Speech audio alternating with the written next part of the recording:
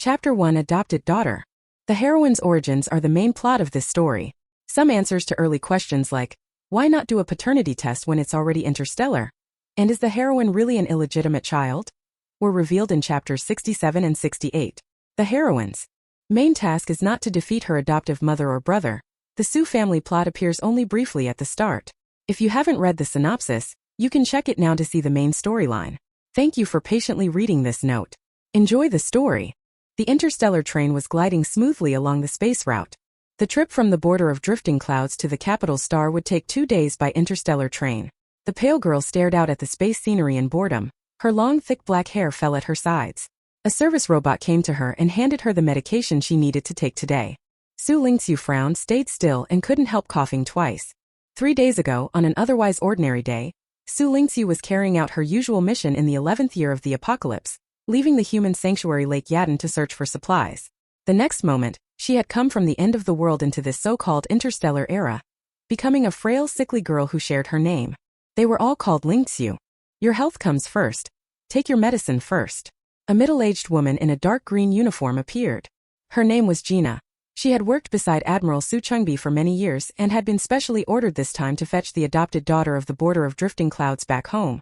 They called her an adoptive daughter, but the gossips in the capital's aristocratic circles were all saying she was the illegitimate child General Su Chengbi had fathered while gallivanting at the Zuyun frontier with another woman. Although they had no evidence, this kind of baseless speculation seemed almost as if someone were deliberately planting it, and the Xu family had never released a paternity test proving a blood relationship between Xu Lingqu and Su Chengbi to clear things up, so the rumors only spread further.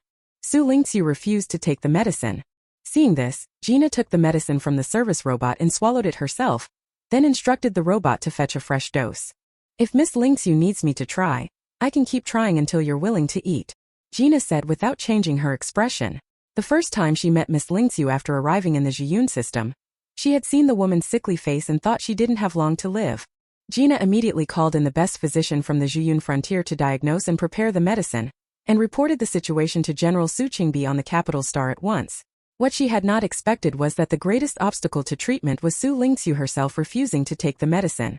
Then you take it. Xu Lingqu glanced at Gina and said lightly. Gina, unfazed, took the second dose. Just as she was about to take the fourth dose, Xu Lingqu finally stopped her. Give it to me. She decided it had been tested enough. Interstellar medicine making was much more advanced. When she drank it, it actually tasted like strawberry milk. Xu Lingqu didn't like the taste but forced the medicine down. Gina saw that she had finally taken the medicine and had the service robot bring today's dinner before leaving. Xu Lingqu tried a bit tentatively. Halfway through eating, her stomach began to feel unwell and she felt nauseous, so she stopped the meal and had the robot leave. This body was also overly frail. Eating too much made it uncomfortable. Eating too little made it worse. It coughed at the slightest provocation and vomited blood from time to time, prime fodder for mutant beasts in the apocalypse. The original owner of the body had died 3 days earlier because of her weak health, allowing Xu Lingqu, a soul from the apocalypse with the same name but different origin who was adopted and thus shares the surname, to occupy the body and inherit its memories and language system. The original owner's life had been very simple. The cloud-chasing border consisted of 4 planets in total. She lived on the most remote, cloud-chasing X, frail and often ill. She had no memories of family from a very young age. Her daily life basically consisted of staying cooped up at home, drinking nutrient fluid to maintain her vital signs. 3 days after Xu Lingqu crossed over, this Madame Gina suddenly appeared and wanted to take her back to the capital star to be the adopted daughter of Admiral Su Chengbi in name. During those 3 days, Xu Lingqu had been exploring this interstellar era alone through the neural network. This world should be divided into 2 major camps: the Interstellar Federation and the Interstellar Empire. The Interstellar Empire split off from the Federation 95 years ago. The standoff between the two has always been tense, with frequent small-scale wars, though it has eased somewhat in recent years. Xu Lingqu wasn't able to fully understand why both the Federation and the Empire still existed in interstellar space. She had originally imagined that the interstellar political system would be highly socialized, with the state uniformly raising and educating newborns and most labor replaced by robots and artificial intelligence. But this interstellar world was different. The star of this system is called Xianluo, and overall it appears to be a multi-planet system. The planets here are generally small asteroids, much smaller than Earth, numbering on the order of dozens. The Empire and the Federation have basically split these asteroids about half and half. This interstellar world's technological development focused on environmental engineering. Many asteroids and minor planets lie either too close to or too far from their stars, and in their natural state they aren't suitable for human habitation. But with the support of the interstellar world's technology, some of this terrain has been transformed into areas fit for human survival. The 8 planets recently brought under the Stellar Empire, and the Federation formed the Xuyun Frontier and the Mulan Frontier. The frontier planets have sparse interstellar populations. Each planet has only about 300 to 500 million people, and a large proportion of them are military personnel. Furthermore, the Stellar Empire itself has internally divided and defined 4 star systems. The capital planet exclusively occupies the first system, and the wealth of the other 3 systems drops off precipitously. The 4th system isn't just a slum, it's worse than a slum. It shares the same flaws as a feudal imperial society, a highly centralized government, and an absurdly unequal distribution of social wealth. Obviously, this was no good place. The identity of the original owner she had crossed into was also a mystery, but in any case she accepted this interstellar world. Whatever the case, it was far better than the do-or-die end times of licking blood off a blade. Xu Lingqu cherished this rare peace and tranquility. She instinctively rubbed the white serpentine ring on the index finger of her right hand. It had been on the original owner's hand the first day she arrived. The snake's scales were rendered so lifelike that it always made her feel this was not an ordinary object. This world and the original owner both held many secrets waiting for her to uncover. The interstellar train entered the capital planet's massive station like a silver dragon. Although she had prepared herself mentally, Xu Lingqu was still taken aback by the capital planet's prosperity and beauty. The visions of the future once seen on humanity's cinema screens had come to life. Countless differently shaped aircraft flew through the sky, sleek, high-tech skyscrapers towered, and service robots of all kinds populated the streets. Seated on the shuttle bound for the Xu residence, the central district of the capital planet receded. The skyscrapers and crowded masses gave way upon landing to a gigantic Mecha statue, surrounded by flowers and fountains.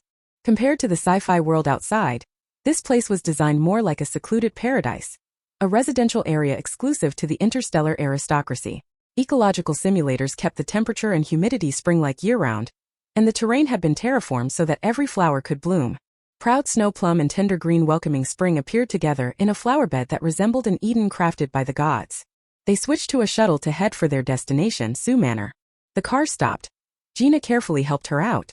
The architectural style of Xu Manor was neither fully Chinese nor Western, most similar to the way the warlords' houses looked during the Republic era. There was also a plaque above the entrance, Xu Manor in interstellar characters, which at a glance even looked a bit like regular script. "The madam wants to see you first. The general is still at a meeting," Gina murmured in her ear. The madam's way of speaking and acting is rather direct. She was deliberately reminding herself. Xu Lingqu cleared her throat twice to show she understood and pushed open the door of the Xu residence. Chapter 2 Sent to military school to be tormented. The heavy wooden door opened slowly. The floor of the Xu residence seemed to be made of specially custom material, shimmering as if one were walking on the surface of a lake. Xu Lingqu looked up. A woman with a head full of blonde hair stood by a desk made of obsidian, wearing a teal qipao that fit her figure perfectly. Her features were Western, except for a pair of brows and eyes that resembled a beauty from an ancient Eastern painting. "This is Admiral Xu Chengbi's wife, Katrin." Xu Lingqu bowed and saluted. "Good day, madam." Katrin glanced at her and said, "Hello, come closer." The girl before them wore a simple brown dress and shawl. Her complexion was too pale, as if just recovering from a serious illness, which made her long black hair and dark eyes look as if sketched with the finest charcoal. A frail little white flower, Katarine snorted inwardly, thinking of how Xu Chengbi had told her he was going to adopt a daughter, and the haughty tone he used made Katarine furious. She and Xu Chengbi were a political marriage with little emotional foundation. Xu Chengbi was away leading troops for long stretches, and although they had a son and a daughter, they rarely truly communicated. In recent years they had tacitly been going through the motions when necessary to create the appearance of harmony for outsiders. That little bit of harmony also fell apart after the adoption. The whispers outside left Katrine truly upset, and Xu Chengbi still delayed in responding. She had been a pampered noblewoman and hadn't suffered much after marrying Xu Chengbi. Now this incident made her furious. It was hard not to take it out on the adopted daughter in front of her. Xu Lingqu could sense a vague anger in Katrine directed at her. It was only natural that Katrin wasn't happy about suddenly having an adopted daughter.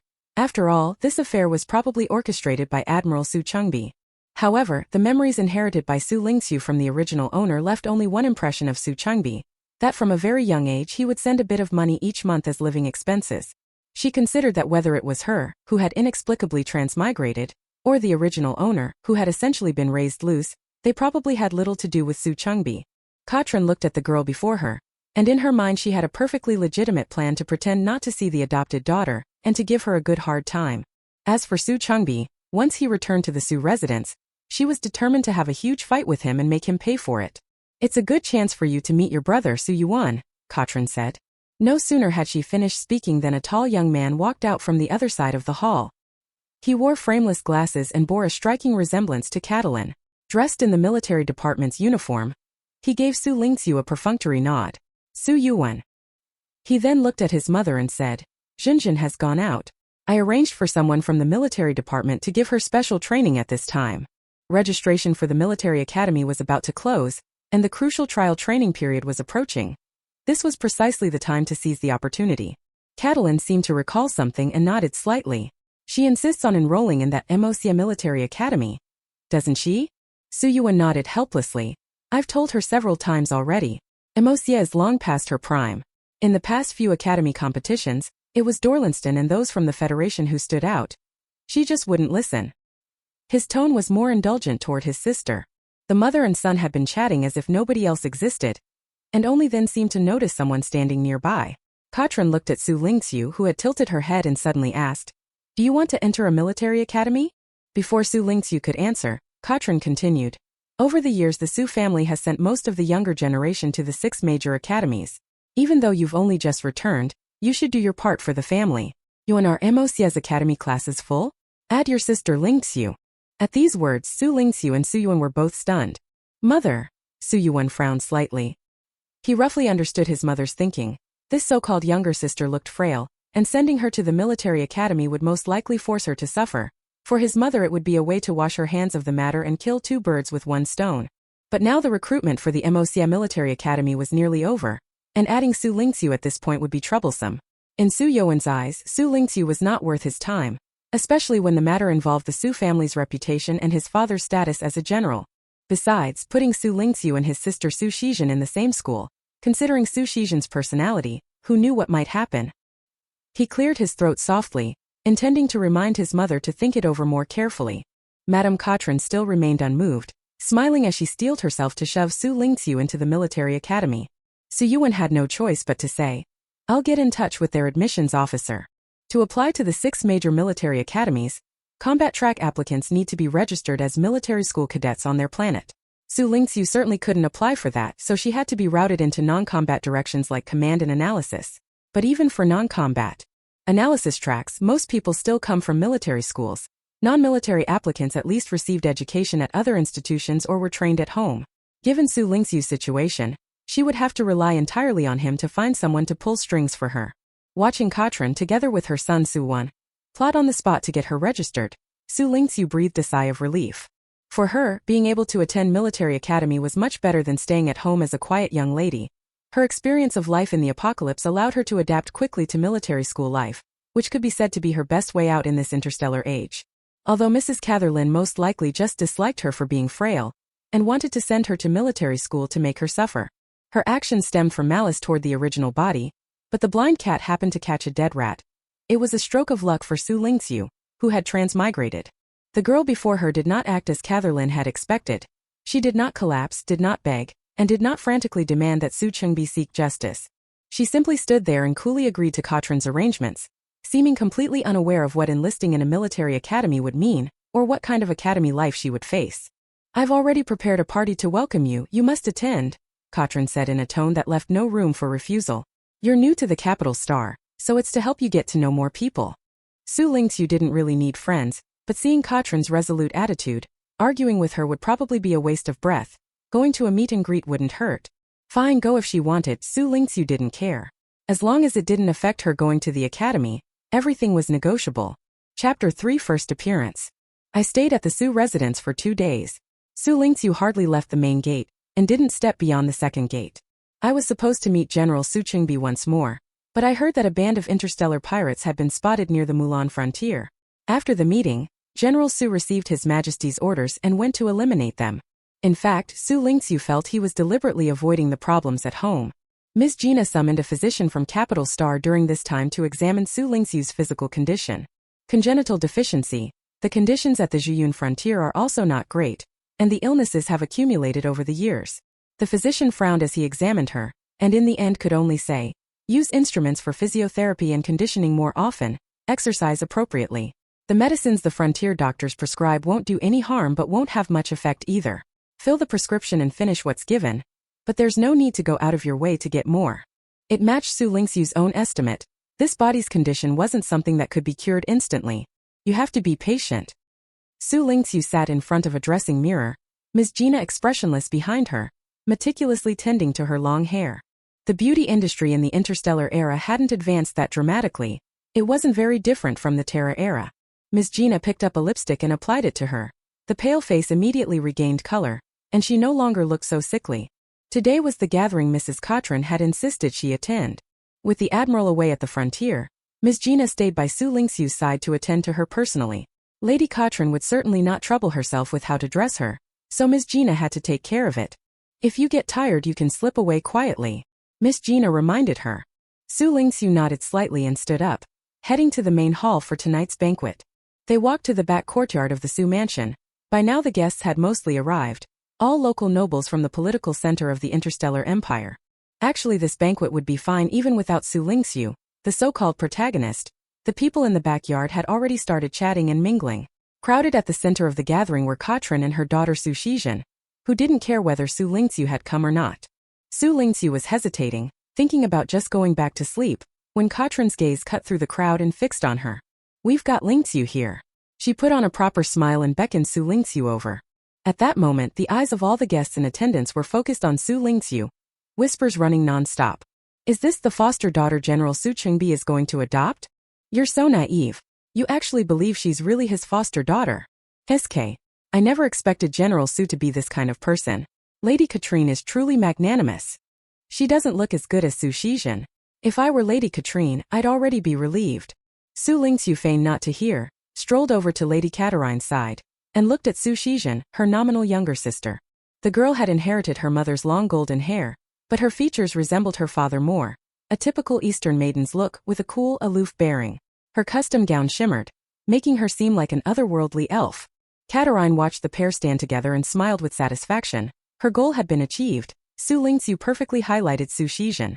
She patted Xu Shizhen's shoulder in satisfaction to signal that she was going to chat with the Countess aside, then left the two staring at each other. You. Xu Shizhen broke the stalemate first and said, I heard you also signed up for the Imperial Military Academy. Yes, your brother registered me, Xu Lingqu said, nodding.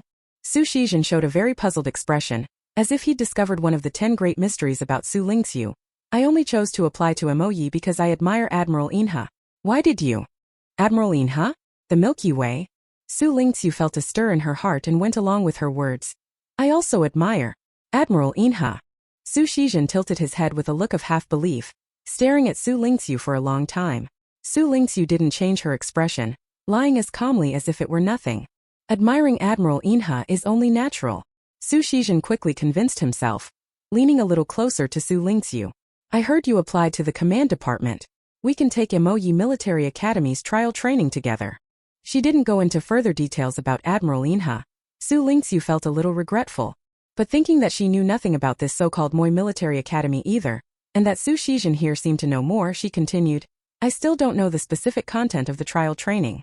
The moment she voiced her confusion, Xu Shizhen eagerly began to explain everything to her, like a helpful little golden retriever. The Military Academy's trial training lasts about a month and a half. This time, according to what my brother found out, it's set on a small planet in the Samsung system, a place like an outdoor training ground. There will definitely be some off-road training. I'm already prepared to be a sniper in the jungle. As Xu Shizhen spoke, the light in her eyes grew even brighter, as if she were talking about a free cake shop giveaway rather than grueling training. That meant she was stuck with the suffering. She would have to drag this body through off-road training. Xu Lingqu worried that her soul would bolt ahead while her body staggered 2 steps and collapsed, dead on the spot. I've also heard from my mother that your health isn't good. Xu Shizhen suddenly reached out and hugged Xu Lingqu. Don't worry, the training in the command department shouldn't be that intense. And with me around, if you run into any trouble, just tell me. She really was like an enthusiastic golden retriever puppy, coming up to nuzzle even someone she'd only met for a day. Judging by Xu Shizhen's cold beauty appearance alone, it was hard to imagine she was that kind of person. Thank you. Xu Lingqu casually pushed her hand away. Her grip was too tight, and she worried the body might be smothered on the spot. There's no need to thank me for such a small thing. Xu Lingqu wore a smile and was about to move closer to Xu Lingqu when Lady Catarine, not far off, darkened her face and called her name. Although she went aside to chat with the Countess, her peripheral vision never left Xu Lingqu and Xu Lingqu. Watching her foolish daughter hanging on Xu Lingqu, chatting and laughing, Catarine almost wanted to have the medical robot give herself a dose of cardiac stimulants on the spot. Called away by her mother, Xu Lingqu stuck out her tongue at Xu Lingqu in embarrassment, then obediently walked over. Xu Lingqu noticed Mrs. Katrine's indescribable expression and found it extremely amusing, but she couldn't laugh out loud.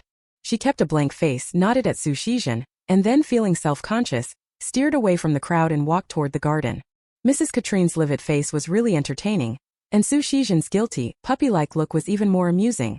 The garden was quiet and sparsely populated. Aside from clusters of flowers rustling in the breeze, only the central fountain made the soft sound of trickling water. Xu Lingqu leisurely wandered around here. Places with fewer people made her feel more comfortable. Walking back and forth more also served as extra exercise for this body. Chapter 4. Thirsty?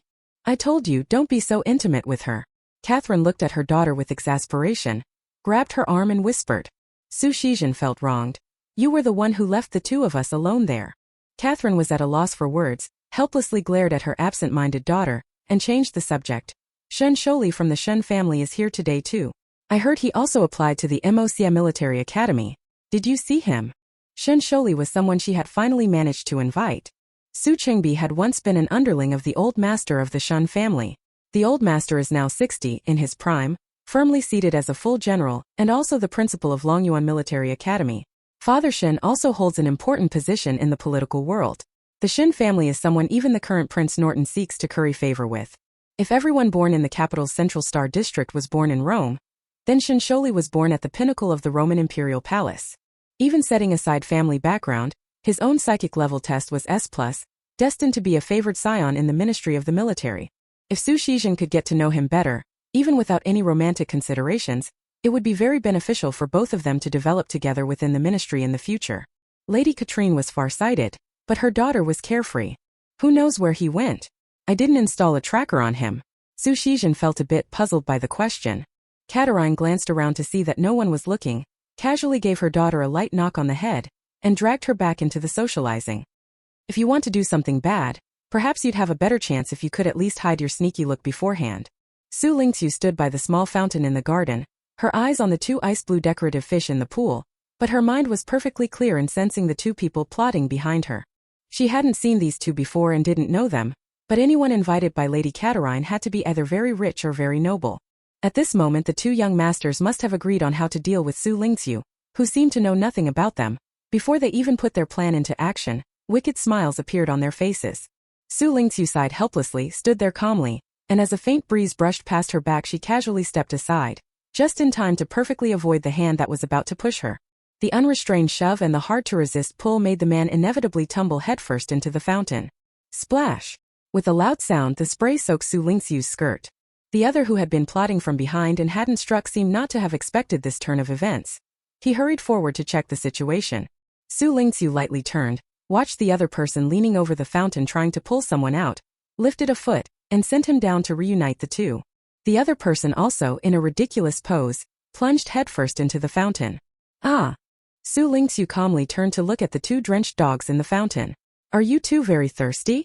The two of them made quite a commotion jumping in and out of the fountain, and the household robot guarding the garden immediately sounded an alarm, drawing the guests in the backyard party over. Lady Katrine hurried over with the others, lifting her skirts, just as the two of them crawled out of the fountain, awkwardly wringing the water from their clothes. What is going on here? Xu Lingqu, who liked to join in the fun, spoke first and pointed out their identities. Lawrence and Jones, what are you two doing? Stealing fish from our house. Cousins Lawrence and Jones were well-known prodigal and reckless members of the Weller family. Like-minded in temperament, their usual antics included racing flyers down the capital's main roads, swaggering in and out of the red light district, and once inexplicably beating up a wealthy merchant's son in the street just because they disliked him. Xu Lingqu immediately stepped over beside Xu Lingqu, who was standing to the side, and asked with concern, "Are you all right?" Judging by the scene, it seemed that Xu Lingqu had been alone with those two bastards a moment ago. Who knew whether those lunatics had bullied her when they were alone? It's nothing, I just thought you two gentlemen looked thirsty.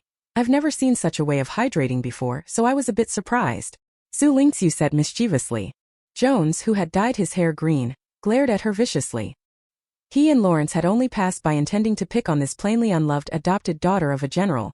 Given her status, even if they shoved her into the fountain, Mrs. Catherine wouldn't come to her defense. Unexpectedly, the woman seemed to have eyes in the back of her head, keenly sensing Lawrence's movements, causing Lawrence to fall into the fountain himself, and she even kicked Jones, who had gone to rescue him, into it. "Miss Sue, you clearing yourself like that isn't right. Obviously it was you who kicked me in." Jones's face darkened. He couldn't swallow that grievance. "I kicked you." Xu Lingqu laughed. "Any proof?" Xu Shizhen, furious, pointed at Jones's nose and shouted, "You make trouble in our house and still try to smear my sister?" Her casual use of sister sounded perfectly natural, and her manner was anything but ladylike. Mrs. Caterline, standing to the side, felt a fresh pang of alarm. There were no cameras in the Sue mansion's garden, so there was no way to verify anything. Jones, who had done countless evil deeds, failed at his first bad act and was even scolded to his face. He was furious. Beside him Lawrence stood like a mute gourd with a sawed mouth, clueless and not speaking, leaving him to fight alone. Suddenly, someone emerged from the shaded path beside the fountain. The man wore a light brown trench coat, tall and upright, with ink-black hair and sparkling light brown pupils. He was a little too handsome. His features combined into a straightforward beauty that hit you hard at first glance. At the sight of him, Jones reflexively flinched, then cried out as if seeing reinforcements. "Shun Sholi, you must have seen it. Your mental power is S+ level. You surely saw that it was this woman who kicked me." "Shun Sholi?" Xu Lingqu was a little puzzled and looked at Su Shichin beside him, only to see her both surprised and pursing her lips as she murmured softly, "Every time he appears it's like some big celebrity arriving, so annoying." Seeing Xu Lingqu by his side looking puzzled, Su Shizhen briefly explained to her how impressive this young Master Shan's background was. Xu Lingqu nodded thoughtfully. With S+ level spiritual power, he indeed might have seen her kicking someone. But so what? She wasn't the one who started it. It's impossible that he only saw her kick without seeing Lawrence shove her first, right? Shun Sholi, despite his name meaning observe propriety, had family background and looks that were obvious. These were innate assets worth boasting about, so he certainly wouldn't become the well-mannered, cultured young master his grandfather hoped for. But after all, he was personally raised by General Shun. He didn't turn into a spoiled brat, nor did he do anything that betrayed that name. At most he was a bit arrogant in temperament, always indifferent to people he wasn't interested in, and what he looked down on most were those dissipated playboys.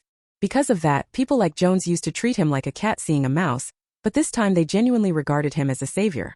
"You must have seen it," Jones said, looking at him with eager expectation. Shun Sholi's amber-like eyes glanced at him, then fell on Xu Lingqu, who wasn't far away.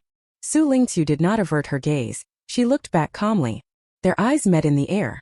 Shun Sholi withdrew his gaze and snorted coldly. "I didn't see anything." After saying this, he nodded to Mrs. Katrine and left. Jones showed an incredulous expression. He trembled as he raised his still wet sleeve, wanting to point at Shun Sholi and question him, but lacked the nerve. In the end he quietly lowered his hand. Lawrence beside him was so frightened, he was almost crouching on the ground with his hands over his head. "The farce is about over. The facts are clear and there are witnesses." Lady Katrine frowned and said, "Mrs. Whaley, if you and Whaley have not properly disciplined the abilities of these two young members of your family, I won't mind teaching them a lesson for you." She gave a light wave of her hand, and the two guards had already restrained the still drenched Jones and Lawrence. Her words were blunt enough to single out the entire Whaley family. Mrs. Whaley's face instantly went ashen in the crowd, and she repeatedly apologized to Lady Katrine. "Lady Katrine, we have been lax in our discipline. Please, hand them over to the police. I've heard Chief Wen has been looking for them lately." When Lady Katrine's face turned cold, she was the very definition of an iceberg beauty. Her calm authority was terrifying, leaving everyone present too frightened to breathe. Su Shizhen whispered triumphantly into Xu Lingqu's ear. "Mother already hates those two thugs. They dared bully you in our house. She'll definitely make them pay." Then she must really dislike those two, Xu Lingqu thought quietly. In the end, the banquet that marked Xu Lingqu's first public appearance ended with the guards escorting the two Interstellar thugs off to the police station for a talk.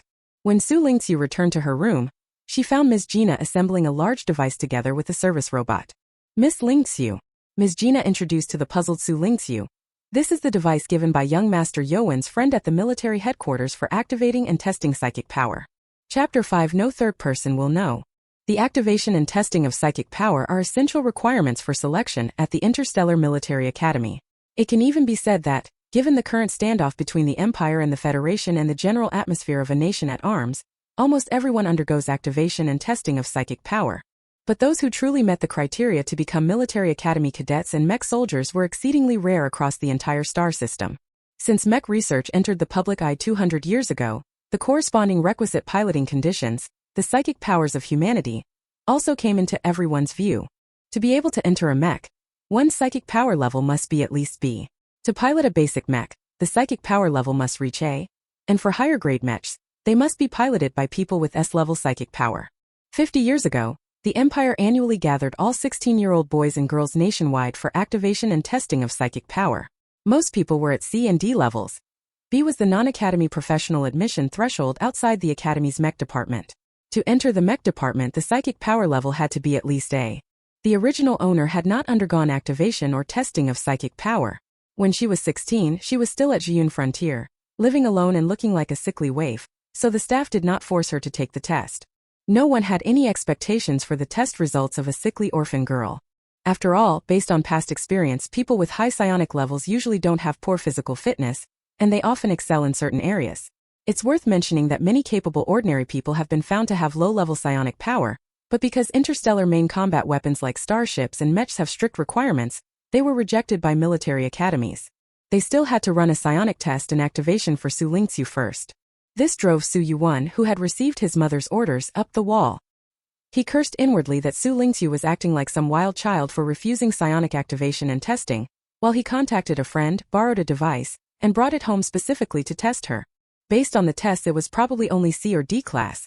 Squeezing into the Imperial Military Academy would require finding some other way. The more Xu Yuan thought about it, the more troublesome it seemed. He handed the device to Gina and went back to the study to work overtime. Once the device was fully assembled, it looked like a phone booth. The silvery metal seeming to shimmer with flowing light, set together with transparent pieces that looked like glass. Miss Gina had the two service robots step outside and said to Xu Lingqu, "Miss Lingqu, please." Xu Lingqu didn't hesitate much. She pulled open the doorknob and stepped inside. The instant the door closed, her visual perception was abruptly taken away, and an artificial intelligence voice sounded in her ear. Psychic activation and testing commencing. Immediately an immense pressure compressed her body from all sides so quickly that Xu Lingqu nearly suffocated. At that moment her soul was torn back and forth by a pair of invisible hands, and a violent wind raged through her mind. The scorched earth burned in the apocalypse appeared bit by bit before her eyes. The screams of humans devoured by mutated beasts echoed in her ears, and the air was filled with the stench of death and despair. The doomsday world reconstructed itself in her mind bit by bit. She stood on a devastated street holding a longsword in her right hand. She was still wearing that enforcer uniform. Not far away, a small mutated beast was approaching a little girl who was wailing pitifully. The girl tried to cling to the mother standing beside her, but the mother ignored her pleas. Xu Lingqu wasted no hesitation. She held a gun in her left hand and fired 4 shots at the mutant to stop it from getting closer to the girl, then closed in quickly. Once the bullets were gone, she positioned herself in front of the little girl. As she was about to swing her sword with her right hand, the girl's mother suddenly lunged and grabbed the longsword. The little girl screamed. With no longsword to stop it, the mutant's spines pierced her body, and the corrosive acid they carried kept burning Xu Lingqu. She said nothing. As if used to it, she reached for a dagger at her waist and plunged it hard into a weak spot on the creature's skull. She listened to it screeching in her ear. It struggled for a moment, then quickly went still. After taking down the mutant, Xu Lingqu did not hesitate. She threw the dagger, pinning the little girl's mother, who had snatched the long sword. The infected human before her was still the most trusted and relied upon mother in the girl's eyes. Infected humans possess hallucinogenic abilities that can make the humans closest to them experience illusions, thinking they are still in a normal state. However, in Xu Lingqu's eyes, from a normal perspective, their forms were terrifying, no different from zombies. "Don't kill my mother." The little girl tried to grab Xu Lingqu's leg, but was kicked aside by her with moderate force. After reclaiming her longsword, Xu Lingqu immediately beheaded her. The little girl behind her collapsed and began to curse her. "You inhuman beastly enforcers, you've killed so many humans. You'll go down to the 18th level of hell sooner or later." The enforcers have the strength to fight mutated beasts. Every day they leave the base to explore and bring back supplies. But sometimes some of the supplies brought back are contaminated by mutated beasts. If eaten or used, they will turn the user into an infected human. Such things are unavoidable. In a sense, infected humans also exist because of the enforcers, even if their original intent was clearly to save people. What made it more helpless was that infected humans would emit signals to the mutated beasts, attracting them, so infected humans had to be killed. In the base, only the enforcers have the authority to kill. So the relatives of these infected humans hated them. Xu Lingqu was so tired of hearing those words that her ears felt calloused. She showed no reaction and tried to raise her hand to take out a tool to report to the central tower, only to find there was nothing on her hand. The scene in front of her warped again, collapsed, and plunged into darkness once more. A spot of light flashed in her mind, first transforming into a soaring great dragon, then into the form of a gigantic mecha radiating a pale moonlit glow. The giant mecha knelt on one knee and reached out a hand towards Xu Lingqu, as if its subjects were devoutly kneeling to worship a new king. The moment she reached out to touch it, the whole world went dark again. When she opened her eyes, she was still in that detector. Everything had been an illusion born of the awakening and testing of her psychic power. Sweat beaded on Xu Lingqu's brow and her body trembled uncontrollably. The apocalypse scene was so real, and the mecha so dreamlike, that for a moment she felt somewhat at a loss in the real world. By the time her body had almost stopped trembling, Xu Lingqu pushed open the detector's cover, intending to check her final ranking, but saw Ms. Gina operating the AI core with a grave expression. It was clearly something very important, so Xu Lingqu cooperated and stayed silent. By the time Ms. Gina stood up and looked at her, Xu Lingqu had already finished disassembling the device. Miss Lingqu. Ms. Gina's expression grew even more serious. Thinking she had accidentally broken the device, Xu Lingqu was about to inspect it, when Ms. Gina transmitted a test report directly to her AI core. Your psychic instrument automatically tested you twice. The first time it showed nothing, the second time. Her brows knitted. It was SS level. This was a psychic level never before seen. Previously the highest had been S level, and after an upgrade the device could distinguish S+ and S-. The first blank result was probably because the instrument was stunned. A double S level was unheard of throughout the entire interstellar era. Thinking of the giant mech that had just appeared in her mind, Xu Lingqu pursed her lips. The emergence of such a rank was not necessarily good news for her at the moment. This body was still frail and sickly. If the military discovered this rank, they would inevitably launch a series of investigations. If anything suspicious were found, she might very well be turned into a lab subject for study in this era. She had originally been a lost soul from the Doomsday Age. Even if she weren't locked in a lab, SS rank psychic power was not something everyone welcomed.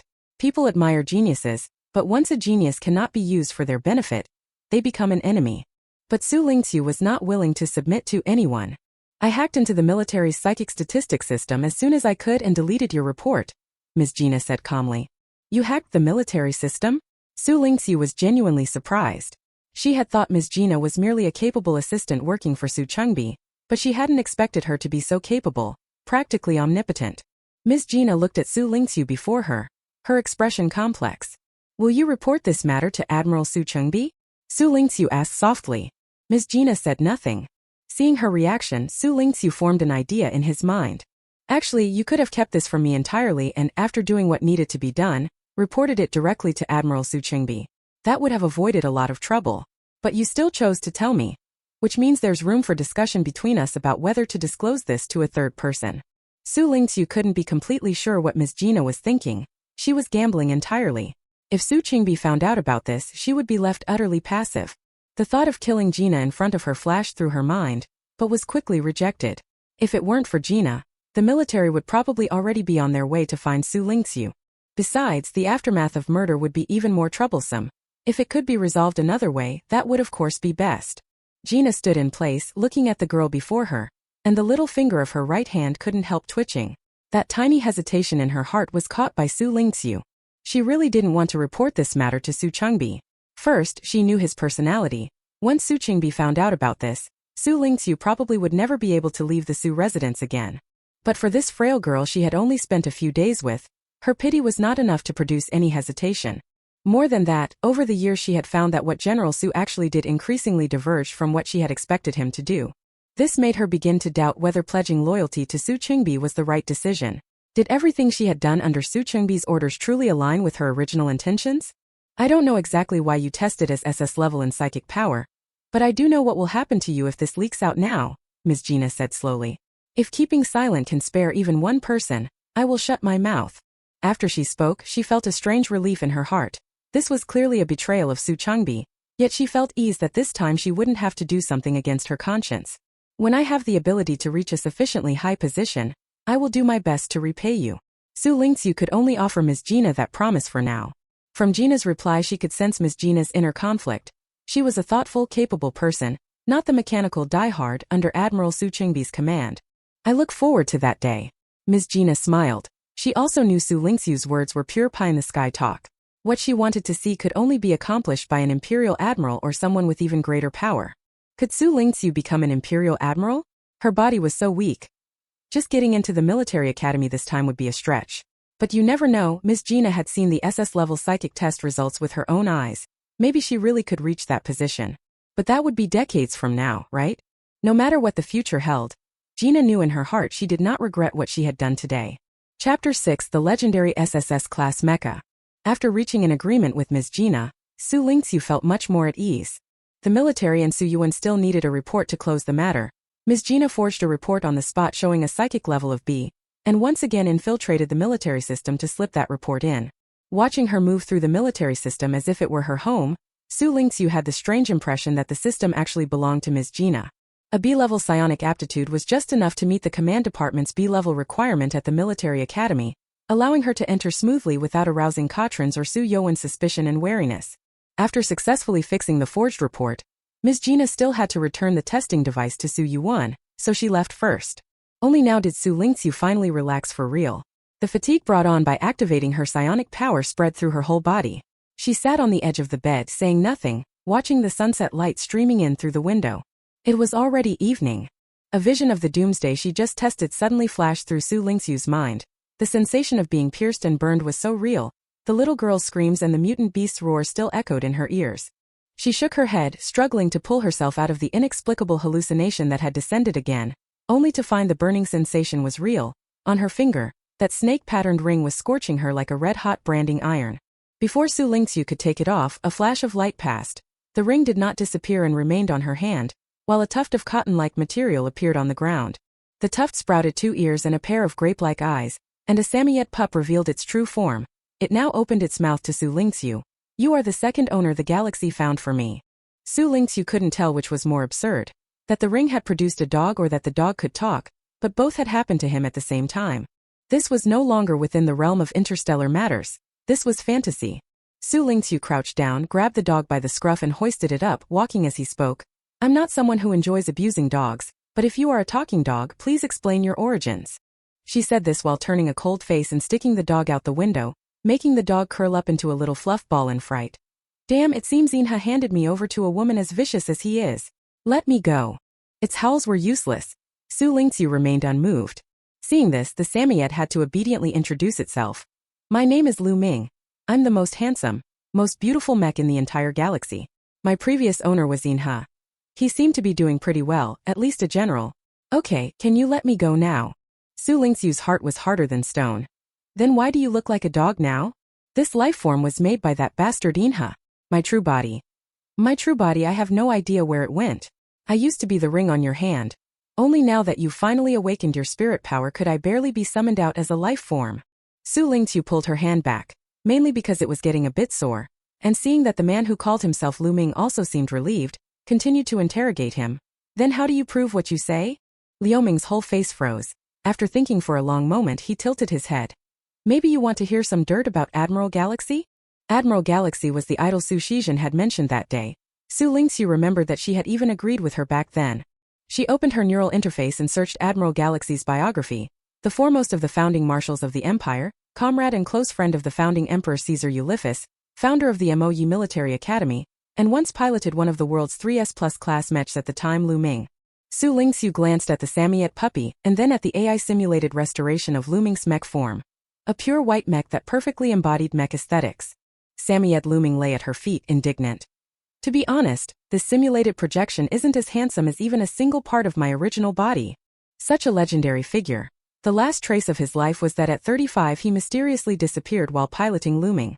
Then tell me, where did you finally go with the galaxy? Xu Lingqu said. Samiyet Lu Ming showed a sorrowful expression. He said he was going to kill himself. Xu Lingqu was stunned for a moment. That day, at first he seemed like he wanted to take me to try something. He shut me down. Most of the time he was manually operating and piloting. The last time I saw him, I didn't even know where it was. He said to me that he had failed, he was going to kill himself and wanted to see me one last time. That Samiyet face was about to burst into tears. No matter how I tried to persuade him, he wouldn't listen. He forcibly shut me down. The next time I woke up was because you woke me. My main body was hidden somewhere by him, and I had no way to respond. If one had to describe how wrong Lu Ming looked now, it was definitely like an abandoned puppy. If everything it said was true, then Galaxy really created a lifeform perfectly suited to it.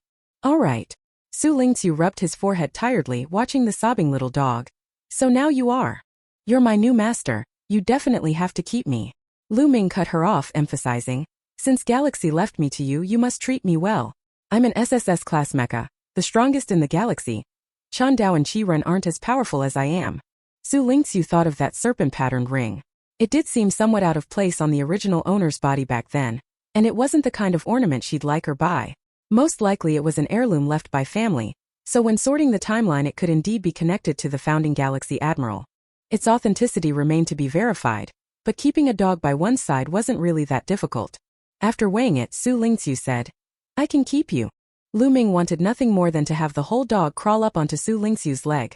Right now the only thing restraining its impulse was the pride of an SSS class mech. But the AI showed your ranking as S+? Maybe they could try temporarily using the dog as a knowledge base. Lu Ming curled one side of his dog muzzle in disdain.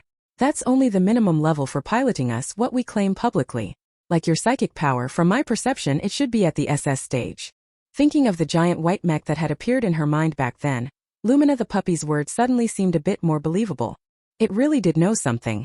In the days to come there would be many things she could get out of it. Xu Lingqu patted its head contentedly. Not bad. Do you need to eat something? Or do you need some other way to gain energy? After all that fuss she was hungry too and should eat something. Roast chicken. Lumina looked at Xu Lingqu's departing figure and shyly drooped her ears, thinking about the feeling of having her head stroked moments ago. The new owner Galaxy found for it doesn't seem too bad. Chapter 7 Imperial Military Academy. Xu Lingqu and Xu Shizhen received their acceptance letters within a couple of days. Imperial Military Academy's admissions were already winding down, and Xu Lingqu had basically been inserted into the class through Xu Youen's arrangements. Her B-grade psychic power exceeded Xu Youen's expectations by a bit, just enough to hit the minimum threshold for admission to Imperial's command department. That foiled Xu Youen's original plan, which had expected her to test out at C or D, and thus be hopeless for military school. Xu Yuen never expected that Xu Lingqu could detect level A and above. If she really could, he might still have an excuse to persuade his mother to change her mind about sending her to military academy, lest she raise a future threat. Being stuck at level B without moving up left Xu Yuen with no reason to object. The non-combat departments at Imperial Military Academy were just that easy to coast through. While Xu Yuen was helping to manage things, he even heard colleagues complain that this year the combat track admissions at Imperial were padded. The combat track admissions at the 6 major academies should first select the best candidates from the local military academies across the star systems before applying. If even that process is being padded, it seems the star system powers have started to meddle in Imperial Military Academy's internal affairs. Xu Yuen regretted even more having indulged his sister in signing up for the Imperial Military Academy, but what's done is done. 3 days later the Imperial Military Academy's 1.5-month trial training period would begin. These days Xu Lingqu was still mostly active at the Xu residence, while Xu Shizhen, who aimed to be a mech soldier, was practically taken by Xu Yuen to his friends at the military department for extra training every day. Madame Katrine watched her stepping stone scheme about to come to fruition, her smile growing wider by the day, and her attitude toward Xu Lingqu softened considerably. So Xu Lingqu openly allowed Liuming's Samiad lifeform to enter the Xu residence through the front door, getting Mrs. Katrin to agree to let them keep a dog. These past few days Lu Ming had been pulling hard on Xu Lingqu to take it for walks in the garden. After all, since following Xu Lingqu to the Imperial Military Academy, it had been at least a month and a half of close training. It couldn't even transfer its consciousness onto the ring worn by Xu Lingqu, because jewelry was prohibited during training. Just stay in this puppy lifeform and remain at the Xu residence so Miss Gina can play with you and take care of you. Xu Lingqu, forced into walking the dog, sat on a bench in the garden, not understanding why Lu Ming insisted on going to the academy with her. Lu Ming bit down on a frisbee and returned to Xu Lingqu's side, speaking indistinctly. You don't understand at all. If he stayed at the Xu residence, who would protect Xu Lingqu when she went to Imperial Military Academy? The dropped frisbee flew off automatically again. Dog walking in the Interstellar era could be fully automated. Xu Lingqu watched Lu Ming eagerly chase the frisbee once more and began to wonder whether this was an SSS-type mech or a real dog. Imperial Military Academy is the one run by Inha, right? That's dangerous. Lu Ming, who had come running back again, was probably tired. This time he didn't run, just flopped at Xu Lingqu's feet, panting and chatting with his tongue out. Before, the people he took into that academy were all dangerous elements. Sounds like you're talking about an interstellar mafia. Xu Lingqu was speechless. Pretty much, okay? Lu Ming emphasized. Even so, that was ages ago. Now it's a legitimate military academy. Right? Xu Lingqu stood up, ready to jog a few laps around the little garden. Lu Ming was no longer surprised. Watching his little mistress run a few laps and pant like she was dying, he couldn't help but trot up to her and exclaim, "How are you so weak? How on earth did you awaken me?" Xu Lingqu couldn't speak. For days she had been trying to train this body. Its condition was really awful. Running any longer produced an unpleasant metallic sweet sensation in her throat. But she was surprised to find that her control over this body was very strong, as if it were her own, only much weaker than before. "If you're this weak, if I weren't by your side you'd be done for, seriously." Lu Ming looked up at its unlucky host. It was about to say more when suddenly a voice sounded. "Who are you talking to?" The golden-haired girl suddenly appeared in the garden. Xu Shizhen was in casual clothes, her hair tied in a high ponytail, looking much more fashionable. Curious, she walked over to Xu Lingqu. Xu Lingqu glanced at Lu Ming, who was playing dead at her feet. "I was talking to myself." "Why are you talking to yourself? If you want to chat, come to me." Xu Shizhen still greeted Xu Lingqu with the same enthusiasm as when they first met, as if the golden-haired girl had just seen an old friend. She glanced at Lu Ming and said casually, "I heard sis got a puppy. I just saw it today. It's not even that cute. Just as expected of a golden retriever. It doesn't see a single bad person, nor a single good dog." Lu Ming bit Xu Lingqu's trouser leg in indignation and ground its teeth. It still couldn't make a sound to argue back. It was really driving the dog mad. "I think it's pretty cute." Xu Lingqu slightly comforted Lu Ming, then looked at Xu Shizhen. "How do you have time to come here today?" As the most promising young candidate from the Xu family to enter the mech troops, Xu Shizhen was someone Mrs. Katrine and Xu Yuan would have loved to chain to the training ground. "The day after tomorrow we're leaving. My brother said to give me 2 days off so I don't get too stressed." Xu Shizhen sat back down on the bench with Xu Lingqu swinging his legs. This time at Imperial Military Academy, only the top 20 in the trial period scores can officially enter the Mecha department and have a chance to become formal Mecha soldiers. Lately I keep dreaming I'm number 21. The brutal selection of cadet psychic power is only the threshold. Anyone who truly fights in the Mecha field is a 1 in a million genius. Xu Shizhen's psychic level tested as a plus, which is enough to pass the threshold, but it doesn't guarantee he'll actually become a Mecha soldier. "I wish I were S+ like that pervert Shin Sholi. No one ever doubts he'll become a Mecha soldier. Even the military is watching him eagerly." Xu Shizhen sighed. He actually signed up for Imperial Military Academy this time, which is basically one less slot in the top 20. Sigh, "I'm so jealous of him." Xu Lingqu, who tested as SS rank, felt nothing inside. At her feet there was even an SSS-type mech sprawled, although right now it looked more like a wronged, sulking creature. His grandfather, Admiral Shen Ruoshui, is the head of Longyuan Military Academy. Why would he skip Longyuan to squeeze into Imperial? Longyuan is one of the top schools in the Military Academy League, Xu Shizhen said, puzzled. Military Academy League? Xu Lingqu became interested. The Federation's military academies will send people to participate as well. This is hosted by the Skynet Group, so the entire event will take place in Skynet simulated space. Xu Shizhen explained. So it seems this Military Academy League is no joke. It's basically a clash between the new forces of the two major interstellar powers' military departments. We're basically relying on Longyuan and Dornston to go up against the Federation over there. Their stronger ones are the United Academy and the Blue Corps. Xu Shizhen said, growing inexplicably optimistic as he spoke. That means with Shensholi joining MOC's new class, our ranking in this Military Academy League could move up a bit this time. We won't be at the bottom, right? MOC's academy would be at the bottom? Xu Lingqu asked. Lu Ming, pretending to be dead and lying at her feet, was extremely surprised. He lifted his dog head and looked at Xu Shizhen in disbelief. Luckily Xu Shizhen didn't notice it and continued. Yes, MOC was a military academy founded by Admiral Inha. In its early years it dominated the Academy League for more than 10 seasons, but ever since the second headmaster, Admiral Shangshu, passed away and left office, MOC has declined year by year, and now it's completely bringing up the rear. From strongest to worst, the drop really is huge. I heard the decline of MOC is related to Admiral Shangshu being a staunch pro-war faction leader. Those old dovish hands couldn't stand him. Xu Shizhen leaned toward Xu Lingqu and said in a low voice, Admiral Shangshu was an old subordinate of Admiral Inha and was firmly pro-war toward the Federation. His protégés raised at MOC were the same. The old peace faction couldn't shake Shangshu, so after he died they oppressed MOC at every turn. Even the hardest bamboo will be pressed down by wind and snow until it can't lift its head. MOC's stubborn ones have been ground down for more than a decade. Their waists haven't bent yet, but they're broken. Last year's Academy League they finished in dead last for the first time ever. I just can't stand them treating people like that, it's too much. It's like slapping Admiral Inha and Admiral Shangshu in the face. Xu Shijin was genuinely angry. At the next Academy Championship, I will make sure Emocia ranks at the top again. All right. Xu Lingqu silently applauded her in cooperation. Xu Shijin was about to pull her to say more when an uninvited guest suddenly appeared in the garden. Xu Yuan appeared with his hands behind his back and looked at Xu Shijin. Brother, isn't today my day off? What are you doing here? Xu Shijin asked him warily. Mother wants to say a few words to you.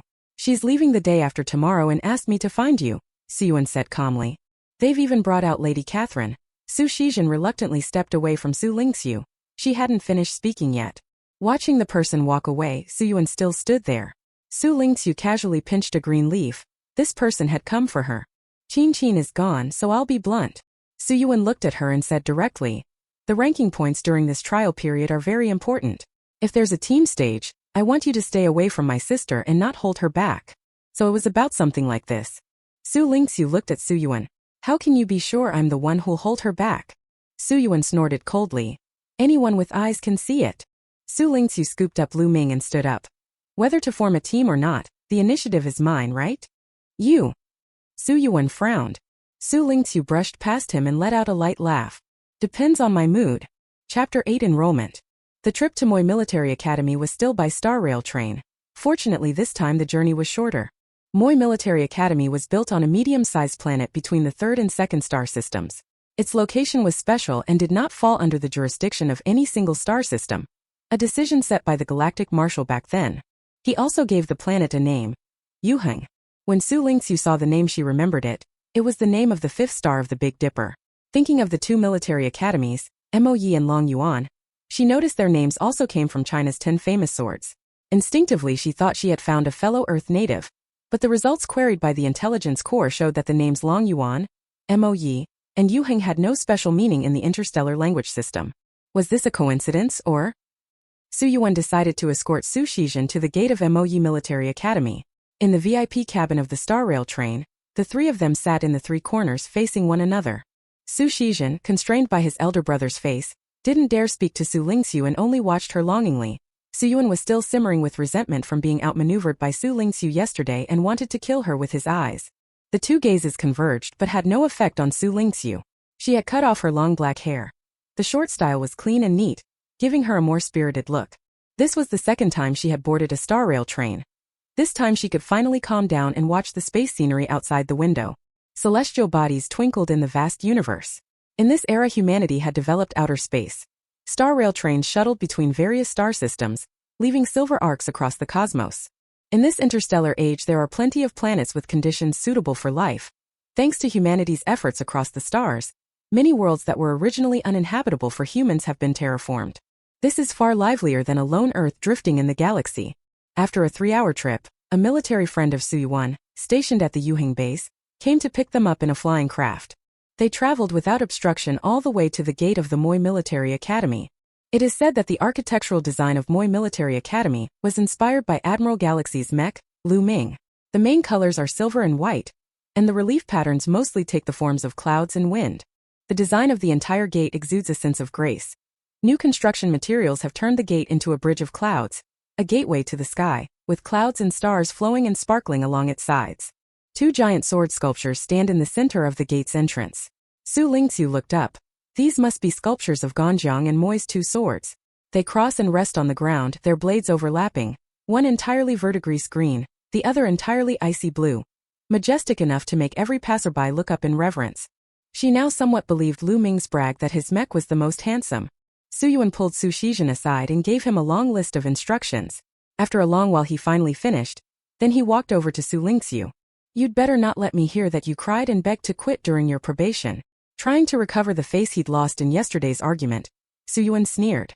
Xu Lingqu said coolly, I thought the last thing you'd want to hear was that Xu Shijin and I teamed up and held her back from reaching the top 20. You, caught off guard by her retort, Xu Yuan racked his brains for a comeback, but she had already strode into the Moi Military Academy gates with composure. Her good little sister was still trotting happily behind her.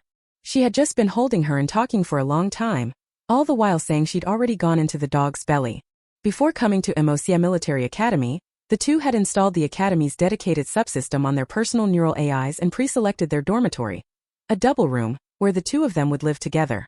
The current message they received was to put down their luggage. Xu Lingqu didn't have much. 20 minutes to pack would be enough. Her suitcase mainly contained the luminous life form. She took out the lifeless Samoyed.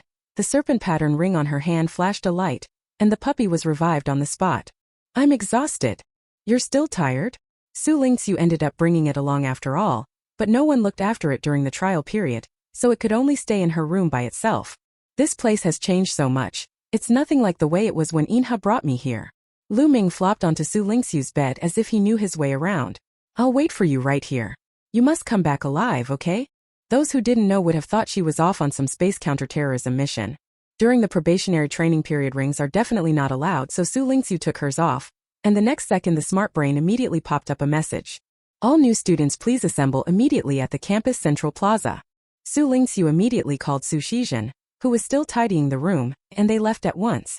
After exiting the dormitory building, they followed the smart brain's directions to the central plaza, where a man in a deep purple military uniform was standing on a platform holding a baton and watching the assembled new recruits. Behind him stood a giant spaceship, shaped like a warship, as massive as an aircraft carrier, positioned in the center of the plaza, almost half a building in size. It looks like the trial training won't be held on Yuhing Star. We'll have to take the ship. No sooner had he stepped off the orbital train than there was news of boarding, and Xu Shizhen immediately perked up, his eyes sparkling. This intake of new students numbered 300 in total, and was roughly divided into combat and non-combat tracks. The non-combat track was further subdivided into mech units, commanders, analysts, and so on. The combat track would be specifically assigned after the trial training period ended. As the students gradually assembled, the instructor adjusted his cap and said, "Hello, freshmen. I'm your chief instructor for the trial training period. My name is Kion Chris." Blonde hair and blue eyes, typical Earth Western features, he stood beside an Eastern-faced man, who now took the microphone and introduced himself. "My surname is Chun. I'm your deputy instructor for this trial training period." Kion waved the military baton in his hand and smiled. "First time meeting you all. I'll be a bit kinder to everyone, so the two students who arrived last fall out." The instructor called names with the baton. No one present was a fool. They all knew this was meant to punish by making an example, and that defying a military order now would end even worse. It wasn't long before the two latecomers stood up on their own. They figured that being a bit late wouldn't earn them too severe a punishment, right? But Kuan walked over mercilessly and raised his hand to strike twice with his baton. Without a single superfluous word, the two immediately went pale and cried out in pain. This was the instructor's show of force to all of them. Your first assembly took you 6 minutes. Is that the level expected of military academy students? Appalling. After beating them, Kuan walked back up to the platform. From now on, during trial training, anyone who takes more than 2 minutes to reach an emergency assembly will receive baton punishment. That's the first lesson I'm teaching you today. Those who had been whispering and debating the instructor's methods fell instantly silent. Although they had been mentally prepared, the strictness of Imperial Military Academy still exceeded their expectations. They had originally thought that the military school training for the last place cadets would be pretty relaxed. Kion was pleased with how they were acting like quail and said with a smile, "Do you see the Strider R3 behind me? We'll be boarding it to go to the location for this trial training period." Attention and gazes returned to the spaceship, and the crowd that had been quiet grew restless again. "This is the Stalker R3, the latest model of military starship. I have a model of it at home. So cool. Seeing it from this distance is just insanely awesome. Can we really go aboard? I want to take more photos. Can we swing by the dorm first?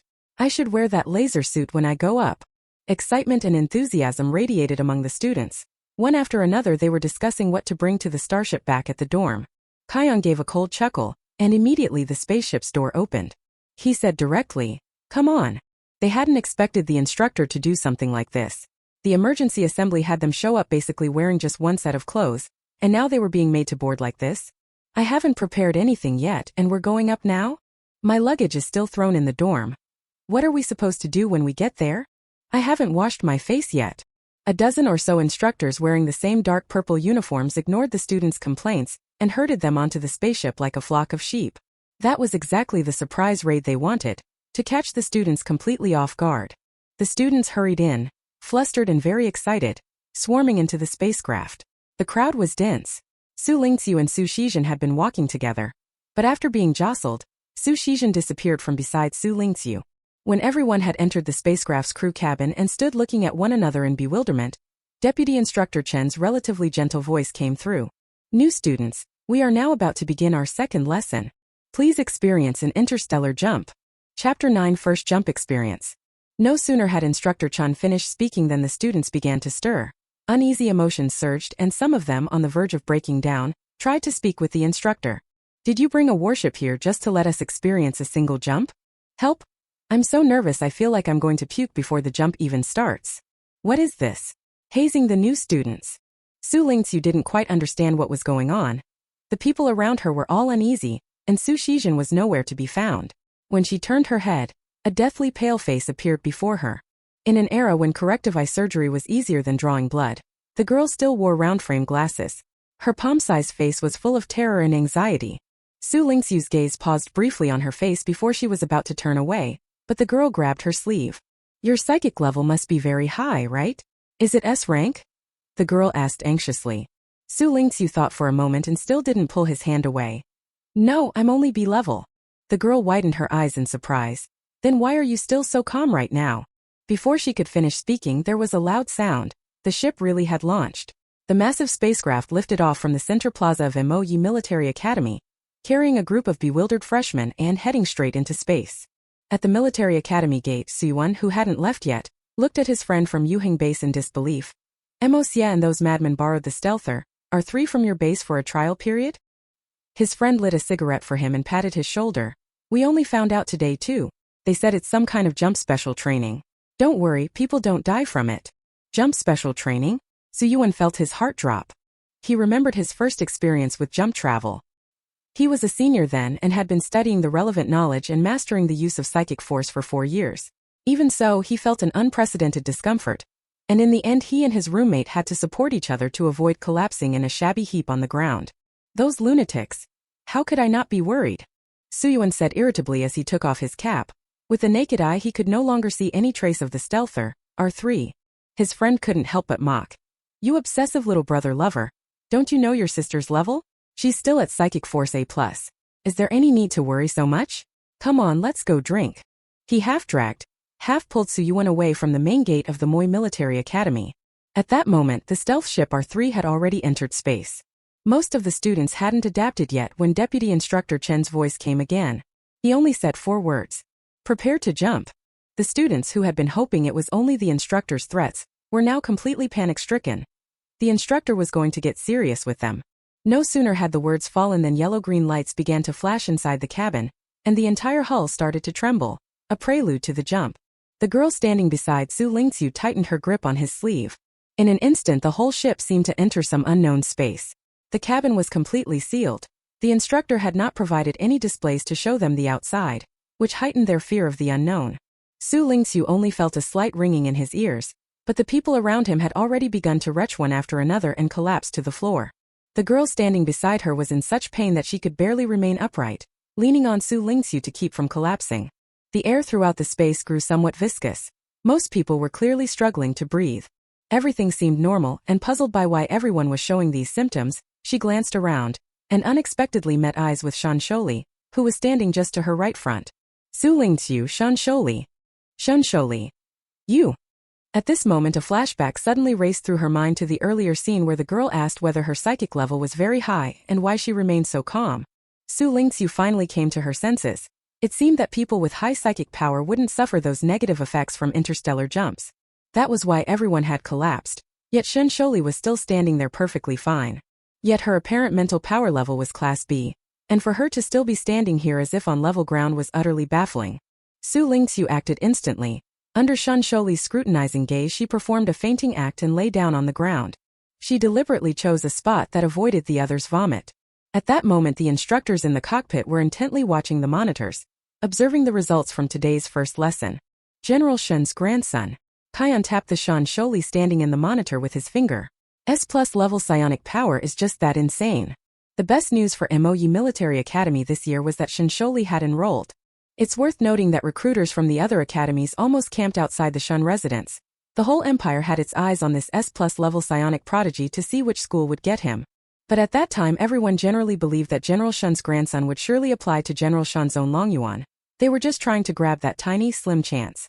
But in the end Shuli chose the only school that hadn't come looking for him. Moyi. Everyone was stunned back then and couldn't understand why he would go suffer at a declining military academy. It's the same now. Kion himself doesn't understand why he suddenly chose Moxia, but since the person has come, why dwell on it?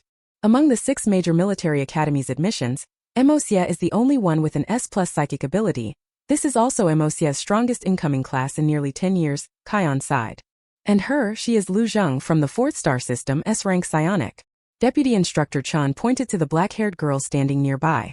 Kian nodded. She too stood motionless like a mountain. Her family situation was not complicated. Growing up in the 4th star system was essentially the same as growing up on a frontier world. She came from a harsh, impoverished background.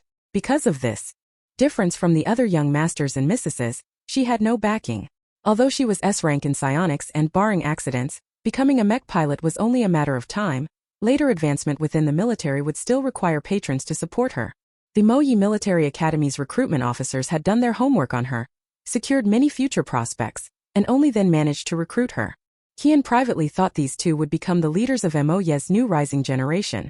There are also many outstanding new students with a plus psychic power this year. Deputy Instructor Chan then pointed to the girl with the golden high ponytail on the screen, Xu Lingqu. This is the daughter of General Xu, truly like father like daughter. Kuang nodded, his expression one of real admiration. Then he seemed to think of something and asked, I think General Xu's other adopted daughter also signed up for the command track with B-level psychic power, right? Having already reviewed all the new students' files, Deputy Instructor Chen's sharp eyes pointed to the spot beside Shuli. She's fallen to the ground. Kuang raised an eyebrow. They're both from the Xu family. How can the difference be so great? She also applied for the command track, and her psionic level is only B grade, Deputy Instructor Chen explained. Besides, she has lived for years on the Zhiyun frontier. She only returned in the last couple of days, and there have always been rumors about her poor health. Fainting is normal. Instructor Kion was so angry he almost found it laughable. Someone with poor health coming to the military academy? Deputy Instructor Chan shook his head with a smile. That eldest son of the Xu family who works at the Ministry of Defense personally asked someone to pull strings. It was done for General Xu's face. There was nothing we could do. Every year those generals and senior officers would have someone slip their useless offspring into one of the major military academies. Normally the Moyi Military Academy would not be within this insertion zone, but given the current situation, the Moyi Military Academy needed General Xu's support. Kion said nothing, only finally looking away. A mechanical voice sounded. Jump complete. The jump was finally over. In fact, only a few dozen seconds had passed, but to the students the suffering had been extended, as if an hour had gone by. Although Xu Lingqu was standing, she was also experiencing quite severe dizziness. It eased considerably after the transition, but when she heard people nearby saying someone had fainted, an uneasy thought flashed through her mind. Could it be Xu Lingqu? Xu Lingqu made her way toward the corner where the crowd had gathered, pushed through the people, and saw that Xu Lingqu had indeed fainted. She immediately rushed forward in a single stride to help her up, then looked up at Shuli, who was still standing nearby, and asked, Why did my sister faint? Shuli. Xu Lingqu hurriedly reported she was safe before he could turn to Xu Lingqu and begin to describe the facts. I'm fine. She patted Xu Lingqu's shoulder and stood up. After the last time in the garden of the Xu residence, when she again met Shuli's gaze, she still looked back calmly. No one said fainting couldn't have a delay or a wind-up, right? Chapter 10 First Assessment. The starship's doors opened.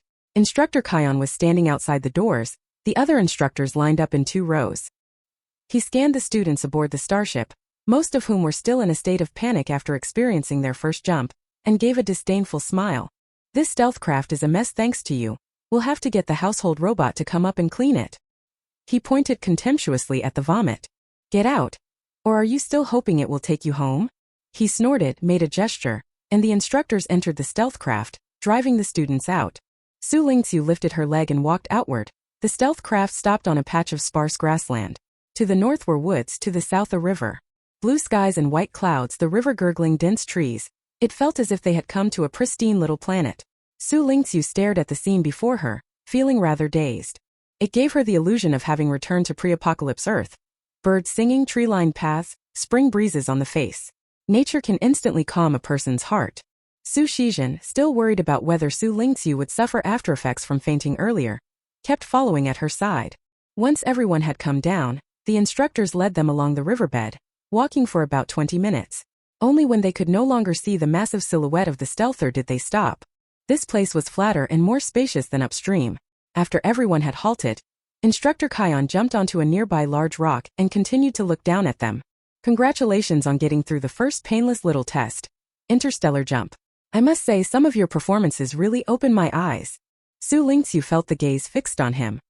He showed no reaction to the obviously loaded words, his expression unchanged. The enrollment direction is mech construction and maintenance. You can come out now. The instructor will take you to another place to undergo your trial training.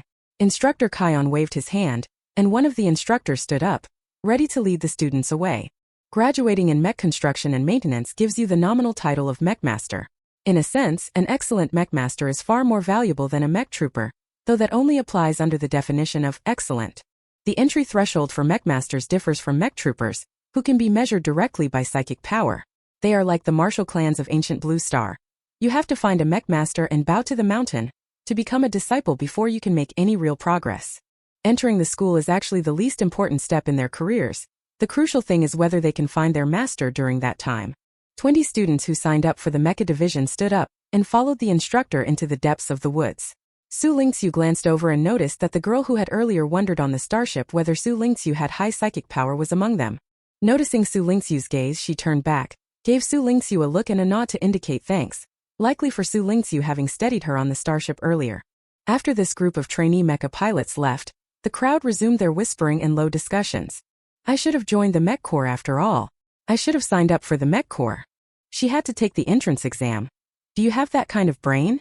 Mech pilots are all fragile, need protection. Who's going to pity those of us in the command track for the brutal training left over? So who did we analysts offend this time? Among the rest, most had signed up for combat roles, tall, muscular, and clearly tough fighters. The 60 people in the crowd who looked physically slight were obviously from the command and analysis tracks at a glance. Command and analysis originally belonged to the same discipline, but were later carefully separated.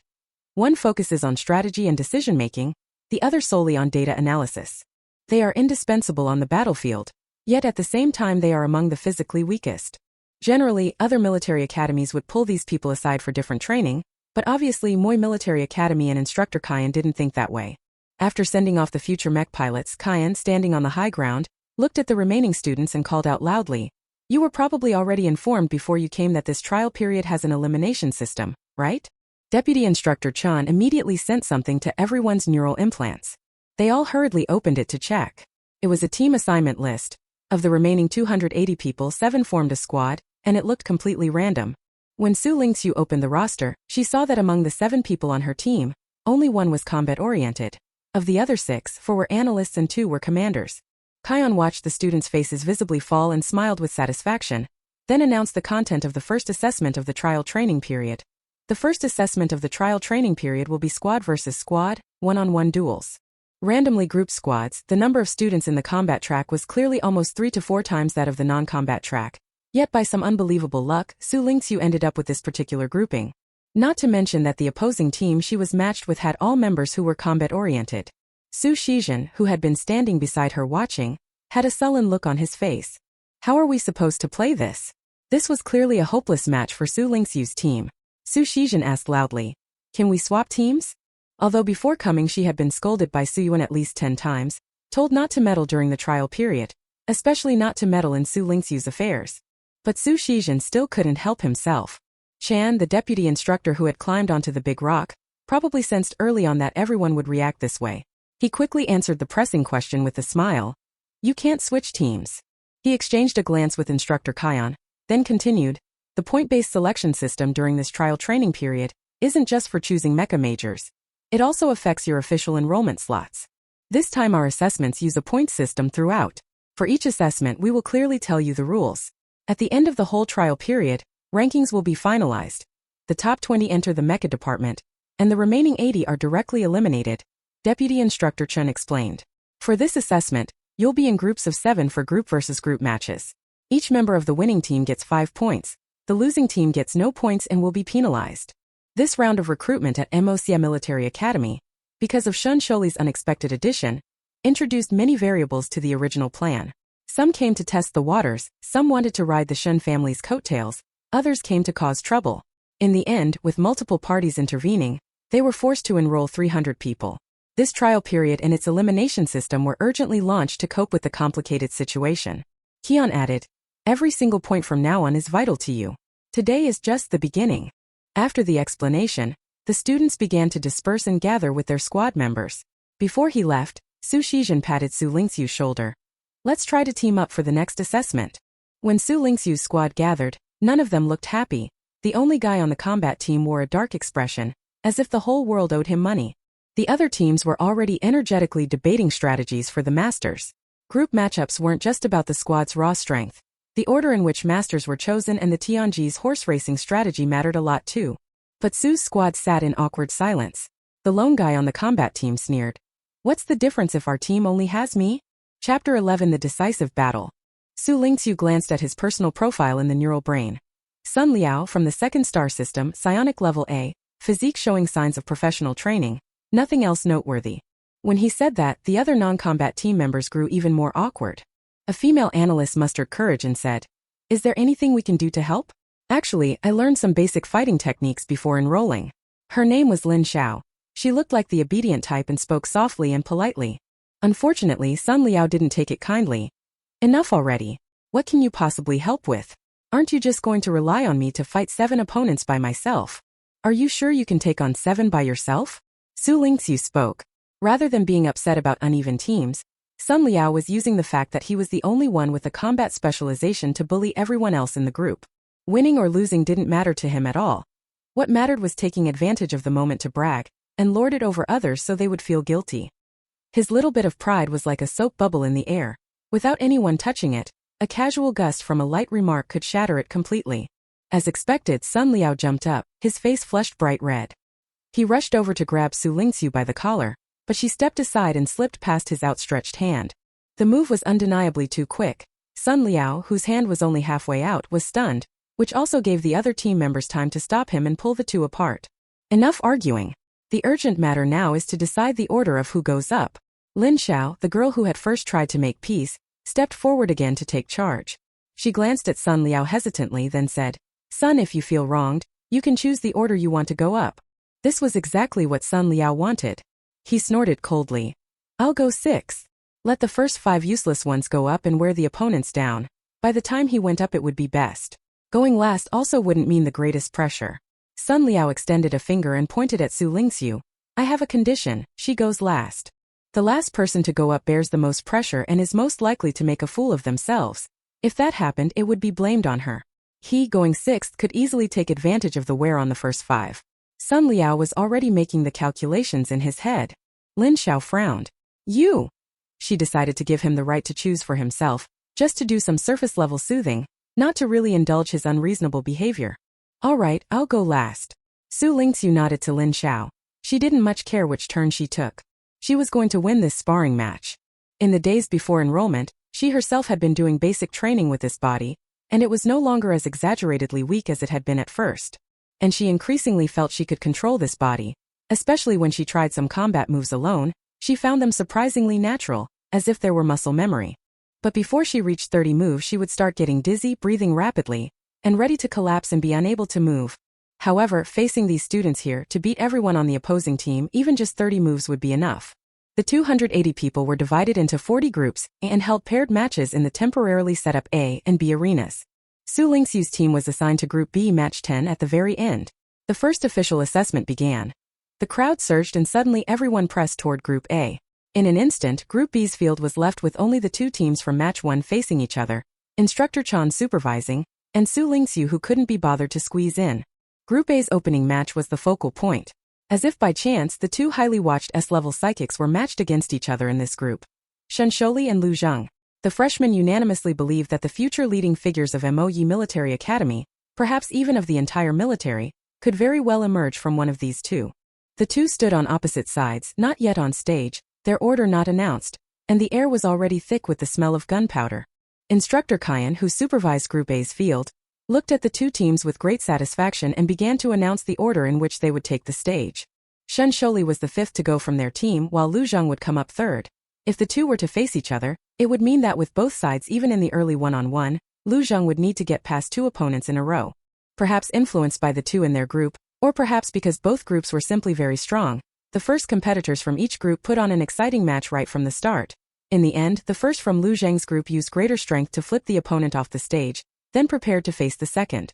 Xu Lingqu looked at the platform's height and size, calculating the most effortless and quickest moves he could use to eliminate someone, and gradually grew somewhat absent-minded. Until a voice suddenly sounded in his ear. They say Lu Zheng's strength isn't in hand-to-hand combat, but in sniping. Someone suddenly stood beside her. Xu Lingqu turned her head to look. The newcomer was a boy tall with jet-black hair, fair skin, and a pair of dark almond-shaped eyes, innocent-looking and bright. Meeting Xu Lingqiu's slightly puzzled gaze, the boy immediately apologized. "Sorry, my name is Tang Muwen. I guess that was a bit abrupt. I'm from Group B's first match. I just came down from the stage. There were too many people over there and I couldn't get through. I thought you were also standing here watching them from a distance and wanted to chat." At the B arena, Xu Lingqiu was the only one left to duel, but she was staring absent-mindedly toward the A group stage in the distance. It was indeed easy for people to misunderstand and assume she simply didn't want to push through and was watching from afar. At that moment, Lu Zheng was dueling the fourth member of Shan Shouli's team. Earlier, her first teammate had performed strongly, defeating two opponents in succession, which had eased a lot of the pressure on Lu Zheng before she faced Shan Shouli. But at this moment on the platform, Lu Zheng's moves weren't overwhelmingly dominant. The high expectations placed on her in this assessment came entirely from her S-level psychic power. Because psychic power is linked to mech piloting, many people kept glorifying it, as if having a high psychic level made one omniscient and omnipotent. In reality, aside from benefits to piloting mechs, what it really provided was only greater sensory agility and an increased sensitivity to perceiving changes. At least for Xu Lingqiu, who is S rank, his experience since this psychic awakening has been no more than that. Still, those effects are not insignificant in combat. Seeing Lu Zheng instantly catch an opening in her opponent and knock them off the platform with a single strike, the cheers and applause rose up and the onlookers buzzed with commentary. Next up to appear was Shan Shouli. The combat suits haven't been handed out yet. Today everyone is wearing their own clothes, a motley assortment, but most are chosen for convenience since everyone knows this is just a tryout. Only Shan Shouli is dressed in a light coffee-colored suit, as if he's about to attend some banquet at any moment, not as if he's come to a makeshift arena on this primitive, untamed little planet. Before he went on, he even wiped his hands, a true nobleman's manner, perfectly suited to his face. Tang Muwen looked a bit stunned. Shan Shouli is actually this kind of person? Xu Lingqiu pondered. I guess so. She watched him and found it somewhat amusing. It now seems that on the ship Shan Shouli's slightly shocked look at her probably came from her remaining expressionless while being held by the girl next to her who was retching, and later, without any embarrassment, even finding an empty spot and fainting. Shan Shouli's fighting style, like his demeanor, was elegant. The savage game of combat was made by him into neat, measured moves. It looked casual, but his techniques were practiced and airtight. Facing him, Lu Zheng was up against a wall she simply could not break through. Watching Lu Zheng's space shrink and about to be forced off the platform, she decided to take a desperate risk, trying to slip past from the side to gain more room. In that opening, Shan Shouli sent her off the stage with a single palm. The decisive match ended just like that, leaving the crowd a bit stunned. It hadn't been as intense as the first bout. The two combatants, however, were pleased with the outcome and even nodded to each other in mutual acknowledgement. The first match of Group B here has already finished. Tang Muwen's Group won, and his teammates went over to call the competitors for the second match of Group B. He remained standing beside Xu Lingqiu. Has Shan Shouli always fought like this? Xu Lingqiu said nothing. Now Shan Shouli was up against another power-type player, and that force was even more obvious, like a breeze brushing the hill, using minimal effort to shift great weight, practically toying with the opponent. In the end he didn't even touch him. The other man lost his balance and fell off the stage. Disgusting, Xu Lingqiu commented briefly. Tang Muwen let out a light laugh. You seem to have a lot to say about him? His voice and looks were the sort that easily inspired affection. It seemed he was well aware of his advantage, so he kept subtly probing Xu Lingqiu about Shan Shouli. He probably only had a vague understanding of Xu Lingqiu and Shan Shouli's backgrounds, knowing only that the Shan and Xu families had social ties, so he mistakenly assumed she might know something about Shan Shouli. Xu Lingqiu replied bluntly to him. If you're trying to get any information about Shan Shouli from me, you've come to the wrong person. I'm not close to him. She disliked being tested like that. Tang Muwen's eyes flashed with surprise. He clearly hadn't expected Xu Lingqiu to say that. He hesitated, about to explain something, when at that moment commotion broke out again at Group A, interrupting him. Watching Shan Shouli take down 4 people in a row, the others in Lu Zheng's team grew disheartened. believing the match would end with Shan single-handedly beating 5 opponents and sealing their defeat. After the last challenger stepped up, however, the situation changed. The youth who came on wore striking red hair. When he smiled, he showed a pair of fangs and looked defiantly unruly. His fighting style matched his appearance, fierce moves extremely fast, with enough power yet never cumbersome, and not easy to toy with. Lu Zheng lost to Shen Sholi because she simply couldn't penetrate his defense, while the red-haired youth's moves were faster and fiercer, like an incredibly sharp spear striking an airtight wall, producing a completely different result than before. The two traded blows back and forth, attacking and countering. Some moves were so fast they left only afterimages in the air. Everyone watching fell silent, holding their breath, captivated by this pinnacle showdown. After perhaps 100 moves or so, the red-haired youth seized an opening and hooked one hand onto Shen Sholi's shoulder. Everyone expected Shen Sholi to counter, but they saw him hesitate, then sharply brushed the youth's hand away and jumped down from the platform. The stunned crowd. Shen Sholi disdainfully brushed the dust off his shoulder, and only then did everyone notice that the red-haired youth's hand had somehow gotten covered in a smear of black dust, leaving a gray palm print on Shen Sholi's fine clothes. Heh. Thanks for the favor. The red-haired youngster claimed victory dishonorably, not ashamed but proud, waving his blackened palm at Shen Sholi. This is pure provocation. Xu Lingqu watched Shen Sholi disdainfully strip off the soiled jacket and toss it aside, thinking to herself that from now on she would know how to deal with this person when they met. The red-haired youth's appearance shattered what had seemed like an imminent victory for Shen Sholi's team. The remaining two were completely no match for him. Instructor Kyan, who had watched the whole match, was also very surprised by the final performance in this focal battle. Shen Sholi and Lu Zheng exceeded his expectations and left him even more satisfied. And then there was the unexpected surprise, the red-haired youth. He checked the red-haired youth's file. Just an ordinary student named Jean with an A+ spirit power. During the teleportation he had stood in a dark corner and wasn't clearly visible, but an A+ couldn't be far off the mark. Kyan quietly scanned the students once more. His intuition told him that this cohort of freshmen still had many surprises waiting for him. Chapter 12. 1-7. The subsequent team competitions proceeded in an orderly fashion. Su Shizhen's team in field did particularly well. The opponents essentially gave up, and she, as the last member, passed 4 people and clinched the victory. Because of their speedrun, there was a significant time gap between groups A and B, and by the time Xu Lingqu's group began, only they and their opponents remained on the field. The students who had finished the initial assessment were mostly gathered in 3s and 5s chatting. There were hardly any people watching this final match. After all, the members in this match looked unremarkable by any measure. It was better to use this time to socialize. If later assessments allowed self-formed teams, making the most of this opportunity to meet people and pick good teammates would be important. Because of that, the few students who performed particularly well were surrounded by especially many people. Su Shizhen stood at the B group arena cheering for Xu Lingqu, and several people were gathered around her. Their intentions were clearly not purely innocent, but none dared to take the initiative to start a conversation. After all, Su Shizhen looked cold on the surface, and the title of Miss Su was well known. Her golden hair gleamed in the evening light. She was like a precious citron, someone people only dared to admire from afar. When the match began, facing opponents who were all combat-oriented, the analyst command teammates had already done their best. Especially that girl Lin Xiao, who was clearly trying to drain the opponent's stamina and buy time, but the gap in strength was simply too large. Although the combat-oriented students varied in ability, they were, after all, the elites from regional stellar military academies. Especially since the first competitor the opposing team sent out was their strongest, the top 5 of Xu Lingqu's team basically had no ability to fight back against him. Xu Lingqu watched their 5 men being carried off one by one, and finally it was his turn to face Sun Liao. Sun Liao mounted the stage with a sullen face. The opponent was called Wang Qihu, someone he knew. The selection of cadets for the 6 major military academies in the second star system differed from other systems. To ensure the admission rates to the 6 academies, the second star system had only one large military school that centrally managed and trained all its cadets, then held internal selections before allowing students to apply to the 6 academies. Wang Qihu was among the best cadets in the second star system. He had been cut from Longyuan Military Academy before coming to Moyi.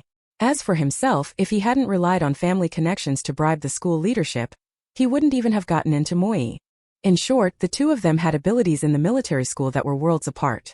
It could be said that putting Wang Qihu first completely upended the plan he had been counting on. The sacrifices of the previous 5 men amounted to nothing in the face of absolute strength.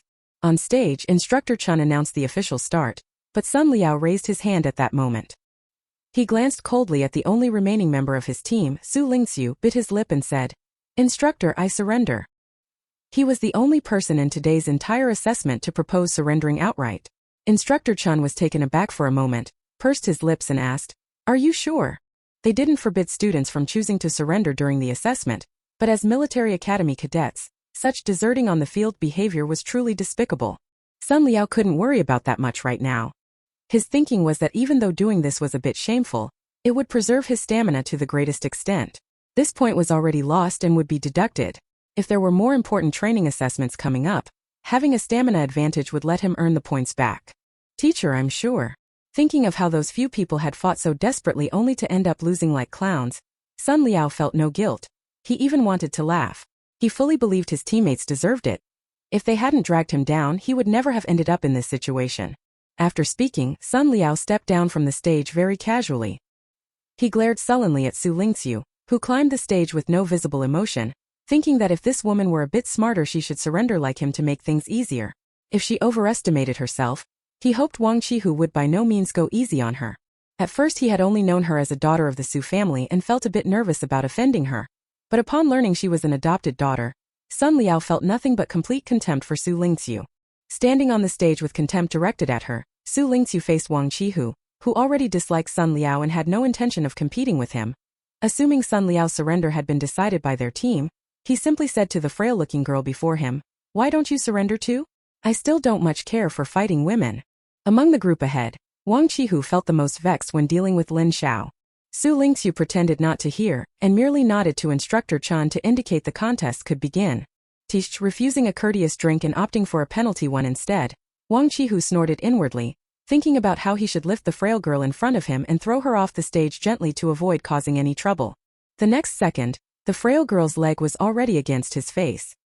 He didn't react at all to the speed of her attack and couldn't possibly block her. In an instant Wang Qihu was flipped onto the ground by a side kick. Still in shock, she delivered the next kick mercilessly. 2 moves, she only needed 2 moves to deal with him and kick him off the stage. She hadn't even really made a move in the proper sense. Wang Qihu fell to the floor off the stage, still in shock, his whole body numb for several seconds before the sharp pains in his neck and abdomen hit him. Xu Lingqiu's 2 strikes had truly been delivered with no restraint. He scrambled up in disbelief, clutching the sore spots, staring at Xu Lingqiu on the stage with wide eyes, unable to speak for a long time. The students who had been chatting in groups by the stage fell silent all at once. For a moment the whole venue was quiet except for the rustling of leaves in the wind. In real life, seeing a frail-looking girl flip a burly man nearly 1.9 meters tall would be astonishing, let alone this was a solo assessment at a military academy, and even more, it was a cadet from the command department facing someone from the combat direction. By appearances alone the two seemed worlds apart, yet Xu Lingqiu, as the earthly presence, had just punched a hole through the heavenly. After a few seconds, Xu Shizhen's applause and cheers broke the silence. Her eyes lit up and she jumped to her feet, behavior that sharply contradicted her cool exterior. But she couldn't care about that now, her sister was actually so strong. That way she could legitimately and confidently keep pestering Xu Lingqiu to team up in the future, never having to fear Xu Youen's looks again. With Xu Shizhen setting an example, the others immediately snapped to attention and the applause rose in waves, like a symphony orchestra playing. The contest that had originally drawn no one suddenly had a crowd gathered around it, and even several instructors had come over to watch. Everyone exploded into chatter, chattering away like a pot about to boil. Wasn't that person aiming for the command direction? Who could clearly see her movements and techniques just now? I felt afterimages forming. Is that speed and strength for real? Is this staged? This really isn't staged?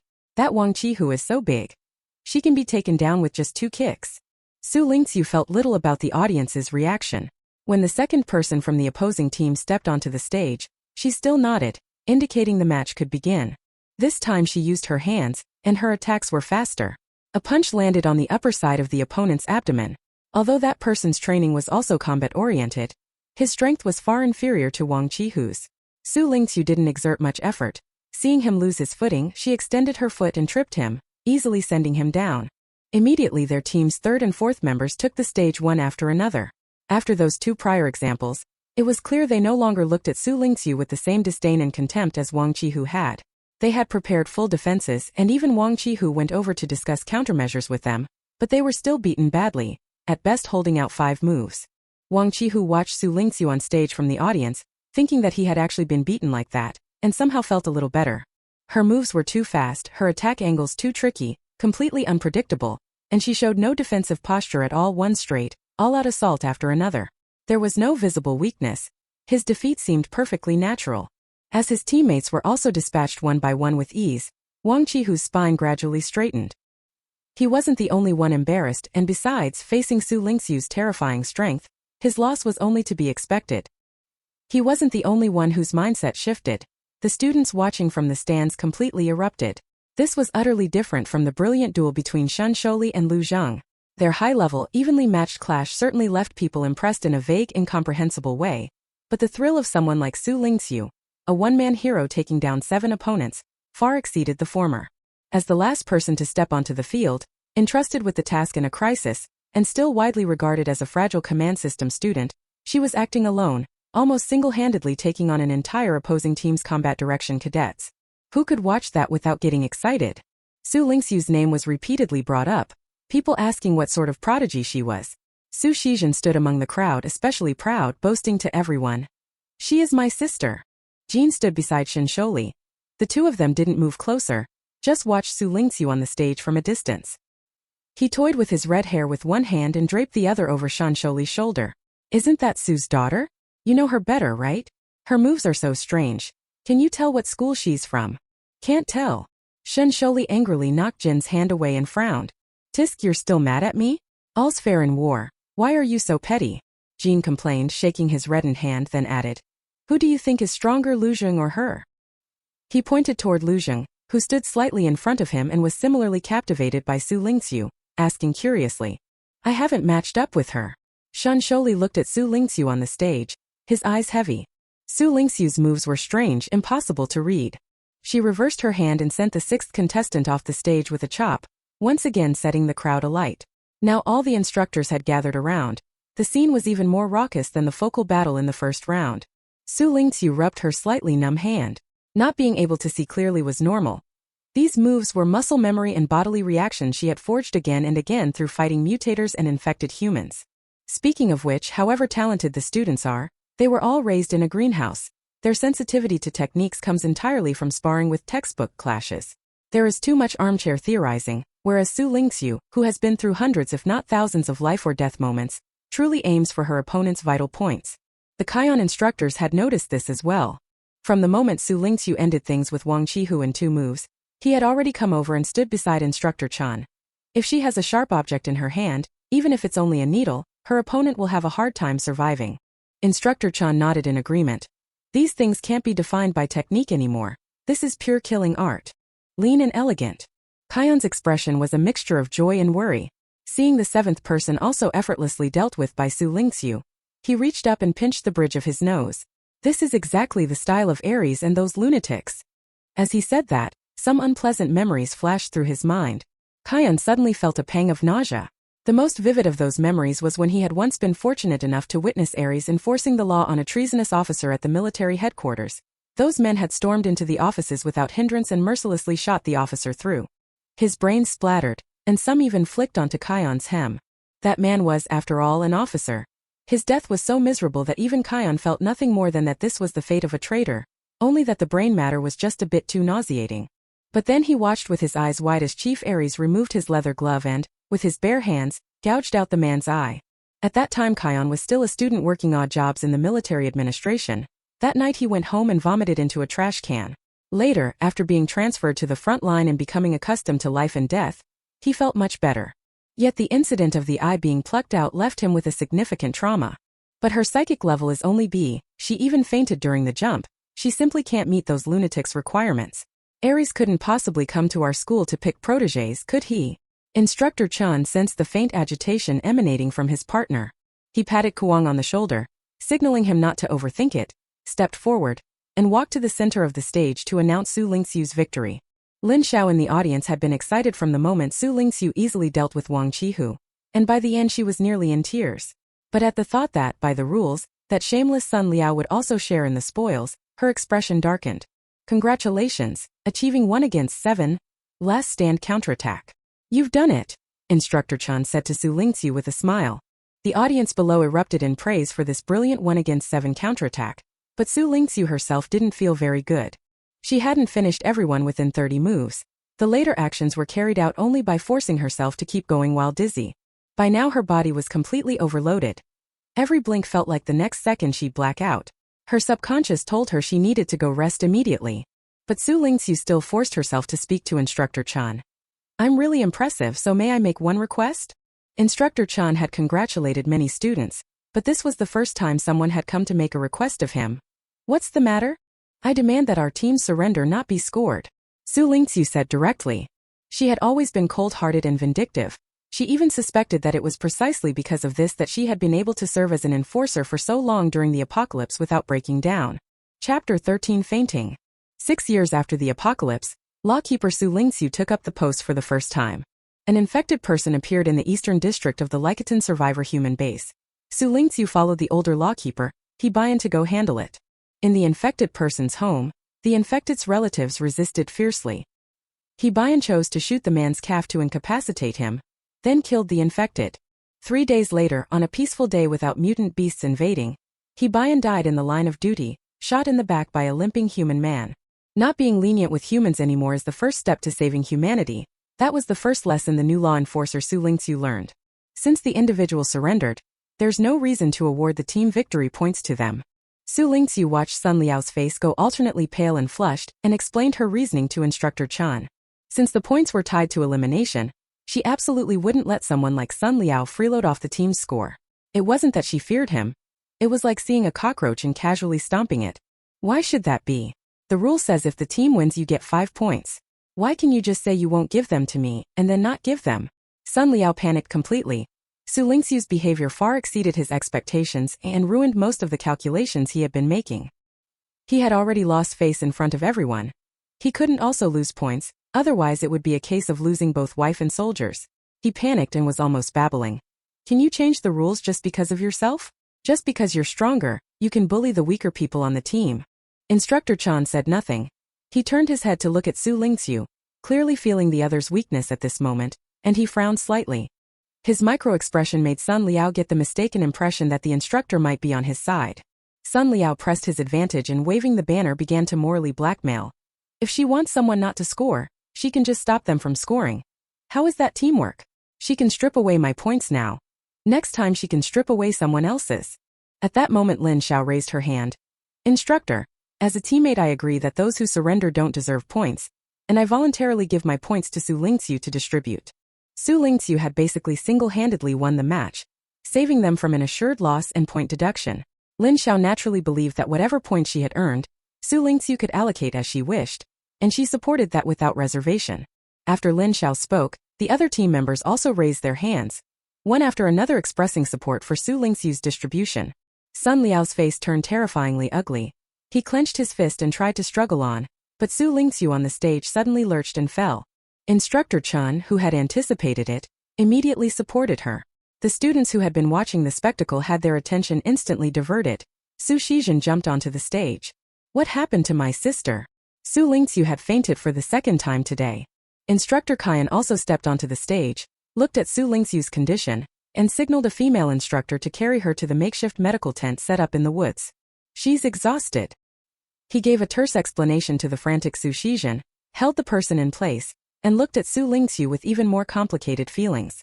Very poor physical constitution, not a high level of mental strength, yet possessing such superb, battle-hardened fighting skills, and still General Su's adopted daughter. She was enveloped in mystery, leaving people at a loss as to where to begin. Instructor Chan watched her being carried away and smiled at Sun Liao. Student Su is so exhausted she's fainted, so we'll do as she wishes.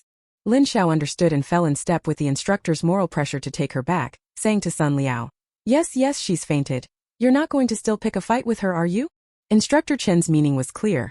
Sun Liao had no choice but to accept the consequences of his own actions. Angry, he hid in a corner. This was only the beginning. He would still have a chance to get revenge on that arrogant woman. After fainting, his consciousness slipped into oblivion, plunged into darkness, and then very quickly resurfaced. A black interrogation room. Xu Lingqu wore the law enforcer's uniform and was standing trial. West District, Nanjing Street number 102, Mission D7 in progress. Why did you kill that little boy? His mother was infected and has been killed. He voluntarily licked his mother's blood to accept the infection. In my eyes he has already become infected and can be killed. The interrogator tapped the table. Lysiodon's new law states that humans in the early stages of infection can be handed over to the laboratory to be used as test subjects for antibody research. The new law clearly stipulates two measures: hand them to the laboratory or execute them on the spot. I simply chose the latter. A man in a white coat appeared again. He pounded the table and pointed at Xu Lingqu's nose, shouting, "You are showing contempt for human life, snuffing out the spark of antibody research. You don't want the apocalypse to end at all. Because only if the apocalypse continues can you law enforcers stand above life." The interrogator dragged him away, and Xu Lingqu remained expressionless.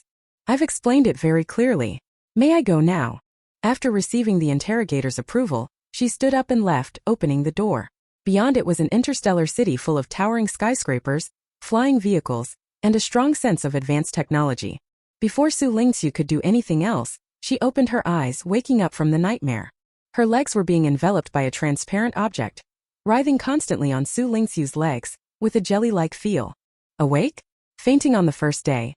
I had to bring them boxed here just for you." A woman in a white coat was looking at Xu Lingqu.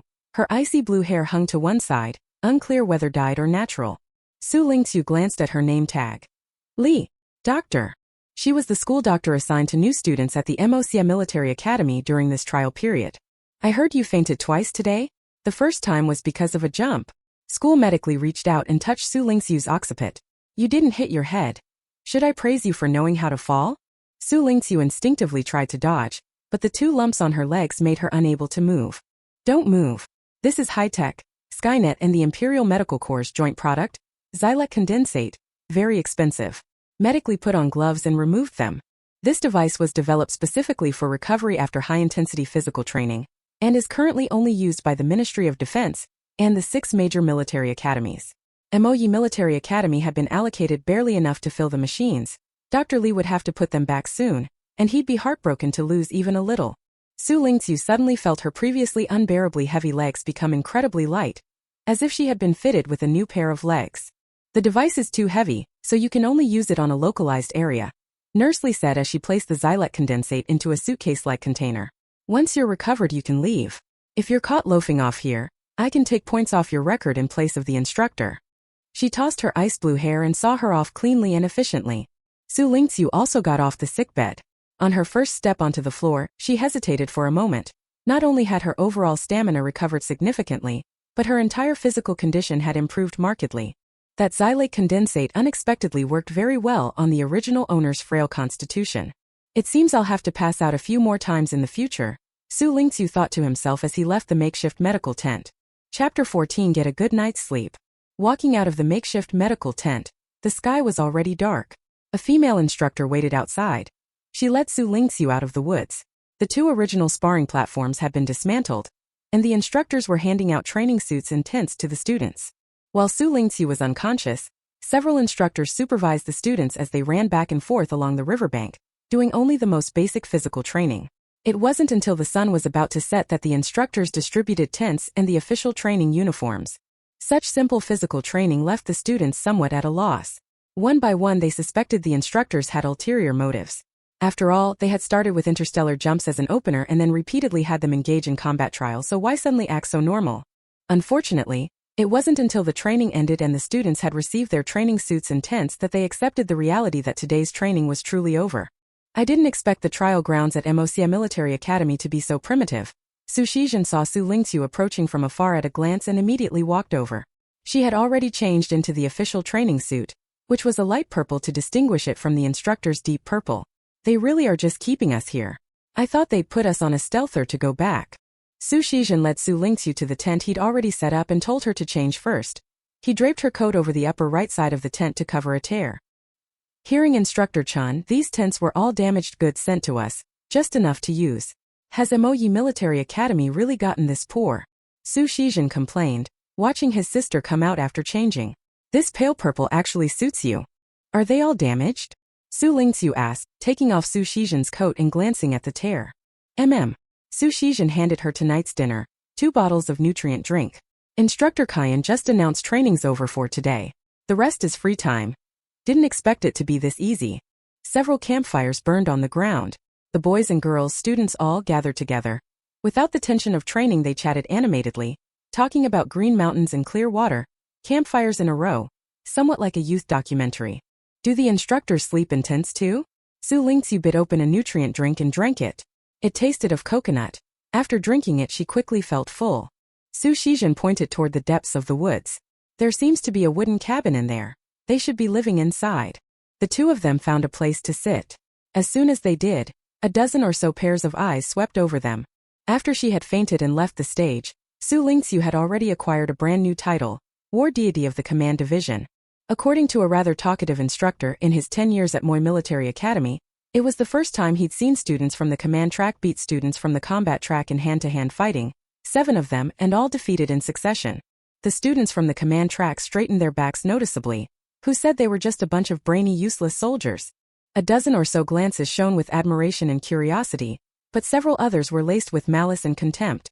A few male students from the combat track, with Sun Liao sandwiched in the middle, gathered together and loudly spouted off. It just means the directions she fought in were a bit weak. If I ran into her, him. I heard she's the adopted daughter General Su took home not long ago? To be honest, her application time for our school doesn't add up. TSK. Must be because of family connections. Maybe she even bribed her opponents. A stick sparking with embers was hurled over. Several boys leapt up in panic, and the one struck clumsily started patting the flames off his clothes. Sun Liao was about to erupt. He pointed forward and shouted, "You!" Seeing that it was Wang Qihu who had slammed the person, he was instantly silenced. Is this funny? Setting people up here?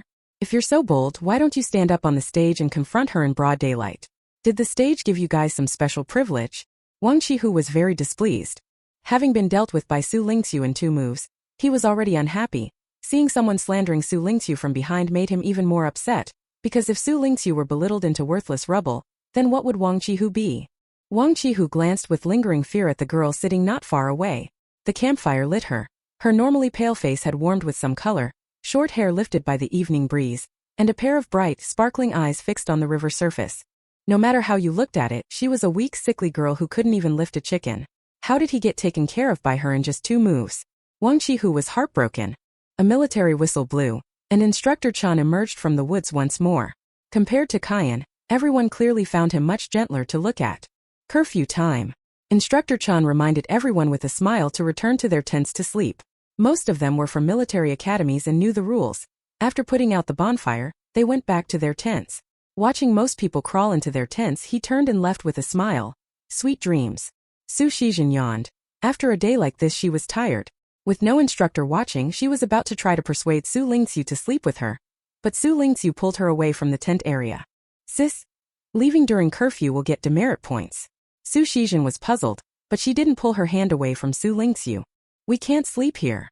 Xu Lingqu pulled her deeper into the woods. Xu Shizhen was extremely nervous. After all, she thought the instructors all knew about the little cabin in the woods.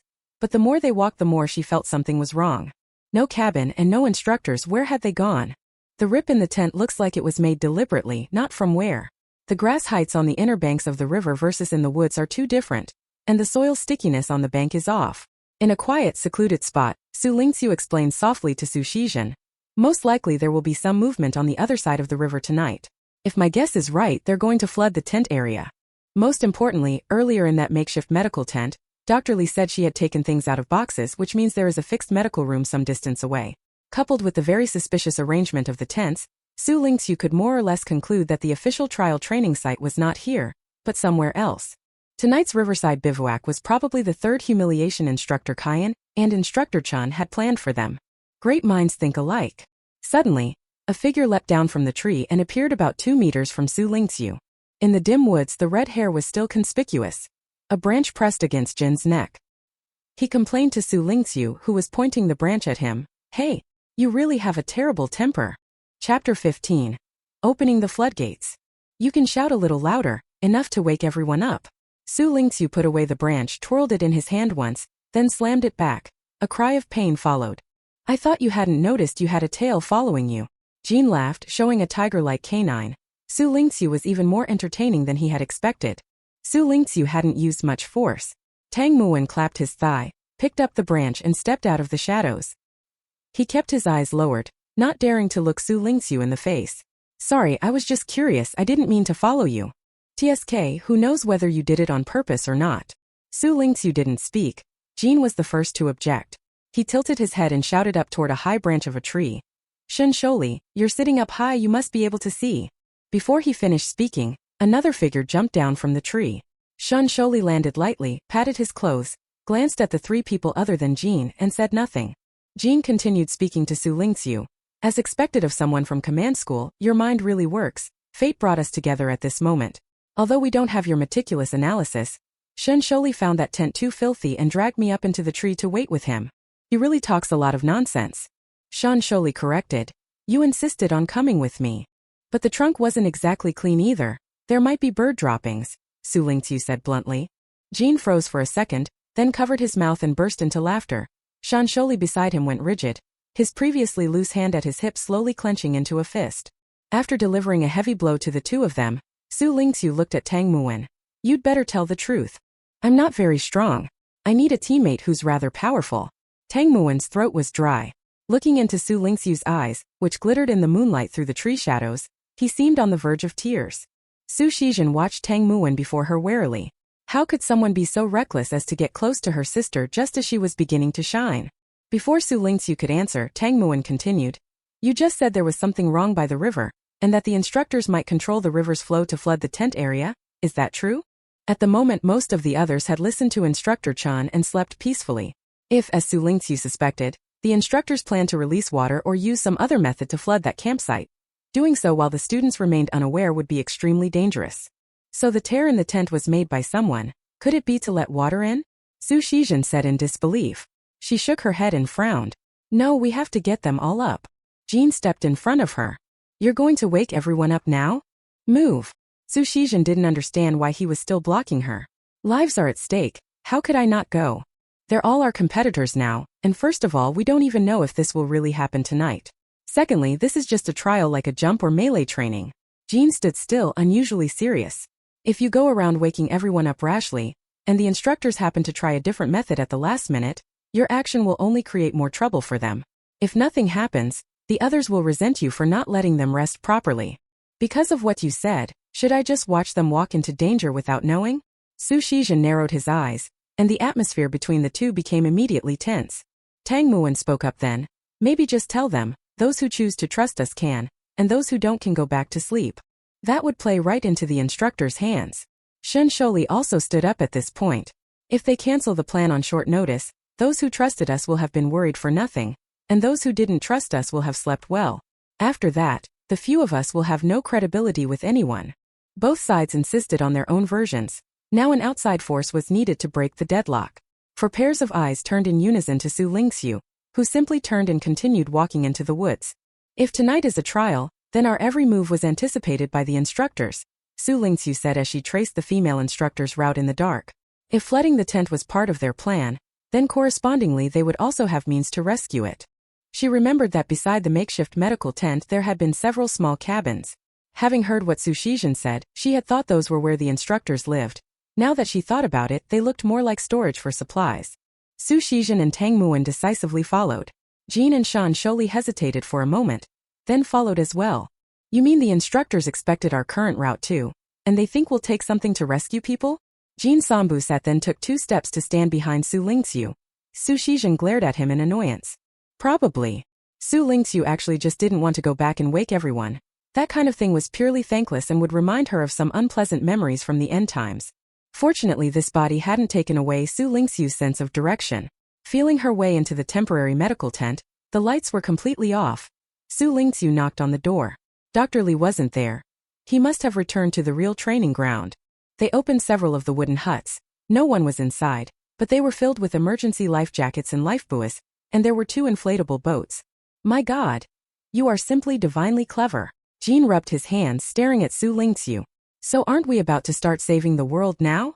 Good thing they ran into Xu Lingqu, otherwise he'd still be sitting on a branch that might have bird droppings, playing monkey with Shunsholi. There was no way to carry all these things at once. They'd have to be moved in batches to the woods not far from the tent area. Su Shizhen and Jean worked with full vigor.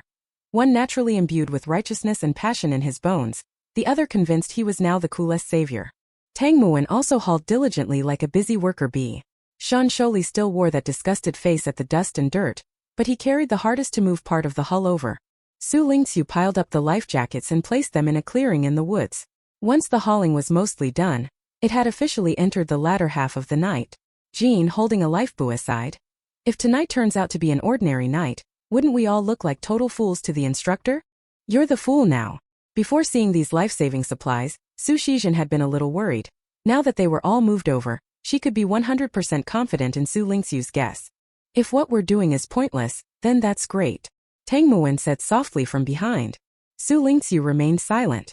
Moonlight fell on her face. She hardly showed any expression, just quietly from afar watching that river.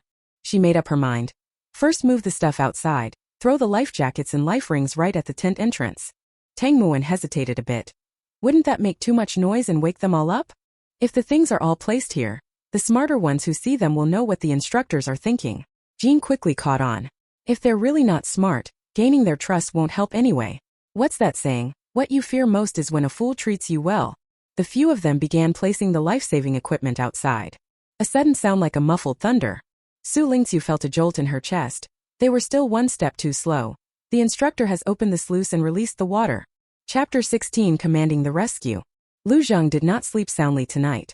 As an S-class psychic, she was always highly sensitive to changes around her. In fact, she had sensed that the red-haired youth called Jean and Shan Sholi seemed to have left the tent camp and walked deeper into the woods. Lu Zhang hesitated for a moment, did not follow, and continued to lie in the tent, but she couldn't fall asleep for a long time, and therefore she was the first to hear the muffled thunder-like roar and the rushing sound of water. She unzipped the tent and went out. A life jacket and a lifebuoy had already been shoved into her hands. There were 280 students.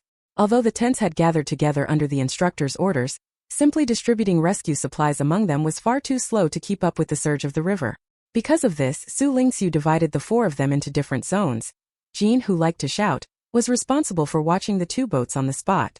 The boats had to wait until the water fully submerged them and they could float with buoyancy, until the surface conditions stabilized, before conducting water rescues, so as not to be capsized by the first or second waves along with the boats. While keeping watch, he shouted, "Those who wake up, put on life jackets, put on lifebuoys and climb the trees." Even in the interstellar era, humanity has plenty of advanced technological means to defend against and mitigate natural disasters.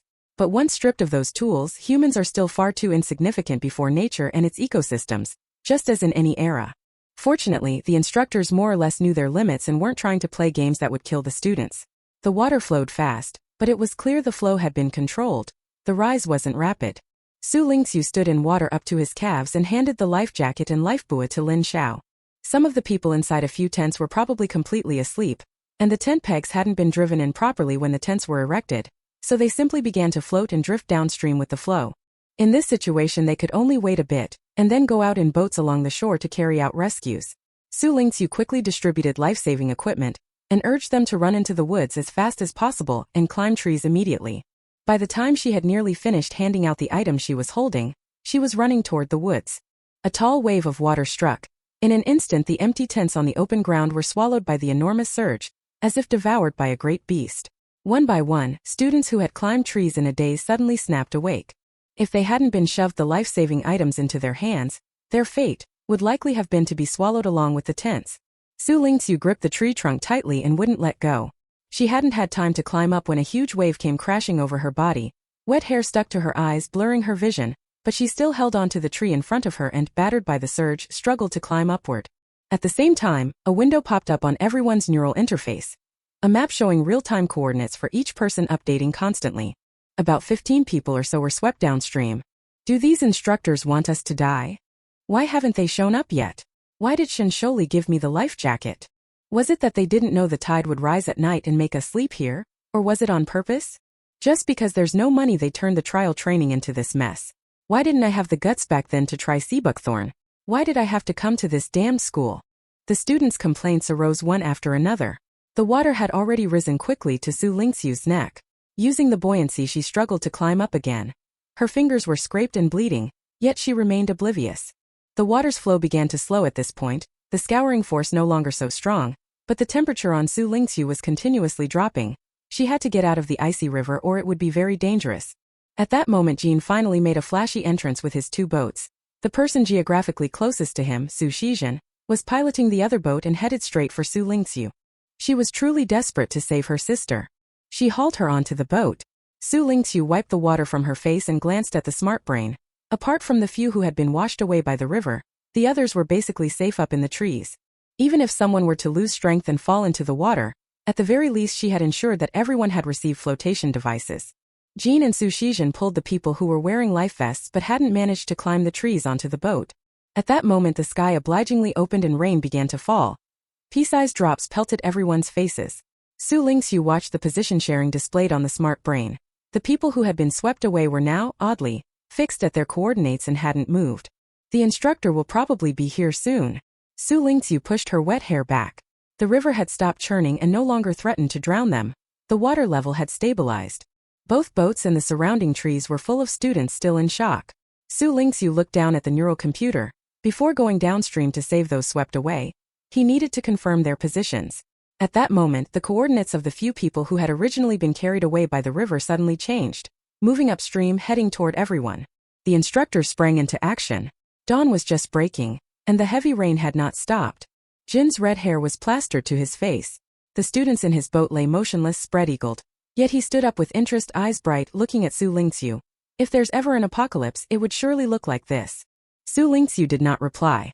Wiping the rain from his face, he stared toward the horizon downstream, where a dozen or so small helicopter-like craft quickly appeared. Under each aircraft hung a net like a spiderweb, and what it held were the people swept downstream. Following the small aircraft was the stealth vessel that had brought everyone here this morning, R3. It had changed form. Yesterday morning it had been a giant starship in interstellar flight. In the early hours of today, it appeared as a colossal sea beast. The stealth vessel's hatch opened, and a dozen or so instructors coordinated the rescue much faster than Xu Lingqu and the few others. After a while, almost all the students had entered the vessel from the trees or the boats. It was obvious the place had been cleaned once, and it still gave off a faint pleasant scent. The warm air made the students, who were almost soaked through, feel much better, but each one stood like a startled bird, completely afraid to make any rash move. Xu Lingqu was the last to board the stealth craft. Instructor Kion personally reached out and pulled her up. "Good job on the rescue, little commander." She grabbed his sleeve and jumped up, clapping her hands. "Remember to give me extra points, instructor." Chapter 17, The Real Trial Training Ground. Actually, Xu Lingqu was not in good shape right now. The high-intensity rescue and being swept and battered in the water had exhausted all her strength. Her fingers, cut and torn by branches and bark, were still dripping blood. She pressed her hand against her wet clothes to at least hide the fact that she was still bleeding.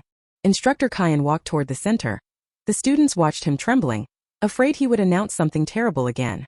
The nighttime deluge had completely shattered the students' psychological defenses.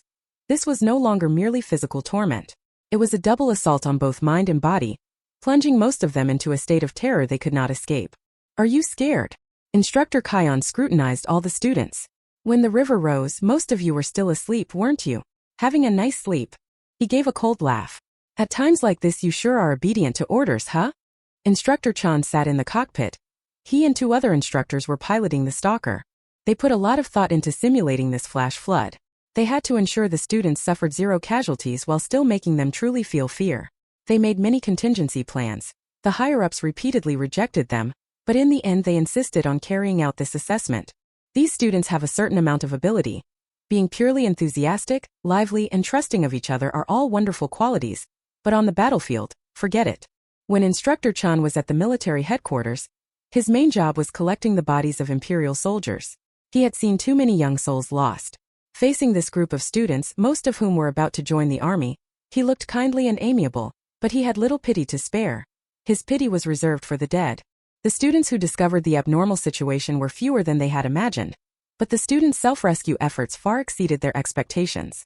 In the downstream area they had prepared ample rescue measures, and brought a lot of instruments and tools. They originally thought they would have to save around 200 people downstream, but in the end only about a dozen aircraft were used. In fact, those nets could bear the weight of 10 people or more, but they didn't expect so few people to come, so they simply put one person in each net. Today, according to Kion's wishes, Xu Lingqu was sent to the medical tent. The two of them even made a bet whether Xu Lingqu could find those life-saving items and get them into the students' hands. Instructor Chun won the bet. Kuang read aloud the names of the 5 people who would take part in the rescue. Su Shizhen wrung the water from her sleeves, her eyes sparkling as she listened to Instructor Kuang praise her. She was one of the few students left who could still show joy. The other, Jin Yi, was similarly pleased. bearing a fong and a triumphant smile as he basked in the surprised and admiring looks from everyone. And the overall commander for this self-rescue operation, Xu Lingqu. Xu Lingqu was so exhausted she was about to faint again. She had no strength left and just lifted her eyelids to show she heard. If she hadn't been there, most of you wouldn't be up in the trees. You'd have been carried over here in the cargo nets. Although the level of embarrassment wouldn't be much different, congratulations. You've escaped having points deducted, Kuang announced to everyone with a smile. For this river assault test, the only person to get a perfect score is Xu Lingqu. Only the fools who were swept downstream waiting for us to fish them out lose points. Everyone else gets bonus points. As soon as he finished speaking, each person's neural implant popped up a score ranking table.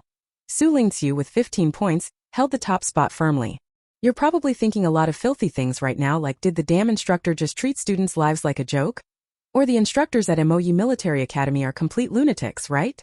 Instructor Kuang spread his hands. I can tell you clearly. Yes, the instructors at MOU Military Academy are lunatics. I can't promise you won't run into anything like this again over the next month and a half. So stay alert. Staying alert lets you dodge a madman's sudden fit. Or if you want to quit now, it's still not too late. Sign up again next year. Or go back to your academy in your sector and study another year. Instructor Kion paused. The students hesitated and whispered among themselves for a moment, but in the end nobody chose to withdraw. Sometimes after a day of jump combat and flood raids you feel like you've gotten through all that. So what else could possibly be unbearable? No one wanted to desert at the last minute and become a coward. Kion was satisfied inwardly, though he showed none of it, keeping his usual arrogant expression. The stealth ship soon reached its destination. This time when they landed, the gate opened again and the students filed out. They had arrived at the real training grounds. This should be a small military base the ministry built on this planet, specially borrowed by MOU Military Academy for the students as the site for this trial training.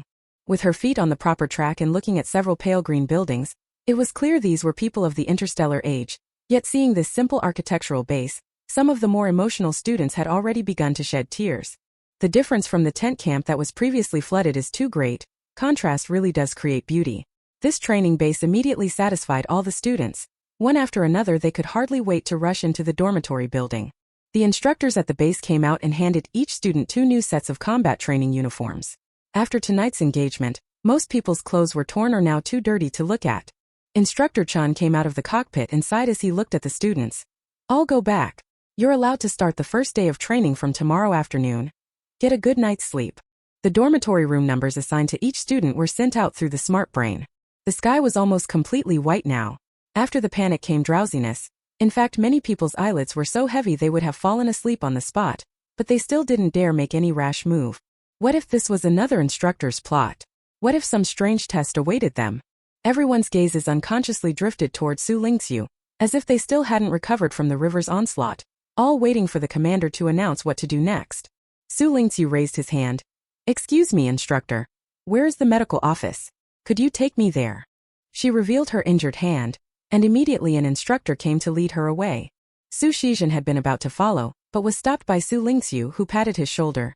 Go back to the dorm and rest well. When those words came out, everyone immediately felt relieved. Since Xu Lingqu said so, it was probably true that there were no more tricks. Most people relaxed and returned to their business, scattering away to rest. Xu Lingqu followed the instructor into the infirmary. Compared to that medical tent, this place was much cleaner and brighter. Xu Lingqu looked at the instruments filled with xylic condensate, exquisitely beautiful. This was the very reason she had pushed herself to come despite her condition. Even though she was filthy all over and so sleepy she could collapse at any moment, she had to first see the xylic condensate that she would absolutely not be able to live without in the future. She was very satisfied with this abundant supply. Dr. Li turned his head to look at Xu Lingqu. Not again. Before he finished speaking, Xu Lingqiu's body went limp and she collapsed to the ground. Dr. Li was speechless. Fainted again? She crouched down to check Xu Lingqiu's condition, and before long reached a conclusion. This person was simply sleepy. Chapter 18 Dormitory Roommates. Are you truly ready to give your life, to give everything, for the survival of humanity at the end of the world? Yes. Even if you must fight mutated beasts with flesh and blood, always facing the risk of death, and execute infected humans, becoming the targets of revenge from their relatives? Yes. Under her. This dream was much shorter this time. Lately, whenever Xu Lingqu received a particularly strong shock, whether she fell asleep or fainted, she would inevitably dream fragments of memories from the apocalypse. She suspected it was caused by the awakening of her psionic power. As she gradually adapted, The fragments became shorter and shorter until they vanished. Awake? Is the infirmary comfortable? A face appeared in front of the glass dome. Dr. Li fiddled with the controls, opened the instrument, and motioned for Xu Lingqu to come out quickly. This time the feeling of being completely reborn was even more pronounced than before. Xu Lingqu looked down. His clothes were dry and smooth, as if his whole body had been thoroughly cleaned. Don't worry, I didn't actually see anything. Your home robot took care of everything for you. Dr. Li sat down and input information into the smart brain. Tisk, Kuang and the others took you out fishing? You came back filthy. When you flopped onto my table, I thought they'd hauled up a drowned body. Xu Lingqu. Hearing Dr. Li speak, she felt a helplessness that seemed to come from nowhere. Come on, fill out the form, and while you're at it, complete the one from last time. Dr. Li transferred the file from his neural interface to Xu Lingqu. The blank spaces were for her to input the full cause and effect of this latest fainting, for the archive. Xu Lingqu silently wrote down the reasons for her weak constitution and excessive fatigue twice. Dr. Li paused for a moment. Also describe in detail the training content that caused you to faint. Xu Lingqu wrote it down obediently and truthfully. You're in a non-combat specialty, right? Command or analyst. Sometimes you just have to slack off when you can. Your instructors are under a lot of pressure too. Acting like they've gone mad day after day.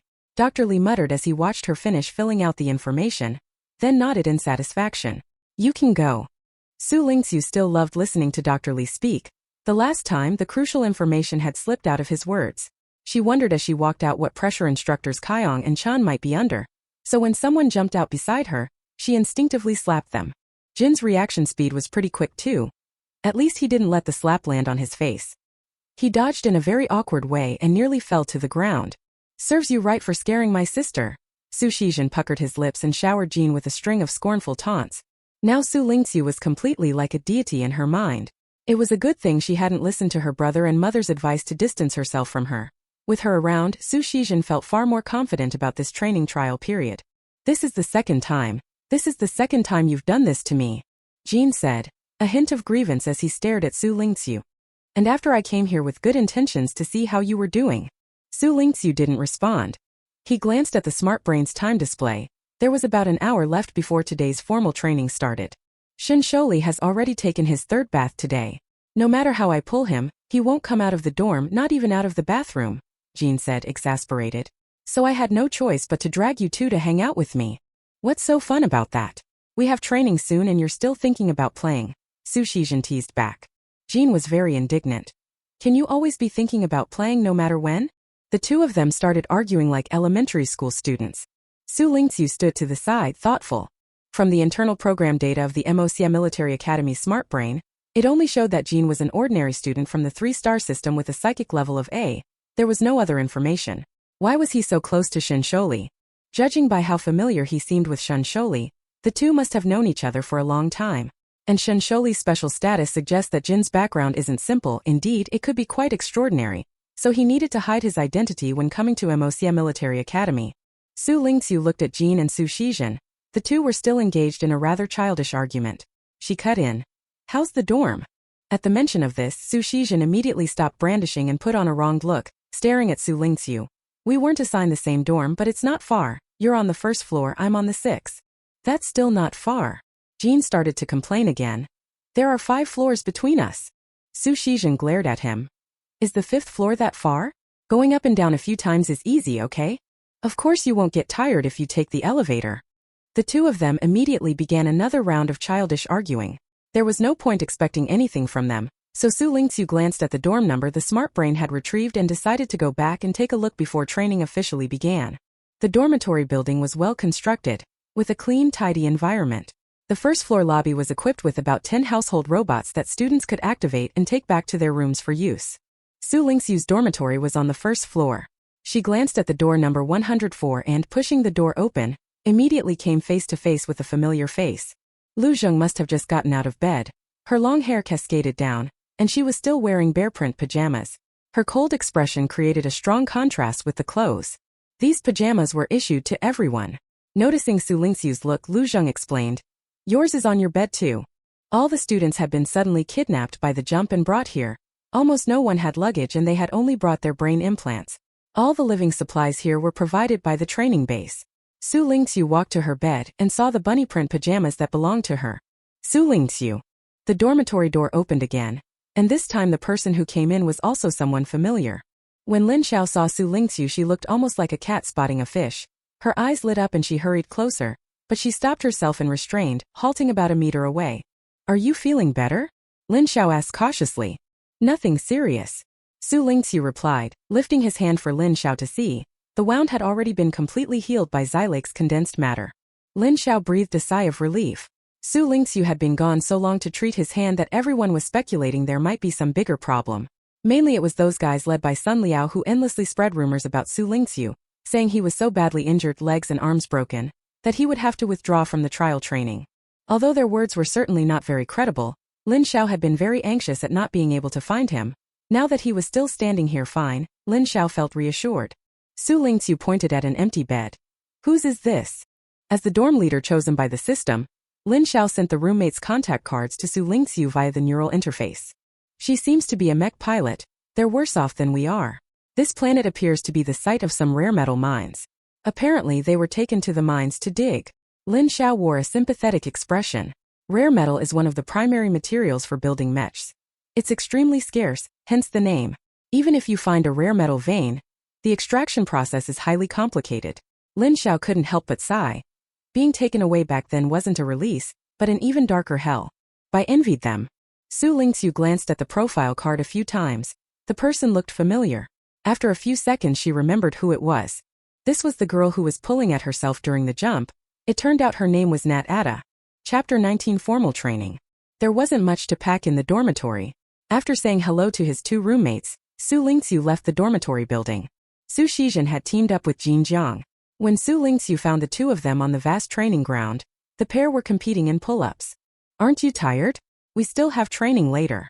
Xu Lingqu found it hard to understand the two of them, one with golden hair, the other with red, both gleaming. Could special hair color somehow boost stamina? No. Today I'm going to go head-to-head with him and show him what real strength is, Su Shizhen said as he worked. Like you? Do you think I would lose to you? Jean refused to be outdone. The two of them kept arguing as they continued. Xu Lingqu sat down on the spot and watched the two of them bicker as if she were watching a comic dialogue. The wind swept across the lawn, and watching the grass sway faintly in the breeze, Xu Lingqu felt a little dazed again, as if she had returned to her university days before the end of the world on Earth. Student Xu. A soft call interrupted Xu Lingqiu's wandering thoughts. She looked up to see Tang Muwen standing beside her with a box in his hand. She had seen the real-time updated leaderboard. In this rescue operation, Tang Muwen had also successfully earned points, currently at 10 points, ranking relatively high. Among the analysts who were not particularly advantaged at the moment, he was one of the top performers. He opened the box. Inside, to his surprise, were meals packed from the cafeteria, and beneath them a layer containing the military department agent's nutritive serum. You probably haven't eaten yet, right? Tang Muwen lowered his eyes as he handed the box to Xu Lingqu. I only went to get it after I heard you came out of the infirmary. Xu Lingqu still reached out to take it. How could it still be known whether I left the infirmary or not? Many people were watching Xu Lingqu now, some admiring him, especially the students from the command department, who had already started proclaiming Xu Lingqu as the shining light of the command class at MOU Military Academy this year. Some of them looked very displeased, eyeing her firmly first-place score with covetous glances. Among them Sun Liao was the most enthusiastic. The others liked to push him out as a target. After all, Sun Liao had also been carried off while asleep, and his score was miserable. Most people thought he would be eliminated in the end, so they might as well use him first as a weapon to attack Xu Lingqu. Not to mention the steamed buns at MOC's school were actually pretty tasty. Xu Lingqu took a bite. They tasted about the same as those made by the chef specially hired at the Xu residence, not like the typical pre-made machine food common in the star system. Seeing her eat, Tang Muwen breathed a sigh of relief and sat down beside her. I thought you would refuse me. Xu Lingqu chewed the bun. Why? Earlier, I thought some of my actions had annoyed you, Tang Muwen explained. We might have had a bit of a misunderstanding. The steamed bun finished, Xu Lingqu stood up and clapped her hands. Still do. Accepting food from someone is a tacit, latent human signal of reconciliation, but Xu Lingqu didn't see it that way. She was simply hungry and someone happened to offer it to her. In a completely safe situation, why not eat? Even if Tang Muwen had poisoned it, the medical bay was only a minute away. What? Tang Muwen rose as well, his eyes full of bewilderment. I'm not as strong as you imagine, and I can't promise to drag you through the trial period without you getting eliminated, Xu Lingqu said bluntly. Flattering me is nothing but a waste. The brain-computer window popped up. Formal training began. Everyone moved toward the assembly point. Xu Shizhen and Jin's match hadn't even been decided before Xu Lingqu yanked him along to hurry away, like an owner pulling a puppy home. Instructor Kion didn't show up. Instructor Chun took charge. The river raid surprise attack training was, procedurally speaking, something of a fait accompli. Kion had been taken back to the academy for a meeting to discuss the matter. Instructor Chun still wore a smiling face, but no one could anymore feel the warm, spring-like atmosphere he used to give off. Everyone just felt that smile was sinister, not knowing what bad intentions were hidden behind it. Like the day he smiled and told everyone to have a good sleep. Everyone looks quite refreshed after the break. Instructor Chun watched as everyone had gathered. Having learned a lesson from the first assembly when people were picked out, this time the gathering was quick. No one dared to dawdle. He nodded in satisfaction and told the other instructors to bring up the training equipment to be used today. Hundreds of ordinary weighted items were brought up. The students slung them on their backs, each weighing around 20 kilograms. Instructor Chun said, "Weighted run. 5 kilometers starts now." The cadets in the combat track were very familiar with this and immediately shouldered the weights and started running. The students not in the combat track complained bitterly, but had no choice. They shouldered the loads and ran along. Xu Lingqu feared this. This body could barely carry the weight as it was, and now he had to run with it. This was only the first training event of the day, and Xu Lingqu had a feeling he might have to visit the med bay again today. Each person's pack had a sensor that recorded kilometer counts and synced in real time with the neural computer. First and second place, Jin and Xu Shizhen's fight was still ongoing. The two of them were pushing to determine a clear winner, running so far ahead that they left the main group far behind. Leading the main group was Lu Zhang. Her long black hair was tied into a high ponytail that swayed in the air as she led the others, looking heroic and spirited. Xu Lingqu followed the main group at a leisurely pace, basically trailing at the very end. She tried to regulate her breathing to conserve energy where possible, using someone ahead who was setting a slower pace as her reference point. She felt grateful if she could just finish the run. But as she ran, a familiar face suddenly appeared beside her. Shun Sholi was running roughly level with her. Xu Lingqu turned to look at him, and he returned the gaze silently. "What's wrong? Am I being set up right now?" Xu Lingqu analyzed the problem calmly. "No." Shun Sholi frowned. "Running too fast makes you sweat too much. I've showered 3 times today. I don't want to wash again." If he washed again he'd probably rub his skin raw, Xu Lingqu thought with some amusement. This person's cleanliness obsession really reached that level. Xu Lingqiu's steps grew heavier, gradually pulling away from the people ahead, and accordingly she noticed Shun Sholi beside her slow his pace as well. "You!" Xu Lingqiu turned his head and looked at Shun Sholi again. Shun Sholi nervously pressed his lips together. "Are you really that afraid of sweating?" Xu Lingqiu couldn't believe someone would go that far just because they're afraid of sweating. The last time he saw something so exaggerated was the Pea Princess. Shun Sholi said nothing, but Xu Lingqiu could sense the little flare of anger rising from him. "Afraid of sweating? That wouldn't be an excuse you're making up for yourself, would it? You aren't just as constitutionally weak as I am, are you?" Xu Lingqiu deliberately said, adding a little more fuel to that tiny spark of anger. If moods could be visualized, at this moment Shun Sholi's anger would have risen from the size of a struck match to fireworks exploding on the horizon. Chapter 20 Weak Constitution. Xu Lingqiu watched Shun Sholi get angry and speed off without a word, leaving her lagging behind alone, and felt very pleased. Actually, she could feel that Shun Sholi was doing this probably to keep her from losing face, a well-meaning gesture. Unfortunately, Xu Lingqiu was best at taking other people's kindness as ingratitude. The training ground was large, about a 2-kilometer run, and the competitive Jin and Xu Shizhen had successfully circled around Xu Lingqiu. The two looked a little surprised to see her still there. Xu Lingqiu was already too out of breath to speak, only waving her hand to signal the two to hurry along. Starting with those two, the people who followed gradually surpassed Xu Lingqiu. Lu Zhang and Shun Sholi also ran past her. Shun Sholi awkwardly turned his head to look at her once, and Xu Lingqiu felt inexplicably puzzled. Her shoulders grew increasingly sore and her legs heavier. Xu Lingqiu gradually slowed down, even unable to keep up with the target she had set for herself, and began to fall out of step with the main group. One person after another overtook her, the distance to the target ahead growing ever greater. Even the students not in combat specialties began to pass her. Although these people weren't particularly strong in this area either, they had at least been military academy students before and had basic training, so naturally they were much better off than Xu Lingqiu, who had essentially gotten in through the back door. But Xu Lingqiu herself was not anxious. From passing out after 2 laps in the Xu family backyard to now barely being able to keep up with high-intensity training, Xu Lingqiu was already very satisfied with her own progress. But unfortunately, In other people's eyes her performance fluctuated too much. When Sun Liao overtook her he loudly mocked. Isn't this our number one? So apparently you can be first both from the front and from the back. After he spoke, the people around him burst into laughter, waiting to see Xu Lingqu get upset or hurt. But regrettably for them, she ignored it, showed no expression on her face, and kept running her own race. When Tang Muwen ran past her he quietly asked, "Maybe you need to pull me along?" Xu Lingqu glanced at him. She didn't have the energy to speak to chase him away, so she signaled with her eyes that there were instructors watching the whole time nearby. The two of them would be punished together. Tang Muwen understood, but still deliberately slowed his pace and ran beside Xu Lingqu watching her. The race for first place quickly concluded. With half a body length difference, Xu Shizhen won. She excitedly looked up to find her sister, but the crowd was too vast. Jean was beside her, gasping and unwilling to admit defeat. By the time Lu Zheng and Shen Sholi arrived, the main group had taken a while longer to come in. Everyone stopped. Xu Shizhen wanted to go help Xu Lingqu, but saw that Xu Lingqu did not slow her pace. She still has one lap to go, Tang Muwen explained from the side.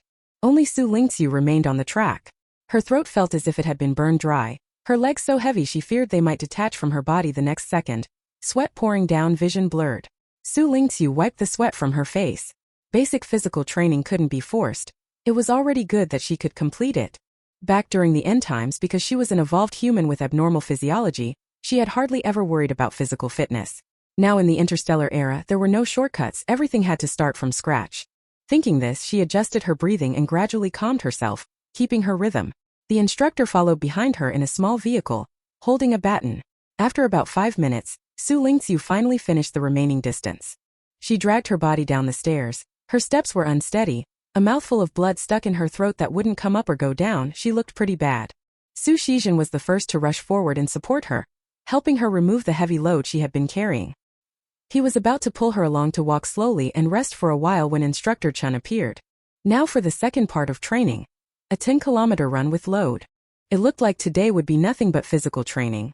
The students resigned themselves and started running again. This time Xu Shizhen didn't run to the front to compete with Jean. He held Xu Lingqu's hand wanting to pull her to run together, but Xu Lingqu shrugged him off. "Go run up front," Xu Lingqu said directly. "No way. What if I go and something happens to you?" Xu Shizhen sensed Xu Lingqu was about to stubbornly show off on her own, just as during the rescue she had silently taken the most dangerous sector for herself. "I'm resting." Xu Lingqu stopped and walked straight toward Instructor Chun. "Huh." Xu Shizhen stood frozen, watching as Xu Lingqu actually walked up to Instructor Chun, said a few words and then sat down.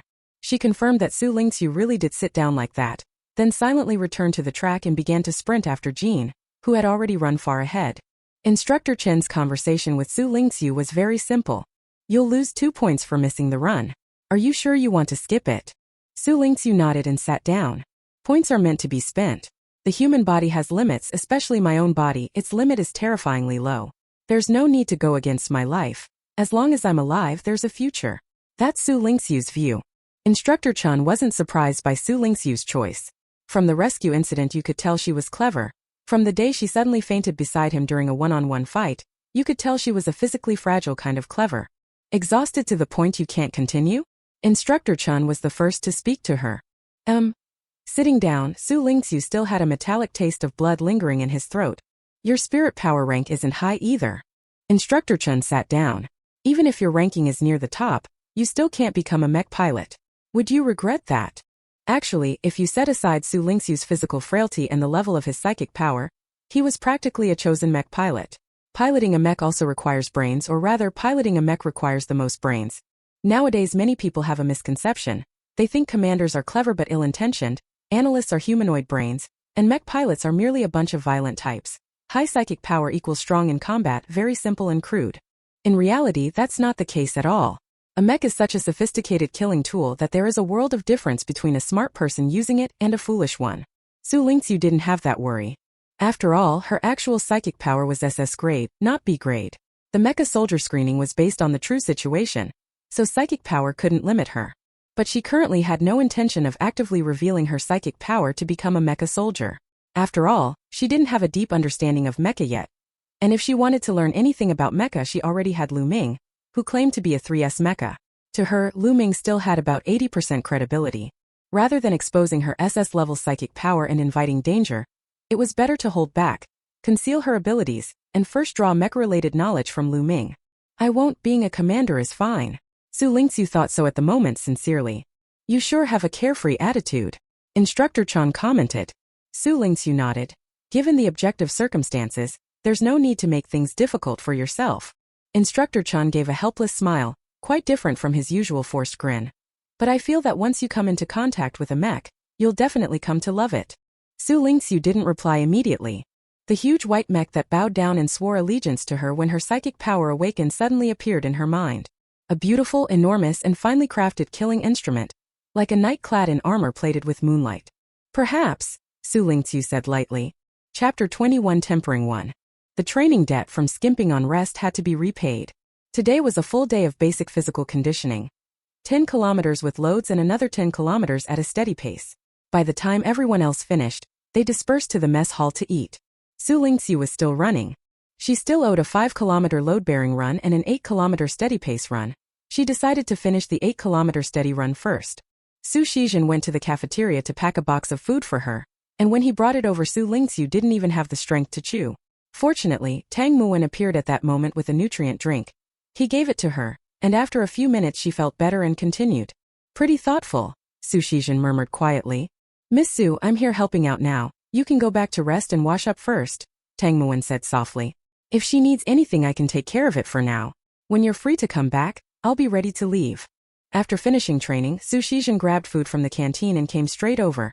He really hadn't had time to eat or wash up, and there might be an emergency roll call tonight. Tang Muwen seemed fairly reliable, so she accepted the proposal and left first. Tang Muwen watched Xu Shizhen go, then turned to look at Xu Lingqu on the runway, slow-footed but never stopping.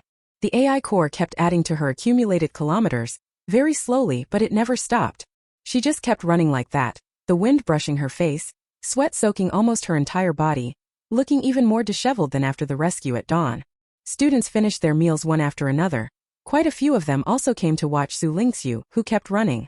Some openly came to mock her, others whispered criticisms.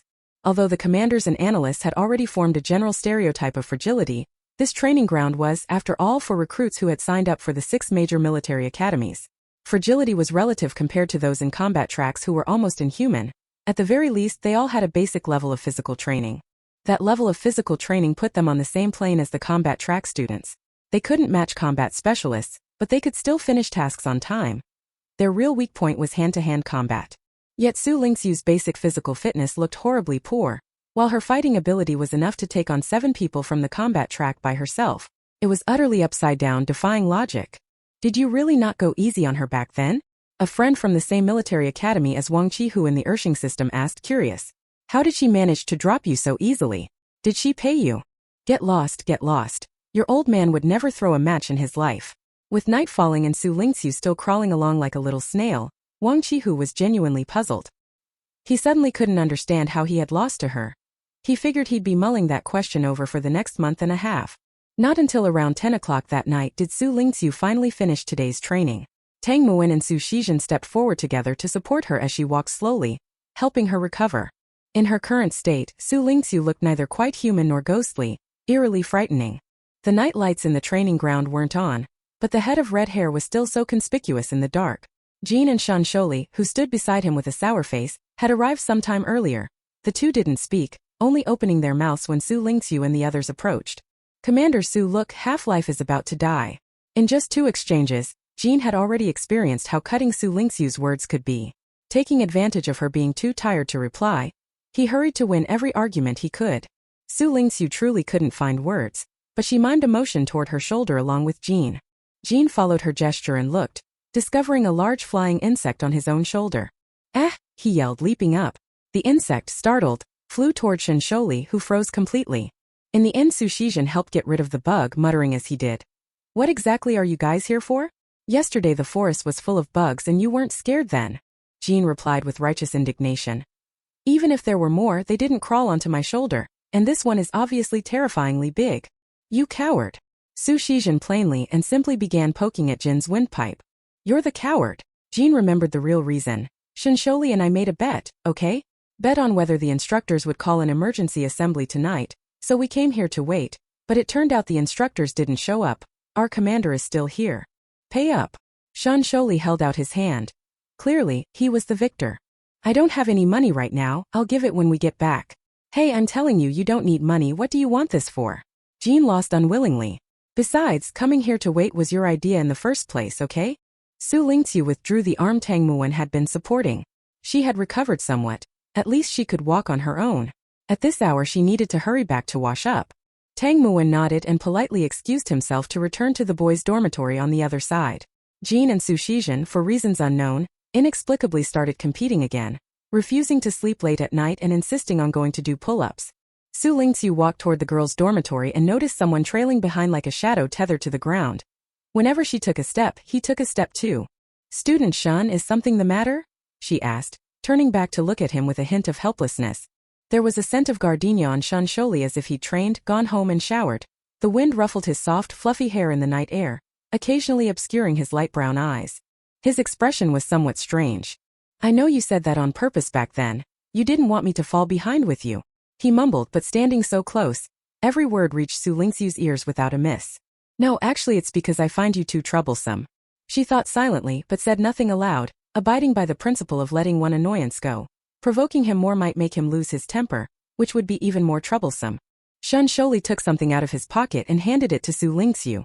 Xu Lingqu thought it was something important, but when she looked down at what she had been given, it turned out to be a nutrient vial. She couldn't understand why he would give her a nutrient vial at this moment. She looked up to ask, but he had already walked away. What is Shun Sholi being awkward about? Xu Lingqu was very puzzled. The question flashed through her mind and was quickly discarded.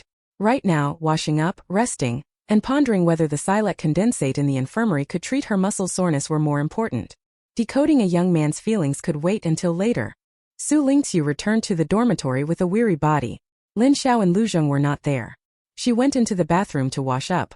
Her body was clean, but the muscle soreness from overexertion was unbearably tormenting. Having dried her hair, Xu Lingqu headed straight for the infirmary. This time Dr. Li only glanced up at her once before immediately averting his eyes. Are you treating my place like your home? Hum. Xu Lingqu answered as if it were only natural. Chapter 22 Training 2. Overtraining muscle soreness. Any way to relieve it? Xu Lingqu asked. Dr. Li stared at her for a few seconds then sighed. Fine, come here. This time she took out something like a plaster. The material was transparent, with a wire connected to a device that looked like the polygraph machines in old Earth movies. Can't we use that? Xu Lingqu pointed at the xylate condensed matter device. Do you think you're the Empire's protected animal? Dr. Li had Xu Lingqu lift her clothing and, over the areas of severe soreness, slapped on the pads. A device beside them activated, and Xu Lingqu immediately felt as if thousands of tiny tentacles were pressing against and massaging the aching muscles on her body. Xu Lingqu sat to the side. Both her mental guard and her physical exhaustion quickly ebbed away bit by bit under the machine's effect. The Stellar Era's advanced technology was truly wonderful. She leaned against the nearby cushion, drowsy. Dr. Li looked at the relaxed, half-asleep girl before him and adjusted his glasses. When I first came for the trial period at this Imperial Military Academy, the senior medic said I could just sit and be fine. Basically there wouldn't be many students coming in because trial training isn't intense and people usually don't get injured. Dr. Li of course thought it was a cushy job for slacking off. She didn't expect to run right into the trial reform that Kion and Instructor Chan, those two maniacs, were advocating. On the first day they served up a full package of jump combat, river raid assaults. She prepared accordingly, and fortunately the person has now been called back to the main school for education. Feeling that desperate and you still join a military academy, Dr. Li pulled up Xu Lingqu's bodily data. This female student actually had an extremely poor innate constitution. The first time in the makeshift medical tent they hadn't retrieved detailed data, and seeing it yesterday gave her a shock. A normal person with a body that shortness of breath after a single extra step and coughing up blood after running a bit wouldn't sign up for the academy, yet this student stubbornly enrolled with that body. She was said to be able to fight 7 people at once, handle rescue, and command. That day she slept in the infirmary. Her injuries weren't limited to her hands. She had a lot of bruises and wounds all over, a gruesome sight. Dr. Li softened and, even knowing she was exhausted rather than unconscious, administered Xylake's condensed energy directly.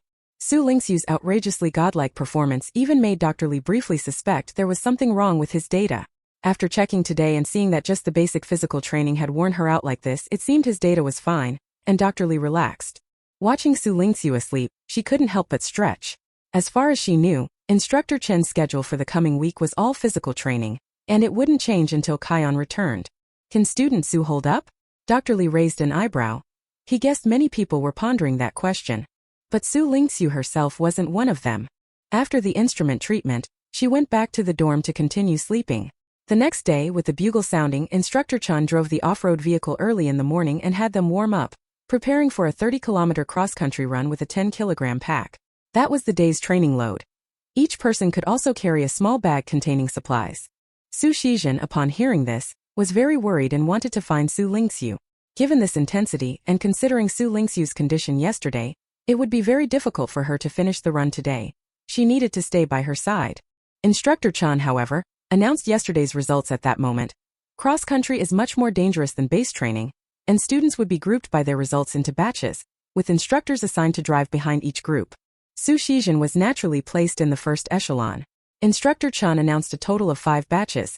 When the members of the 5th batch appeared on the intelligent board, the students looked at one another in astonishment. Because the 5th batch had only one person, Xu Lingqu. Doesn't that mean the instructor tacitly agreed she's the worst?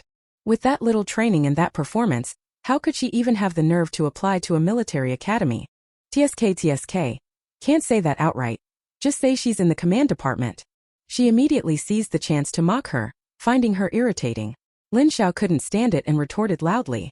So what? Her points still rank ahead of you, don't they? Xu Lingqu lost 2 points yesterday and still held the top position. Sun Liao snorted coldly. If she fails to complete it today, she'll lose more points. Lose points every day and someday they'll go negative, just wait and see. He turned back triumphantly to look for an embarrassed expression on Xu Lingqu's face, but his shoulder was bumped by someone. Sun Liao was about to lash out, but when he turned his head and saw that the one who had bumped into him, Shan Sholi, had immediately shrunk back like a quail, tucking his neck and falling silent. Sun Liao tried to step aside to let Shan Sholi pass, but Shan Sholi stood in front of him and refused to move. He nastily took the handkerchief out of his pocket and rubbed the spot that had hit Sun Liao. He said nothing. The single gesture alone made Sun Liao's face flush bright red, and he clenched his fists. Of course he knew, Shan Sholi found him filthy. At that moment Jean came over grinning looking at Sun Liao. Weren't you just shouting pretty loudly? Why aren't you saying anything now? His attitude was as arrogant as his shock of red hair. Sun Liao didn't know where he came from, but anyone who was on such familiar terms with Shan Sholi was definitely not someone to mess with, so he didn't dare say anything. Jean, feeling bored, dragged Shan Sholi along and stopped beside Xu Shizhen. Why aren't you going to stand up for your sister? Xu Shizhen, unusually stern, pointed expressionlessly at the map on the smart brain. I'm checking where I can kick him into the ditch with one shot. Jin's eyes lit up. Count me in. The cross-country run began quickly under the instructor's organization, and by the time it was Xu Lingqu's turn to start, only she and Instructor Chan remained on the training field. Are you going to drive the cross-country vehicle just to keep an eye on me? Xu Lingqu looked back at Instructor Chan. Instructor Chan closed the car door and started the vehicle with his fingerprint. What else? Am I supposed to run alongside you? That would make me seriously resentful. Xu Lingqu left the training ground, hoisted her load onto her back, and started running following the route plotted by the AI. The instructor had scouted this route in advance and cleared some obstacles, but it wasn't easy to run, especially since a stretch of the path ran through the area they had flooded to soak tents, making it extremely slippery. One false step and you'd fall. Instructor Chen's off-road vehicle, however, handled it as if on flat ground. When it hit such spots it simply transformed into a hovering craft, then after passing the narrow slick section it descended back into a car. Aren't you tired of switching all the time? Xu Lingqu complained. Not as tired as you. Instructor Chan shot back, glancing at the smart brain showing everyone's training traces. We're being left far behind now. Because of you, I'm the last among the instructors. Sometimes choosing is more important than trying harder. Xu Lingqu didn't respond to provocation. Instead she slowed her pace even more. She still had confidence she could complete this training. She didn't know where the confidence came from, but it was there. Chapter 23 Tempering 3. Sweat dripped down her neck into the cracks between the stones as Xu Lingqu, panting, reached the first rest point designated by the instructors. By then half the day had already passed. She opened her supply pack, sat down, and silently drank a vial of nutrients, then looked at the main force's route. The first echelon was already nearly at the second rest point. The first leg is the easiest, the third leg is the hardest. Instructor Chan watched Xu Lingqu from the floating vehicle nearby, speaking leisurely. You've already been left far behind. This nutrient drink tasted bad. The peach flavor was a little too sweet, cloying. Xu Lingqu gulped down a mouthful of water to wash the peach saccharin out of her mouth. My task today is to finish, not to compete. If Kion were here he'd add 5 kilometers because of your breath. Instructor Chun raised an eyebrow. Xu Lingqu nodded expressionlessly. Then I should thank you for not being so autocratic. It was time for a break. She stood up and hoisted the weighted pack back onto her shoulders. The artificial sun hovered overhead, its rays making her skin ache. The path they were taking was narrow, strewn with small rocks underfoot. She walked holding onto the rock wall on the left, which was also heated by the sun. Instructor Chan sat in the hover vehicle, watching her struggle past.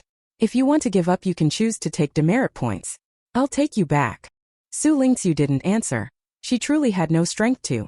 Her ankles had somehow been cut in 2 places and were bleeding. After running across the rocky path, she reached a patch of grass and paused, took out some hemostatic medicine and applied it, then continued running. Never thought of giving up and never intended to. After 2 hours of non-stop marching, they finally reached the second rest point. Xu Lingqu spat a mouthful of blood onto the muddy ground. Instructor Chun finally jumped down from his hovercraft and held out his hand toward her, asking, "How are your feet?" "Not a big problem." Xu Lingqu waved her hand. Her voice was hoarse when she spoke. There are already several students ahead who gave up and got on the instructor's craft to return, many with injured feet. Instructor Chen's hint was quite obvious. Kion was called back for a lecture this time precisely because the sudden danger of the river surge was a real threat. Although they put on an attitude toward the students as if they'd be fine even if the instructors were harsh, in reality they were still very afraid something might happen to them. If we got injured and kept going this way, the chances of something going wrong would be high. Besides, Xu Lingqiu's speed was visibly slow. Dusk was approaching, and trudging through the night with loads would only be more difficult. Xu Lingqiu of course understood what Instructor Chun meant. She sat there for a long time, and only after her throat stopped hurting so much did she finally speak. "Instructor Chan, I'm someone who values my life." After yesterday's continuous training, she really felt like her life was hanging by a thread in her throat, so Xu Lingqiu applied for a temporary rest. Her body needed an adjustment period. She had been operating in an overload for several days. Today's weighted cross-country run sounded terrifying, but after resting well yesterday and with the overall rhythm she could self-manage, completing today's training pressed against the edge of her limits without exceeding Xu Lingqiu's psychological expectations. Seeing her say that, Instructor Chan didn't argue further and returned to the hover vehicle. Night gradually fell. Xu Lingqu groped her way forward in the dark. The water flowed tricklingly. There was a river to cross. She waded through it. The stones were very slippery. With Instructor Chen's tacit consent, she could cross here slowly. "Was this where you guys released the water the night before last?" The rushing water washed over the wound. The cold and the pain slid through her mind like an electric current, and now she felt perfectly clear-headed. Instructor Chan watched her wade through the river like that, was silent for 2 seconds, then said, "A little lower." He glanced at the smart brain. Those capable of completing today's training mission had all returned to the training base, and the injured who couldn't finish had been sent back one by one. On the map only Xu Lingqu remained, still moving slowly. This was the last stretch. Today's staggered departures were actually decided based on their assessment of the students' physical conditions. In his estimation, Xu Lingque's original level would have caused her to give up halfway through the first leg, so she had been placed alone in the 5th batch. But she had already completed half of the 3rd segment. Instructor Chun inexplicably recalled a long-standing old joke he'd seen on the Skynet long ago. If a very persistent and determined snail resolved to hunt down a human, the probability of its failure would definitely not be 100%. Inside the training base's detention room, Xu Shizhen was straining against the one small window in the room, trying hard to look out. Jean, sitting on a chair, couldn't help but speak. "You can't see anything from there. What's so interesting?" Having their neural cores confiscated and put in solitary to handwrite self-criticisms, the two of them were completely in the dark at this point. Xu Shizhen fumed at the thought. "It's all your fault, okay? Your movements were way too obvious. You exposed the two of us outright." "TSK. How was I supposed to know that?" instructor happened to look over? Jin Sheng replied, laying his head on the desk as he wrote his self-criticism, helpless. "Your movements were obvious too, you know." Talk about bad luck. The one they teamed up to kick into the water was Sun Liao, who had the habit of bothering Xu Lingqiu for no reason. Xu Shizhen, sticking to her principle of doing what she said, had initially been in the first wave but dilly-dallied so long that she ended up in the 3rd wave just to fulfill her wish to kick Sun Liao into the water. Who would have thought that Jean also learned of her plan and insisted on joining her? She kicked his butt while he kicked the legs. The two of them instantly hit it off and made a huge mess in front of the instructor. He kept hunched over the table, obediently writing. Xu Shizhen leaned over to take a look. "Your handwriting is actually quite nice." From the look of it, he'd clearly trained professionally since childhood, and there was an inexplicable sense of familiarity. Xu Lingqu nodded. The education resources in a 3-star system are pretty good. The empire has 4-star systems in total. Wealth decreases as the number increases, and Jin's place of origin was shown as a 3-star system in the cognitive net. With the advancement of the times and the continuous upgrades of cognitive nets and artificial intelligence, very few families nowadays actually send their children to calligraphy classes. Talent kept draining away, and the current scarcity of professional calligraphy teachers has gradually made calligraphy something of a fashionable affectation among parts of the nobility. It's rare for kids from ordinary families to go out of their way to learn calligraphy. Jean Dunn paused, twirling the pen in his hand. You'd better go lean by the window and watch. Wouldn't want to miss any precious footage of the commander returning. Saying that made Xu Lingqu actually get up and stand by the window again, but she didn't stop talking. By the way, how do you know Xu? You, from the 3-star system, are pretty close with our empire's future military star. She raised an eyebrow and tucked a strand of blonde hair behind her ear. Lately everyone had realized that Jin's identity was unusual, but Xu Lingqu still couldn't think of any big name from the 3-star system. Jinbai kept saying, Xu isn't someone hard to get to know. Forget it. Those dukes, barons, ladies and young masters love to fawn over Xu.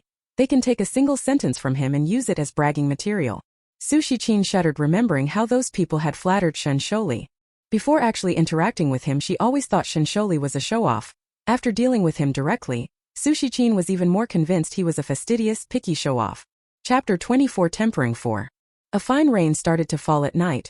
The last stretch of cross-country road was muddy and splattered. Xu Lingqu moved as if wading through a swamp, soaked and filthy all over, with scratches on her face and hands from branches that bled and were washed away by the rain. She sneezed as she ran like a stray puppy. Instructor Chen just followed behind like that. It was almost the curfew at the training base, and the AI brain had received an inquiry from the base instructor about his and Xu Lingqu's current situation. Everything's fine, Instructor Chen replied. Almost there. Xu Lingqu felt everything she did along the way. He had seen it all. At several points where he thought she should have given up, she had stubbornly pushed through. He now found it hard to describe his feelings toward this student. Xu Lingqu didn't think much. Her current physical condition also wouldn't allow her to. Her body's limits had been reached, and the fact that this frail body hadn't simply gone black and passed out already owed her some dignity. She mechanically followed the route plotted on the smart brain, relying solely on willpower to keep herself running through the night. Suddenly a flash of light burst ahead, blinding and sharp. Xu Lingqu couldn't open his eyes for a moment and stopped. 2 people walked up ahead, wearing military-grade waterproof smart suits whose special fabric wrapped them snugly, shielding them from the rain. The lights turned the whole road as bright as day. Xu Lingqu saw the newcomer clearly. It was Xu. What are you doing here? Instructor Chen finally switched the vehicle's lights on at that moment. He had kept them off until now to ensure the fairness of today's training. Xu Lingqu had himself dragged things out this long, so it was only fitting that he should continue on in the dark. The accompanying instructor rubbed his temples and said wearily, "This student insists he dropped something along the way during daytime training and wants to go back to look for it."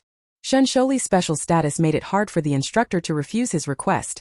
No one wanted to offend the grandson of General Shun, and the Empire's future star with a psychic strength of S+. Having been filled in on the situation, Xu Lingqu wiped the rain from his face and continued running forward, only to have his wrist grabbed as he passed Xunshuli. If she weren't exhausted, she would definitely give him an over-the-shoulder throw. "What's the matter?" Xu Lingqu asked. "Your face, your hands." Xunshuli watched the faint red on her face dripping down, the color of blood mixed with rain washing it away. "You're badly hurt." "Yeah." His sudden movement left Xu Lingqu a bit puzzled. "So can you let go of me and let me go back to get treatment sooner?" Xunshuli froze for a moment, released his hand, and Xu Lingqu ran past him. The remaining distance was really short. 10 minutes later, the training base gate appeared.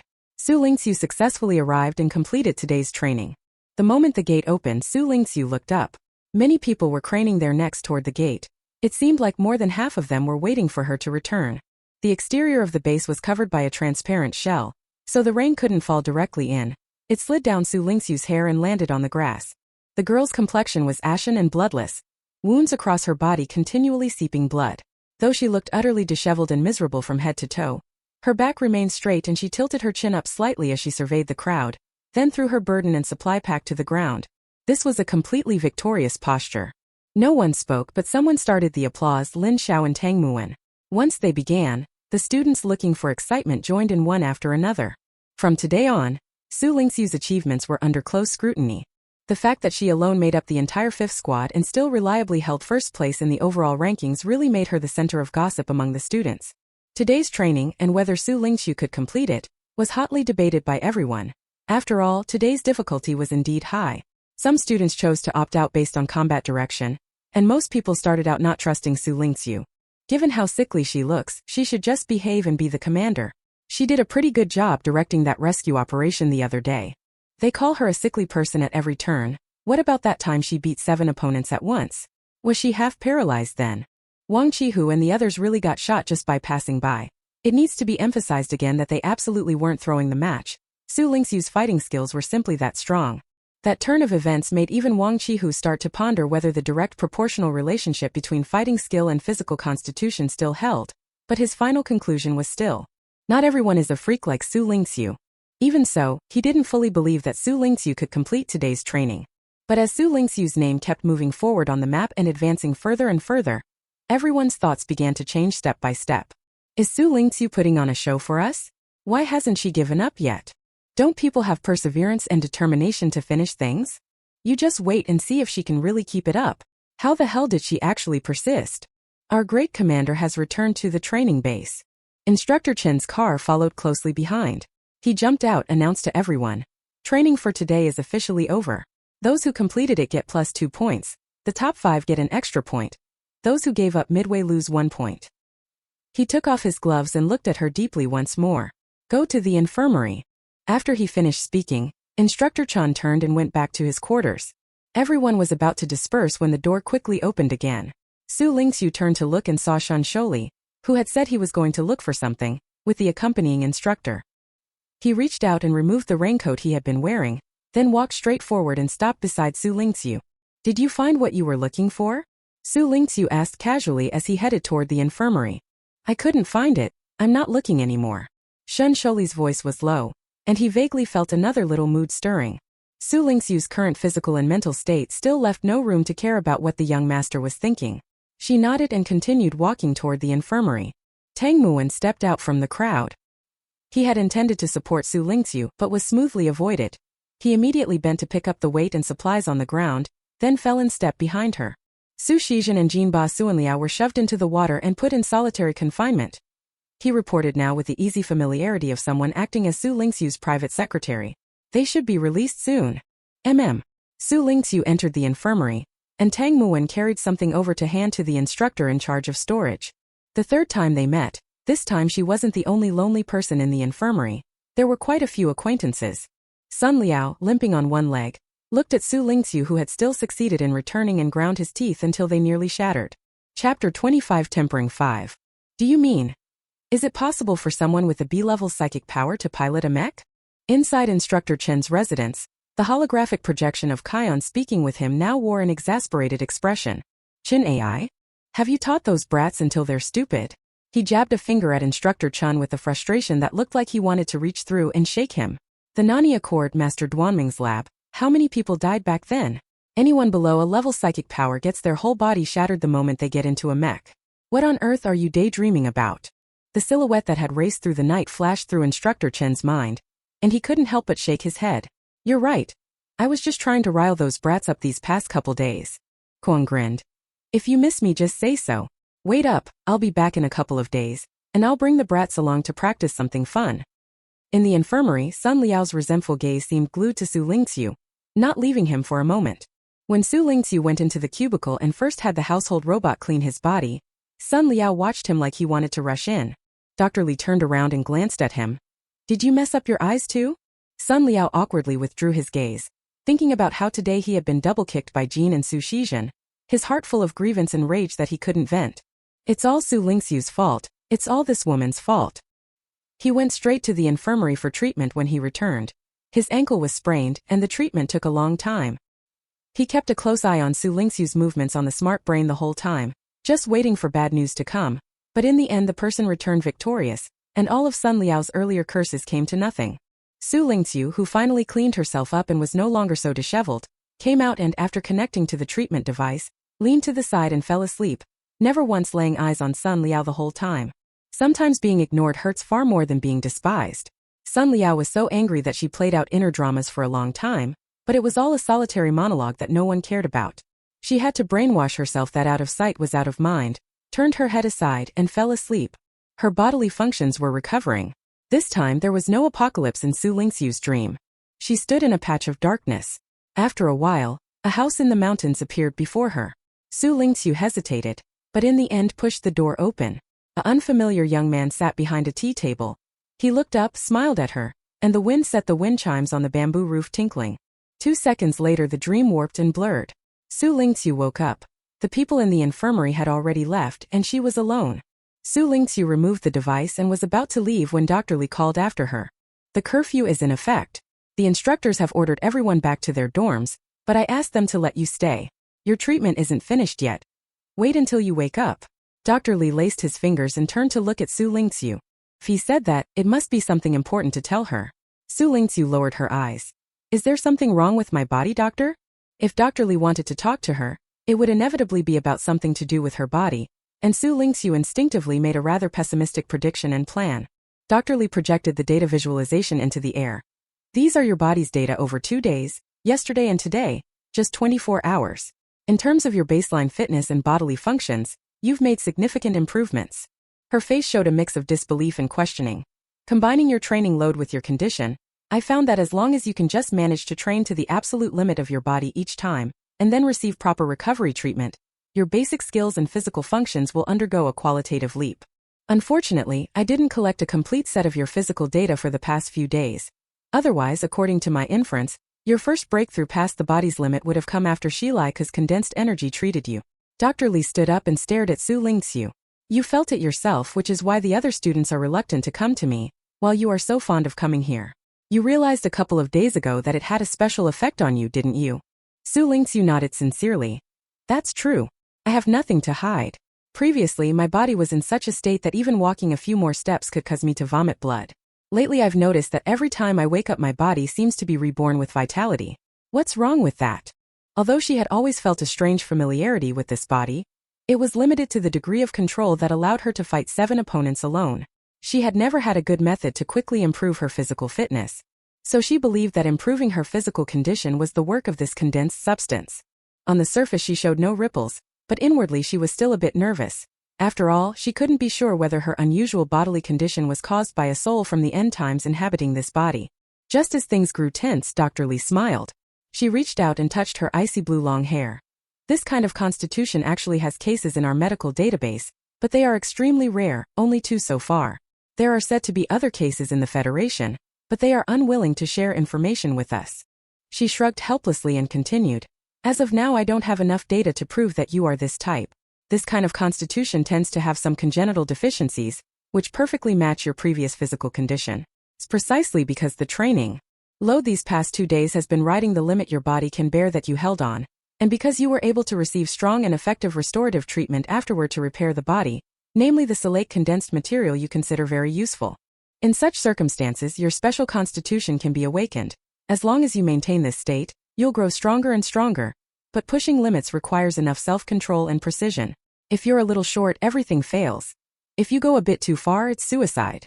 So that's how it was. According to the doctor, the silicate condensate only plays an auxiliary role. More importantly, it's the special constitution of her body. So she feels that her mastery of and familiarity with this body are also related to the special constitution the body itself possesses. Dr. Li appraised the girl before him. From outward appearances now, she still looked like a pale, weak girl. The biggest change compared to 2 days ago was perhaps that her complexion was a bit rosier. At this moment she wore a slightly surprised expression, much cuter than the perpetually stern look she had before. Dr. Li thought for a moment and decided to give Xu Lingqu some confidence. To be honest with you, aside from you, the only other case we have of this special constitution is Admiral Inha. He was the strongest, most magnificent mech warrior of the interstellar age. With him as a precedent, you as someone who came later can't be too bad. Hearing the name of the Galactic Marshal again, Xu Lingqu felt a subtle jolt in her heart. It's a pity my psychic power level is B tier. She smiled and accepted Dr. Li's cup of motivational soup, outwardly continuing to pretend to be composed. Then you could become the strongest commander. Dr. Li was unusually excited. If Xu Lingqu could truly be proven to share that special constitution with the Galactic Marshal, he would get some credit in the history of the Imperial Medical Corps. So he was eager to feed her inspirational talk every day and urge her to grow stronger. The reason I'm telling you this today is to ask that you cooperate with more checkups in the infirmary in the future, so I can use more data to confirm it. Dr. Li brought the conversation back to the main point. I'll also tell you who the instructor is once there's sufficient data to support it. So sleepy, someone's brought a pillow. She comes to the infirmary every day, even without Dr. Li telling her she'd come. Xu Lingqu agreed decisively. No problem. Dr. Li felt he'd said everything he should, opened the door, and let Xu Lingqu return to the dorm. Standing at the infirmary doorway, Xu Lingqu rubbed her hands together and looked up at the sparkling constellations in the night sky. The constellations here were more numerous and brighter than those from Earth's end times era, like a long river formed by streams of gathered stars. The galaxy, she again thought of the fellow countryman who was suspected of, like her, having come from Earth. The legendary general whose name was mentioned by countless people. His era had already passed, and his name had become a legendary monument commemorated by all. And the legendary era belonging to Xu Lingqu was in its prologue. Chapter 26 Transformation. In the following days, the basic training arranged by Instructor Chan continued, with the intensity increasing day by day. When faced with exercises that clearly exceeded her limits, Xu Lingqu decisively chose to accept a lower score to stay safe. She weighed what she could manage and persisted in completing as much as possible. When the day ended, she went to the infirmary to lie down. Time passed quickly in this mix of fulfilling busy training and precious rest. The day before, Kion instructor was due back. Instructor Chan assigned the same training regimen as on the first day. For the 5-kilometer march with load, the students habitually made sure to carry their weights. At the command, the training began. As they ran, a small commotion broke out among the students. Xu Lingqu, who usually lagged far behind, suddenly appeared in the middle of the line. Her breathing was steady, nothing like the gasping mess from the first day, and her steps were firm and stable. The students running behind her reacted at once. We're doomed. She actually can't outrun Xu Lingqu now? The students behind started chasing desperately, and those in front dared not slack off, running forward with all their might. The leaders Jin and Xu Shizhen noticed the commotion among the students behind them and pushed harder, taking the lead and furiously accelerating. The other instructor standing beside Instructor Chan watched the students' collective sprint in stunned silence. These little brats. Have they gone mad? The instigator Xu Lingqu ran at her normal pace. In the end, her ranking wasn't high. She was even near the bottom. Only this time she stood there perfectly calm, unruffled, as upright as bamboo, while the other students, especially those who had been closest to her, lay sprawled on the ground one after another, tongues hanging out and gasping for breath, looking as if they would rather be dead. All the students, compared to the last training, all sped up and finished 5 minutes faster. Those aiming for combat roles officially reached the Imperial Army's 25-minute standard line, and those not aiming for combat all finished within 30 minutes. Everyone unleashed their potential, all because of one person's extraordinary performance. Xu Lingqu stepped forward and helped Xu Shizhen to his feet. This time she had ridden so fast to maintain her lead that she rarely collapsed from exhaustion onto the ground. Beside them, a sympathizing Jin reached out his hand in protest. I want to help too. Xu Lingqu looked up at the other standing person, Shan Sholi. Hold him up for me. Shan Sholi refused. No, he's been rolling on the ground, he's all covered in dirt. Jin, furious, rolled himself up. How could you say that about me? At that moment Tang Muwen, who was so exhausted he could barely stand, came over. He was about to fall when he was bumped, and Xu Lingqu freed a hand and hauled him up. There was a look of surprised delight in Tang Muwen's eyes. Thank you. He had gone from a slight hostile disdain at the start to Xu Lingqu now willingly helping him up, a qualitative leap, and of course he felt happy. To him, in a certain sense, this was an act by the very boundary-conscious Xu Lingqu that marked him as being within her own circle. Xu Lingqu herself didn't read too much into it. She simply didn't want to appear ungrateful. Tang Muwen had been trailing after her these past few days, busying himself like a retainer. If she couldn't be bothered to lend a hand when it was so easy, that would seem a bit too cold. A flash of indifference leapt through Xu Lingqiu's mind, and suddenly the image of herself raising her gun without hesitation and shooting infected people in the apocalypse surfaced again. The word that had once been as closely tied to her as a brand somehow made Xu Lingqiu feel uncomfortable and unfamiliar on this day. She instinctively let go of the hand that was supporting Tang Muwen. He staggered but managed to stay standing. He didn't say anything, just looked up and smiled at her. Xu Shizhen lay on her shoulder acting spoiled, like a golden retriever whose owner had just come home. Sister, you're amazing. You're completely not the same person you used to be. Xu Shizhen rubbed against her shoulder. The first time he met his adopted sister, she so perfectly fit the stereotype his mother and brother had described. A frail, unlikable, short-statured sister with a pale, lifeless complexion. At that time, Xu Lingqu never quite matched the image of the sister Xu Shizhen had imagined. Instinctively, she felt a sister should be someone she protected. Even if their brother and mother disliked her, in her own eyes the weak had done nothing wrong, so she naturally placed her sister within the circle of those she must protect. But during the days of the Imperial Military Academy trial period, Xu Lingqu demonstrated her strength and resilience in every situation. This time she no longer inspired pity and a desire to protect, but a powerful presence strong enough to make people trust and rely on her unconsciously. "You're how old and you're still sprawled on your sister acting all spoiled, honestly." Jean really couldn't stand the sister's tender moment and couldn't help interrupting. "And isn't Xu Lingqu a foster daughter? Why are you treating her like she's your real sister who's known you for over 10 years? Xu Shizhen, who had been lost in the bliss of leaning on her sister, could no longer bear it. She spun around and unleashed a flying kick. Jean raised her hand and barely blocked it. "Aren't you being dramatic enough already? Why are you lying on our commander pretending to be fragile?" Jean shook the arm that had been numbed by a kick. "I'm telling you, all those extra drills your brother put you through over the years weren't for nothing. How do you know so much about our family business?" Xu Shiqin stepped forward to grab Jean and pull him over for questioning. Could your family also be in the capital star? Which duke, baron, minister or general's son are you? Pretending to be from the 3-star system for fun." Jean darted quickly behind Shen Sholi. "Shen Sholi told me all this. If you don't believe me, ask him." Shen Sholi standing before them was like a pillar, planted between the two of them, keeping apart the elementary school kids' fight. Shen Sholi turned his head to look at Xu Lingqu beside him, his expression very clear. "Are you going to intervene or not?" Xu Lingqu shook his head decisively. "Can't." Facing this national treasure young master who had been praised without cease by his brother's mother and everyone around him, Xu Shiqin managed to stay a little calmer and didn't go up to grab his collar and demand answers. She just looked at Shen Sholi and asked in puzzlement, You usually act like you couldn't care less about anything, so how do you know everything in private?" Shen Sholi reached back and shoved Jean once. Jean clutched the left side of his lower abdomen and fell to the ground. Lying on the ground, he still didn't forget to blink at Shen Sholi and form his lips. "Thanks for taking the fall for me." Clearly gloating. "I even visited your home that day, didn't I? You knew it wasn't normal. That was why I didn't want to socialize and hid in the garden, only to witness the hostess, Miss Xu, kick someone into the fountain." He also, for the first time in his life, gave false testimony, saying he hadn't seen anything. The latter half of the sentence went unsaid. Shen Sholi's gaze lingered on Xu Lingqu for a moment before quickly shifting away. Saying anything would be useless. After all, the person before him was completely different. As if Miss Xu had broken free from a cocoon and transformed, no longer caring for his feelings. Chapter 27 Rival. In the following training sessions, Xu Lingqu steadily held a position in the middle of the team, and everyone was discussing why her change was so rapid and so sudden. The final conclusion was that she did change quickly, but it wasn't sudden. Actually, it had been noticeable for a few days that she was gradually keeping up with the basic physical training. She had just been lagging at the very back and hadn't attracted anyone's attention. In just a few days, she went from an unremarkable person to a pentagonal fighter with only a slight weakness in mental strength. Lin Xiao was very pleased with her roommate's transformation.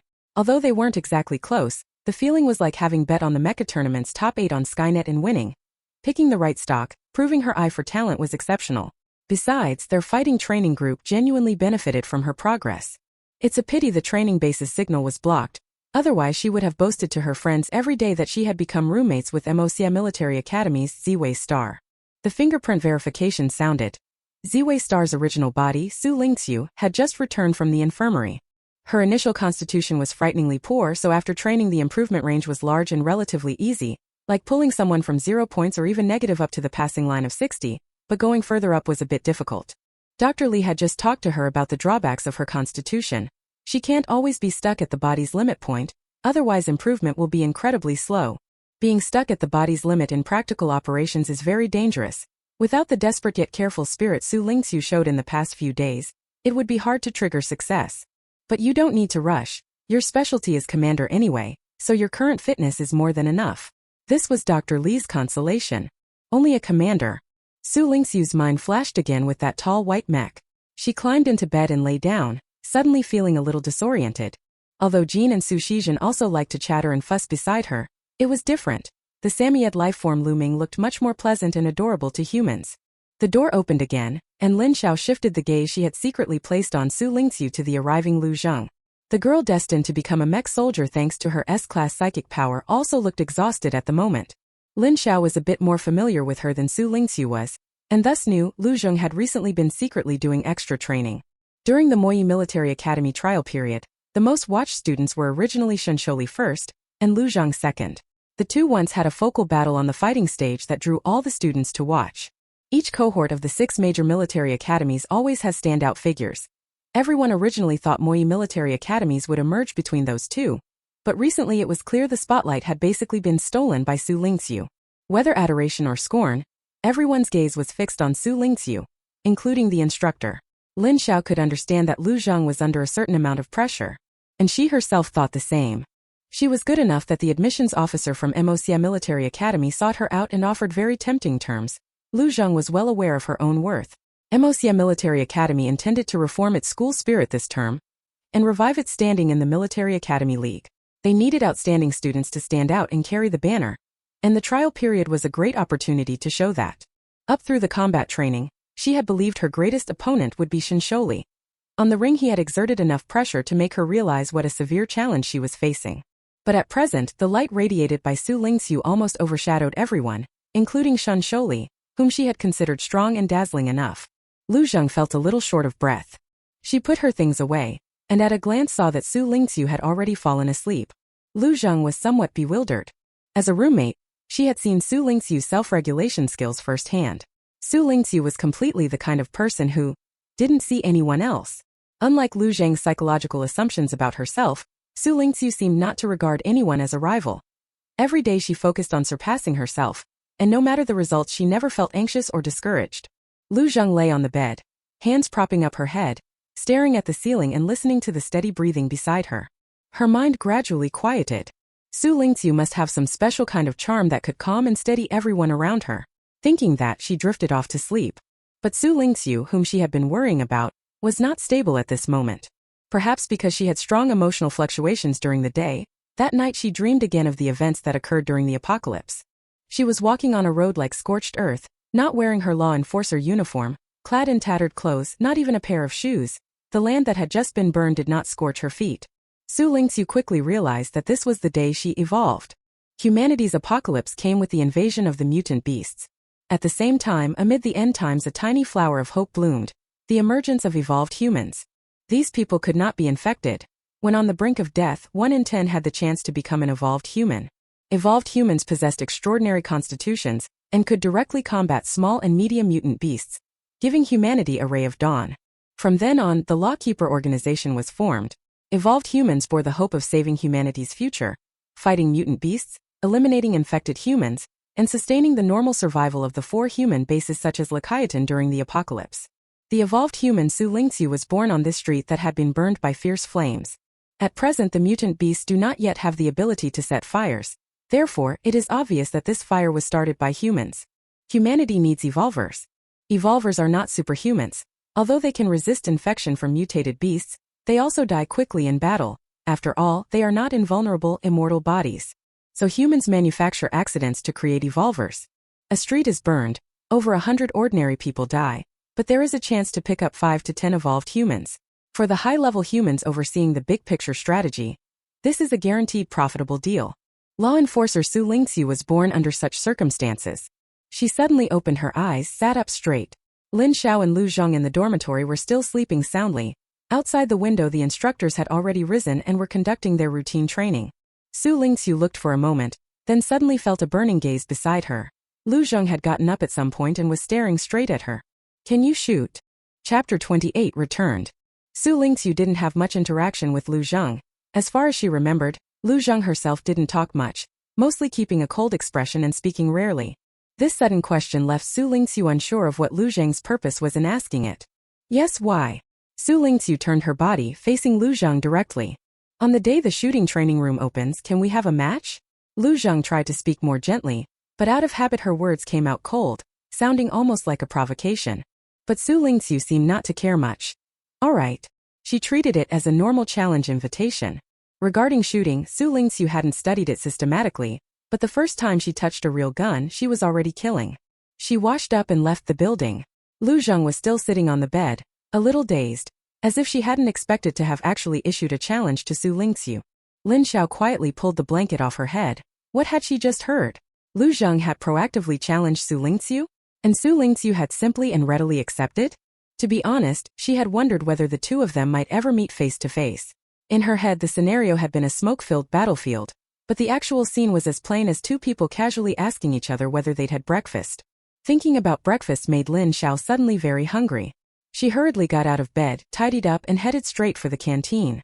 If she was late, she'd be stuck with nutrient solution. She wanted hot steamed buns and fried dough sticks. When she arrived at the canteen entrance, she happened to run into Instructor Chan carrying 2 breakfasts and walking out. "Instructor, are you here for breakfast?" Lin Xiao obediently chose to greet him. Instructor Chen nodded. "Go pick up your Instructor Kion." Lin Xiao slammed on the brakes mid-stride toward the mess hall. Instructor Kion is coming back. The chief instructor who delighted in tormenting them, who greeted them with several unpleasant gifts every time they met, was coming back. Lin Xiao suddenly felt that the food aroma drifting from the cafeteria no longer smelled as good. Commander Kiong himself had no idea that his return at this moment had taken away the appetite of an ordinary female student.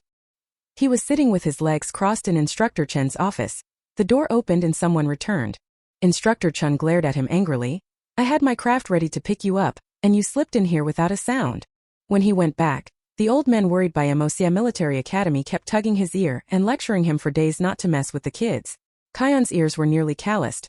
Finally released, he couldn't wait for Instructor Chen to come pick him up and slipped back into the training base on his own. He made himself at home, took a soft steamed bun from the breakfast Instructor Chen had packed, and bit into it. "Don't you usually just drink tea and have some pastries? I brought this for you." Instructor Chen pulled over a chair and sat down, frowning at Kion as he devoured the food. "What's wrong? Did they mistreat you these past few days and not feed you?" "Not at all." Kion took a sip of soybean milk and swallowed what was in his mouth. "It's just that the stuff at the training base smells especially good. Seeing those old men fussing at you all day, blowing on their beards glaring. How could you eat anything?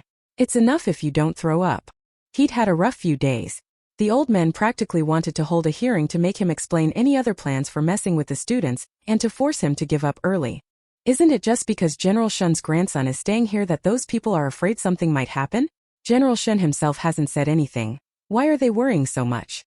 Kion really felt unlucky. Those old bastards put it on highfalutin grounds about the safety of all the students, as if no one knows what selfish motives they're hiding. Instructor Chan tapped his index finger on the table in agreement. "MOCA gets worse every year. It's thanks to them." At that, Kion's eyes darkened. If they actually go back to those old herd-like training methods and make Shinsholi go home and report to his grandfather, that would be the real disgrace. He stood up and looked out through the one-way glass. The students had already assembled, and another instructor had begun taking them through the morning scheduled physical training. They think that with Lu Zheng and Shinsholi vouching for us, at least the Mecha Arena events in the Military Academy League won't be too embarrassing. That's enough for them. It's the same nonsense as their big-picture strategic thinking. This topic was a bit too sensitive. Instructor Chun frowned and spoke. Kion. Kion waved his hand. "Forget it, let's not talk about that. Nothing's gone wrong these past few days, right?" Instructor Chan was silent for a moment. Kuang thought he was angry and hurriedly added, "With you leading, there definitely won't be any mistakes. I was just being nosy asking that question." "No." Instructor Chan interrupted his bow and apologize. "Really a mistake?" Kuang froze. Instructor Chan directly uploaded a data report to his neural interface. This report was the upgraded version Dr. Li had shown to Xu Lingqu. It contains detailed supplementary data on all of Xu Lingqu's recent training sessions, corroborating the real existence of her unusual physiology. She's the same type as Admiral Inha. The more Kion looked, the deeper his frown became. After examining every data point, his brow relaxed and as if suddenly enlightened, he looked at Instructor Chan. "So that's why you suddenly asked me that day whether someone with a B-level psionic rating could pilot a mech?" Instructor Chan nodded slightly, acknowledging Kion's question. Kion shut his mouth and read the report again. Xu Lingqu really was an astonishing person. Although he hadn't seen it with his own eyes, just by watching the growth in the data, he could feel how rapidly Xu Lingqu had been evolving these past few days. Instructor Chan had personally watched her transform bit by bit. On the day of the cross-country weighted run, he even followed behind Xu Lingqu alone. Her willpower, courage and determination, he had seen it all, and only then did he, going against his own military instincts, ask that question. Is it really impossible for someone with a B-level mental strength to pilot a mech? Kuang could totally understand. It's like that day during combat training when my first reaction upon seeing her was that bunch of Ares maniacs. Remember how you comforted me then, about the limits of psychic power? In this interstellar age, psychic levels, in a sense, represented a rigidly stratified social order. One bloody price after another warned humanity not to cross the line, and people gradually got used to watching high-level psychics display their superior abilities. Xu Lingqu at psychic level B was a little too irregular. If she had always been this strong, people might have suspected an error in the psychic test. But everyone had watched her grow from weak to strong, which easily led to incredible fantasies about her future. Kion was silent for a moment, then said, "At the very least, she will definitely be a good commander. The map battle in the Military Academy League will be her moment to shine." Chapter 29 Shooting Training 1. During the daily physical training, Xu Lingqu had already found the position and methods that suited her best. Now she could consistently place in the upper middle range, keeping pace with Wang Qihu and several others in the same tier. She still had a bit of gap with Su Shizhenjin and Shen Sholi, but it wasn't much. Wang Qihu looked at Xu Lingqu beside him and inexplicably felt the puzzlement he'd had a few days ago dissipate a bit. Seeing how rapidly she was improving now, he thought back and decided that being defeated by Xu Lingqu a while ago wasn't really something shameful or unbelievable. He quietly comforted himself as he watched Xu Lingqu become monstrously stronger, thinking that on the battlefield they would have such a powerful commander in Xu Lingqu, with him as the vanguard charging ahead and falling if defeated, and imagining their commander taking on 7 enemies alone, made him feel an indescribable sense of ease. Just as he was secretly feeling pleased with himself, someone suddenly tripped him. Wang Qihu stared wide-eyed at the leg that belonged to Xu Lingqu, the one that had tripped him. He had just been thinking of relying on the commander, and in an instant the commander had betrayed him. At the same time as he fell toward the ground, a bullet whizzed past him. The group of students undergoing training let out over a dozen screams and the sounds of people hitting the floor. Someone opened fire on them. Wang Qihu was alarmed. He braced his hands on the floor so he wouldn't come to lie flat, rolled and dodged to the side. After Xu Lingqu tripped Wang Qihu with a swing of her foot, she herself had already slipped behind an iron barrel obstacle squatting on the training ground. Su Shizhen and the others quickly reacted as well, each dodging away. When that round of shooting ended, a figure everyone was familiar with swaggered into view. Kion hoisted his gun, his face beaming with a smile as he looked at everyone. "So? I'm back. Did you miss me?" The bullets were made from a new material recently developed by the Royal Materials Institute. When they hit a person they only cause pain, and do not inflict any real injury. Going back to get lectured by the old men, I had to bring back some payment. Of the 200+ students, at least half were hit. Those bullets were recorded into the intelligence system, and a window immediately popped up in the minds of those hit showing 1 point had been deducted from their score. Wang Qihu looked at the people around him who'd been hit and suddenly felt guilty. If he hadn't been tripped by Xu Lingqu that one time, he would have lost a point too. A strange surge of emotion and gratitude welled up. He stood up, brushed the dust off his clothes, scratched his head and walked over to Xu Lingqu's side. "Thanks." Xu Lingqu looked up at the tall man and couldn't remember who he was for a moment. After 2 seconds she realized he was the one she had just tripped. She nodded slightly to indicate no thanks was necessary and stood up herself. She had sensed a disturbance moments before and instinctively had tripped the nearest and most convenient person, Wang Qihu, without thinking much. The students who had been terrified at first now stood up. After those earlier warnings they'd been trained. This scene hardly caused any reaction. One by one they adapted well, stood up and walked to Instructor Kion. "These past few days with Instructor Chen training you, it seems you've improved quite a bit." The group of students before him soon lined up. Compared to the first day when they were lazy and even dared to be late, they had improved so much. He raised the gun in his hand toward the students. "How about it? Want to try?" At the sight of the gun, the students grew restless for a moment. These past few days at Imperial Military Academy had been nothing but physical training, like ordinary university military drills, leaving them with no real sense of having entered one of the Empire's top 6 military academies. They looked at the silver feather, the latest model developed by the Ministry of Defense, in Kion's hand. The silver-colored body seemed to be made of some unknown silver material, its lines smooth and graceful. Who knew about its range or firing rate? Those cadets who had trained in combat at the military academy recognized it, especially the ones from the second star system. They spotted it at a glance and got a little excited. They had done live-fire training before, but they had never used a weapon developed first by the military command. Even the students in the command and analytics tracks grew excited. After all the running drills these past few days they finally got to handle a gun. Perhaps the hard basic training would finally stop. They weren't Xu Lingqu. They couldn't just get stronger the more they trained. Although they did have some fundamentals, these past few days of training had been more than enough for them. Too bad that plan was temporarily miscalculated. Kion gave them a mysterious smile. "Shooting at targets is honestly too boring. On the battlefield, nobody's going to stand there motionless for you to shoot. So today we'll do something exciting. 10 instructors carried up 140 firearms, set them down in front of the students, and arranged them neatly. Today we'll start with our first shooting exercise, a shooting chase. Not that I'm picking on you. Today you'll be shooting at each other. Half of you will do obstacle cross-country while the other half shoot. 3 bullets per person. Hitting someone earns 1 point, successfully escaping once earns 1 point. We'll tally in rank at the end. Those in the top half get 1 extra point for training period total score. The top 10 get additional bonuses, and the bottom half lose points. Peng smacked his lips. I should have explained that clearly enough, right? This was supposed to be Instructor Chen's job, but he insisted I give him a half day off, saying he's been tired from taking care of you all these days. He grinned. You little brats, I'm just going to deal with you myself. The 2 groups were formed quickly, and each student's neural implant showed either a red or blue patch. Xu Lingqu's implant displayed blue. Jeannie saw it and laughed, squeezing up beside her. What a coincidence. I was just complaining that blue didn't look good. But being on Commander Su's team is more than enough for me. This isn't even a team duel. Su Shizhen couldn't stand his smug little face. She was assigned red, as were Shen Sholi and Tang Muwen. But right now she was mostly worried about Xu Lingqu. With this kind of match format, who knew how many guns would be aimed at Xu Lingqu? No matter who it was, given such an opportunity, it would be hard not to be eager to take down Xu Lingqu for that point, right?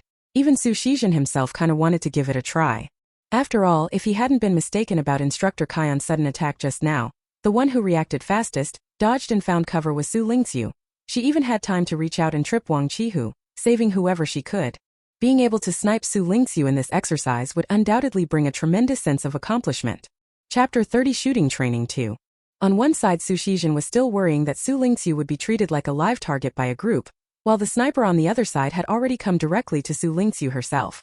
Lu Zheng walked up to Xu Lingqu, looked at her and said, My muzzle will be aimed at you. A provocation. This was a naked provocation. The golden child beside Xu Lingqu expected her to be as merciless toward him as she was toward herself. A hand chop warning or a flying kick warning, but Xu Lingqu merely nodded lightly, indicating she accepted the challenge. This isn't right. You're not usually like this with me. Jean watched Lu Zheng walk away and began to complain, his expression full of grievance. Xu Lingqu glanced at him. Am I that bad to you? In any case, not exactly good. Jean remembered the first thing he had ever told her, and the next second a branch was about to be thrust at his throat. The feeling was decidedly unpleasant. You can think of it as a specialty just for you. Xu Lingqu took the gun from the instructor. The first round would have the red team run while the blue team sniped. Jean also picked up a gun and looked up at the deft Xu Lingqu. Don't tell me you've had system training in marksmanship. You're a gun god. I've never studied it systematically. Xu Lingqu spoke truthfully. Jean breathed a sigh of relief. If Xu Lingqu were also skilled in marksmanship, that would be too much. Practically another Shen Sholi in the world, raised since childhood as a human weapon with some flaws in mental fortitude. But Shen Sholi still had more humanity than Xu Lingqu. In Jean Yan's eyes, Xu Lingqu's occasional indifference made him want to recommend a very suitable job for the graduating Xu Lingqu. Some group of murderers who didn't flinch when killing. The students took up positions in different directions, exposing all the members of the red team to the muzzles, striving to leave no shooting blind spot for them to exploit. At the command, the red team began to set off for the obstacle course race. Jean focused on finding Shen Sholi's position and realized this person was serious. He was moving at high speed, making it extremely hard to aim and shoot. While Jean hesitated, he suddenly saw Shen Sholi's body falter and roll to the side. It was obvious he had been hit. Who is it? A chill ran through Jean.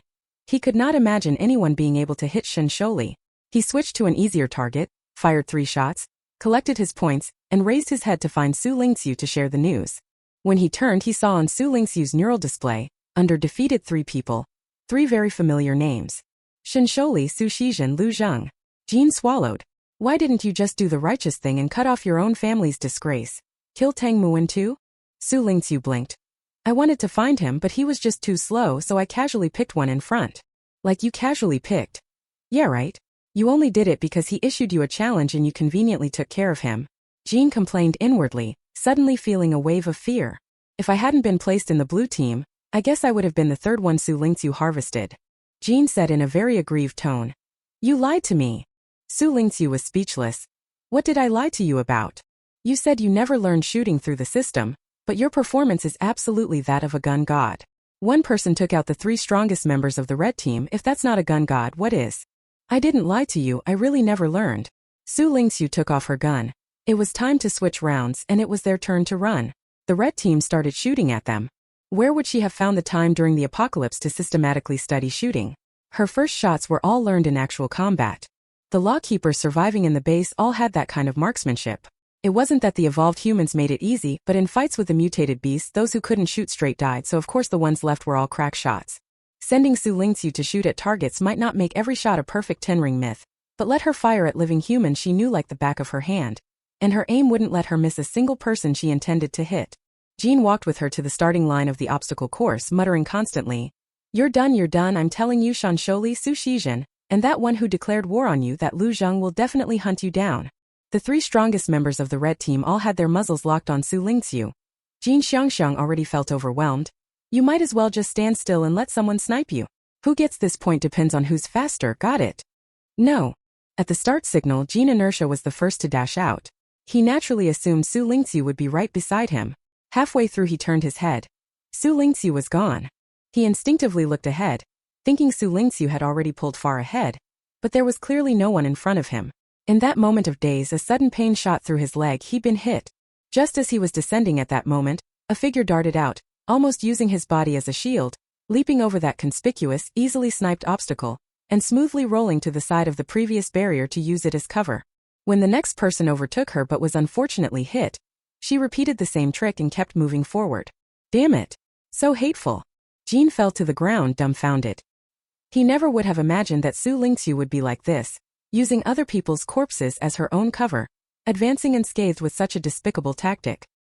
He had imagined that Xu Lingqu's victory would be the kind where one man holds the pass or one rider leaves all others in the dust, but these days of physical training had confused him, and everyone else. Xu Lingqu is a directive-type commander, a commander with an extremely sharp mind. The minds of clever commanders are the dirtiest. Just as Xu Lingqu was about to reach the finish line using such a sleazy trick, suddenly, as if from nowhere, a divinely assisted bullet came through, attacking from a very cunning angle and hitting Xu Lingqu with pinpoint accuracy. She failed at the last moment. Jean fell to the ground and nearly wanted to applaud that cloud-piercing shot. Xu Lingqu lay on the ground, calm as if truly dead, and activated her neural interface on the spot to check who had hit her. Lu Zheng, just as she expected. The AI showed that of her 3 bullets, only one hit Xu Lingqu. The first 2 missed. Judging by the level demonstrated by that one successful shot, it seemed unlikely she would miss everyone else. She had spent all 3 rounds trying to snipe Xu Lingqu, and was so single-minded that even after the first 2 shots missed, she insisted on taking the third from such a tricky angle to attack her. Realizing this, Xu Lingqu's previously somewhat lax attitude shifted. Lu Zheng issued a challenge to her seriously. She really intended to settle the score with Xu Lingqu in this training shooting. Chapter 31 Shooting Training 3. This shooting drill, the team on the obstacle course surviving, was completely down to luck. Jean, looking at the fact that it was Shensholi who had killed him, was even more upset. Obviously Xu Lingqu had sent him off in the previous round, yet this time Shen had blown him away with one shot. In a sense, this shooting training had completely degenerated into a personal vendetta. On the contrary, students who weren't very strong and had few enemies ended up surviving more often, because they ran slowly and everyone had emptied their bullets up front, and there weren't many people specifically sniping them. Kuang stood aside listening to Jin's indignant roar, smiled, lit a cigarette, took a drag and remarked to the students who bore deep grievances. Luck is also part of strength. There's another truth. When a tree stands out in a forest, the wind will surely topple it. At an occasion like this, the students of those few prominent figures were bound to be the target of everyone's ire. Xu Lingqu rose from the ground and began the second round of rotation. When Lu Zheng handed her the gun, he solemnly said, 1:1 tie. Xu Lingqu held the gun in her hands. She was the fragile sapling the instructor Kaiyong had said was destined to be battered by the wind. More than half the people had their eyes fixed on her, and countless muzzles were aimed at her in order to take her points. While Lu Zheng was contending with her personally, he was also competing against the majority of the students. He needed to take Xu Lingqu down before the others. Taking advantage of the gun change break, Xu Shizhen popped up from who knows where, looking wronged as he asked, "Sis, why did you send me away?" Seeing that the one punishing him on the smart brain was Xu Lingqu, Xu Shizhen didn't know whether to cry or laugh. After speaking, he switched to another expression and said to Jean, "What a pity. I was only 2 seconds away from taking you down. Still, Shensholi's shot was a bit faster than mine." What had been an ordinary shooting drill was turned into a dramatic face-changing trick by Xu Shizhen. Jean didn't argue with her. Instead, taking advantage of the downtime, he went to settle the score with Shensholi. "Why did you snipe me for no reason?" It wasn't like I took you out in the first round. Xu calmly took the gun off. I know. You knew and you still came to bother me? Why didn't you go after Xu Lingqu? She was the one who hit you. As Jean spoke, he suddenly stopped mid-sentence and stared at Xu. Could it be? Xu. Could it be what?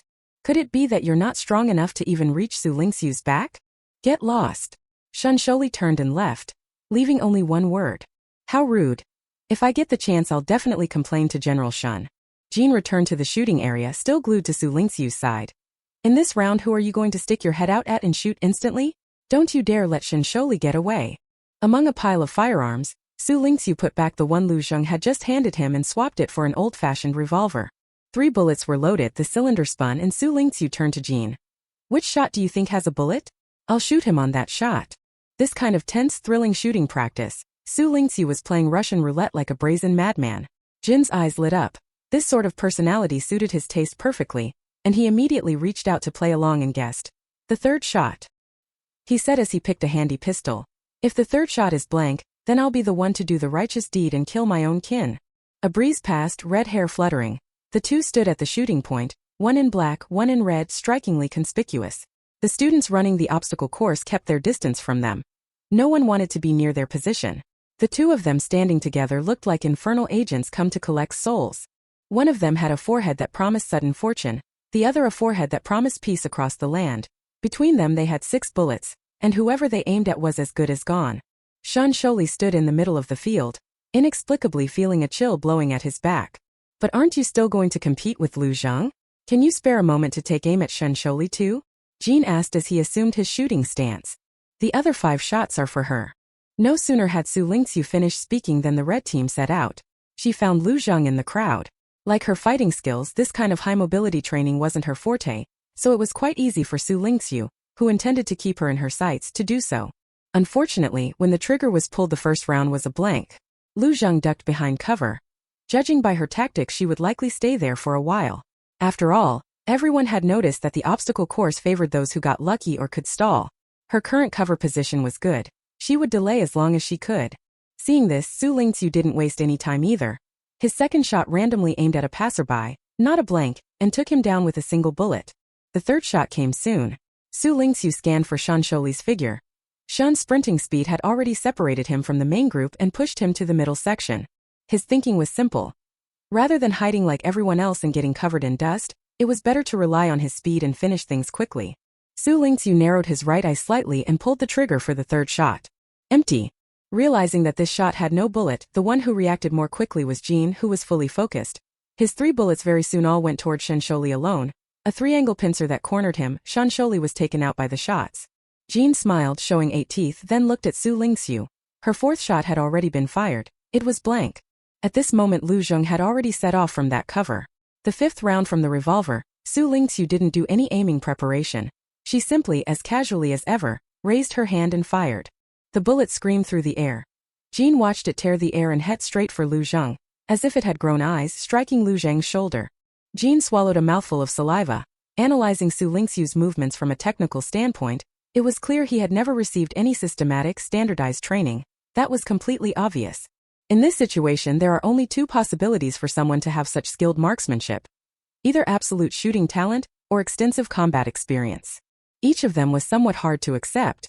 On the last bullet, Xu Lingqu found Tang Muwen, whom he had intended to shoot in the previous round but hadn't noticed. With a trembling wrist he fired the 6th shot, 3 shots, all hit and still 3 points scored. Jean only scored that 1 point this round but he was still very satisfied. He had completely treated this training as a game with friends, and in the next round he was determined to take down Xu Shiqin as well. Lu Zheng climbed to her feet. She walked up to Xu Lingqu without a word. Just as she was about to say something, she glanced down and saw the gun in Xu Lingqu's hand. It wasn't the one she had given her. It was a revolver. There's nothing wrong with the gun I gave you. Her voice sounded a little glum. I know, I got used to this. Xu Lingqu shook the revolver in her hand. During the end times there was a period when military factories, armories and arsenals were repeatedly targeted by mutated beasts, and at that time all production resources were allocated to food supplies, leaving firepower severely lacking. Apart from the few knives produced by the Doomsday Research Institute, the law enforcers were issued mostly old stockpile weapons. She wasn't lying, she had indeed grown accustomed to it, but to Lu Zheng this felt like an insult. Lu Zheng took the revolver from Xu Lingqu's hand. Next round I'll use this too. Chapter 32. The Gun God from the Fourth System. Shooting was Liu Zheng's proudest, most confident skill. Growing up in the Fourth System, a place overflowing with danger, poverty, and violence, was like being a hole in the splendid, ornate robe of the empire. The hole objectively existed, but the high officials and nobles chose to ignore it. Liu Zheng's family was ordinary. Both her father and mother worked in factories. Although robots had, in a sense, already fully replaced low-level labor, the imperial government regulated the ratio of human-to-machine workers in factories to make sure ordinary humans could still earn a living, so her parents were not unemployed and her family would not starve. Before the S-class psychic powers were discovered and worshipped, being able to touch a gun was a pleasant surprise in 7-year-old Liu Zheng's life. Every family has poor relatives. Liu Zheng's family were the poor relatives themselves. On a day when small snowflakes drifted down, her mother took 10-year-old her to the second star system. She saw skyscrapers and all kinds of aircraft crisscrossing the sky, and at her mother's cousin, the aunt who worked at the second star system police station, she saw a gun for the first time. It was an utterly ordinary GF-60, one every officer of the Interstellar Imperial Police carried. Yet at that moment it drew Lu Zheng in deeply. After pleading, her aunt placed the gun with the bullets removed in Lu Zheng's hand. At that moment, she felt she had found something she would love for the rest of her life. Mother and daughter paused at the entrance of the luxury shooting club on binary system 2. In the end, the mother bit her lip and exchanged their return seats for standing tickets, using the money saved to buy 10 bullets. 10-year-old Lu Zheng chose the model that attracted her most, the GF-60. She hit the bullseye 10 times. As she was reluctantly following her mother out, the club owner stopped them. She has a lot of talent. She could become a professional shooting athlete. Give it a try. From that sentence her fate was changed. She traveled frequently between systems 2 and 4, cherishing every chance to shoot. Her muscle memory was trained so deeply that she would sometimes, half asleep, suddenly make the gesture of raising a gun, startling her mother, who had come to tuck her in. The club owner covered most of her training expenses, but there was still a small portion they had to handle themselves. Both her mother and father were taciturn by nature. Quietly, behind the scenes, they took on extra work to plug the money gap. Although she came from the 4-star system, when she trained alongside cadets from the 2-star system, her beautiful new clothes and the well-funded balance in her smart account were silent expressions of love. At 15, Lu Zheng did not disappoint her parents' love. In the Interstellar Empire Youth Shooting Competition, she won first place with an almost perfect score. The prize money was enough to repay the club owner's assistance, and to help her parents financially. Determined to become even stronger, at 16 Lu Zheng entered the 4-star system's local military academy, Imperial Military Academy. That same year she took a psychic ability test and achieved S rank, shocking the entire system. The system governor received her personally, and tears glimmered in her parents' eyes. 2 years later, she naturally entered Imperial Military Academy, one of the Empire's 6 major military schools, carrying the hopes of the entire star system on her shoulders. If she could successfully get into the military command and attain high rank and power, the change would no longer concern only her fate, but the fortunes of thousands of households in the 4th system, which had long been unable to develop because of its remote border location. Performance during the trial training period was very important. As a phoenix coming from the 4th system, the interstellar media constantly watched the performances of the focal students at the 6 major military academies. She could no longer remain mediocre. At least in shooting, Lu Zheng absolutely could not lose. The revolver felt slightly warm in his hand. The blue team students stood ready at the obstacle course, and 3 bullets were loaded into the cylinder. Lu Zheng definitely won't let you off, Jean said plaintively. Shin Sholi certainly won't let me off either. He stood beside Xu Lingqu, looking ashen and defeated. Or maybe I'll just lie down on the starting line and not run. I'll wait for the instructors behind to shoot me dead. If the instructor hits you, didn't they say it counts as double-point deductions? Xu Lingqu watched the instructors straightening the obstacles and cover that had been knocked askew and tossed about on the course and said casually, "If you're willing to risk your life like that, you might as well be my moving cover. You really have no humanity." Jin's face had gone green as he ran his hand through his half-long red hair, murmuring to himself in a small voice, "You shouldn't have taken the military academy exam. There's a job that would suit you better waiting for you." Xu Lingqu didn't catch what he was saying and turned to ask, when a somewhat unfamiliar person edged closer. If you don't mind, I could be your mobile shield." Wang Qihu said this awkwardly. He had been eavesdropping on Jin and Xu Lingqu, and remembered that Xu had tripped him at the start, which helped him escape a disaster. Wanting to repay the kindness, he blurted out before thinking. Xu Lingqiu's expression made it clear she had no idea who Wang Qihu was. Wang Qihu had expected this, but he couldn't help feeling a little hurt. Sorry, I just... Wang Qihu's face went red. He stammered for a long time, then gave up and said, I think the moving cover tactic is worth trying. If my covering you helps, next round you cover me. Xu Lingqu and Jean exchanged a glance, and Jean showed his small tiger tooth. At her build, if she tried to cover you, she wouldn't even hide half of you. Wang Qihu looked down at his well-built physique and blushed even more. But the two of us together can definitely cover you, and you can certainly cover both of us. Jean immediately threw an arm around Wang Qihu's shoulders and looked at Xu Lingqu. Commander Xu, give it a try. The instructors finished arranging the training ground, and Xu Lingqu briefly outlined the plan for the moving cover. It basically relied on the fixed obstacles and covers on the field. There was a route that could maximize avoidance of shooting angles, but even on this route there were still gaps. If at those moments there was a piece of moving cover moving rapidly alongside you, you could achieve perfect evasion. Now the three of them were covering each other, and it was their first time coordinating, so Xu Lingqu didn't give the other two the most detailed route. At the sound of the starter pistol, the three set off together, close behind Xu Lingqu. The first short stretch went smoothly. The second had the largest gap and required them to mobilize their body's agility to the fullest to get through. A bullet grazed Xu Lingqu's cheek, missing killing her by the smallest margin. No serious injury, and the third leg of the journey began. The moving cover plan was activated during this most critical stretch, and Wang Qihu immediately stepped in beside Xu Lingqu and Jean to block the sniper's angle. A bullet struck Wang Qihu, but they were already infinitesimally close to the finish. Thinking he had died a worthy death, another bullet followed, just like the last time, and at a very tricky angle it hit Xu Lingqu, only a step away from the end. She tilted and collapsed to the ground, and the sniper's name popped up from the smart brain. It was her again, Lu Zheng. Chapter 33. Within my range. Jean, the last one to make it back to the finish line intact, jumped up and cheered. With his red hair he looked like a string of bouncing chilies. He turned and saw Xu Lingqu and Wang Qihu both lying on the ground. Ah, my comrades, you died so miserably, he said, laughing as he pretended to wipe non-existent tears from the corner of his eye. Xu Lingqu silently got up and stepped off the field. Jean immediately leaned in. Let me guess who dealt you that cruel blow, Shensholi? Su Shizhen? Or was it, once again, Lu Zheng? He licked his canine tooth. His eyes curved into crescent moons as he took a malicious delight in Xu Lingqu's plight. Lu Zheng. Xu Lingqu sat to one side, reaching out to brush the dust off his leg. At that moment Wang Qihu also came over. He was dutifully playing the part of a corpse that had crawled over. Such a corpse actor would certainly stand out in a TV drama. I actually couldn't stop you. Wang Qihu's voice was full of grief. He simply couldn't accept this cruel fact. He couldn't beat Xu Lingqu, he couldn't block Xu Lingqu. What use was all the muscle he had trained? Although Wang Qihu was tall and burly enough in Liu Zheng's eyes, as long as someone was moving, she could always find a devious enough angle to hit Xu Lingqu. The self-cultivation of a sharpshooter. Soon it was the blue team's turn again, the team Xu Lingqu was on to take the guns. Jean, as the survivor from the three-person moving target exercise, instinctively went to fetch guns for the other two. He raised an eyebrow and asked Xu Lingqu, still taking the revolver? Xu Lingqu closed her eyes, apparently lost in thought. Wang Qihu nearby thought she had closed her eyes to rest and didn't dare make a sound, afraid of disturbing her. Jean took out the pistol and tossed it to her.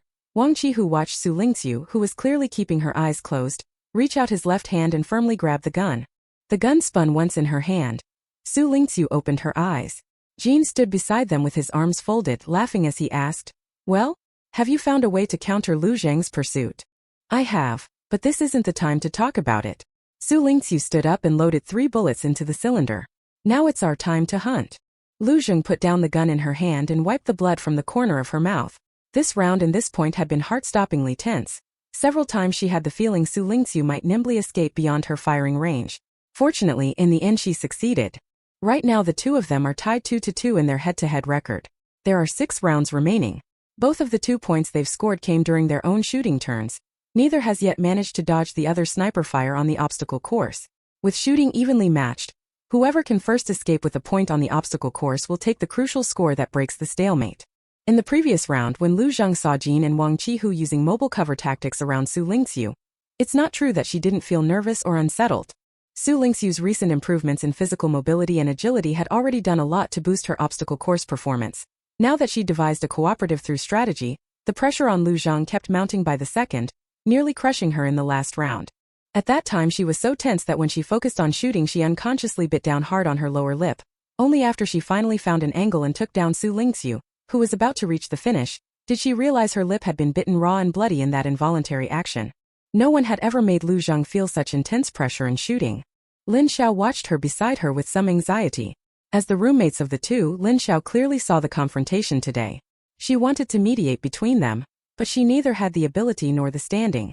After all, she wasn't particularly close to either side. But when the other analyst student from the 4th star system finished telling her Lu Zheng's story in that system, Lin Xiao couldn't help but be moved.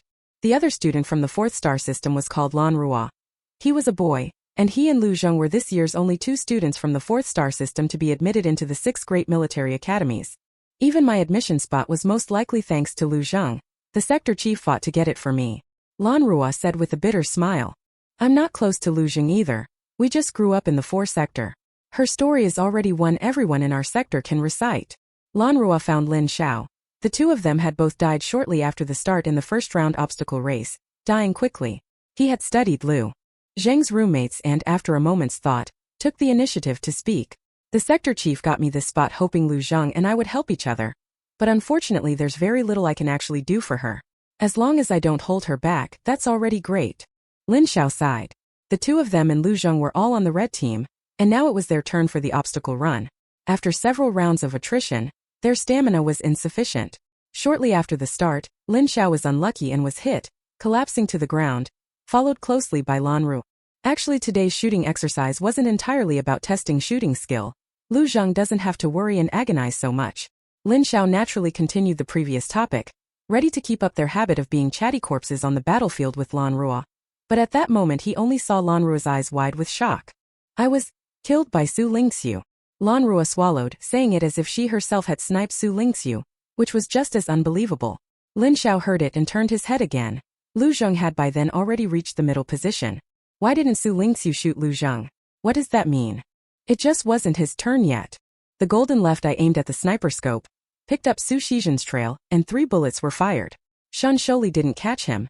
Su Shizhen also managed to escape, even flashing him a peace sign in his direction. He couldn't help but urge Xu Lingqu again. Hurry up and deal with them. This is lawless. Not my turn yet. Xu Lingqu said the same thing. The first 2 shots were blanks, only the third fired a real bullet. Jean curiously checked who she had hit.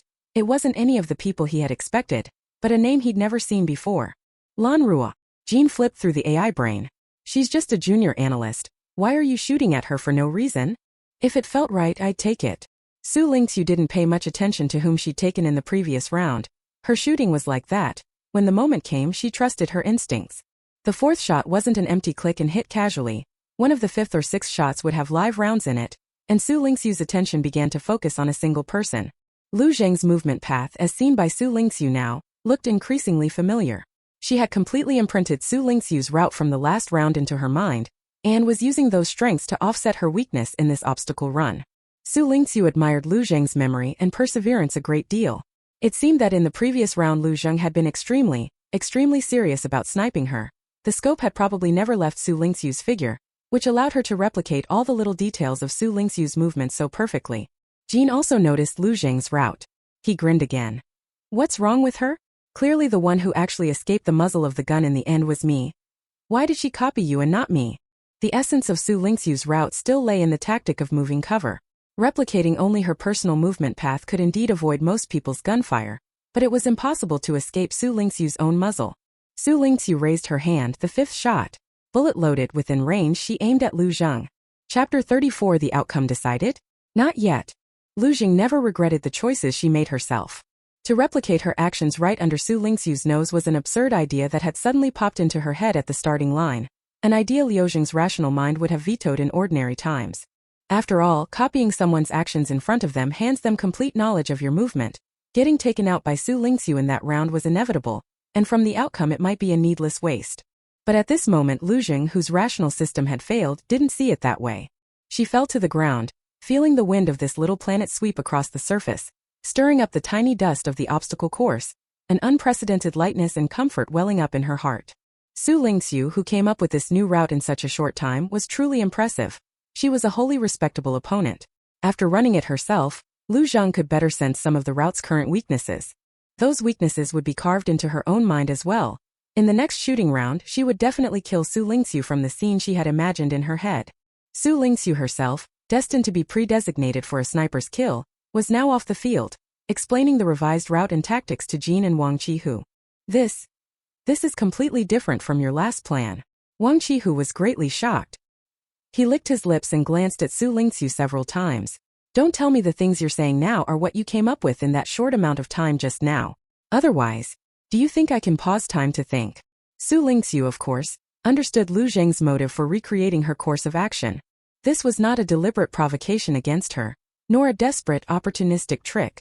Only by experiencing the problem firsthand could one amplify it to the maximum when viewing it from the third-person perspective. Xu Lingqu could fully understand Lu Zheng's thinking. Having a well-matched opponent means that no move is wasted. This is the unspoken tacit understanding that sometimes exists between rivals. But this route has only been run through in your head so far? We're going to run it live on the field? Is that really okay?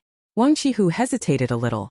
Even though Xu Lingqu had already taken on the image of a prescient, strategically minded advisor in his mind, suddenly changing the plan to a route only simulated mentally still made him uneasy. Jin couldn't help stepping forward, putting a hand on his shoulder and complaining loudly. Why do you look so big and burly yet act so hesitant? Paths are made by walking. When the commander tells us what to do, we just do it. You need to have some of the fearless vanguard soldier's mindset. Xu Lingqu silently covered his ears. Jin could be unbearably noisy at times. Either someone like Shen Sholi would apply steady cold treatment to keep him somewhat in check, or someone like Su Shizhen would confront him with hot-tempered aggression and argue back. Then the two physical dynamos would start competing over some absurd task, draining each other's energy, and that was enough to make them both shut up. Wang Qihu felt dizzy from all the noise, but he still took one sentence to heart. The road has to be walked out yourself. How will you know if it works unless you try? Always have faith in your commander, he thought, looking at Xu Lingqu. As this round of obstacle running began, he resolved to act according to the new plan Xu Lingqu had given and to execute it strictly. From the moment they took the first step, alarms began ringing in Lu Zheng's heart. Her worst assumption came true. Xu Lingqu had anticipated her prediction and in a short time, replanned the route and strategy. She could only raise the sniper scope and begin to recapture Xu Lingqu's movements and position. The new route is even more bewildering than the old one, harder to make sense of. Sometimes you have to step back 2 paces. Wang Qihu grumbled inwardly as he followed it, and after really using the new route to dodge quite a few bullets, he shamelessly flattered Xu Lingqu in his mind. Everything proceeded in an orderly fashion according to Xu Lingqu's plan. She seemed like the puppeteer of this training ground, manipulating everyone with an invisible thread, steering events along the plot she had devised. At the finish line, Lu Zheng had already missed with 2 shots.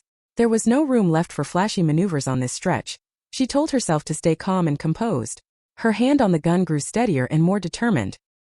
He had also sniped at Xu Lingqu from this position the first 2 times. She believed the third time would work too.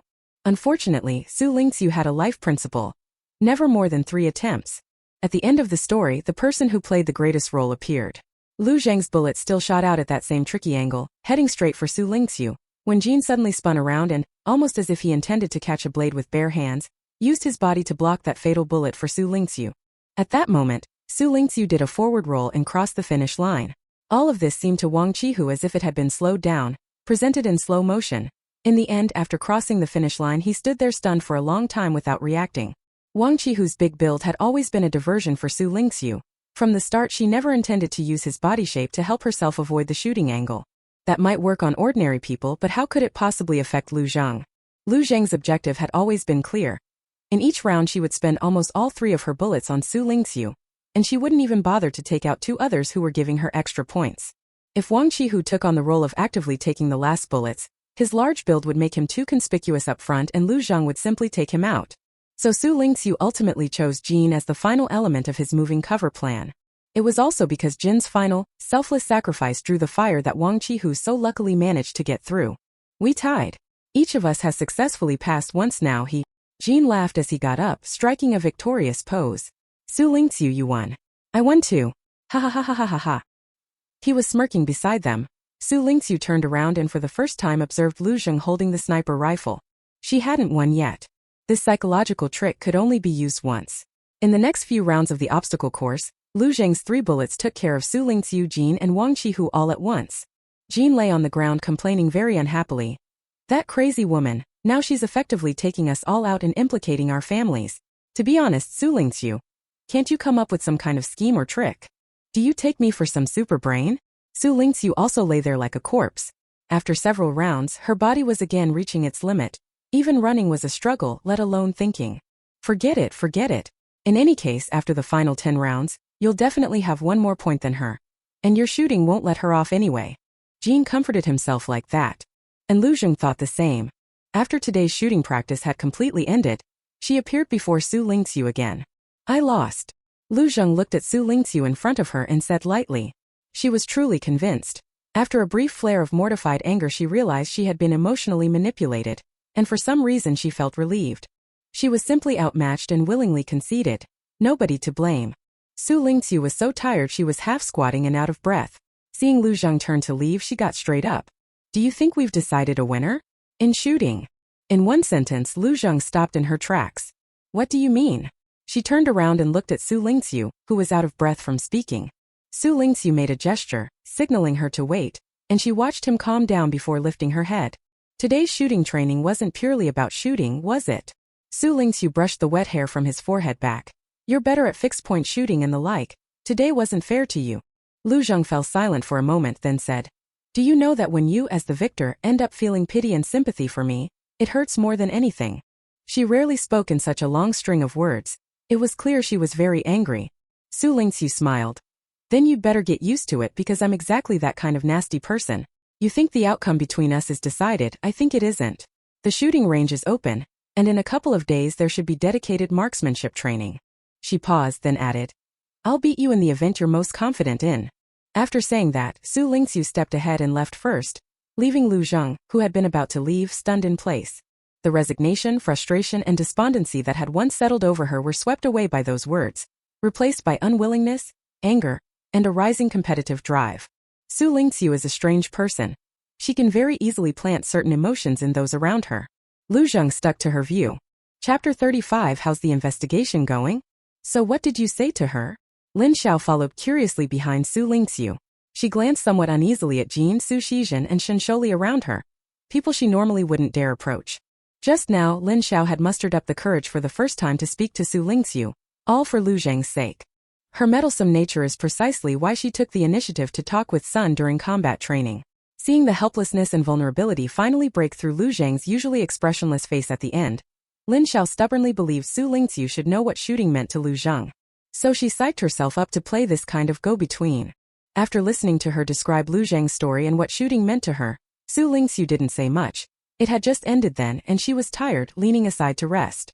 Soon after Lu Zheng arrived, Lin Xiao hastily slipped to the side, eager to listen but unable to hear what the two were saying, so she had to follow Xu Lingqu to ask questions. I gave her a little nudge. Xu Lingqu recalled Lu Zheng's expression at the time like an iceberg cracking. It helped quite a bit. When Lin Xiao heard the word nudge, she breathed a sigh of relief. She had been trying to mend the relationship between the two, and if it came down to a nudge, it couldn't be that bad. Jean watched Lin Xiao leave satisfied and couldn't help but shake his head. She's still too naive. From what I know of our commander, her nudges are indistinguishable from suppression and provocation. There's absolutely no way it's the kind of wholesome mental health motivational talk. You know my sister well? Just say it. Su Shizhen immediately nudged him with an elbow, dragging out the complaint. Your group was so entertaining today. Who knows when Lu Zheng inexplicably started picking on my sister? I didn't even notice. The final training results today were unsurprising yet surprising. Xu Lingqu scored on all 3 shots in 10 rounds with no misses, earning 30 points plus 1 for escapes, 31 points, and first place. Close behind was Shen Sholi, who had 5 misses out of 30 shots and 4 successful escapes. And Lu Zheng, being overly intent on competing with Xu Lingqu, spent nearly all 3 shots each round on Xu Lingqu. Xu Lingqu would fall first, only then considering adding points on others. During the obstacle run escape she was often taken out by Xu Lingqiu's shot, so her final score was disappointing, almost falling into the deduction bracket. Kion looked at the students' submitted score sheets, still a bit surprised. He strode in, pushed open Instructor Chen's dorm room door, and flopped onto the sofa as if it were his own, turning his head to look at Instructor Chen, who, now used to it, was making tea. Lu Zheng actually didn't get first place in this training? That can't be. Kion sent the results to Instructor Chen's neural interface. The motion of pouring tea halted. Instructor Chen, a bit helpless, set a small cup of tea in front of Kion. Instructor Kion, if I'm reading the time correctly, aren't I on leave right now? Even half a day off felt like a leave. The morning training had just ended, it wasn't even noon yet, and Instructor Chen treasured every second of his break. Kion sat up to glance at the time, then lay back down. Hey, you're only off for a little while? No, aren't you surprised when you see these results? What's there to be surprised about? Seeing Xu Lingqu in first place, Instructor Chan was already numb. He now felt that even if someone suddenly told him Xu Lingqu had gone to pilot a mech, he wouldn't feel surprised. Xu Lingqu had created so many miracles and surprises in just a few days that now it was only one more matter of impeccable marksmanship. Nothing that could astonish anyone anymore. I'm not only going to show you this, there's another set of data. Kuang insisted that Instructor Chan end his leave early today. Under his persistence, Instructor Chan had no choice but to open the second data set. It was a record specifically tallying Lu Zhang's and Xu Lingqu's today's sniper results. Seeing the dense kill logs they had against each other, Instructor Chan fell silent. When did the two of them start clashing? There wasn't any sign of this a few days ago. Instructor Chan sipped his brewed tea. It was a bit bitter. He frowned slightly and poured the rest to Kion. Interpersonal relationships among the students are also a focus of this probationary assessment. After all, they were brought back and put through this for the sake of the upcoming Military Academy League. As for Moca Military Academy's second dash, third dash and fourth-year students now, Kion bluntly said he no longer had any hope for their performance in the league. They are counting on this newest cohort, the most impressively recruited class in Moca, to make a name for themselves in the Military Academy League. And in that league, especially in team events, an individual's strength is useless. Coordination and cooperation are what matter most. This trial training period makes it easy for the students to compete with one another, but it's still somewhat difficult for them to build trust with each other in such a short time. Especially since some unexpected situations could arise, like with Lu Zhang and Xu Lingqu. Kuang, who had received very little information, was now imagining in his head a big scene of the two of them bickering and sparring. Stop fantasizing. With Lu Zhang's personality, how could she possibly jump onto a table and trade barbs with Xu Lingqu? Instructor Chan interjected in time to cut him off. Don't force what you want onto the students. Hey, I was just thinking. Kion took a big gulp of tea, his whole face puckering from the bitterness. Are you really going to make this kind of poisonous drink during your precious vacation? What are you planning to do to mess with them this afternoon? Instructor Chen timely changed the subject and grilled Kion about his plans for the afternoon. You handle the afternoon, train them however you see fit. The surprise I prepared? Humph, that's for tonight. Kion clicked his tongue, still tasting the bitterness he couldn't shake. He reached for candy from Instructor Chan, only to be mercilessly refused. At the same time, in the boys' dorm during the lunch break, Jean watched Shen Sholi take another shower. Unable to stand it, he dragged him back to force a discussion about training. I thought you handled the obstacle course pretty normally today. You didn't throw a fit either, yet now you suddenly come to your senses. At the start of today's training, Jean was worried that Shen Sholi's cleanliness obsession might be unable to cope, and he'd give up and skip training.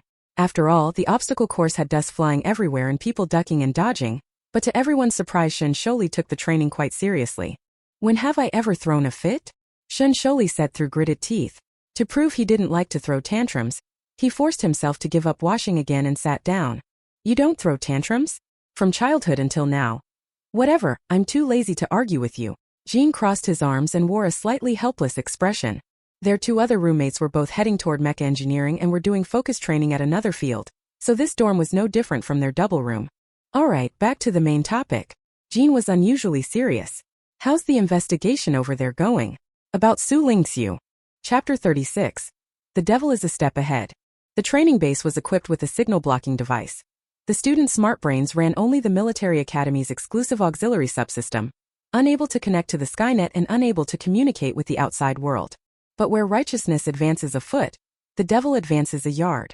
A tiny cube with two little wings flew out from the cuff of Shan Sholi's sleeve. It fluttered once, then projected a block of text into the air. It was the report Shen Sholi sent out to investigate Xu Lingqu and had returned. This precision micro-robot made of a special material can bypass shielding devices and accurately convey external information into Shan Sholi's hands. Xu Lingqu grew up on the Zhuyun frontier. Her grandfather died when she was a child, and she was alone and in poor health, barely getting by on relief payments in the house left by her parents. The only person she was somewhat familiar with was the neighbor grandfather.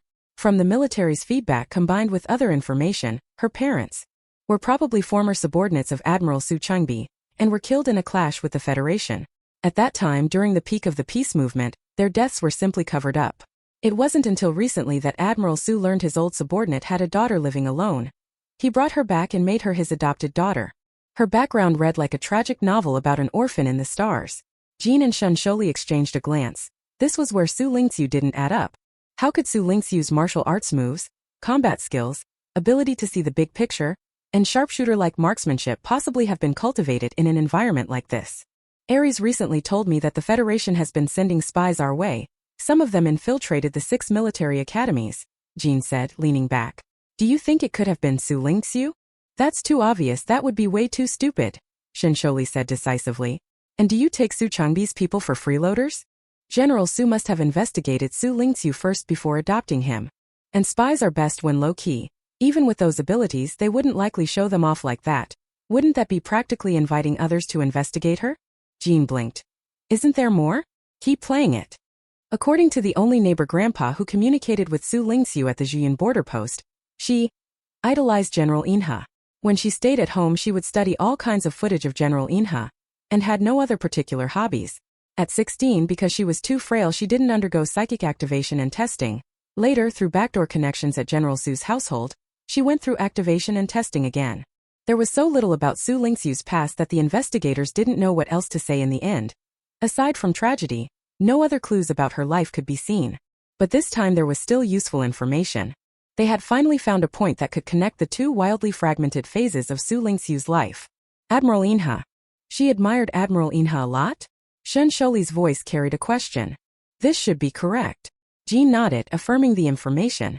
Xu Shizhen mentioned to me that both of them chose Imperial Military Academy out of admiration for Admiral Inha. After spending these past few days together, he'd managed to extract some useful information. So is it possible that she was naturally very smart, but her physical condition was poor? She self-taught her combat techniques by watching the scarce combat footage of Admiral Inha, and later, when her health improved, she probably went to the capital planet for better treatment? Jean tried to offer a coherent summary of the investigation into Xu Lingqu. Her marksmanship can only be explained by talent. Jean remembered witnessing Xu Lingqu's 30 shots all hitting. His tone was puzzled, but his smile grew wider. Very few people could remain like a shroud of mist, elusive and impossible to see clearly, after undergoing an inquiry by the Shun family. I think maybe it's just as I said. After ruling out all possibilities, whatever's left, no matter how absurd, must be the right answer. Jean gave a self-mocking smile. Believe in Admiral Inha's idol power. Aren't you a big fan of Admiral Inha too? Shun Sholi shot him an annoyed look, rubbed his temples, and put the micro-robot away. Anyway, Third Prince's main mission this time isn't to investigate her, so you don't need to pay her that much attention. He packed it up quickly, looking like he'd be at a loss if Jean ogled it any longer. Jean wiped the smile from the corner of his mouth. Can you stop calling me that? It feels like you'll run to my brother to tattle on me any second now. You weren't just telling me a few days ago that you wanted to find a way to recruit Xu Lingqu into your Ares? Her psychic level is B. In order to make that happen, don't you have to use your inviolable authority as a prince? Shensholi's tone was a bit sarcastic. He'd grown tired of watching Jean act like a naive kid from the 3-star system these past few days. Xu Shizhen is already suspicious of you. Good thing she doesn't like attending those gatherings and wouldn't recognize your voice. The third prince of the Interstellar Empire had never truly shown himself in public. Everyone only knew he was born weak and nearly died as an infant. But thanks to the efforts of the Royal Medical Academy, he was kept alive and then raised within the palace, and somehow he managed to grow up. He simply didn't like meeting people. He refused to attend most gatherings and banquets, and when he did appear he wore a mask. Most people had only ever heard his voice, and only once or twice at that. Many people speculated that the third prince must be hideously ugly, or perhaps secretly ill. But with the title of prince lending him charm, the vast majority believed him to be mysterious and serene. And Jean was now sitting quite normally in front of Shensholi, his bright red hair highlighting his handsome features. This was the third prince from the rumors, supposedly frail and never seen by others. In reality he was clearly a loquacious, performative madman. She didn't lie in the palace recuperating. She snuck into the new recruits at Imperial Military Academy with a secret mission.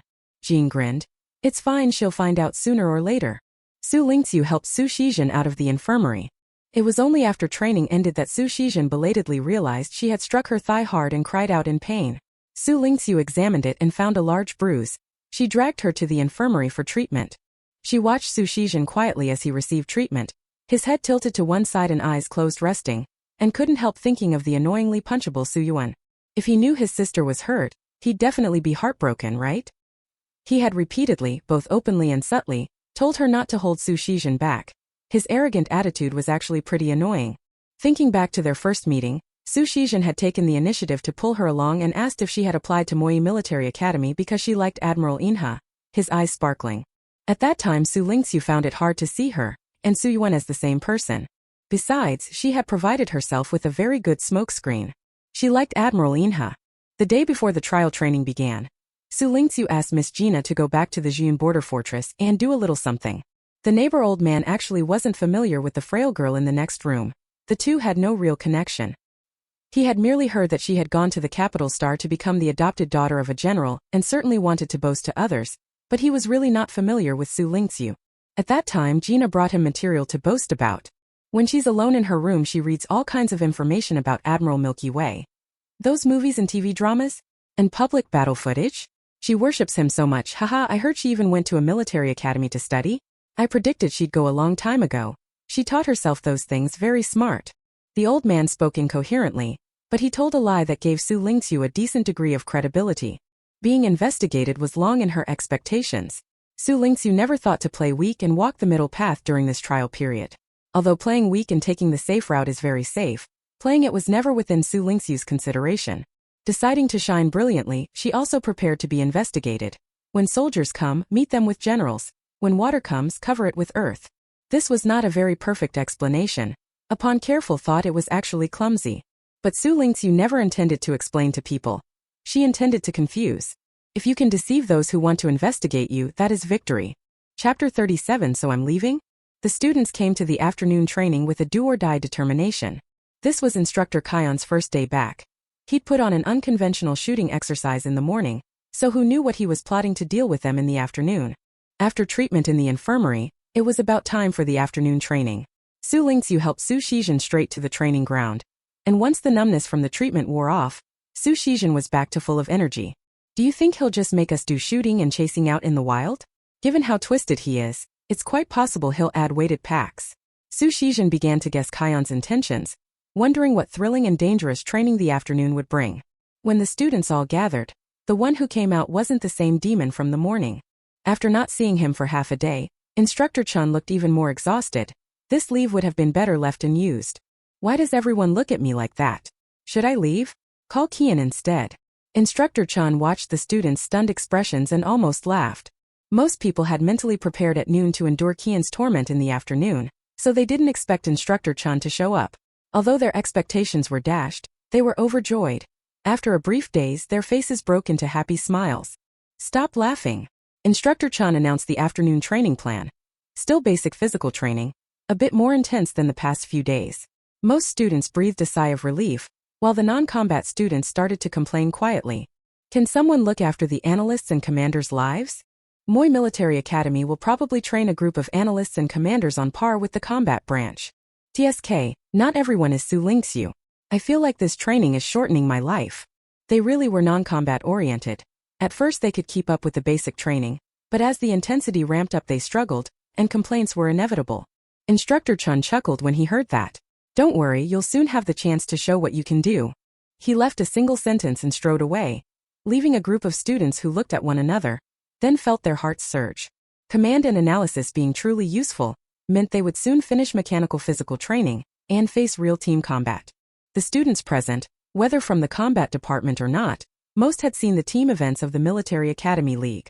In team matches you could see a commander's decisive killing intent and strategic genius, a brain like an analytical database, and the individual combat strength of the best lone fighters. A perfect opportunity for everyone to showcase their strengths and shine. With this shot in the arm, the students trained this afternoon with all their might. By the end each collapsed from exhaustion, but without exception wore smiles on their faces. Let me think, our commander is definitely you. Analyst, that Tang Muan is the analyst if I remember correctly. The 3 solo fighter slots should be me, Shan Sholi and Xu Lingqu. That's a pretty perfect lineup. At noon he'd been prying into people's backgrounds, and now Jean, acting like nothing had happened, was again counting off on Xu Lingqu's fingers. This is the most basic 5-person squad configuration. In the Military Academy League, although fights between schools are on the scale of hundreds, squads are generally organized for easier management. A commander is not a standard item for every team. Usually there is one overall commander, with 6 to 8 deputy commanders beneath them to manage the squads. Xu Lingqu was also thinking about the team event. No, we're still missing a sniper. I think I can do it. You even put a sniper on the team. If the sniper could bring Lu Zheng in, that would be great. What a pity. Jean made a face. If she came as the sniper, she'd probably take out our commander with the first shot. The instructors here won't let us form a squad. Xu Lingqu glanced at Xu Lingqu and shattered Jin's fantasy. Tang Muwen murmured his agreement from the side. You guys are too strong. Given the current situation, if they formed a squad, it would mean the top students automatically banding together, and basically no one could beat them, which would go against the purpose of the instructor's trial period to test all the students. Xu Lingqu opened his mouth, but instead of continuing the topic about the squad, she said, It's best to sleep with one eye open tonight. Huh. That sudden remark startled Jean. He instinctively followed Xu Lingqu's words and tried to sleep with one eye open and one eye closed, pointing at himself. Like this. This look was rather comical, and Su Shizhen beside him couldn't help but laugh out loud. Meaning keep an eye out while you sleep, in case something's off. Xu Lingqu sounded a bit helpless, realizing she'd used Earth slang with a group of interstellar people, so she explained a bit more. It's strange that Kion didn't show up this afternoon, and including what Instructor Chan said and the training he set up. Everyone happily finished training, ate, slept, and looked forward to the possible team match practice tomorrow. That kind of atmosphere was just too easy to make her recall the feeling of the campfire by the river after fighting practice. First throw a smoke bomb to confuse and numb, then strike when they're most relaxed and off guard. Xu Lingqu thought this must be Kion's usual trick. Once she said that, the others also sensed something was wrong. Jean stared at Xu Lingqu in an exaggerated way for several seconds. How on earth did you grow a brain? Xu Lingqu seemed to live forever on alert. No element could numb her, and her mind was always operating at high speed. With a mind like that, it suddenly made a lot more sense why, during those years at Jiyun Border Fortress, he would lock himself in a room and study Admiral Linha's video files. Xu Lingqu pinched Jin's chin and turned it aside, forcing him to take his eyes off Xu Lingqu. What are you doing? I'm saluting our commander. Can't I just bask a little in the glow of his brilliance? Jean grinned and bared his teeth. Seeing Xu Lingqu look a bit disgusted and shake his hand off, he got even angrier. If I don't move you, the next second you'll be heading to the infirmary. Xu Lingqu spared his friend no face, even taking out a handkerchief to wipe his hand. Jean only then realized that in the few seconds he had been staring at Xu Lingqu, Su Shizhen beside him had already clenched his fist, poised to strike. If he had looked for one more second, he'd probably have taken a blow to the face. That was close. Su Shizhen, fully alert, reached out and pulled Jean aside. Are you? Su Shizhen squinted slightly. Are you trying to steal my sister's brain? Jean, who wanted to protest that he had no intention of any improper advances, was stunned and left speechless. I'll steal yours then. Yours is a bit more unusual. The two of them resumed their elementary school-style brawling. Xu Lingqu was completely used to it and was about to take the first step when Tang Muwen, who was beside him, suddenly spoke. Xu Lingqu, can we talk for a moment? He glanced at Xu Lingqu, who had also turned back, and added, Alone. Chapter 38 The Worst-Case Scenario. Xu Lingqu's expression was indescribably strange. Xu Lingqu, facing away and not noticing the look on his face at all, simply agreed. Okay. The two of them moved to a secluded spot beside the training ground. Tang Muwen was clearly more than a head taller than Xu Lingqu, yet the way he looked at Xu Lingqu seemed almost like looking up. We had a bit of a misunderstanding before, but later it didn't seem so serious. Tang Muwen's voice was gentle, as if floating in the air. I'm not clinging to you now because I'm trying to find a stronger teammate, so if later there's a situation with small teams.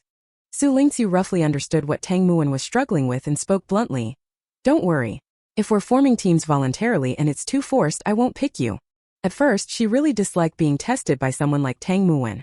Xu Lingqu once thought Tang Muwen was trying to gain something by acting weak. That was her intuition. But after spending a few days together, she realized that Tang Muwen just seemed to be that way by nature. He was an analytically minded guy. Aside from being a bit taller and having passable fitness, he didn't have many advantages during the trial period.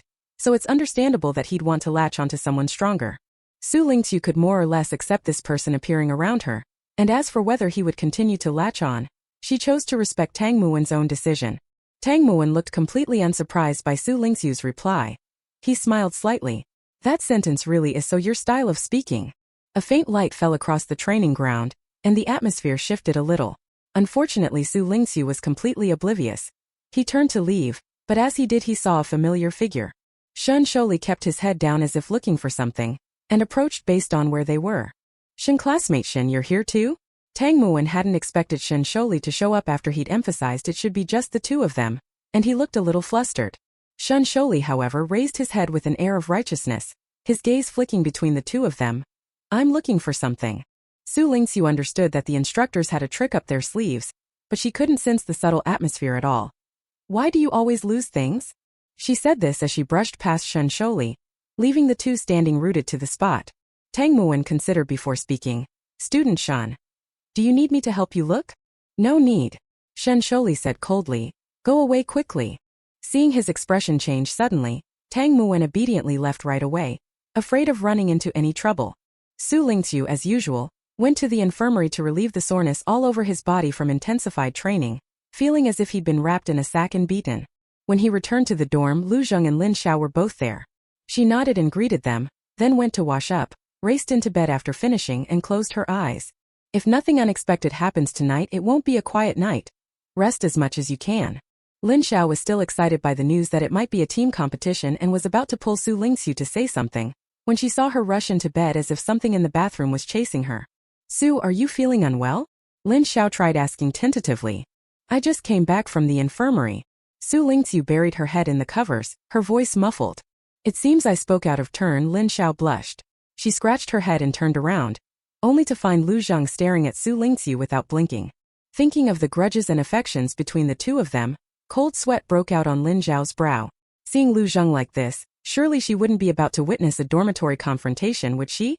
Lin Xiao shakily stood up, intending to draw Lu Zheng's attention so she would stop staring at Xu Lingqu. But at that moment Lu Zheng spoke. You also think something is going to happen tonight, don't you? Her voice was icy, devoid of any emotion. Since the morning shooting practice ended, ever since Xu Lingqu said she wanted to beat her in the event she was truly most proud of, Lu Zheng had fallen into this icy, withdrawn state. Xu Lingqu tugged the blanket down. So quit talking nonsense and get in bed to rest. Hearing the two of them say that, Lin Xiao, though still out of it and full of question marks, obediently crawled into the covers. Once Lu Zheng's vague doubts were confirmed, she immediately lay down in bed as well. Their dorm became the earliest to lights out in the whole dormitory building. Lin Xiao couldn't sleep well and couldn't help asking, is something going to happen tonight? That unsettled feeling in her sleep immediately made her recall the river's sudden assault that night.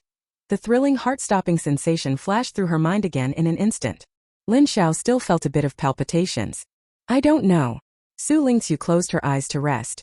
She couldn't sleep much this early, but just lying down to rest met her needs. However, at worst you'll just open your eyes and find someone at the bedside pointing a gun at you. Don't be too nervous. Xu Lingqu comforted her. Lin Xiao grew even more anxious. Lu Zheng turned over and joined the conversation. The instructors probably have permission to enter the dorms. We're on the first floor. If it starts, we'll be the first to face it. She actually believed Xu Lingqu's offhand worst-case suggestion, and even started analyzing it. Lin Xiao felt scared but thought to herself, isn't analyzing this my job? Xu Lingqu smiled. It's fine, I put something at the door. She was the last to return. Lin Xiao and Lu Zheng didn't notice that she had dragged a chair to block the door, and had placed a glass bottle on the edge of the seat, so that if the chair moved even a little the bottle would fall and smash. If someone pushed the door open, the glass bottles would certainly shatter and make noise, and the shards on the floor would also create some difficulty for whoever entered. This still wouldn't delay things for long.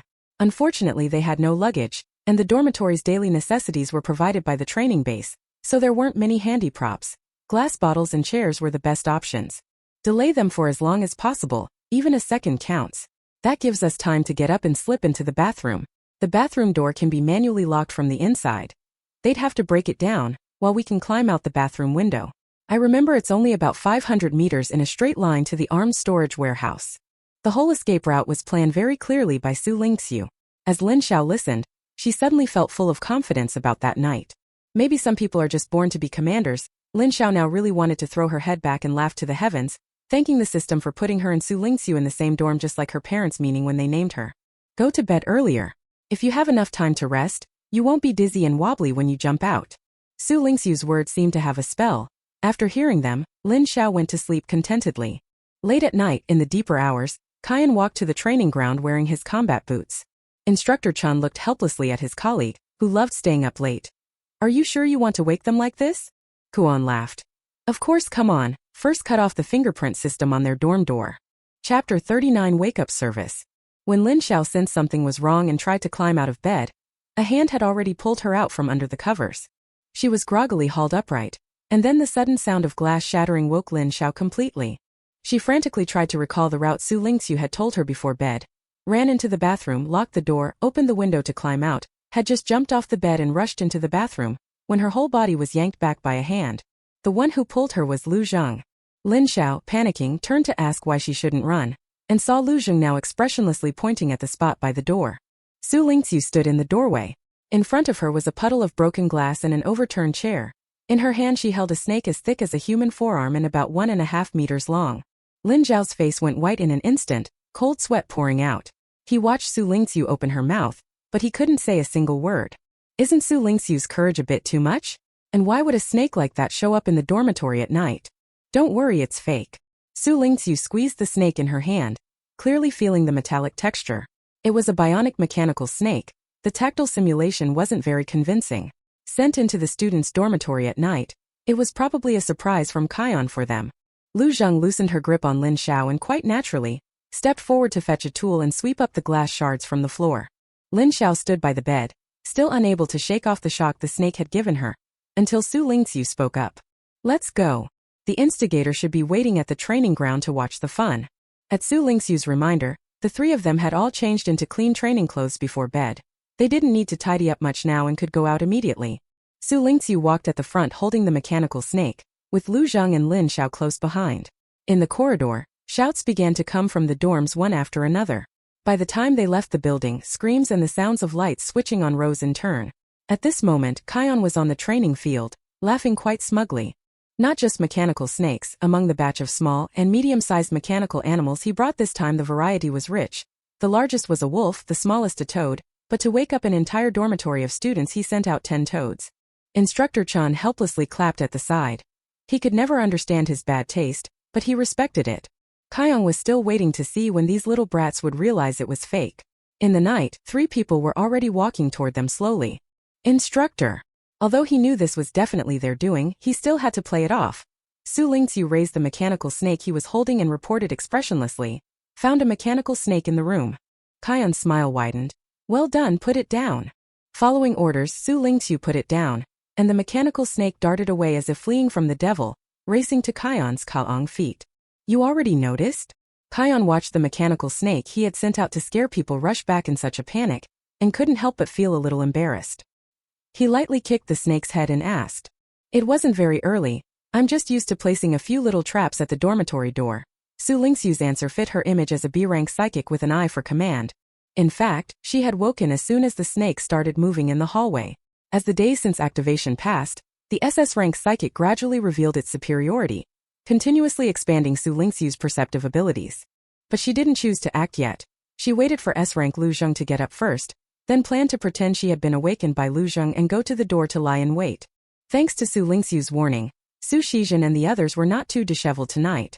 Jean followed Xu Lingqu's advice to sleep with one eye open, full of energy yet staring helplessly as several toads that belonged to their dormitory arrived. The two of them dawdled coming down purely because Shen Sholi firmly refused to touch the toad. Even after Jean insisted for a long time that the toad was fake and not dirty, just ugly, he still wouldn't. In the end Jean went alone, grabbed the toad's original owner by the scruff, cursed all the way, and came down quite leisurely while Master Shun had empty hands. Su Shizhen's side was even easier. The girls in their dorm basically all trusted her.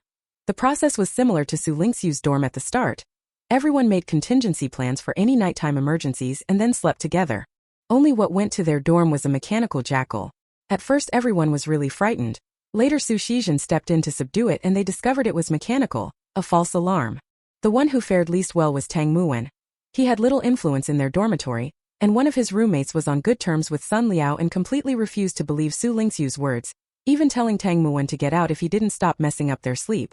Later, when the mechanical wolf broke in, a few of them were so terrified they huddled in the bathroom for a long time, too afraid to escape by jumping out the window. They were on the 4th floor, and it was Tang Muwen, who had come from the neighboring dorm where he was staying, who told them it was only a mechanical wolf. It has to be said that Instructor Kyan's nighttime raid was also very successful this time.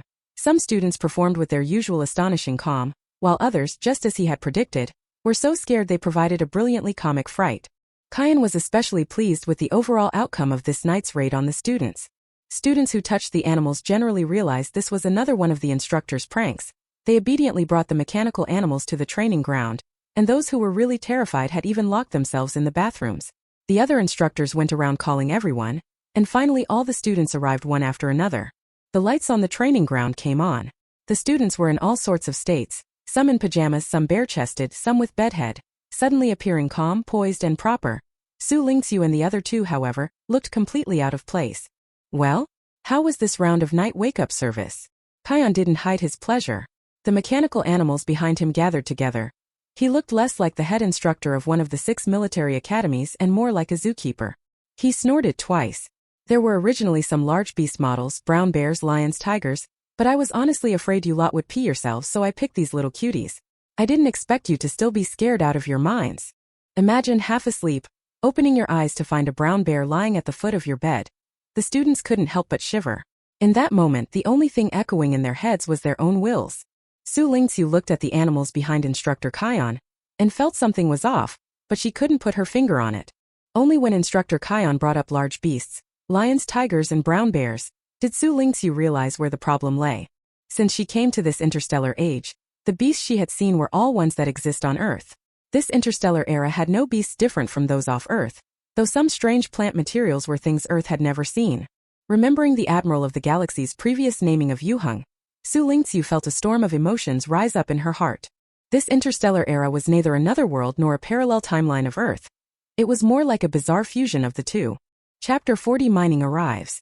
Xu Lingqu always believed that this interstellar era might be another civilization in the vast universe that was highly similar to humanity. But looking at the familiar beasts before him, the thoughts in Xu Lingqu's mind were slowly being overturned.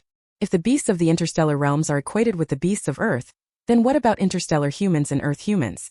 Is this really the same universe or a parallel world? Thud. A weighted object was thrown down in front of him. The crash and the dust it kicked up interrupted Xu Lingqu's somewhat chaotic thoughts. Instructor Kion announced the reason for tonight's ordeal. We will now begin the weighted cross-country march. He didn't mention the distance and didn't mention the destination. It was likely they were being taken to some special place for training. The students dragged out of bed in the middle of the night wore resigned, dull faces one by one.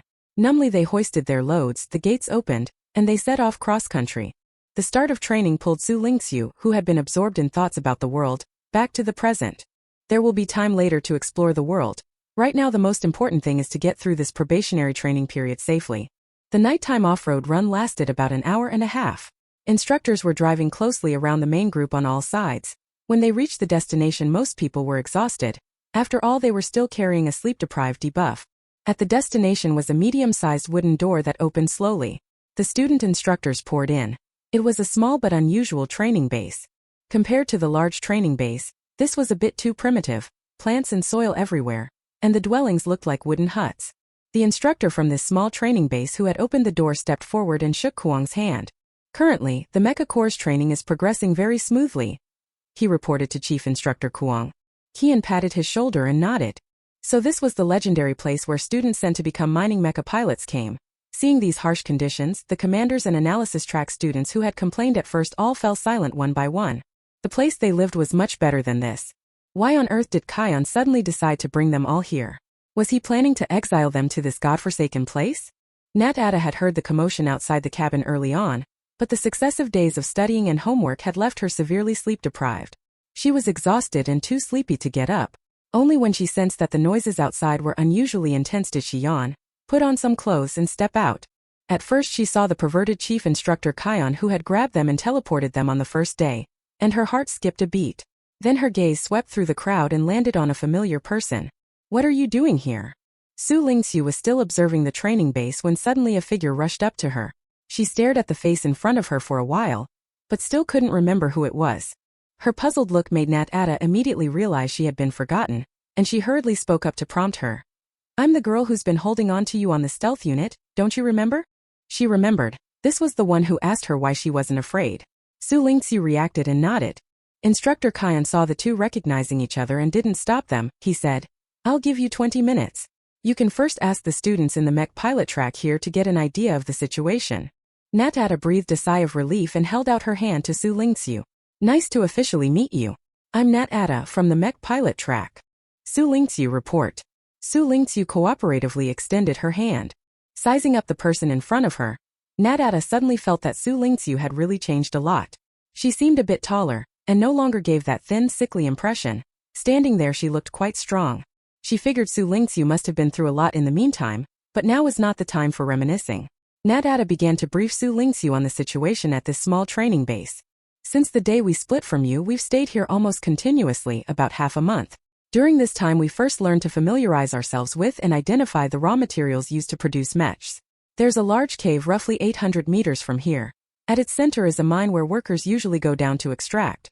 And we stayed close to them to get to know things. Natata spoke as she gestured. After our daily lessons we go back to select materials for cutting, softening, and a host of other tasks. Don't let the place's shabby look fool you. The few instruments in the lab cost tens of millions of imperial credits each. Xu Lingqu watched her describe the daily routine here, and suddenly felt that being a mech engineer required both intense mental effort and physical labor. They did the top-level research, but day after day they still had to refine materials and personally go down into the mines to collect raw materials. It was time-consuming, exhausting, and terribly monotonous. I don't even know how he brought you all here. Our instructor didn't notify me either. Natata finished her long tirade feeling parched. She had been so caught up in her storytelling that she didn't notice a group of odd people had gathered around, curiously eyeing her. Especially the redhead and the blonde. Su Shizhen and Jean were equally shocked. Sis/Commander, how do you even know people in the mech engineer field? Kuang had the students ask those in the mech engineer track for information. Now no one dared to ignore his words. Everyone went to look for the mech engineer students. But there were far more people than openings. There were only about 20 students in the mech engineer track. Out of 280 students, on average each mech engineer would have to deal with 14 ordinary students. Su Shizhen was fretting when he saw a mech engineer student take the initiative to go chat with his sister. Those of their group who usually hung out with Xu Lingqu all gathered around to listen closely. Others who didn't know them or weren't familiar enough didn't dare to push in, making them the biggest beneficiaries of the chaotic scene. When she went back she would definitely tell her mother and brother about all of this. Dragged down by Xu Lingqu? Not at all. She had happily clung to her older sister's thigh.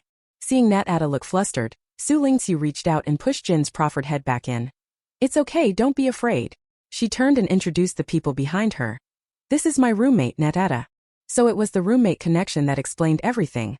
Su Shizhen and Jean suddenly understood and nodded. Lu Zheng and Lin Xiao both knew exactly what was going on. It wasn't just because of being roommates that she was getting this treatment. Lin Xiao silently thought that Commander Su had probably been unknowingly radiating her personal charm somewhere again. 20 minutes went by quickly. Some already fully understood while others were still in a fog. After observing the students' condition, Kuang announced the purpose of their visit today. We're going into the mine. I brought you here to go into the mine and help extract raw materials. Xu Lingqu calmly clapped her hands twice. She came to school and had successfully secured an under-the-table job. Chapter 41. Squad Deployment. In the Military Academy League's team competition, the special maps recorded by Skynet are numerous. Last year's team competition saw the Imperial Military Academy team, utterly routed and driven to disarray by the opponent Cmei on desert terrain, because of their confused sense of direction. Seeing the students one by one in a panicked state, Kuang became even more certain of the decision he had made today. Instructor Chan stood to the side and patted his shoulder to offer comfort. At this moment, he could fully understand his usually domineering and whimsical colleague. Imperial Military Academy could no longer be at the bottom. Students who graduated from Imperial could no longer be ridiculed. It was with this conviction that Kaiyong, all in, recklessly forced the seedlings to grow with this batch of students. It's still the middle of the night, and you want to go down? Natata widened her eyes slightly. The conditions inside the mine were quite complicated. During the day they were afraid of getting lost even with workers and instructors leading them, let alone at night. Su Shizhen had completely adjusted. You have no idea what we went through in the middle of the night. I suspect our chief instructor has some grudge against sleep, and is determined to be everyone's sleep killer. The military whistle blew, and everyone returned to their positions to stand at attention, listening to Kion announce the detailed rules. Students in the Mecha Specialist track, there will be a minor assessment during the day. Produce a Mecha part. You are now allowed to form teams freely. One Mecha Specialist corresponds to 14 students from other tracks. Your 14 people make up one team. Go down into the mine. We have already placed collected materials at different points. After you gather the materials he needs, find the exit. We will open only 2 openings as exits. Specific rules will be announced later. Kion clasped his hands behind his back and looked at the students with a warning tone. No conflicts are allowed at the material collection points. If any conflict or snatching occurs, every member of that team will lose 5 points and be disqualified from this assessment. The same applies if someone maliciously takes all the materials at a collection point. Mecha specialist students can only verbally describe what the materials they need look like. You have only one chance to search once. You exit, you cannot re-enter. Even if you take the wrong items, you must use them. Listen carefully. If you take everything, that Mecha specialist student must also use all of it in the daytime assessment. Finally, teams containing the top 3 Mecha specialist performers get individual bonuses of +5, +3, and +2 points respectively. Teams that successfully produce the Mecha part get +1 point. Failures lose points. You still have 20 minutes. Form your teams and record the material information. There were only 20 minutes left. No sooner had Kuang finished speaking than the students erupted into chaos. Forming teams was the first challenge. Nat would definitely team up with Xu Lingqu, and Xu Lingqu on her own automatically brought along Xu Shizhen, Jin Shunsholi, and Tang Muwen, making 5. Their roommates Lu Zheng and Lin Xiao would surely join too, leaving 7 open slots. First, Wang Qihu very conscientiously came over to latch onto them, bringing 2 brothers with him. Xu Shizhen's roommates also joined, adding 3 more, leaving 1 final spot. Lan Rua, who had been hesitating on the sidelines, was dragged over by Lin Xiao. While other groups were still arguing, this group completed their formation swiftly and methodically. Nat began to list the materials she needed. Shijin is the main material for the most important mech parts, so make sure to grab that first. The main piece with blue-white trim is a golden metal object, surrounded by a white glow. Next, go get Yutsue grass. Its root is white and the leaves are brown. The leaf blades are small and thin, about 3 to 5 per plant. Then there's Genmo powder, pink and sandy with grains much larger than the usual powder. It should be in a bottle, so just take it. After that, grab a piece of yayin. A small piece is enough. The instructor should have it packed. It's highly corrosive, so be careful when you get it. It's green and will become softer when shaken in a bottle. Finally, Humi liquid, black and quite viscous. If you smell it up close, there's an acidic scent. I only need 1 portion of each of these materials. Pressed for time and limited by circumstances, Nat spoke as quickly as she could while staying clear, and happened to repeat it twice within the time allowed by instructor Kion so the others could hear. Their group was already relatively quick. Some other groups hadn't even finished once and were still confused. The students were hurried to leave and split into teams to head to the mine shaft 800 meters from here. Xu Shizhen took 2 steps back and suddenly wailed. Why do I feel like I can't remember anything all of a sudden?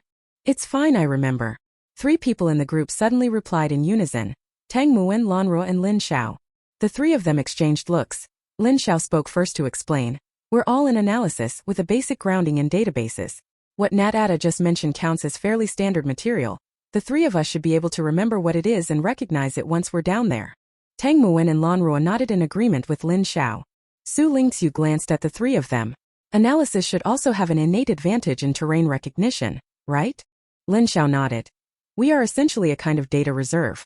Analyzing direction and distance based on terrain is one of our basic tasks. On the battlefield, this analytical presence is equivalent to a humanoid intelligence brain. Now AI brain technology is advanced, but methods to shield and interfere are constantly emerging. Analysis can provide strategic reserves for the intelligence brain, and sometimes artificial intelligence fails on the ever-changing battlefield, giving figures that are too cold. At such times, data analyzed from a humanistic perspective by humans is needed.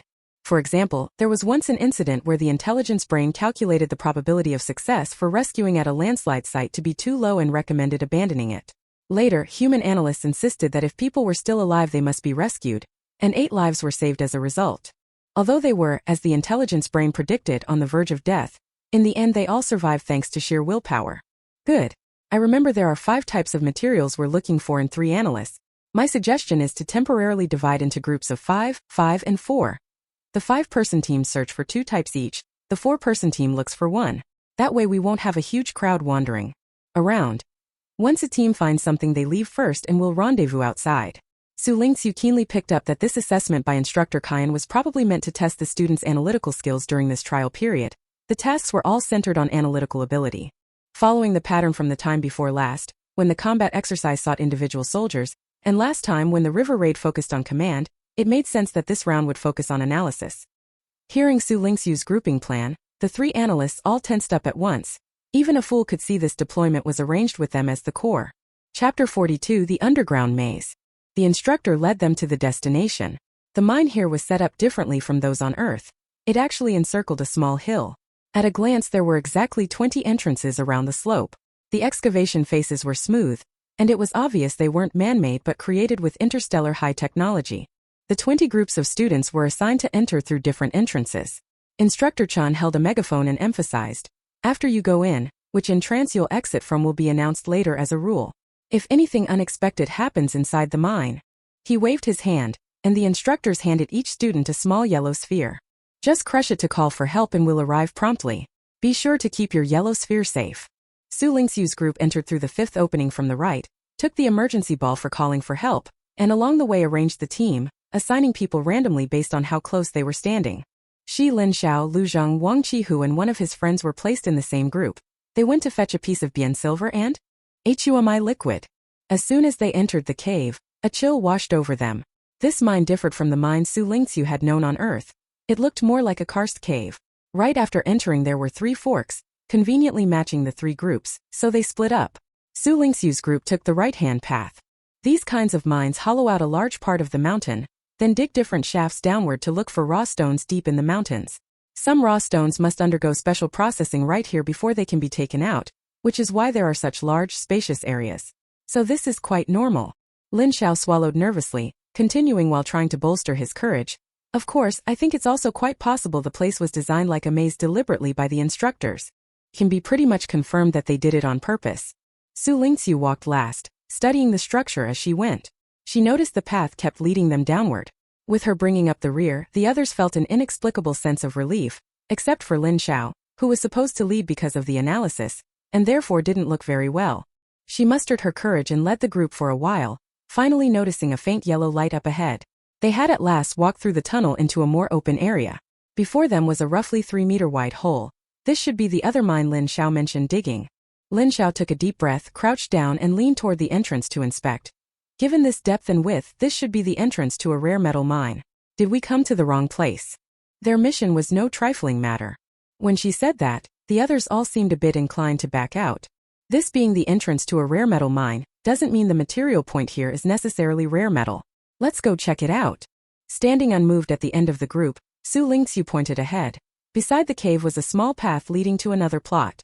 "Oh, you're right." Lin Xiao wiped a sweat. She had been overly nervous, and the others had started acting foolish along with her. Thankfully Xu Lingqu was there. They set off along the path and after a while a white light appeared. In a small room were more than a dozen square, glass-like boxes. Inside each was a mass of green material. Up close it looked like metal, matching Natada's description of Jian's appearance. Xu Lingqu stepped forward and picked up a box. The box was magnetically attached to the table, which was also fixed, so it was somewhat hard to remove. She held it up and shook it in her hand. It did indeed have a rather soft texture.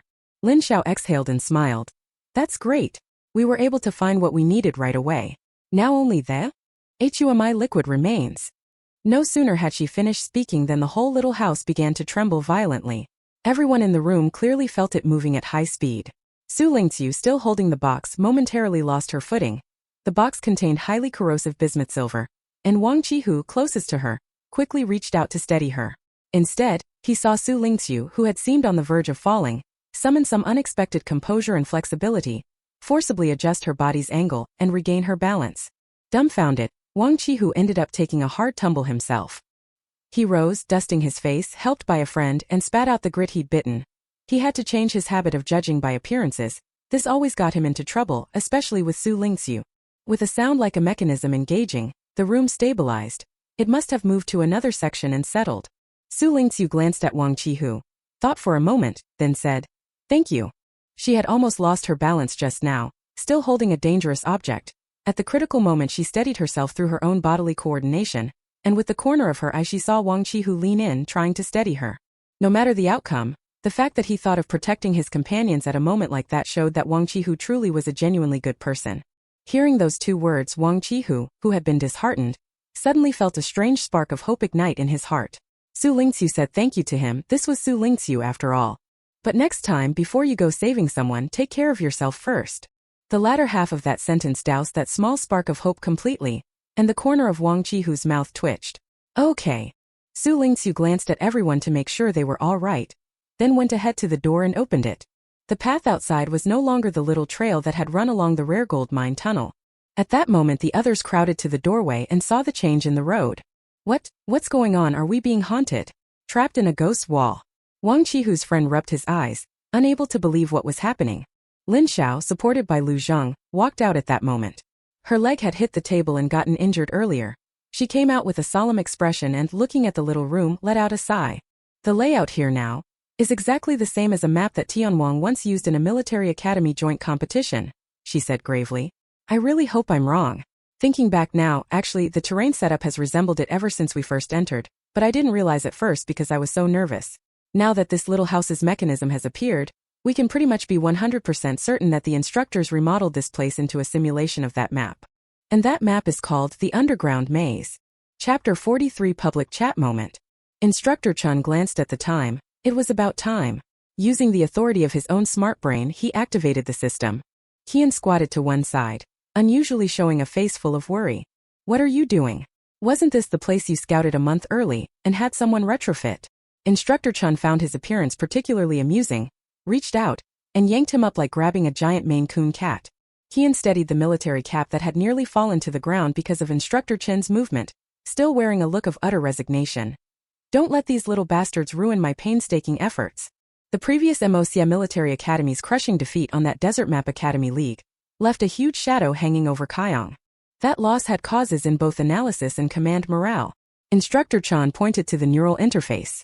What is there to worry about this time? Xu Lingqu is here. You mean this is set up according to the Academy League? Xu Lingqu was about to ask when the neural interface in her hand activated. A subsystem began operating and a map popped up in front of everyone, showing the real-time positions of 280 students. Most were marked in green, while teammates were clearly distinguished with pink markers. At this moment, the two other groups that had split off were too far away from them. There are 20 entrances here in total. At each entrance there are 3 forks leading to 3 different material pickup points. So there are 60 rooms storing materials. The houses teleported and swapped positions just moments ago. Looking at the distribution of the students on the map, what can be determined is that a large number of people chose to stay together in one big group to search collectively. Some areas have no one, while in others people are crowded together. When the material rooms teleported, some people went in and some did not witness the house's movement with their own eyes. 60 material points, 20 entrances. On the map each entrance is coded 1 to 20, but the material points are not. The instructor has not yet released the rule for which entrances will refresh to allow exit.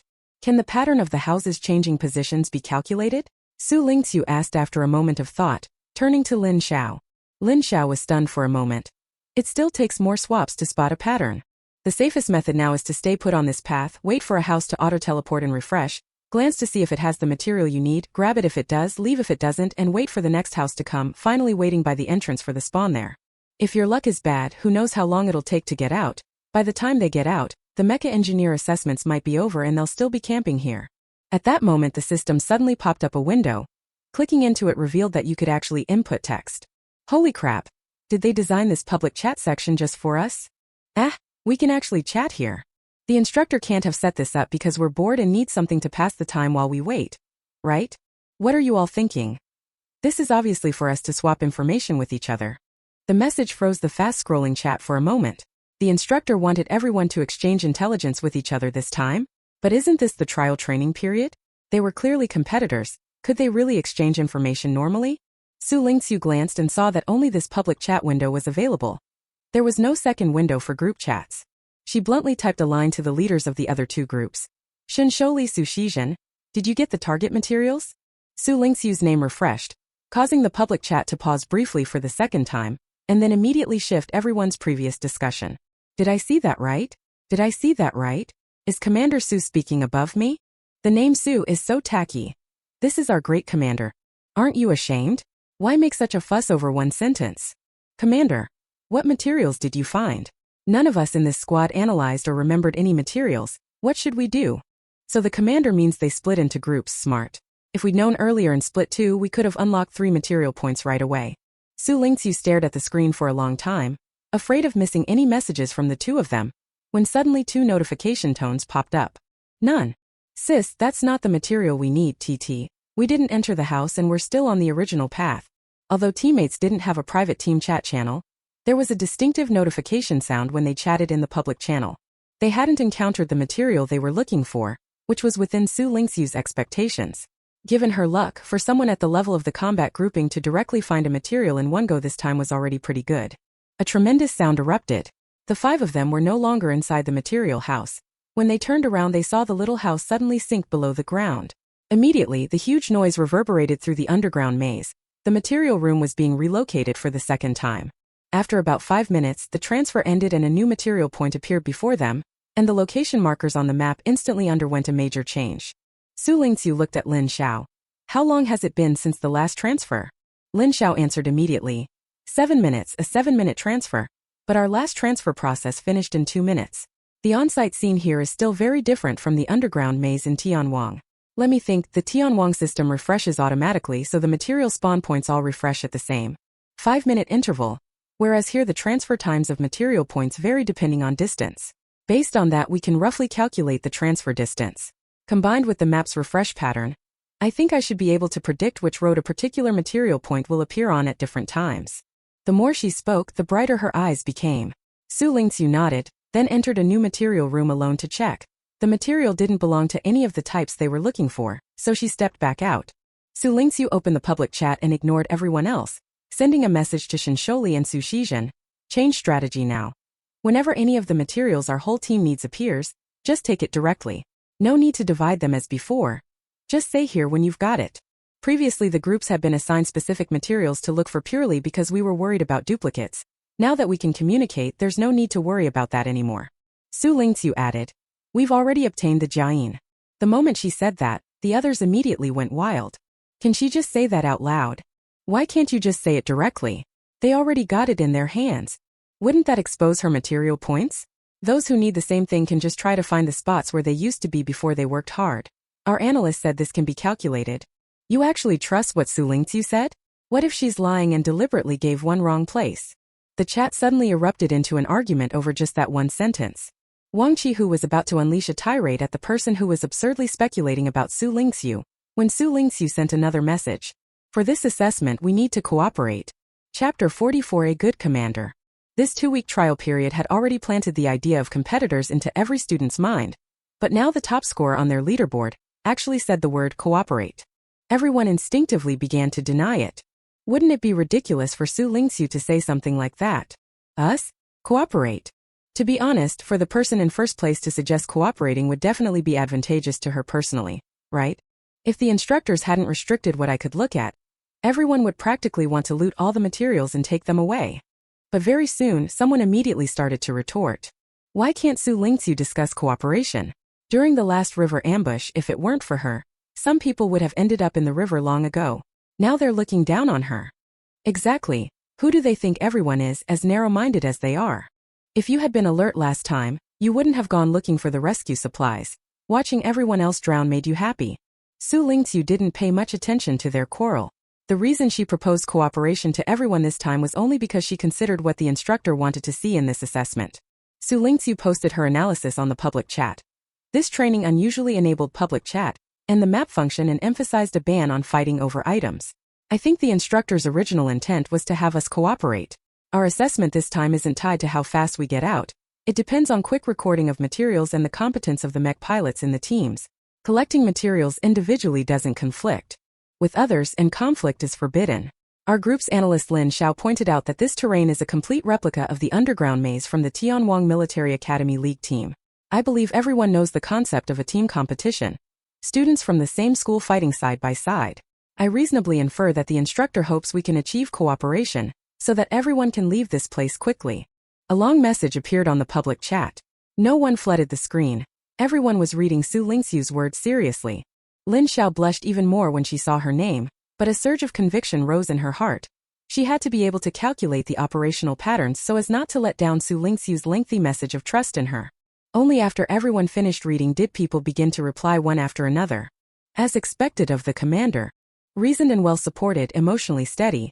If I had someone like this holding the rear, I'd willingly give my all on the battlefield.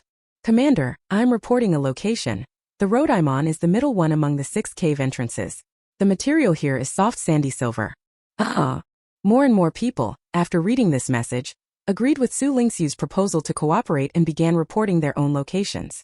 The analysts were now all brainstorming at full throttle, calculating positions and patterns. Su Shizhen and Jin Wiswoshi did nothing, watching Tang Muwen lost in thought. The two of them idly whispered to each other on the side.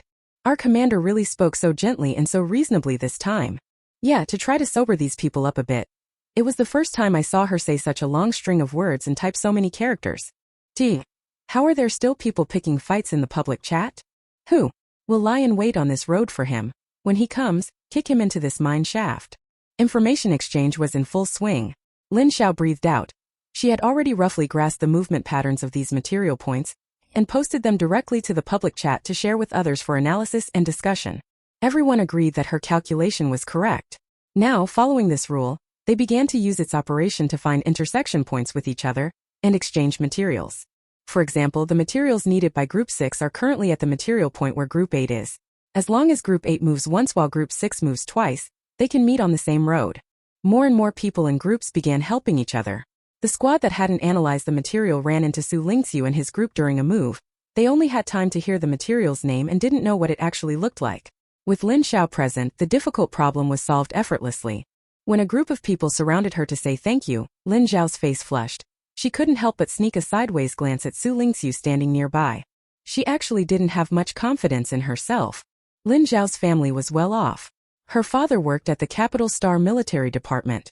From a very young age, her family expected her to follow in her father's footsteps, to become a cadet at one of the 6 major military academies and, like her father, eventually enter the military department. Carrying those expectations, Lin Xiao couldn't say she had any particular feelings about the profession of soldier. She wasn't disgusted by it, nor was it quite right to say she approved of that life path. After all, her family had cultivated her in many directions since childhood. Her individual combat skills were poor, she wasn't qualified for Mech Corps, and she ultimately ended up in the command and analysis track. Her teacher had her choose analysis within that track. At that time Lin Xiao was not resigned. She was someone with a strong sense of responsibility. She didn't understand why she couldn't be a commander. She didn't like the analyst role. To others, an analyst was just a database, a stand-in when the smart brain failed, which sounded dull and uninteresting. Being a commander seemed more imposing, expending the least physical effort while receiving the greatest protection. With a wave of the hand, everyone had to follow orders. It happened to be her father from the military headquarters was home on leave. She wanted him to change her teacher's judgment about her, but her father only watched her quietly for a long while. If you define analysis and command that way, then you're doomed never to be a good commander. It wasn't until this moment that Lin Xiao truly understood that sentence. Xu Lingqu respected and trusted her from the very beginning. She never treated herself like a database, she trusted the information and judgments Xu provided. And when mistakes occurred, she kept the big picture in mind, promptly guiding everyone back onto the right path. Some people are born commanders. The AI brain chimed in, and Instructor Chen announced in the AI system the conditions for opening the tunnel to everyone. Entrance 7 conditions, 140 people. Everyone's breath hitched. Such opening conditions completely validated what Xu Lingqu had told them, and those who had been doubting him fell silent. What the instructor wanted to see this time was them helping one another, united in purpose. Without Xu Lingqu and all the analytical effort, everyone would still be baffled. How could they possibly have assembled the 10 fully stocked teams? Moreover, if everyone refused to cooperate, even if someone got unbelievably lucky and gathered everyone at once, they still couldn't get out. What would have been a mutually destructive outcome was, under Xu Lingqu's leadership, completely turned into a win-win. At this moment everyone gathered, the map's location markers densely packed at Cave 7. Xu Lingqu stood at the very front. Lin Xiao looked at her, recalling the latter part of what his father had said. Do you think being a commander means hiding behind everyone, sipping tea, reading the paper and making decisions? You think too simply. A good commander always stands in front of everyone. Chapter 45 Half a Day of Rest. Watching the students on the neural map approach the Gate 7 opening one by one, the 280 coordinate points gathered together with not a single person left behind, Instructor Chan and Kion fell silent. Had they rushed out because they couldn't find materials? Or, the 20 students of the Mech Corps also stood to the side waiting. The subsystems on their neural interfaces weren't running, so they didn't know what had happened. Natada had been a bit drowsy, but seeing the 2 chief instructors' strange expressions woke her up. Could something odd be happening in there? She felt both curious and a little worried for Xu Lingqu, and now watched Gate 7 intently. The originally pitch-black cave entrance was sealed by an iron gate. With a thunderous sound, the gate slowly rose, and everyone outside the scene stared fixedly at the opened entrance. The first person stepped out. By then the sky had already brightened, the night was over, and the wind lifted her short black hair. She walked out of the entrance step by step with steady footing. There was nothing particularly striking about her posture, and her outfit was an ordinary combat suit, yet at that moment she embodied the phrase heroic and dashing. It was Xu Lingqu. After she walked out first, The other trainees behind her seemed to reach an unspoken agreement. They waited for her to go ahead. Then they followed out one after another. This was their salute to the commander. Whether they believed her or doubted her. For tonight's assessment, Xu Lingqu led everyone to find the fastest, optimal solution. Kion looked at the girl with a complicated expression. At the start of the trial period, his first impression of her had been poor. Frail, sickly, pale, having fainted outright during the interstellar jump. Kion did not despise the weak, but weakness should not appear in the Imperial Military Academy. He had prematurely labeled Xu Lingqu with that word, only to watch her tear that label away piece by piece. All 280 students came out when the first portal opened, far exceeding Instructor Chen's and Kion's original expectations. And these 20 groups of students all brought materials out. Some groups had miscommunicated at the start and taken the wrong items or mistaken them, but half the groups had brought the materials needed for the mech unit. Such a result must have come from unified coordination and command, and from a force capable of temporarily getting everyone to set aside competition and cooperate for mutual benefit. Kuang suddenly felt tears welling up and silently turned his body away. If the previous 2 cohorts had students with this level of command, the Imperial Military Academy wouldn't have lost so badly. What gnawed at him was last year's desert map battle. After the match they analyzed the defeat, the students shirked responsibility, and Kuang at the time wanted to leave. He would rather return to the battlefield or the frontier than teach such students anymore.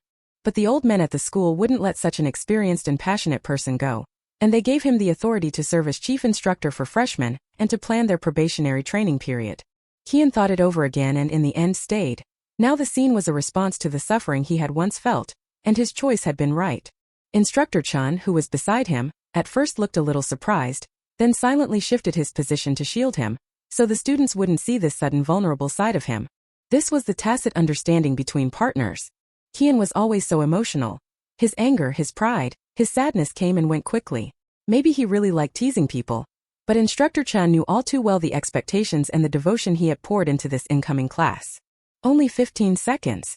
Instructor Chan looked at the students passing the materials. Chief Instructor, you need to hurry up and take charge. Kuang grunted softly. Instructor Chan almost wanted to laugh. Nadata took the materials from Lin Xiao and the others. They weren't exactly light together. Lin Xiao had been a little worried, but the girl in front of him steadily held all the materials and flashed a big smile. You did very well. Her eyes sparkled as she looked at Xu Lingqu standing aside. Although she didn't understand what had happened, Xu Lingqu was the first to step forward, which meant she was definitely very strong. This time she had truly grabbed onto a big thigh. Xu Lingqu felt that burning gaze, looked back faintly and nodded. It wasn't that she was putting on an aloof act or was unhappy. After talking so much in the underground maze, she felt she'd used up her quota for the day and was a bit too lazy to speak. But to others this was simply the self-possession of an expert.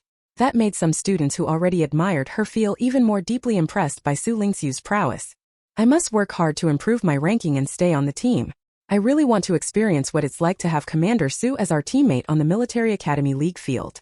There's a kind of belief that as long as our commander is still alive, we haven't lost. I said, are you guys done? Enough already. Do you have to flatter Xu Lingqu this much?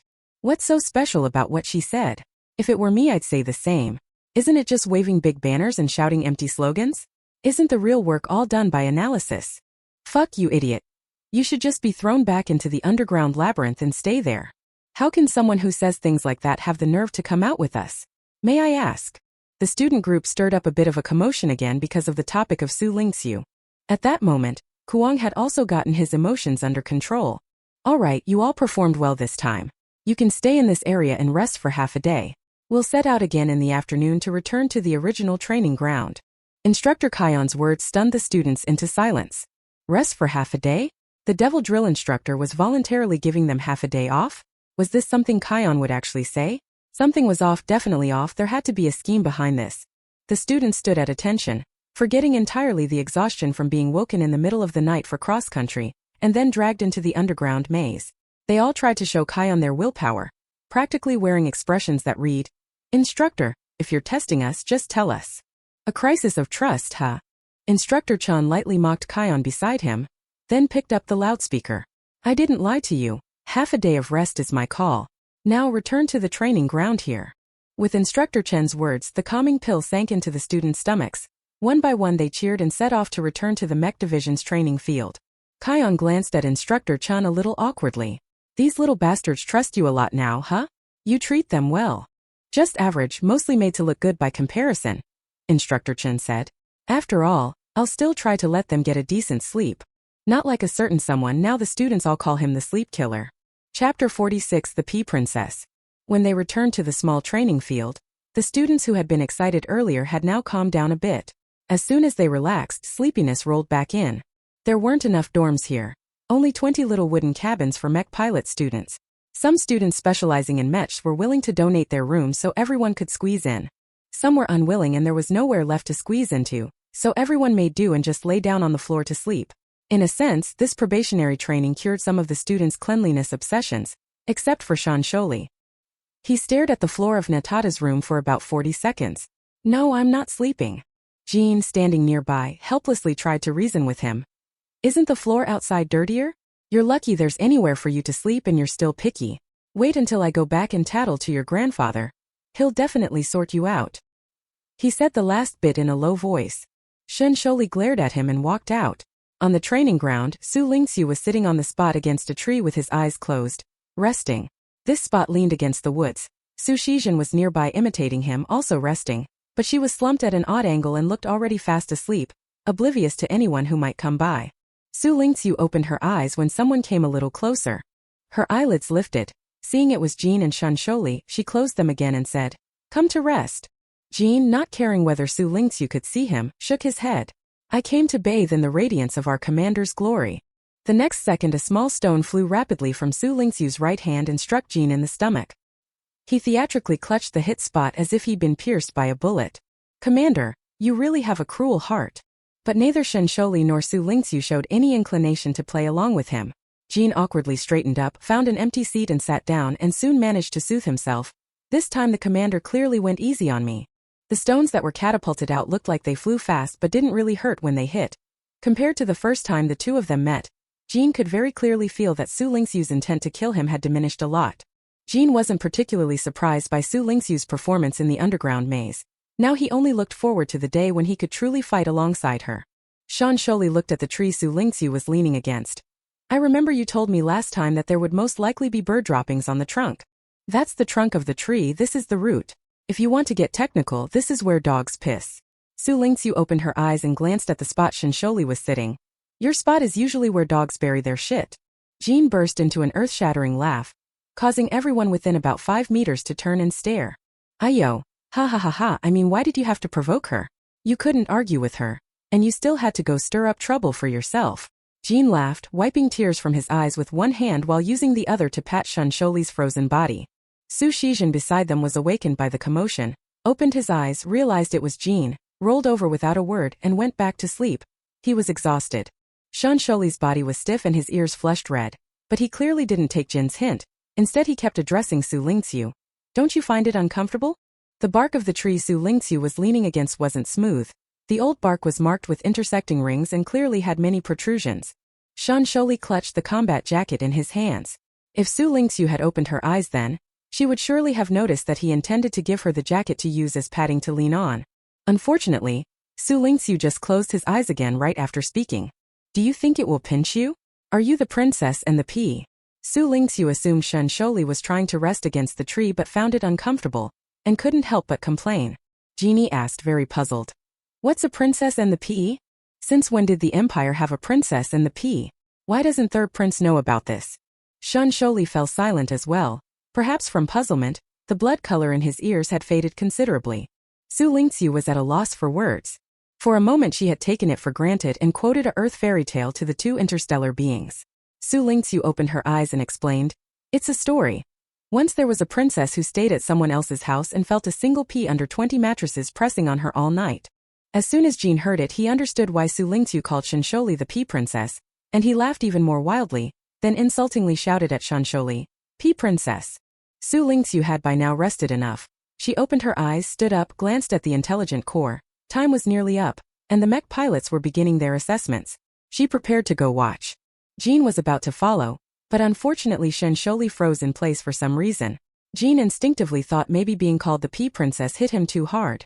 It was rare to want to be the one to comfort his friend. But Xu suddenly spoke. "She even made up a story just so she could call me princess." "Jean. You're not Xu, who are you? Get out of my friend's body." The Mecha Master's assessment was in the center of the training ground. At that time many students like Xu Lingqu had come to watch the spectacle. Each mecha student had a small single room where they were each manufacturing parts. Nadata felt a little panic. Looking at the materials on the table, she prayed inwardly. Father bless me. Jean and Shun Sholi had already caught up by now, and Su Shizhen, rubbing her eyes and yawning, had also been woken by the two of them, so she decided to come along to watch. Are you interested in mechas, Commander? Jean asked, watching Xu Lingqiu's serious gaze with curiosity. I suppose I'm somewhat interested. Before the luminescence appeared, Xu Lingqiu's interest in mechas had actually been only moderate. After slaughtering massive monsters for so long, when facing such huge beings, even if they were made of metal, Marshal Xu Lingqiu's first reaction was itching hands and murderous intent. Until a mecha suddenly appeared in his hands claiming to be an SSS-class mech or a relic of the Galactic Admiral, Xu Lingqiu intentionally tried to learn more, but there wasn't much to learn.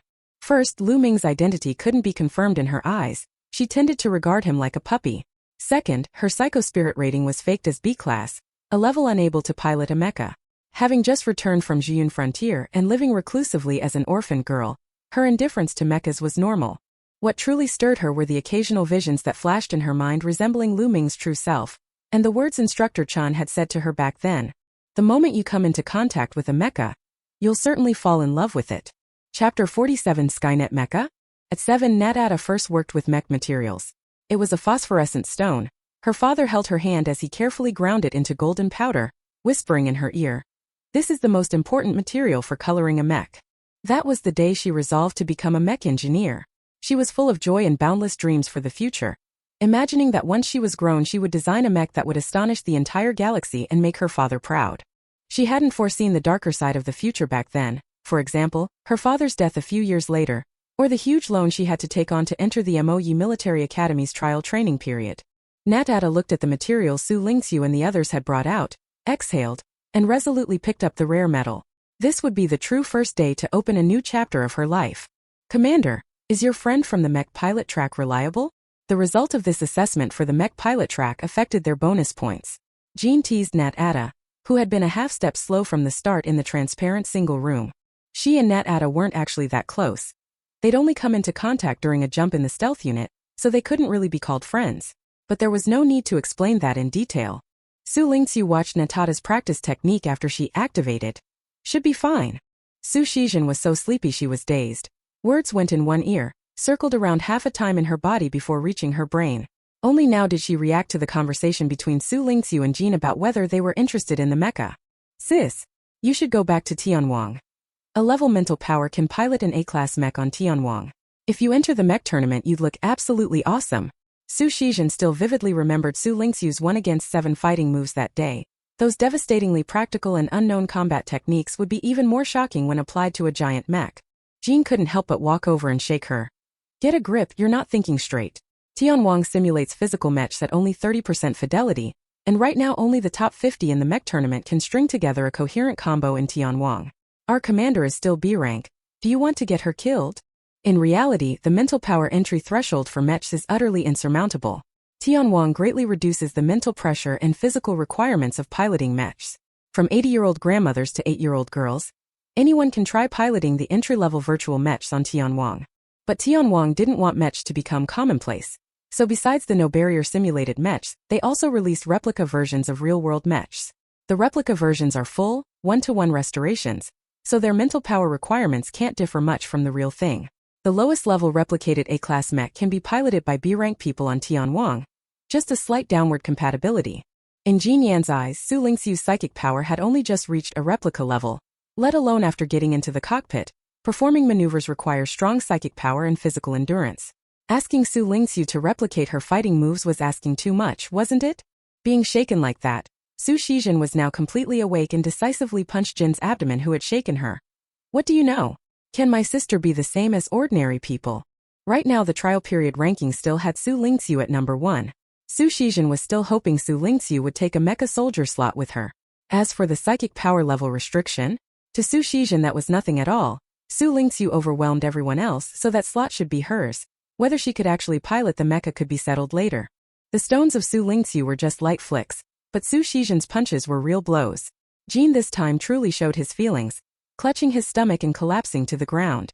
General Xu was a tigress father, and indeed the household had 2 tigress daughters following in their father's footsteps. By the way, Xu Shizhen has an older brother, right? I heard he's in the military department but doesn't have much presence. This is a true son of the family. Jean got up and rubbed his belly. Once the trial period ends, he has to pick 2 people from Aries to go intimidate that brother. If he can't mess with 2 tigress daughters, can he still be unable to mess with one son? This time the two's bickering actually had some substance. Xu Lingqu listened from the side and picked up some information. Skynet mech. When she asked that, the 3 people gathered around her all froze at once, but they quickly reacted. Xu Lingqu had grown up on the Xian border, so it was normal for her to be unfamiliar with Skynet. Since the Empire split from the Federation 100 years ago, Skynet was only integrated into the Empire's interstellar network 50 years ago. Xu Lingqu did not spend long in the capital star after returning. She mostly stayed at the Xu residence, where most of the people paid little attention to her. The only one who was somewhat friendly, Xu Shizhen, was being held by his brother for training, and Lady Gina also had other duties under Admiral Su Changbi. She didn't know that Skynet was far too normal. But Jean, who secretly investigated things privately and carried a 3-star affiliation, still tacitly put on a look of surprise to avoid exposing himself. Shen Sholi kept his usual expressionless face as always. Your cognitive core probably hasn't had it loaded yet. I'll load it for you when I go back. There's a lot of fun stuff in Skynet. Community shops, all kinds of online competitions, and the virtual mecha tournaments get super lively at night. Xu Shizhen felt a twinge of sadness thinking about the hard life his sister had led over the years on the frontier. I'll sort it out for you when I go back. Xu Shizhen had wrestled with it too. Her clinging to the foster sister who suddenly appeared in their home looked like a thorn in their parents' and brother's eyes, as if it were a kind of betrayal to the family. But after all this time together, she had been drawn to the personal charm Xu Lingqu exhibited. Xu Shizhen was certain that even without that foster relationship, she would still be attached to Xu Lingqu, and any entanglements or grudges of their parents' generation shouldn't be repeated by them. She quietly scooted up beside Xu Lingqu, like a little dog begging affection from its owner. Xu Lingqu glanced at her and suddenly thought of Lu Ming. She wondered if it was doing okay as a lone dog in the dorms of Imperial Military Academy. Can the Skynet mech detect any famous mechs? Thinking of Lu Ming, who bragged he was the handsomest mech in the whole galaxy, the AI search results didn't match the white mech in her mind. A Skynet replica might be more reliable, Xu Lingqu said directly. For example, Admiral Galaxy's mech. Jean and Shen Sholi exchanged a glance to send a message. See, she really idolizes Admiral Galaxy. As Admiral Galaxy's true little fangirl, Xu Shizhen got excited for a moment then quickly deflated. No, the Skynet replicas only include blade holding and sinking blade at S rank, not Admiral Galaxy's Lu Ming. Admiral Galaxy and that mech both disappeared too early. Chapter 48 Skynet Mech Basics Mini Lesson. Chan Dao and Qi Ran were replicated? Xu Lingqu was unusually familiar with those 2 names. Lu Ming Tian was always whispering in her ear that both of them had been defeated by it, calling tiny Chan Dao laughable, ridiculous Qi Ran insignificant. It kept repeating that in its aesthetic judgment those 2 were hideously ugly. Seeing Xu Lingqu's curiosity about mecha flare up, Xu Shizhen pulled her down to sit, ready to explain these things properly, and Jean sat down beside her. What are you doing? Jean was used to Xu Shizhen changing expression toward everyone except Xu Lingqu, especially toward himself. He grinned. I'll listen to this mecha knowledge too. I surely don't know as much as the daughter of General Xu, but I promise I won't interrupt. I'll only listen, no talking, listening seriously. After he finished speaking, he made a gesture covering his own mouth to indicate it. Seeing him unusually pleasant, Xu Shizhen decided not to argue and turned to Shen Sholi on the other side. What are you doing? Do you still need me to explain it to you? With Shen Sholi's identity, status, and family background, he was probably raised from infancy surrounded by mechs. Does he still need her to tell him? Why not listen if it's free? Shen Sholi glanced at Xu Lingqu beside him. She hadn't told him to leave, so he breathed a sigh of relief. There was nothing they could do to drive the 2 of them away. Just as Xu Shizhen was about to settle the knowledge his brother had instilled in his mind, another voice floated up above him. Can I listen too? This time Xu Shizhen was so frightened he nearly shot out of his seat. Luckily Xu Lingqu pulled him back. Lu Zhang, when did you? Xu Shizhen clutched her little heart. She was truly scared half to death by Lu Zhang's uncanny appearances. Did I scare you? Sorry. Lu Zhang's face as cold as ice tightened. Even her apology sounded a bit stiff. She had come to watch Natada's assessment too. Lin Xiao was still fast asleep on Natada's bed, so she came on her own. To be honest, she didn't quite understand the mecha pilot evaluation. Overhearing a few people, including Xu Lingqu, talking nearby actually piqued her interest. So Lu Zhang openly eavesdropped. Xu Lingqu tugged Su Shizhen to have her sit down again, and offered a quick justification for Lu Zheng. Concealment is an essential tactical quality for a sniper. After speaking, he patted Shen Shouli's arm, signaling him to make room. Shen Shouli reluctantly scooted over to make room for Lu Zheng. Is everyone here? I guess Tang Muwen probably went to sleep. No one else is going to suddenly show up and listen in, right? Su Shizhen looked around suspiciously, and after confirming no one else had mysteriously appeared, began his popular science explanation. Now that Skynet is reproducing Mecha, the first to be replicated were Master Duanmeng's three-piece set that laid the foundation for interstellar Mecha. Yingfeng, Yingxue, and Yingmeng. They were originally rated A-class Mecha. Now downgraded to A-. My brother once took me to see an actual Yingxue. It's really beautiful. Master Duanmeng is truly Master Duanmeng. Su Shizhen sighed and then continued. Next came his set of A-class works. The Fraudster, the Magician, and the Adjudicator. A very splendid collection. My favorite on Skynet is the Magician. Once I become a formidable solo mech pilot, I definitely have to. Jean Momo cleared his throat twice to interrupt her, signaling for her not to ramble on. Su Shizhen glanced at him. Okay, he really hadn't interrupted, she had gone off topic herself, and immediately steered the conversation back. Right now Skynet's reproductions are still very complete and fast. Except for Master Qin of our Empire's recent Flower series, which hasn't been reproduced yet, everything else has basically been fully replicated. The A-Green Crystal Master Model 4 Roan's Silence, Mark II, and the A-Class Green Crystal Master Single Unit Obsidian, as well as Master Qin's Silver Mew. You can see all of these in the Skynet Mech Simulator.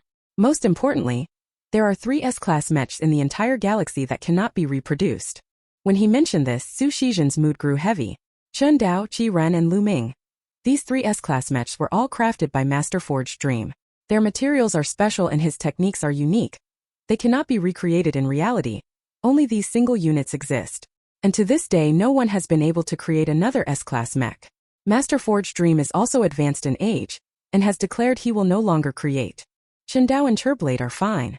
After Admiral Merlin of the Federation died, Qindao agreed to the Skynet replica, and Turblade's replica was a deal between the royal family and Skynet. Su Shichin's mouth ran ahead of his brain, and he realized what he'd said. Is this something I should be saying? Jean nodded beside him. The third prince himself agreed it was time to speak of royal secrets. Unfortunately, Su Shizhen could not receive the brainwaves. Anyway, both replicas of those S-Class mechs were very successful. You can see them directly on Skynet now, but to use them you still need S-Class psionic ability to be allowed to pilot. Su Shichin pointed to Shen Shouli and then to Lu Zheng, his tone a little envious and jealous. You two have definitely logged into Skynet to pilot them, right? Lu Zheng nodded. I prefer Qindao. It comes with a sniper weapon. I tried it and it meshes very well with me. What a pity it's a Federation mech, and in real life the psionic requirement to pilot it is S+. Lu Zheng still falls just short. Su Shizhen's gaze landed on Shen Shouli. And you? What do you think? Shen Shouli nodded. A bladed hold looks cooler than a sheathed blade. What a lousy answer. Just as Su Shizhen was about to criticize this judgment of mechs by appearance, the previously silent Xu Lingqu spoke up. Isn't Lu Ming the coolest mech? Next time let it come out and argue with Shen Shouli itself, Xu Lingqu thought. Right. The retort died in his throat and immediately turned into affirmation. Su Shizhen nodded, feeling more and more that his sister was truly his soulmate. A match made in heaven. Lu Ming is the most handsome. I remember reading many biographies of celebrities. Whenever someone has seen the Galactic Admiral and his Lu Ming, they always write a passage about how handsome, beautiful, and formidable the mech Lu Ming is. Even those who haven't seen it insist on writing that just to ride the trend. Because of this kind of behavior, people's image of Lu Ming has become more and more blurred. The image of Lu Ming pulled up by the smart brain was a pastiche generated by AI from various sources, ending up as a mongrel that made it hard to believe it was the handsomest mech in the entire galaxy. Where exactly did Admiral Inha and Lu Ming go? Sigh, their traces in this world are just too mysterious. I think there are still a lot of people who believe Admiral Inha is alive, that he'll only reappear with Lu Ming when the Empire falls into crisis again. If only that day would come. Su Shizhen propped her chin and sighed. She truly held the purest worship and devotion toward Admiral Inha. But Admiral Inha had already committed suicide. This legendary figure of the stars, someone who was suspected to be from the same hometown, seemed to have perished somewhere unknown in the universe. Su Lingqu thought silently, but Lu Ming was still around, and had even been told by Su Shizhen, who pinched his ear, that he wasn't very cute. Chapter 49 Come Home Often. On this side the Skynet mech knowledge popularization was underway, while on the other side the assessments for students training to be real mech technicians were in full swing. This time for the individual parts the instructor gave them a time limit of 3 hours. Nat Ada was making a small component of an A-class mech leg. She reached a critical moment. The final step was to add the Mahumi liquid for molding. Sweat of nervousness beaded on her forehead, but her hand pouring the Mahumi liquid was steady. About 5 minutes after pouring, a wisp of smoke rose and Nat Ada waved it away.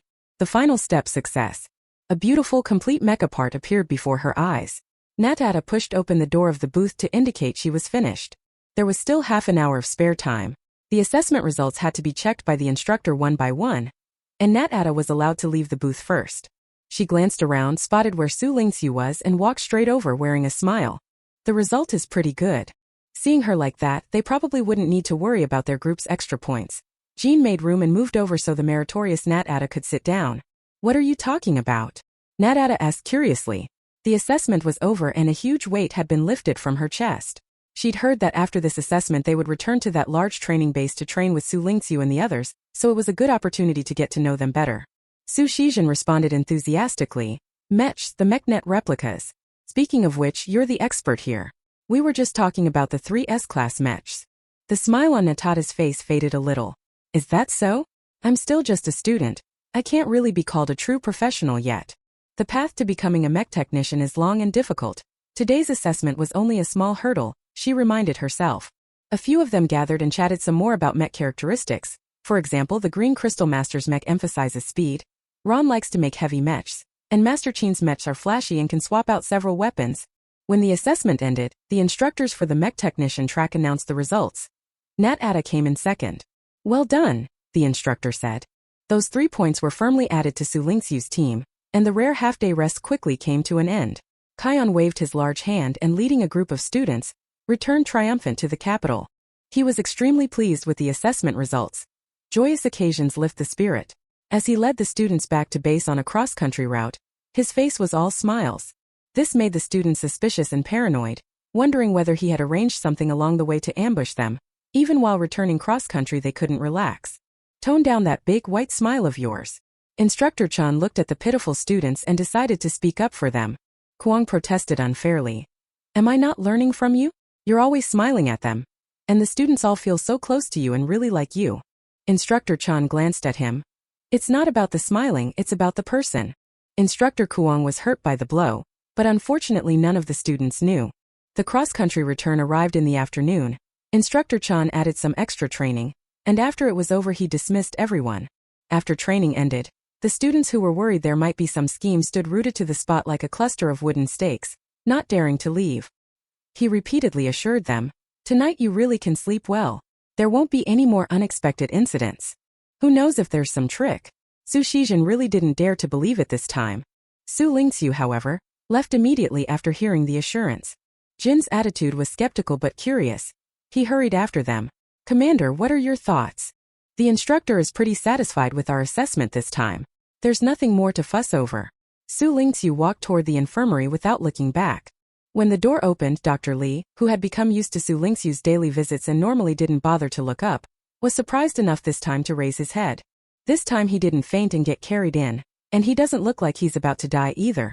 Truly a special constitution. He really has improved rapidly. Dr. Li didn't know what they'd been doing. He only knew 2 troublemaking instructor colleagues had dragged this big group of students back outside.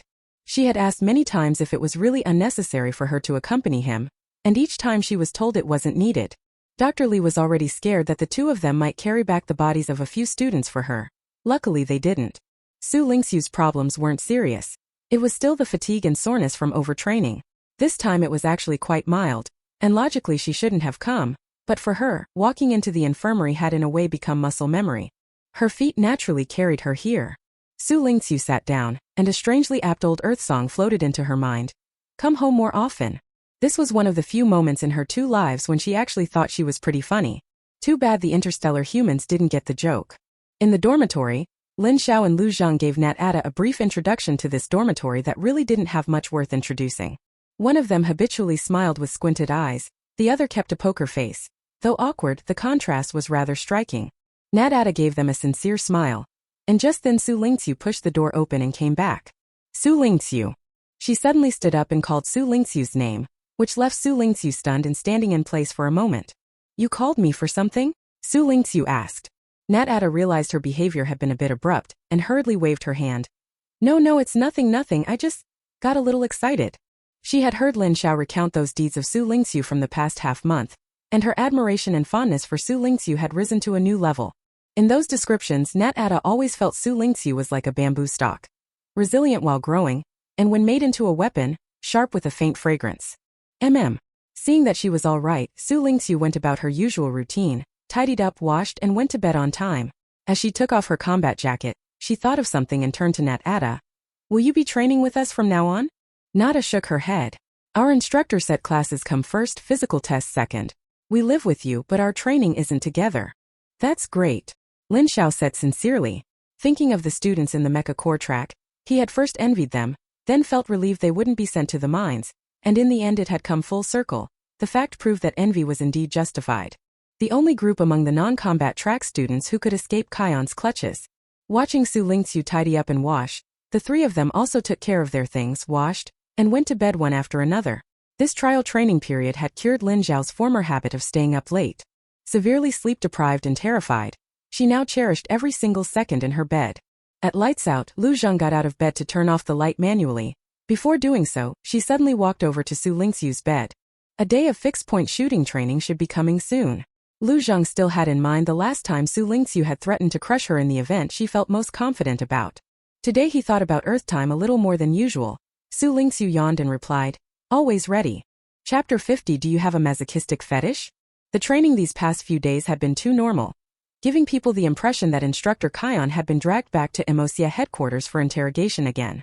But clearly that wasn't the case because the training was actually normal now.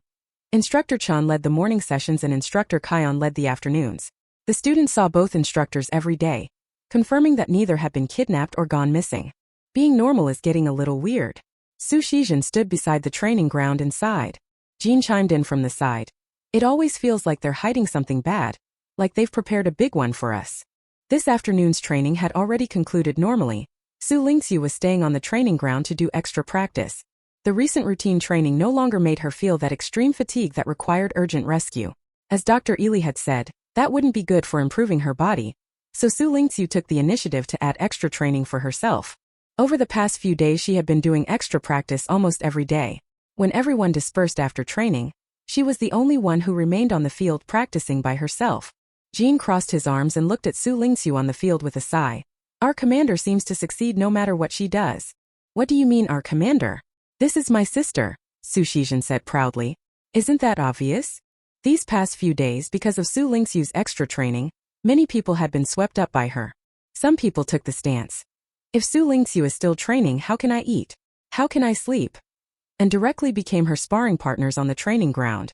Xu Lingqu would practice until the time came to leave, emphasizing companionship. The typical characters in that were Wang Qihu and Tang Muwen. And others, led by Sun Liao, strongly disapproved of Xu Lingqu's approach. Or put another way, these people had disliked Xu Lingqu from the very beginning. The ones who like showing off, the ones who are praised, the ones adored by the students, why should it be her? Human jealousy needs no reason. Even if Xu Lingqu really had many praiseworthy accomplishments right in front of them, some people would still turn a blind eye. They paranoidly believed this session was just about leading the competition for show to the instructors. Such behavior was truly outrageous. The day before yesterday, a boy even walked right up to Xu Lingqu, who was doing extra practice, and said outright, "Do you enjoy pushing all of us like this? You're strong, but is this necessary? You could easily temper your brilliance." Such people can be unreasonably self-righteous. Xu Lingqu only gave him a cold glance in return and said, "Does whether the top spot works hard have anything to do with you at 196? Those in the top 10 could complain that Xu Lingqu's intense effort increased their anxiety, but that has nothing to do with someone ranked 196th who is destined to be eliminated." The boy stood frozen as if petrified, pointing at Xu Lingqu with hands shaking, too choked up to speak. Leaving in such a shameful state seemed even more humiliating, but if he didn't leave now he couldn't think of any strong retort for the moment. When Xu Lingqu finished practicing and left, she didn't forget a final jab. "Whatever I do won't stop you from being eliminated immediately." It was highly damaging and deeply insulting. Jean loved a spectacle and made a big deal out of it. That boy went back to the dorm and hid under the covers to cry, and Jean shamelessly gathered around to watch him cry. He really had to see these people upset with his own eyes, otherwise he'd start to suspect they had some kind of masochistic streak. Getting scolded by Xu Lingqu made them feel good. They were just being absurdly intent on picking a fight with her. Where have you been acting so nice this time? In the dorm, Shensholi curled his lips at Jin's words. Speaking of masochistic tendencies, Jin's were actually the worst of the two. He hadn't been spared many beatings trying to hang around Xu Lingqu, literal beatings at that. Jin immediately protested loudly. What are you talking about? Our commander treats me very gently now. Don't spread rumors about our commander, okay? He rubbed his chin, looking at Shensholi's awkward expression, and suddenly felt as if he'd discovered something monumental in an instant. Honestly, you've never been the type to willingly take losses, have you? With your spoiled character. I remember the first time your grandfather brought you to the palace, the first time we met. I accidentally flicked mud on you and you started hitting me. Why do I feel like your tolerance for our commander is unusually high? Shensholi interrupted. Do you dare say you didn't do it on purpose back then?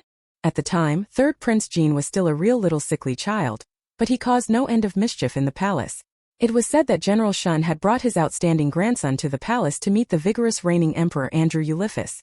Since peers rarely came to the palace, Jin went to the garden and specially prepared mud cannonballs for Shensholi to enjoy. The result was that the fearless young Shun was pinned down and beaten, and General Shun awkwardly dragged Shensholi to apologize before the emperor. Andrew Ulysses grinned and praised Shensholi for a good beating. You always change the subject when you get nervous. It's like this every time. Jin stood up looking like a triumphant general. I've completely caught you in the act. You just like to. Shensholi reflexively reached out and covered his mouth, but he quickly realized his hand would come into contact with Jin's saliva and pulled it back, disdainfully wiping with a handkerchief. Hehehe, serves you right. You brat, in the capital there are so many boys and girls who want to talk to you, and the powerful people who want to get tied to the Shun family would trample your doorstep flat. How many people are eyeing you as a prize? And you're here nursing a secret crush. With that thought, all of Shensholi's previous odd behavior finally made sense. Kim teased his friend with great delight, but halfway through he hit on a bit of truth. Alright, to be honest, if the crush is our commander, it actually kind of makes sense. Shensholi's ears were so red they were about to bleed, yet even then he didn't forget to warn his loquacious friend. If you dare tell anyone. Kim blinked rapidly. Honestly, even if you told our commander to her face that you really like her, she'd just ignore you or tell you to go get treatment at the hospital. Xu Lingqu is exactly that kind of person. Batting her eyelashes at her is no different from batting them at a blind person, let alone confessing. You're right. Thinking of his previous attempts to get close that all ended in failure, Shensholi was surprised he could even do something like that. Jin's gossiping soul burned fiercely. No way, when did you start having improper thoughts about our commander? Why wouldn't you tell me at all? Shensholi put on a stern face. No comment. TSK, this look again, just look at you. Jin felt he probably couldn't dig anything out of him, and in the end very conscientiously comforted his good friend. Honestly, I think the commander isn't interested in this, but you're still very competitive. If it really doesn't work out, go beg my father to issue you an arranged marriage edict to get a proper status. That's better than nothing. Besides, my father dotes on you. Hearing Jin's meaning was that he wanted him to give up. Shensholi paused and retorted. But I think she actually feels quite special toward me. Jin. How is that? Shensholi. Not at all. Jin. No way. Shensholi. I think so. Jin. You shouldn't casually label others. Whether someone really has a masochistic streak depends on their own brothers. Chapter 51 Napping Anywhere. Important notice. Name change notice. Mech Commander Noia, changed to Mech Commander Nat Atta. Red Glove Organization changed to Ares Organization. The apocalyptic timeline has been adjusted. Chief Enforcer Xu Lingqu's initial appointment has been changed from Year 19 of the Apocalypse to Year 6 of the Apocalypse. Year 9 of the Apocalypse. Xu Lingqu encountered a secret organization exclusive to the Evolved. Most of its members were enforcers who had defected from another base. When the leader of the organization met Xu Lingqu for the first time, he said a meaningful sentence. We are evolved humans, not humans. You must understand me. Just as our bodies have undergone the same changes, millions of years ago when humans learned to use tools, they ceased to be the same species as apes. The leader wore a white robe, a faint smile on his face. And we are the same with those ordinary humans. We have long ceased to be of the same kind as them. Now they are fish on the cutting board, and we are the knives, while the human leadership keeps brainwashing us, making us sacrifice ourselves to protect them. Enforcer Xu the Evolved, we plan to carry out a massacre in Reykjavik. We need you. That night, Xu Lingqu also learned the truth about the evolutionary human breeding program, the cause of the fire she had experienced. In the end she agreed. The token of allegiance revealed the movements of some of the human leadership in the central tower. Evolutionary humans can contend with mutated beasts, and at times their speed in killing ordinary humans is faster than that of the mutated beasts. Those senior humans who had once decided to kill humans proactively in order to create evolutionary humans were slaughtered that night. The evolutionaries, blinded by bloodlust, were in a frenzy. Just as their leader reveled in the thrill of standing above ordinary life, an old-fashioned revolver was pressed against his head. After Xu Lingqu used the knife to kill through another's hand, she destroyed the knife herself. Do you think doing that will make those ordinary humans like you? Who would genuinely be grateful to you? You betrayed your true kin in this world to protect those ordinary humans who keep calling you a murderer and a dictator. The leader babbled a lot before dying, watching the organization he had painstakingly built be wrecked by her alone. He grinned with a touch of madness. Xu Lingqu, you do not belong to ordinary humans in this world, nor to the evolved. You led us to kill the human elite, and you don't really accept your identity as an enforcer, do you? Do you have a place to belong in this world? A self-inflicted outcast, how pitiful. Gunshots rang out, blood splattering.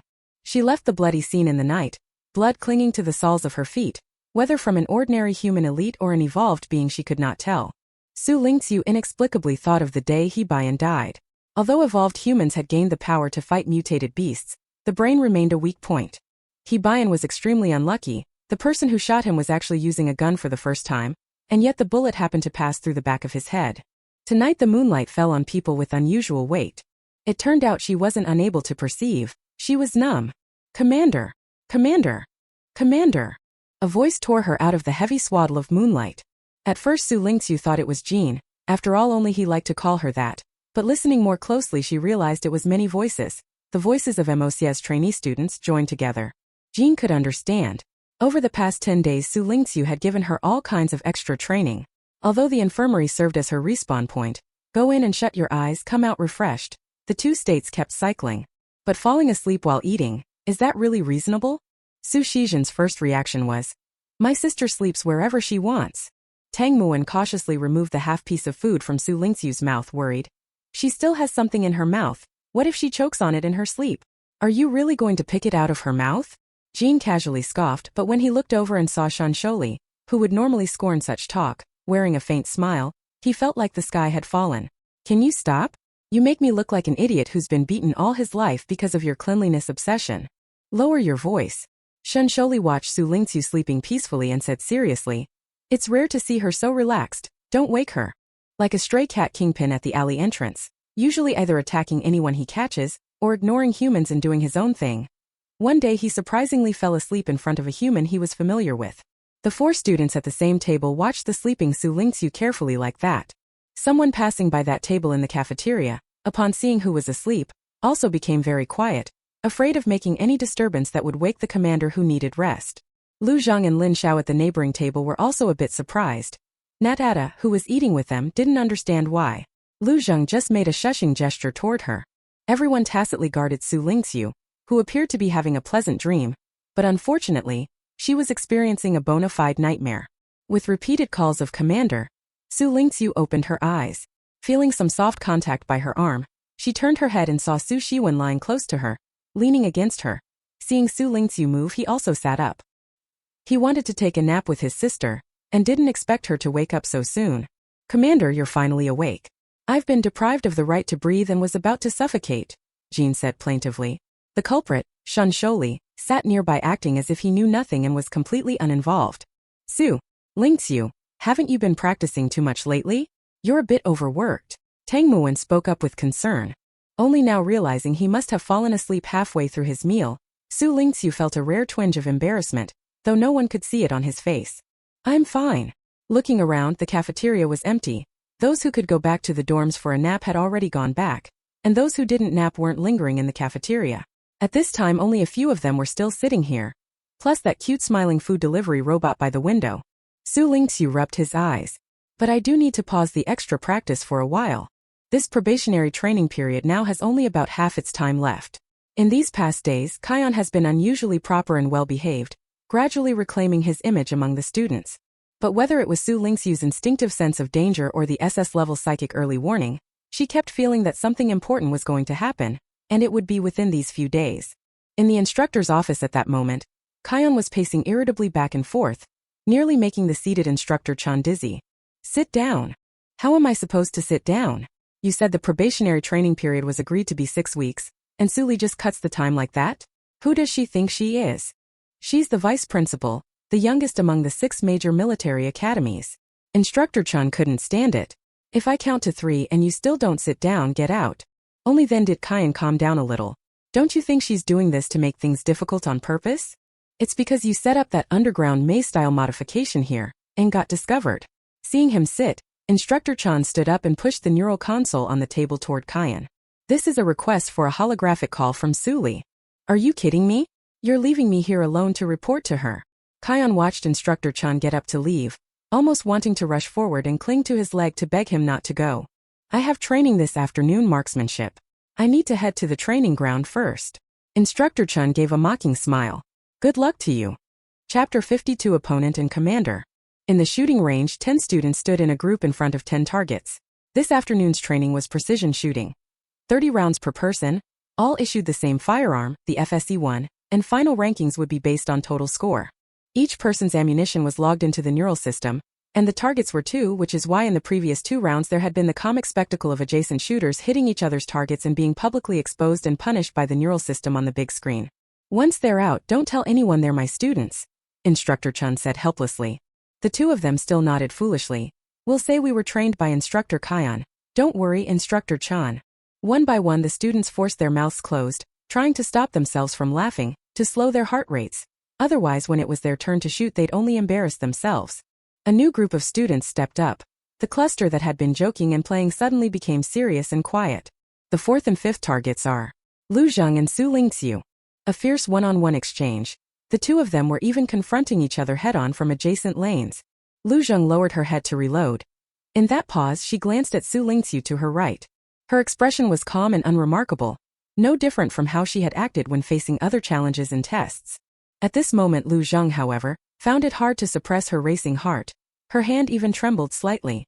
She took a deep breath, and years of shooting competition experience quickly helped her find a way to steady herself. She couldn't help but be excited. She had been waiting for this match for a long time. I will utterly defeat you on the project you are most confident and proud of. Xu Lingqu's words surfaced in Lu Zheng's mind, and that sensation, like flammable liquid coursing through her blood toward every limb and bone, returned. Lu Zheng tightened her grip on the gun. She would let Xu Lingqu know how determined she was to win. This is sick. After the first 10 shots, the big screen showed Lu Zheng and Xu Lingqu tied. Both averaged over 10.5 per shot, with Lu Zheng hitting the bullseye 10.9, 3 times and Xu Lingqu twice. Their current total was 107.4, leaving all the other students in their group far behind. This shooting range had become completely theirs, a battlefield shrouded in the smoke of gunpowder. Jean took a deep breath and looked at Shan Sholi. Do you know Lu Zheng's record as a pinpoint shooting champion? Her trophy stacked up would nearly be as tall as she is, so you know how formidable Xu Lingqu is. She never even had formal training. Shan Sholi stared unblinkingly at Xu Lingqu in lane 5. Her silhouette was as straight as bamboo, and her shooting stance clearly showed she truly hadn't had systematic training. He said in a voice only Jean could hear. Be glad a talent like that belongs to the Stellar Empire. Lin Xiao had been to an Imperial shooting match before, but that one didn't have Lu Zheng. The contestants chased each other shot by shot, scores updated on the big screen at any moment, and a holographic replay of hits in the bullseye was shown. She thought that was already tense and exciting enough. And now in this shooting range, Lu Zheng and Xu Lingqu had everyone's hearts in their throats. Lin Xiao even felt she was getting so nervous she couldn't catch her breath. The students, including Instructor Chan, held their breath and focused, waiting for the victor between the 2 to be decided. The onlookers were truly much more nervous than the shooters. After the second round of 10 shots was finished, the new scores were updated. This time both of them performed more brilliantly than before. Lu Zheng's total for the second round reached 107.6, while Xu Lingqu trailed by 0.1, at 107.5. With the scores added up, the 2 were no longer tied. Lu Zheng sat 0.1 points ahead of Xu Lingqu. Seeing the updated numbers on the big screen, Su Shizhen immediately put her hands together, closed her eyes and murmured prayers under her breath. Jean found her behavior a bit amusing, but he didn't dare tease her like before. If the 2 of them started fooling around, it would certainly affect Lu Zheng and Xu Lingqu, who were still shooting. He asked in a quiet, breathy voice. What are you doing? Su Shizhen also answered in a small, breathy voice. I'm praying, performing a ritual. Doing this stuff, if it's some cult, be careful the police come knocking. Jean made a throat-slitting gesture. Get out of here, you're the cult. Do you think the police care about this? Su Shizhen mumbled, but he couldn't pay attention to that now. He focused on praying and performing the ritual for his sister. Lu Zheng, oh Lu Zheng, have mercy, miss once. Miss once. Unfortunately, Xu Lingqu's prayers weren't very reliable. Third round shooting scores update summary. Lu Zheng, 107.1. Xu Lingqu, 107. Xu Lingqu once again trailed Lu Zheng by 0.1 points. The total scores of the final two competitors after 3 rounds appeared on the big screen leaderboard. 1. Lu Zheng, 322.1. 2. Xu Lingqu, 321.9. When masters face off, a hair's breadth of difference can lead to a world of error. This battle ultimately ended with gun god Lu Zheng from the 4th galaxy defending her shooting glory record. Lu Zheng looked at the familiar image of herself in first place on the big screen. The face she kept cold for years now fully revealed joy and excitement. She had won, she had defeated Xu Lingqu, not losing in the event she was most confident in. Congratulations! Xu Lingqu put down her gun. She had some expectation about the outcome of the match. Her posture wasn't quite standard yet, and she still had some bad shooting habits. The hands of this body weren't steady enough and needed more training. Many factors led to the final failure. But she didn't say any of that aloud. Losing is losing, and saying those things would just be making excuses for herself. You're very strong. I'll come challenge you again next time. Xu Lingqu turned away from the shooting line to make room for the next group. Lu Zheng also put down her gun, followed him and grabbed Xu Lingqu's sleeve. What's the matter? Xu Lingqu thought for a moment and did not pull his hand away. At the Military Academy League, I'll be the most useful gun in your hands, Commander. Over these days, Lu Zheng had been rehearsing these words in her head for a long time. She had to admit that whether it was the river raid or the underground maze, Xu Lingqu was not only the opponent she had fixed in her mind, but also the commander she had fixed in her heart. She still wasn't very good with words, so she wouldn't express her desire to fight alongside Xu Lingqu as directly as Lin Xiao or Xu Shizhen would. But Xu Lingqu probably understood Lu Zheng's meaning. She nodded and said, all right. At this moment, no one present could foresee that in the not-too-distant future, Xu Lingqu and Lu Zheng were about to create a new record in the Military Academy League for the most individual kills in a single team match. Their names would soon flood the Tianwang Forum. Of course, that was a story for later. The shooting training concluded successfully. Instructor Chun organized the score sheets and returned to his office in a very good mood. When he opened the door, he saw Kaiyong half dead and collapsed on his sofa. Instructor Chun. Chapter 53. What's coming? This isn't Dr. Li's clinic either. Instructor Chun sat back down in his seat and looked at the half-dead Kaiyong. Alright, get up. I'll show you something to cheer you up. Kaiyong got to his feet, every movement like a soulless corpse. I won't get better. I'll never get better in my life. Has Sully now learned to suck people's souls through full-spectrum projection? Instructor Chun tried to analyze Kaiyong's illness. It makes no difference, absolutely no difference. Kaiyong painfully pressed his hands to his head. We're only halfway through the scheduled probation, and she demands I finish the final assessment with the students in 10 days. What a joke. What kind of interstellar joke is that? She's gone mad too. Instructor Chun began fiddling with his tea leaves again. He needed to calm down as well. She also insists on personally verifying the final assessment results. Kaiyong rubbed his nose. If she shows up, the first thing she'll do is tie me to a tree and hang me. Instructor Chun paused with his hand. Don't think you can escape either. You're hanging me from the tree next door. Kaiyong said sullenly. Alright, if there's any good news that can lift my spirits, show me. Instructor Chun sent over the score sheet for this shooting training. When Kaiyong saw the names and scores of the top 2, his eyes lit up. The small dark cloud that had been hovering over him instantly cleared. Those 2 monsters appearing in the team competition are like headhunters. And this one is our commander, the commander wielding the Grim Reaper's scythe. Kaiyong was now completely optimistic about the future, itching to rush over to the organizer Skynet official and shout in their ear. Start it for me immediately. My students are coming to wreak havoc. He continued to flip through the report cards. In third place was Shen Sholi. His total rings were 1 less than Xu Lingqu's, which made a small gap. Right behind him were 2 people Kaiyong already recognized, Xu Shizhen and Jean. The 3 of them differed by about 0.4 to 0.6 rings. Following them were Wang Qihu and Lu Ning, those who had maintained above-average standings throughout this trial period. They were 2 rings behind Jean, and their scores were tightly bunched. Further back it was basically a chaotic free-for-all of rookies pecking at each other. The stratification is too obvious. After reading the report card in full, Kaiyong's expression instead grew solemn. Kaiyong had previously taught the best 2nd and 3rd-year students at Moy, those who were on the same level as Wang Qihu.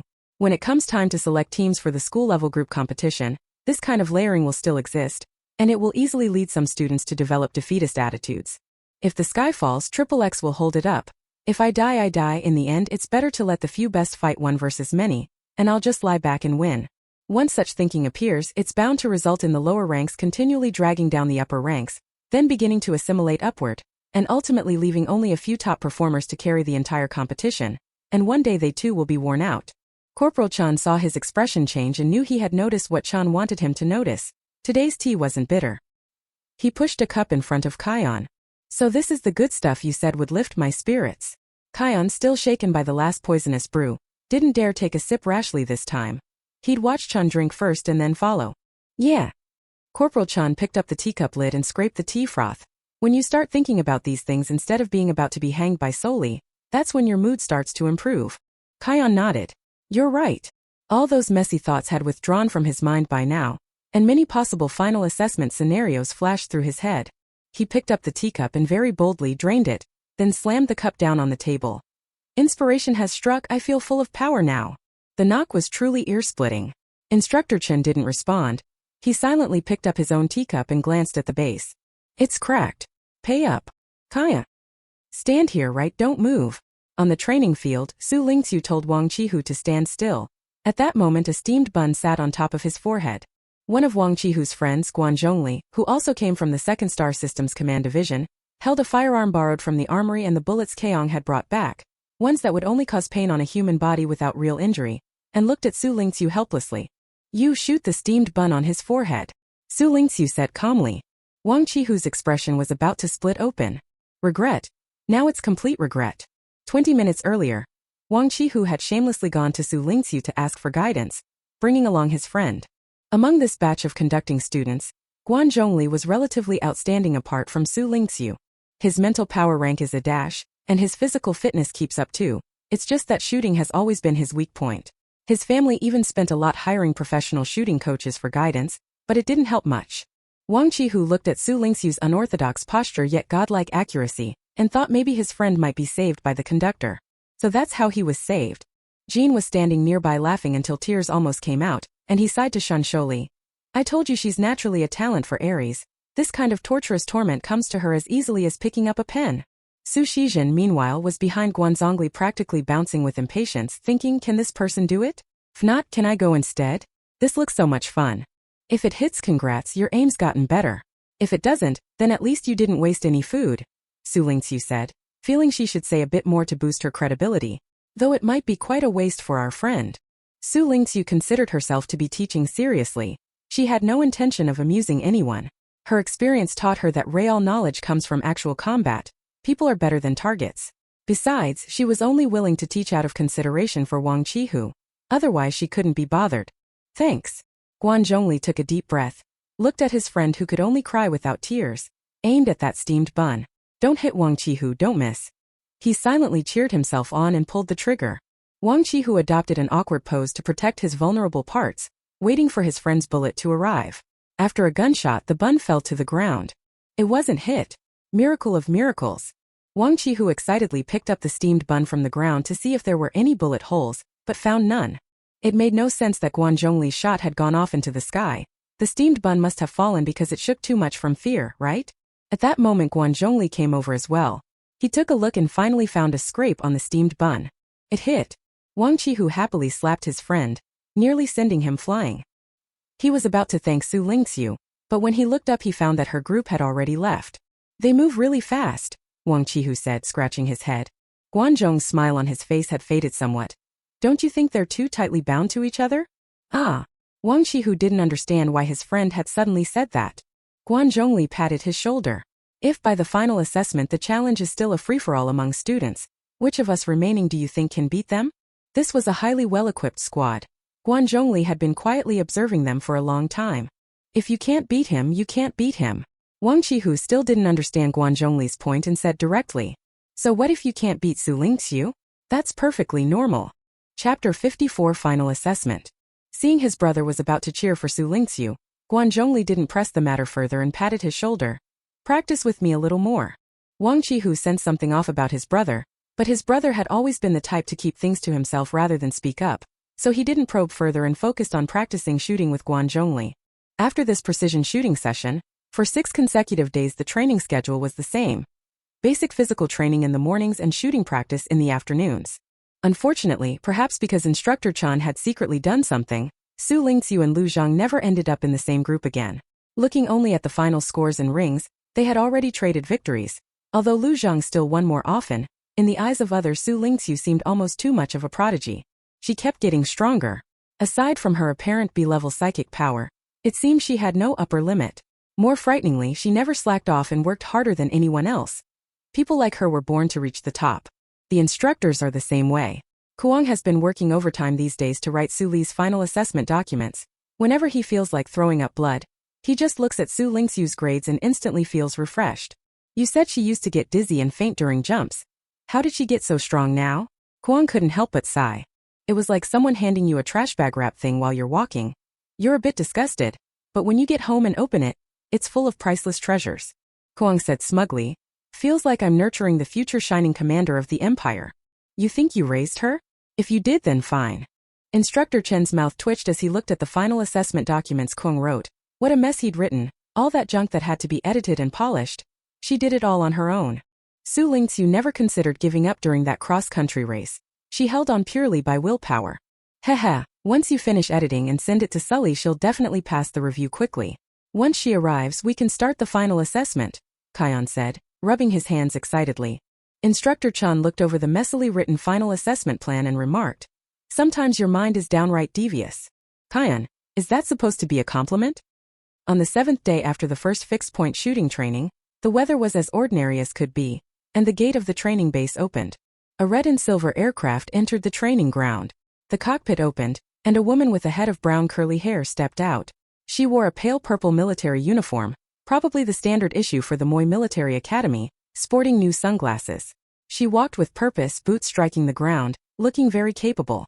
At that moment, the students were gathered together on the training field awaiting the instructor's orders. It was rare for both Instructor Chan and Instructor Kion to be present today, so everyone roughly guessed they might be about to be informed of some major matter. When someone arrived, of course all the students snapped to attention, watching her march up in her combat boots to stand before Instructors Chan and Kion. Allow me to introduce, this is Ms. Xu Li, the current vice principal of the Moi Military Academy. After the greeting, Instructor Chan spoke first. Xu Li took off her sunglasses and looked over the new recruits. These were the Moi new generation recruits that Kion and Instructor Chan had been bragging about, the ones who would thrash Dolinston. At first glance, their spirits did seem a bit better than those of previous cohorts. The students felt impressed and puzzled. Why would the vice principal personally come to watch their training? At the same time they were on guard. This vice principal didn't look like an easy person. She might be bringing some new, troublesome scheme. Instructor Kuang's usual arrogant air had calmed by about a third. He glanced at Xu Li, then rubbed his nose and announced to all the students. Today marks the start of the final assessment of this intake's Moia Military Academy freshman trials. No sooner had he finished than the students erupted. Huh, time flew by that fast. It's only been a month and a half. You've trained yourself, stupid. It's actually been less than a month. This is the final assessment being held early. Why is it being held early? Could it be Moia ran out of money? Early or not, fine. I can't stand this damn place any longer. After they vented and chattered, Kuang continued, quiet everyone. Present yourselves properly in front of the vice principal. Stand straight. I will only say the rules for the final assessment once. The moment he said that, the room fell silent. The other instructors began distributing the equipment each student would need for this exercise. Don't be too anxious, it's just a normal PvP match. Pretty much like the holographic gunfights you all play on Skynet. Kion first smiled to reassure them, then shifted tone. But this is too boring, so I came up with some new gameplay for you. The basic rule for this assessment is that you will engage in firearms combat with each other. Ordinary students. 1 kill equals 1 point. Kill points will be directly added to the elimination-related overall leaderboard. And the fun twist I thought of is, Kion opened a list on his neural tablet. Xu Lingqu, Xu Shizhen, Shen Sholi, Jin Lu Zhang. You 5 students currently occupy the top 5 cumulative spots on the leaderboard. For this final assessment, unlike ordinary students, each of you carries a 20-point bounty. In the current standings, although these 5 have a big gap ahead, the students behind them are tightly packed. A 20-point bounty on one person means that if someone can kill any one of them, they have a chance to rise from the brink of elimination into the mid-tier, and from the mid-tier into the top 20 to qualify for the Mech Corps. This was simply putting them on a spit and roasting them. Instructor Kion still found that firepower insufficient and added more fuel. Also, aside from those 5, all other students automatically form one faction. That doesn't mean your objective is to kill the others and leave them untouched. At the end of the training we'll tally faction points. They count as 55 points per person, you count as 1 point per person. Whichever faction has higher total surviving points, every member of that faction gets an extra 10 points. The instructor's meaning was clear. He intended to forcibly bind these 5 people together and set them in complete opposition to everyone else. That way the 5 would experience what 1 versus 55 felt like, and it would also ignite the fighting spirit of everyone else, a 2-for-1 for Kion. The entire assessment starts today at 2 p.m. and ends promptly at midnight. Around 11 o'clock, we'll send 20 instructors into the field to clear out the remaining students. Anyone who escapes that sweep and returns to base on their own gets an additional 5 points. During the assessment, each person starts with 30 bullets. Firearms are permanently linked to the AI. We'll deliver any supplies you need to fix drop points. The AI's dedicated combat system has been activated. Kion watched the students' expressions. We can head to the field now. Wait a moment. Jean spoke up suddenly at that time. I want to ask, if we manage to hit the instructor who came to clean us out, is there a reward? The 5 of them had already gathered together in the crowd. Xu Lingqu stood in the middle, and the other students, whether intentionally or not, left them a bit of space, making them stand out conspicuously. When Jean asked that question, everyone's immediate reaction was to want to laugh. After all, he was used to acting out, so asking such a fanciful thing wasn't surprising. Kion was just about to tease him a bit to lighten the mood. That Vice Principal Xu suddenly spoke up. Humph, truly not knowing one's place. If you could hit the instructor, I'll give each of you 100 points. Jean smiled and nodded. He also felt it was a bit odd to ask about this at the moment, but he glanced over at Xu Lingqu. The commander told him to ask, so asking was the right thing to do, no doubt about it. Chapter 55. The fish is already hooked. A gust of wind blew the leaves rustling. A few fell onto someone's shoulder. Hidden in a waist-high patch of weeds, Xu Shizhen watched a few people walk along a narrow path not far ahead of her. The final assessment site was in the mountains where trees grew thick, weeds were abundant, the terrain undulated and was complex. The canopies overlapped so sunlight couldn't penetrate. Visibility at night was expected to be especially poor. Those people walked away. Xu Shizhen crawled through the grass, following a small slope down into a more concealed mountain hollow. It was practically a natural trench. At that moment Xu Lingqu, Jin Shan, Shou Li, and Lu Zheng were all gathered together, and beside them squatting and busily mapping the terrain was Tang Muwen. He had chosen to defect temporarily. Seeing the 5 of them lacked an analyst, he volunteered, even handing over all his equipment and forcibly shutting down his neural implant. Clear proof of sincerity. When he first arrived, Jean even pointed a gun at his head, but he didn't care at all and said, "Finish the terrain analysis and the maps for you first, then you can kill me." Jean was speechless. "You gave up your final assessment score entirely?" Tang Muwen shook his head. "The points I had before were more than enough to advance in this trial. Command analysis is separate from combat with you. My score has always been second in non-combat." Saying that, he glanced at Xu Lingqu and added, "All those points before were thanks to you. All of you. I'm just here to repay you." His feelings were so sincere, and since he usually liked to trail after Xu Lingqu when he had nothing to do, he temporarily gained their trust and was allowed to do the terrain analysis.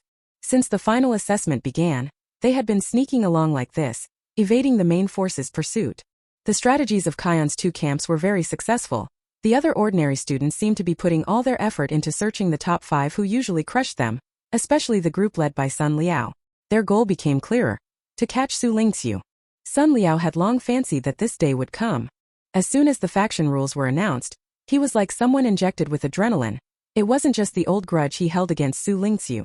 His own points had been lingering on the chopping block, and if he could land a hit on Xu Lingqu himself, he could make a spectacular comeback. Sun Liao loudly proclaimed in the regular students' faction how utterly despicable Xu Lingqu was. A villain beyond redemption. No one knew where he had concocted so many charges against Xu Lingqu, but he was relentless in his tirade. However, most of the students seemed unmoved by his fervor. Only a few echoed him, until he suddenly turned his accusations toward Wang Qihu and Lin Xiao. Every group needs organization and leaders. The leaders of the regular students' faction were Wang Qihu and his friends, several second-star students, along with Lin Xiao, who had performed excellently in the last underground labyrinth. You two, one is Xu Lingqu's roommate, the other is always hanging around her. During evaluations, you won't betray us and tip them off, will you? Sun Liao wasn't very capable, but he was good at stirring up trouble and sowing discord. Saying it like that, unlike before when he liked to smear Xu Lingqu personally, What he was saying now threatened the interests of every ordinary student, and in a way it sounded reasonable. You as the leader were on such good terms with our enemy before, is that appropriate? Can you promise you'll never defect? Wang Qihu's face turned dark on the spot, and Lin Xiao even rolled his eyes. I obviously run after Xu Lingqu too. I'm still Lu Zheng's roommate. Finally, Guan Zhongli stepped in as the final peacemaker. As someone who had been a passable commander in the past, he still had some authority among the ordinary students, and he put his arm around son Liao with a smiling face. Brother Liao, I know you've been annoyed by that Xu Lingqu for a long time, and it's natural to have some feelings about it. I get it. But this is the final assessment. My brother Wang Qihu and Lin Xiao wouldn't joke about this, right? I've also been bothered by those 5 for a while. This time our goal is to unite and take them down first. Calm down and don't turn your anger on our own people. His words calmed Sun Liao down, and he was quite happy to be placated. The final decision was that Sun Liao would receive a certain degree of command authority, and could directly lead a group of people. He was absolutely delighted. Sun Liao looked at Guan Zhongli with gratification. This was the kind of person best suited to be a commander. Pleasant to listen to and willing to relinquish some of his power, unlike someone else. The very name Xu Lingqu made Sun Liao's teeth itch with hatred. His streak of bad luck had started the day of the combat training, and this was a perfect chance for revenge. He could not afford to miss it. Because of that, the moment they entered the final assessment arena, Sun Liao was itching to have his men search the mountain inch by inch, intent on confronting Xu Lingqu and his 4 companions head-on. But they'd been searching for almost an hour and still hadn't seen a trace of Xu Lingqu. The 5 of them seemed to have vanished into thin air, hiding somewhere in the hills. Sun Liao was at his wits' end, jumpy and paranoid. At the slightest rustle he suspected something and fired a shot. He hadn't seen a single person, but he had certainly fired plenty of bullets. The boy who had once acted shamelessly in front of Xu Lingqu and been scolded to tears looked at Sun Liao. Brother Liao, do you think Xu Lingqu and the others are scared of us? They usually act so flashy. Now they're just hiding like scared turtles. At that, Sun Liao's original agitation eased considerably. At that moment, through the smart brain, Guan Zhongli from their ordinary students' camp sent a message asking Sun Liao how things were going. Sun Liao reported that he had found nothing. Oh, it's fine. You can head west for a bit. Our reconnaissance team just found signs that Xu Lingqu and her group might have been active there. At that, Sun Liao perked up and led his people running westward. Su Shizhen watched the idiot run off with his men, then returned to their hiding spot and reported to Xu Lingqu. The moron ran away. After entering the assessment site, Xu Lingqu led them to a hiding spot and told the other 4 to stay here on standby. They remained hidden and didn't go out. Jean was getting a little impatient and asked, Commander, how long are we supposed to hide here? To be honest, staying hidden like this was totally out of character for Xu Lingqu in Jin's eyes. In his mind, Xu Lingqu should have just led them to charge in 1v55, wiping those people out completely. Hiding like this might be safer now, but it felt a bit pathetic, didn't it? Xu Lingqu didn't speak. At this moment, a message from Guan Zhongli arrived in the confiscated Tang Muan's neural channel. Thanks, the fish has taken the bait. Chapter 56 Notification of Negotiations. The fish has taken the bait? Interstellar people always like to say things like that. Xu Lingqu responded in the cognitive console. Acknowledged. She looked up at the others and began to explain why she had been leading them in hiding and dodging ever since they entered the assessment site. Time rewound to the road back to the final assessment site, and Instructor Kion deliberately gave them some extra time. If there's going to be a faction battle, there should be some strategic planning. Guan Zhongli, thrust into the role of commander of the ordinary faction, felt a faint warmth on his chest. Not long ago he had worried what would happen if Xu Lingqu and the others stuck together through the final assessment. But now the instructor had given them the cohesion they had most lacked. 1v55, what does that even mean? One person catching 55 chickens would take forever. You can't beat them one-on-one.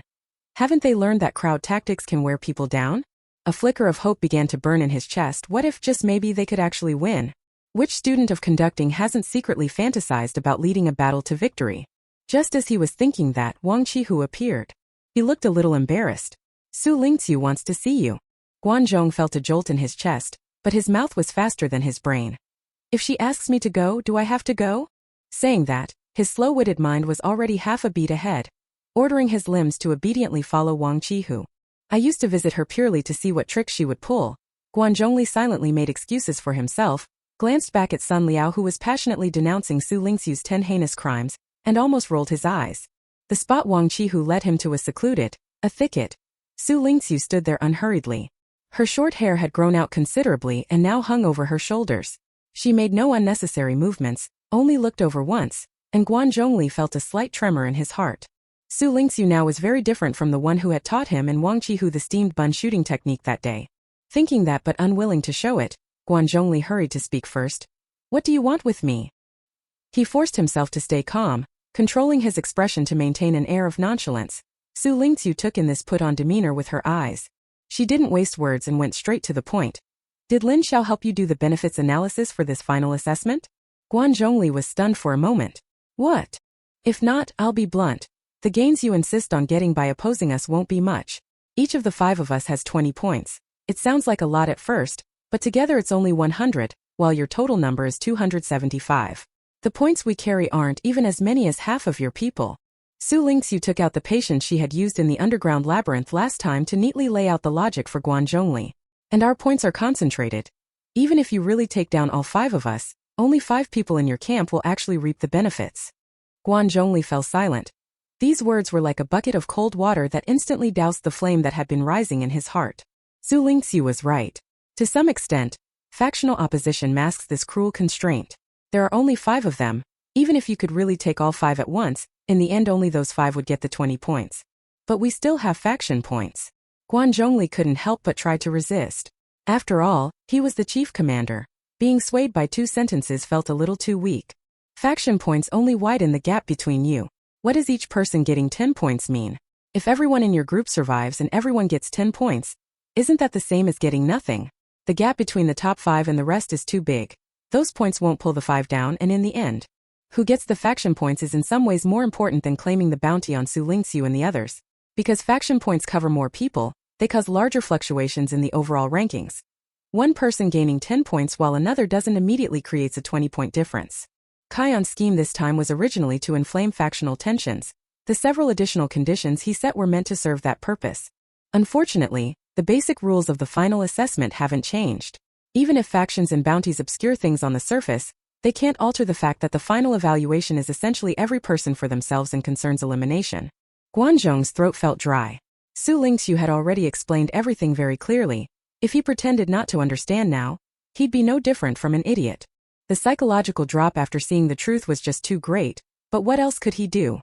He sighed helplessly. So, how do you want us to cooperate and what do we have to do? Party in unity and attack dissent. First take some of you out as points compensation. Xu Lingqu presented a list.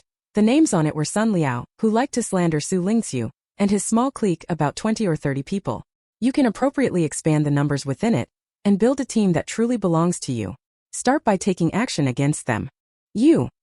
Guan Zhongli had always thought Xu Lingqu was too indifferent to bother with Sun Liao's group.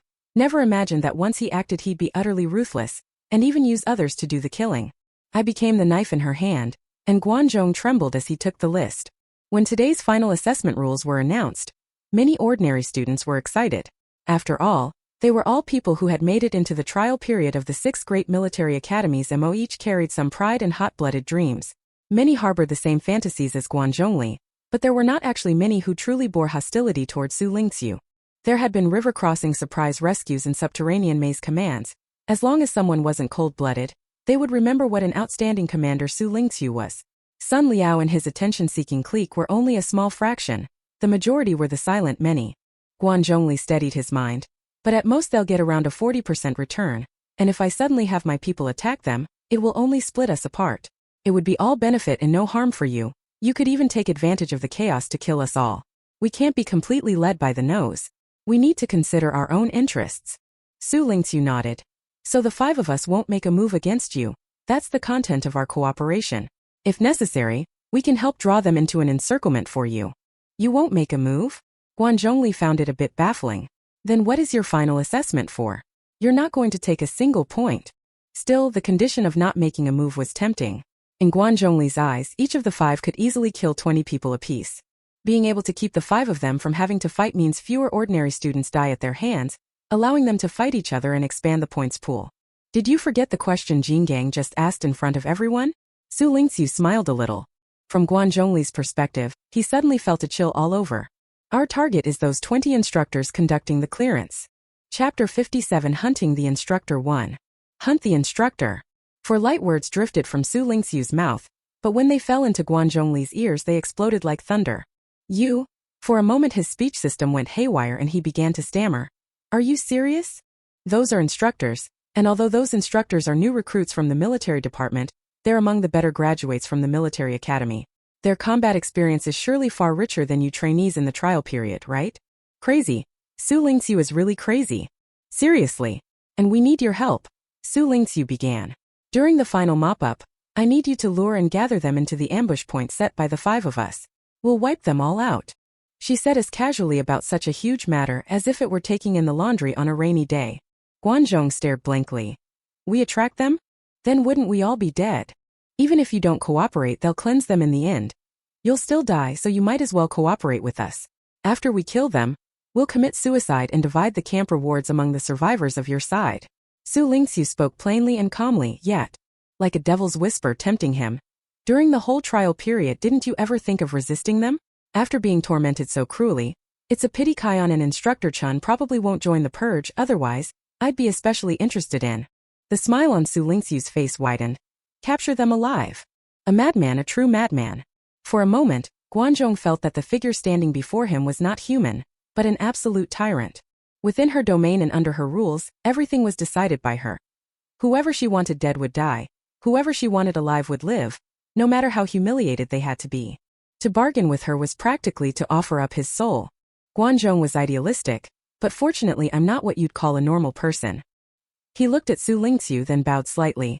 Willing to serve you. After leaving that grove, Guanzhong suddenly realized he was covered in cold sweat.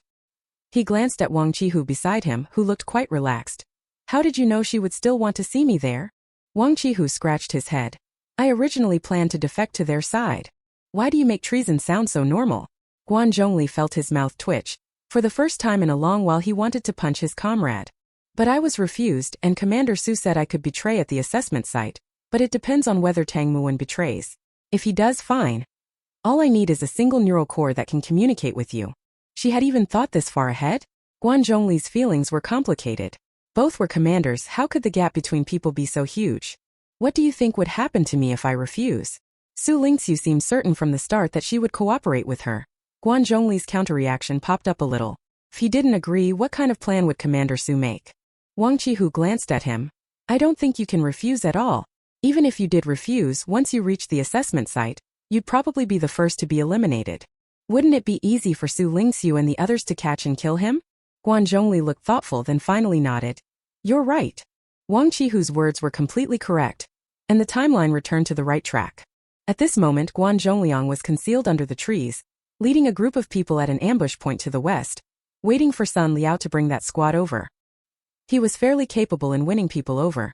While Sun Liao took his small group off running around, he laid out the cooperation plan plainly to the remaining people. Of course, the plan was to have Wang Qihu and the others confiscate everyone's cognitive implants, using Tang Muwen's supposed betrayal as a pretext to see if anyone was his accomplice. Really, it was to prevent any stragglers from warning Sun Liao. What surprised him a bit was that most of the remaining students responded enthusiastically to the cooperation plan. First, they weren't fools. The matter affected their own interests, and the final exam points would be counted toward the overall ranking and elimination. Something Xu Lingqu clearly analyzed for them, just like in the last underground maze. Second, many truly admired Xu Lingqu. At first the faction's rewards had stirred some hot-blooded fervor, but that soon cooled, and most people were unwilling to oppose Xu Lingqu.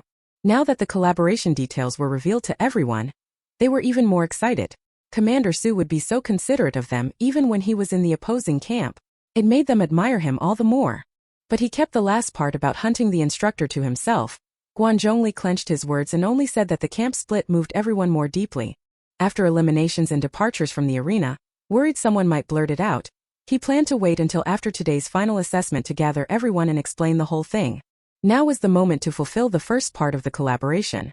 It must be said, Xu Lingqu and the others were really good at hiding things. Up to now they hadn't shown the slightest trace. If we ignore them and confront them head-on, even if they don't take action, just hiding like this will throw the students of the ordinary faction into chaos and eventually split them apart. Faintly hearing a crowd approaching from not far off, Guanzhong wondered how an idiot like Sun Liao could ever claim to be Xu Lingqu's rival. He wasn't even worthy to carry her shoes. Today I'll teach him how to be a man. Inside the hiding place, Xu Lingqu had roughly finished explaining the entire cooperation process. Jean and Su Shizhen listened with mouths agape. I said the Federation idiots really blew it at this year's Military Academy League. The team championship and the final Best Commander award might as well be handed out now. Jean remembered how Xu Lingqu had him ask that question about killing the instructor back then. It was a public notarization in front of everyone, and yet because it was the ever-whimsical Xu who asked, it lowered everyone's guard, including Kian and Instructor Chun.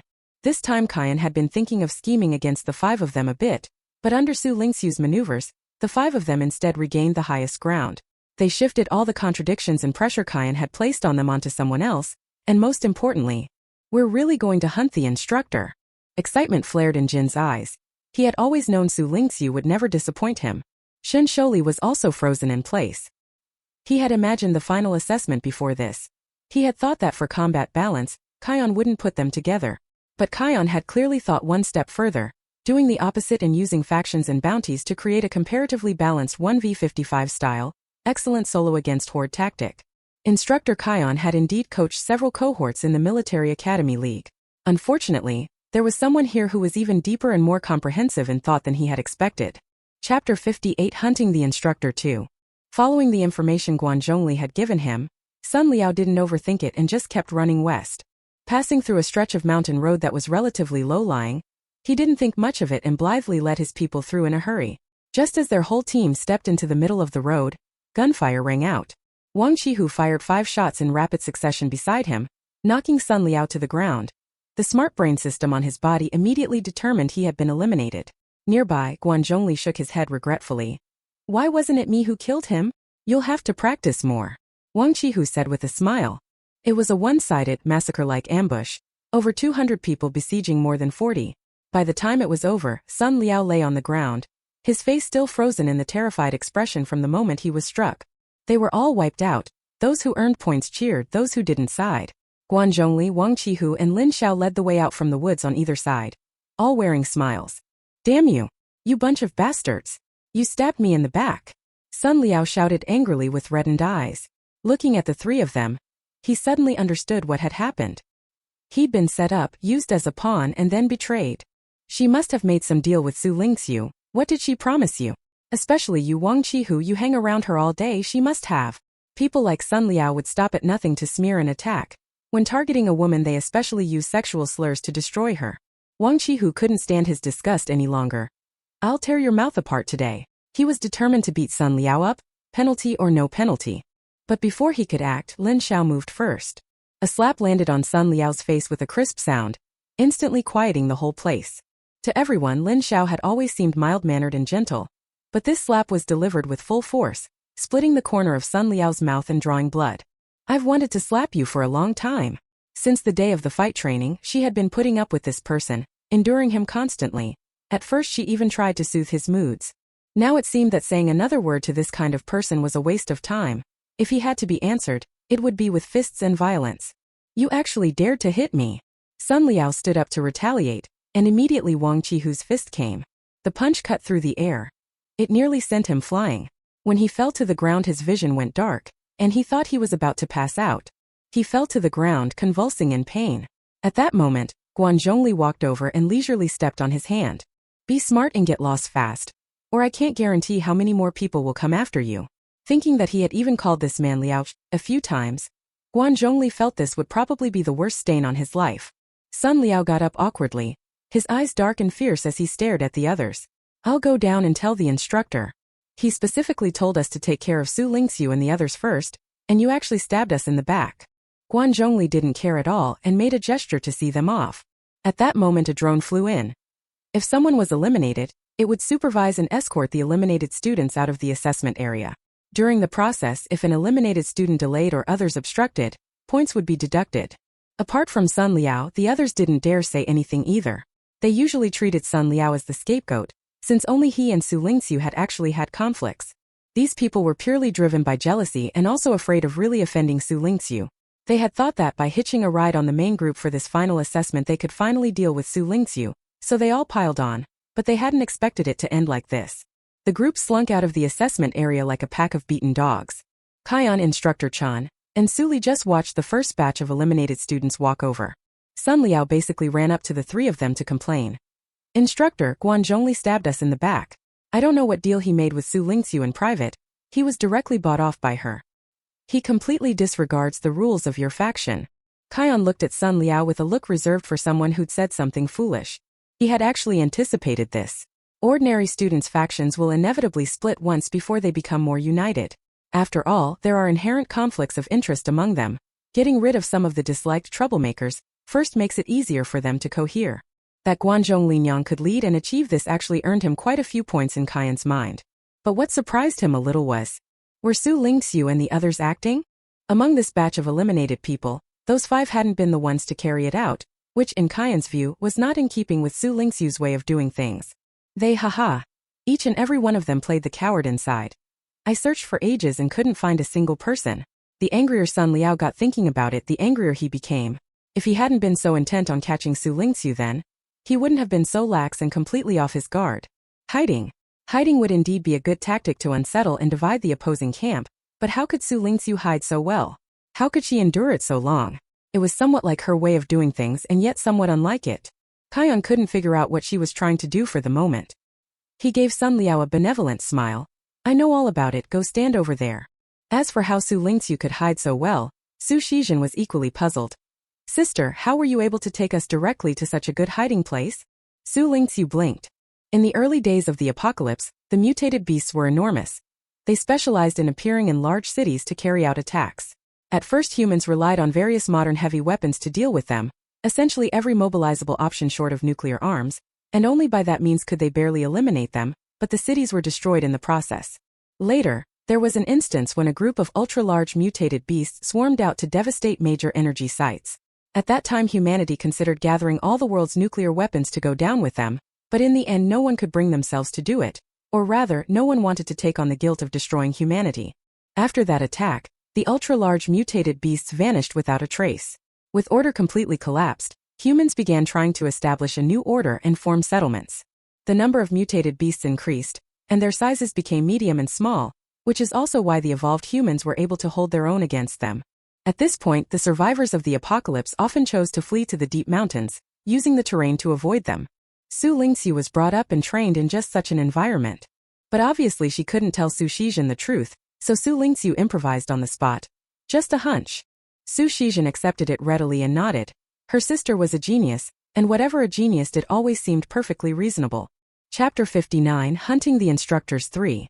Sun Liao and his small group had dealt with one troublesome matter, and Guanzhongli signaled to the ordinary students that they could now each fight on their own, form teams or choose to be lone wolves, whatever made them happy. Those who still want to try can go track them down. Getting the bounty is an accomplishment. But if you attack them first and get struck back, don't blame me. At this point someone in the crowd couldn't help but ask curiously. So Commander Su and the others just kept hiding and didn't attack us, and in the end they even handed out our faction points. Why didn't they take any advantage from it at all? That really hit the nail on the head. Their plan to snipe the instructors had to be kept secret, which meant the 5 of them lacked any motive to attack ordinary students, which was a bit unreasonable. Guanzhongli was thinking how to answer when another voice spoke up. Commander Su must have his own considerations. Let's not worry about it. The important thing is that they won't take the initiative to attack us this time. And now we're all enemies. Spread out as quickly as possible. Those words came from Lin Xiao. Once she said that, the ordinary students' last bit of doubt vanished. Everyone dispersed like birds and beasts. Guanzhongli sent Xu Lingqu a message that everything had been resolved. They could temporarily leave the hiding spot. What they needed to do now had changed. They were no longer hiding but needed to reconnoiter the entire assessment field and find the best ambush points. And that would rely largely on analyst Tang Muwen. Xu Lingqu still decided to split up. She also had some analytical ability, so they simply divided into 2 teams for separate exploration of the terrain. After she finished speaking, Su Shizhen and Lu Zheng immediately said they would stay with her, leaving the other 3 men to form their own group. Just as they were about to move, Tang Muwen suddenly called out to Xu Lingqu. I've been meaning to ask you, if you had already realized it at the start, would I have betrayed them to come find you? He wore that same wary expression, afraid his question might offend Xu Lingqu. Xu Lingqu nodded once and walked away. There was nothing mysterious or unexpected about it. The reality was that Tang Muwen, for reasons he himself didn't understand, liked to hang around her, so the chance he'd betray the ordinary student side was high. Last time he said it was because he didn't want to hold her back, not because she was strong and he clung to her, but clearly his actual actions had always been something else entirely. Xu Lingqu couldn't be bothered to probe what he was actually thinking, nor did she want to. It had already been talked through twice. She felt neither dislike nor fondness for this person. If he was useful, she'd use him and nothing more. Seeing the 3 of them leave first, Jean suddenly put his hand on Tang Muwen's shoulder, his tone carrying a hint of danger and warning. What? Do you have some different ideas about our commander? He wasn't standing up for Shen Sholi. He just felt this man was weak and cowardly and utterly unworthy of Xu Lingqu. Tang Muwen's face flushed red and he couldn't utter a word. Shen Sholi spoke. All right, now is the time for the final assessment. Do what needs to be done. When he said this with a cold face, his demeanor suddenly reverted to how he had been before the trial period, the arrogant, untouchable young master of the Shen family in front of everyone. Having gone through that trial period, Jean had thought Shen Sholi's temper had improved. It turned out he had only been putting on an act in front of others. He let go of his hand and stopped teasing Tang Muwen. With Xu Lingqu's personality, no amount of buzzing bees, flirting butterflies, or lovesick men and women would make any difference, and it wasn't his place to deal with those things. The six split up and began searching for the best spots in the area to set up an ambush. Xu Shizhen followed Xu Lingqu as they wove through the trees. Having been thrown into the 5th squad by the instructor and taking a whole day to finish the cross-country course before, she now moved through the forest with remarkable speed. Keeping pace with her sister, Xu Shizhen also kept turning back from time to time to give Lu Zheng a hand. She carried a heavy sniper rifle, the S-73, loaded with new type rounds. The military had calculated that 3 shots hitting the same spot could penetrate a weak point on an A-class mech. Of course, they weren't counting on her actually piercing an instructor. The training rounds did not cause real harm. Most importantly, their effective sniper range was long enough. As long as they could find a sufficiently good firing position for Lu Zheng, her presence would become the greatest threat to those instructors.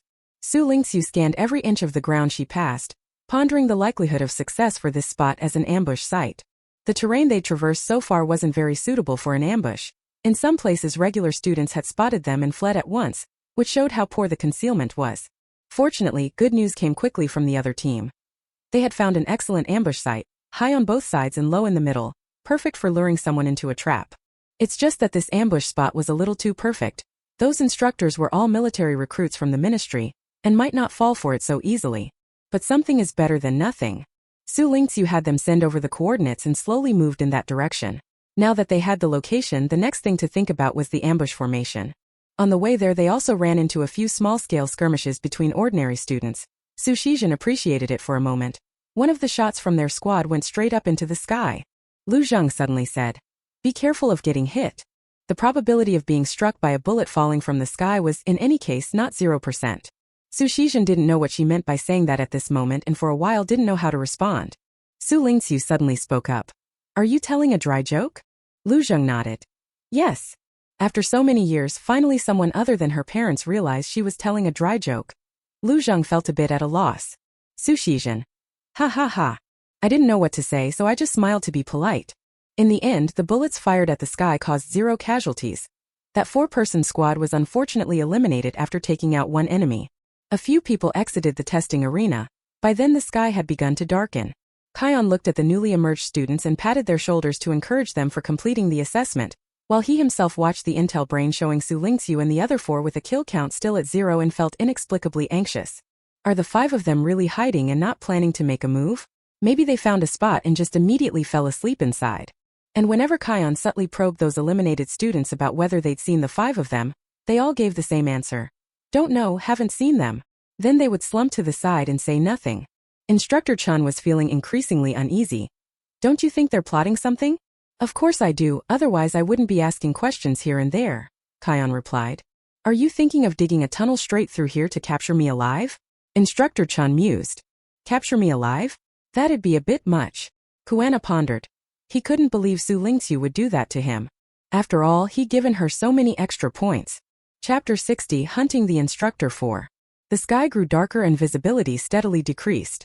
After the 6 of them met up, the first thing they did was find a suitable sniper position for Lu Zheng. This place was suitable for an ambush, but there wasn't a truly outstanding sniper perch. Concealment was only average. Finally, based on the maximum effective range of the heavy sniper rifle, Xu Lingqu placed Lu Zheng at the highest ground on the right. There was a small hollow there.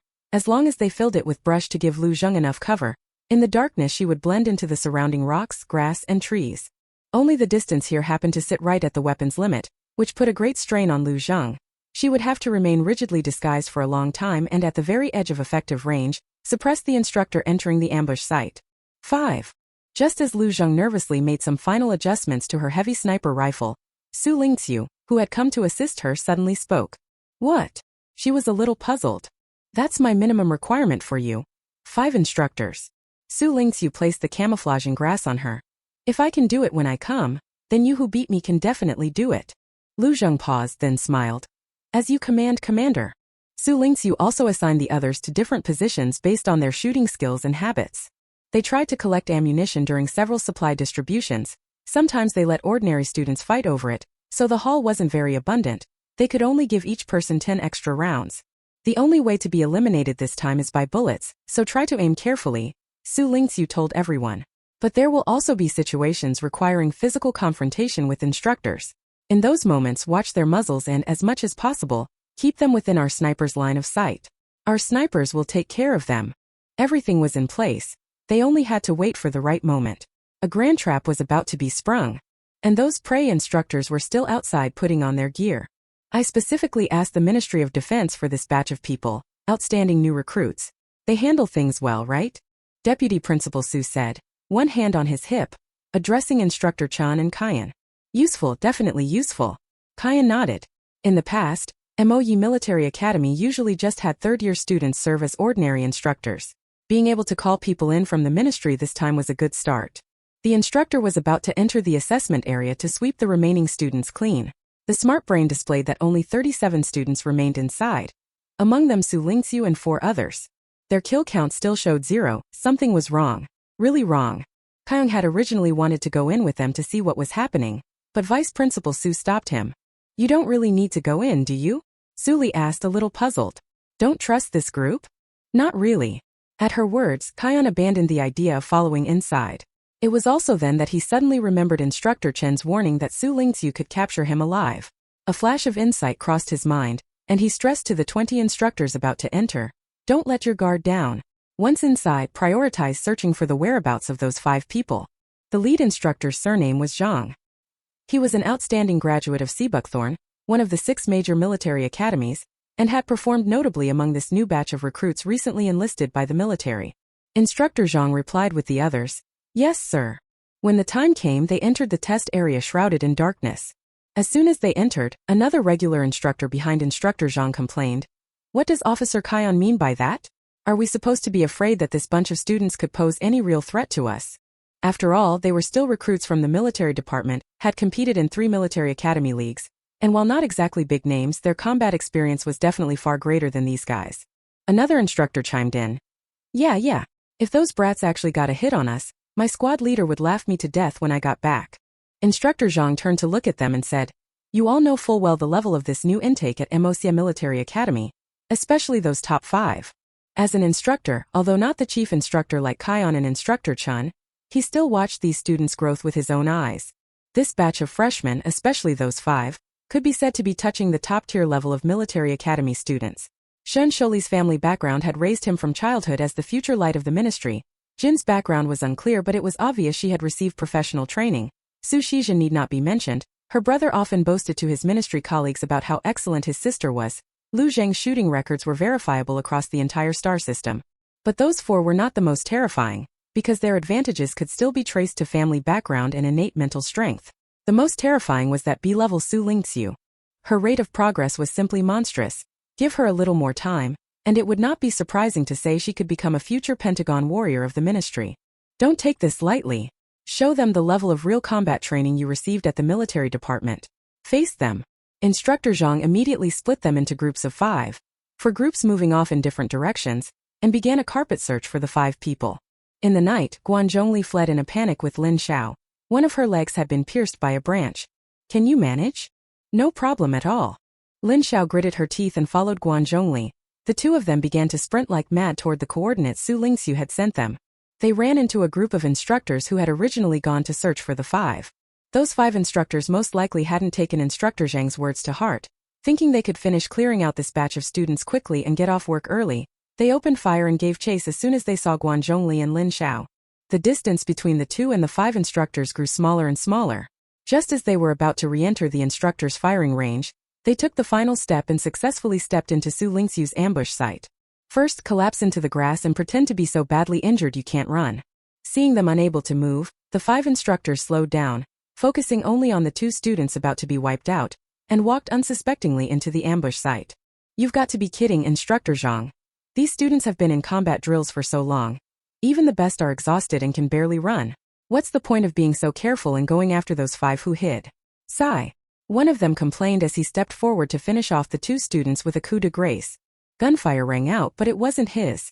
The heavy sniper's bullet tore through the air and at breakneck speed, precisely struck the instructor's shoulder, the force of the shot sending him crashing to the ground. He never had time to change his expression. His combat suit sounded an alarm and emitted white smoke, indicating he had been eliminated. His teammates fared no better. Several bullets fired from different positions instantly took their heads. In an instant, an instructor squad was wiped out. Chapter 61 Hunting the Instructor 5. After about 5 or 6 seconds, the few instructors who had been eliminated came to their senses and realized they had fallen into a trap. They were sniped by the students they had originally looked down on. The 5 of them stood up dazedly, and for a moment no one knew how to speak. It was Lin Xiao, who had just escaped with Guan Zhongli, who spoke first. Instructor, according to the rules, since you've been eliminated, you should leave the assessment site as soon as possible and not communicate with anyone. Right? At this time the assessment base should soon receive word through the brain network that they had been eliminated. They were probably shocked as well, and no surveillance drones had been dispatched. Fearing they would warn others and let word get out about what had happened, the 2 men forced themselves to speak up.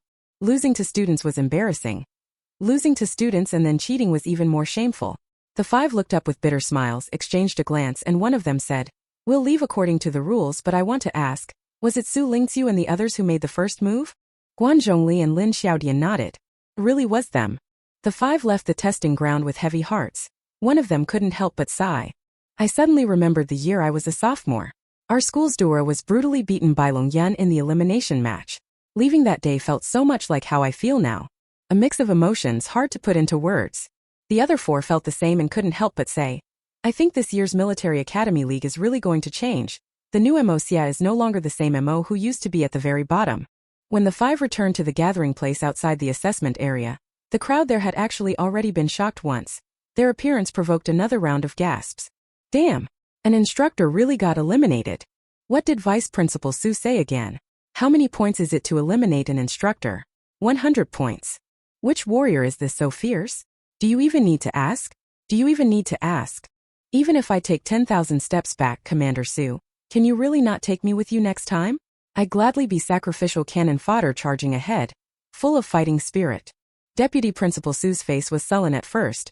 It only lightened a bit after Kaiyong and Instructor Chun began to explain the details about these 5 people to her. Are you really going to count that full 100 points? Kwong asked her. Of course I'll count it, absolutely I'll count it. Since when have I ever changed my mind at the last minute? Vice Principal Su shot him a glance. We produced such an amazing student. I'm more than happy about it, okay? Kwong laughed with delight. Xu Lingqu and the other 4 really were out to surprise everyone. Once this group entered the league, things would truly be turned upside down. At the same time he felt a chill of fear. If he hadn't heeded the advice and had gone along with them, he might really have been captured alive by Xu Lingqu. That would be way too embarrassing. Outside there was shock and surprise. Inside the instructors were shocked and angry. They actually dared to tangle with us. Those little bastards. At this point Instructor Zhang had already led people to the spot where Xu Lingqu and the others had first been hiding. It really was well concealed. If not for Zhang's extensive combat experience, it might never have been discovered. They were hiding here at first. It's concealed enough, but not suitable as an ambush site, so they relocated. Instructor Zhang, upon receiving the elimination report about those 5, was initially stunned, but he quickly began organizing a counterattack against them. Let's regroup first. Those 5 were eliminated too fast, they must have been ambushed. It'll be safer if we move out to watch each other and look for their ambush point. Instructor Zhang's tone was icy. We can't really lose to those brats, can we? They probably started out splitting into teams 5 per group, making 4 groups. So our best first ambush opportunity could only have encountered those 5. Xu Lingqu spoke to the shared channel of the Smart Brain and Guan Zhongli and the others. Now that they've received the elimination notices for the 5 instructors, they'll likely gather to search for the ambush point. Of the 5 just now, Lu Zheng hit 1, Shen Sholi hit 1, Su Shizhen hit 1, and Xu Lingqu took out 2. Jean complained very aggrievedly. I really won't lock onto the same target as our commander next time. Her gun is too fast. Humph, you're bad and still making excuses. Su Shizhen habitually bickered with him. Quiet. Before they could start arguing, Shen Sholi ended it. Xu Lingqu was still talking with Guan Zhongli and the others. Right now you're spread out, which doesn't attract them much. Try clustering together. Guan Zhong asked. Wouldn't that make them suspicious? The students should have been scattered and hiding. Gathering together is too abnormal.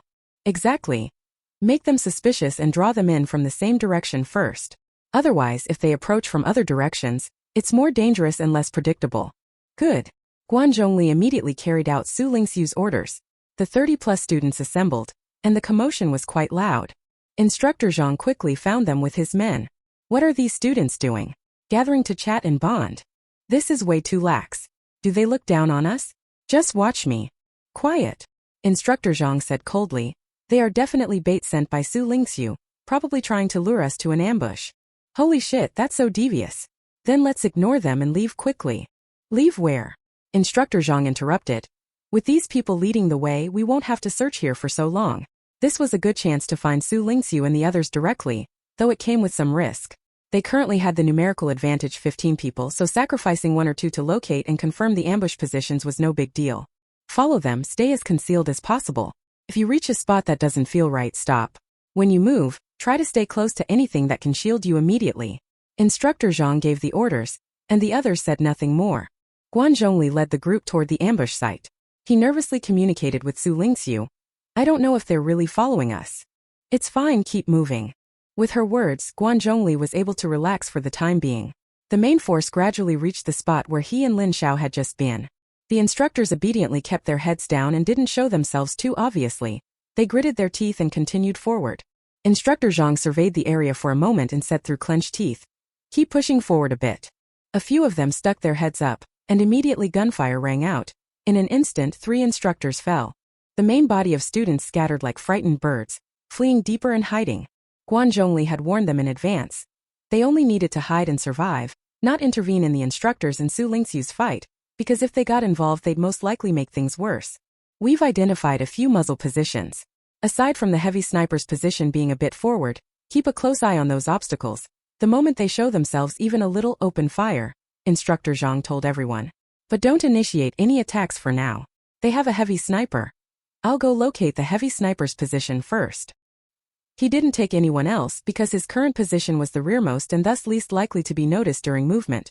He could deal with her while the other side was unguarded. Having said that, he circled far to the rear and threaded through the woods, beginning to search for the heavy sniper's position from the flank. When he had run half the distance, a bullet suddenly whizzed past him. Instructor Zhang broke out in a cold sweat but quickly calmed down and took cover behind a tree. One of them must have realized so quickly that the position of the heavy sniper might be exposed and moved to provide protection. Who was this person most likely? Instructor Zhang had an answer in his mind. Is this Xu Lingqu?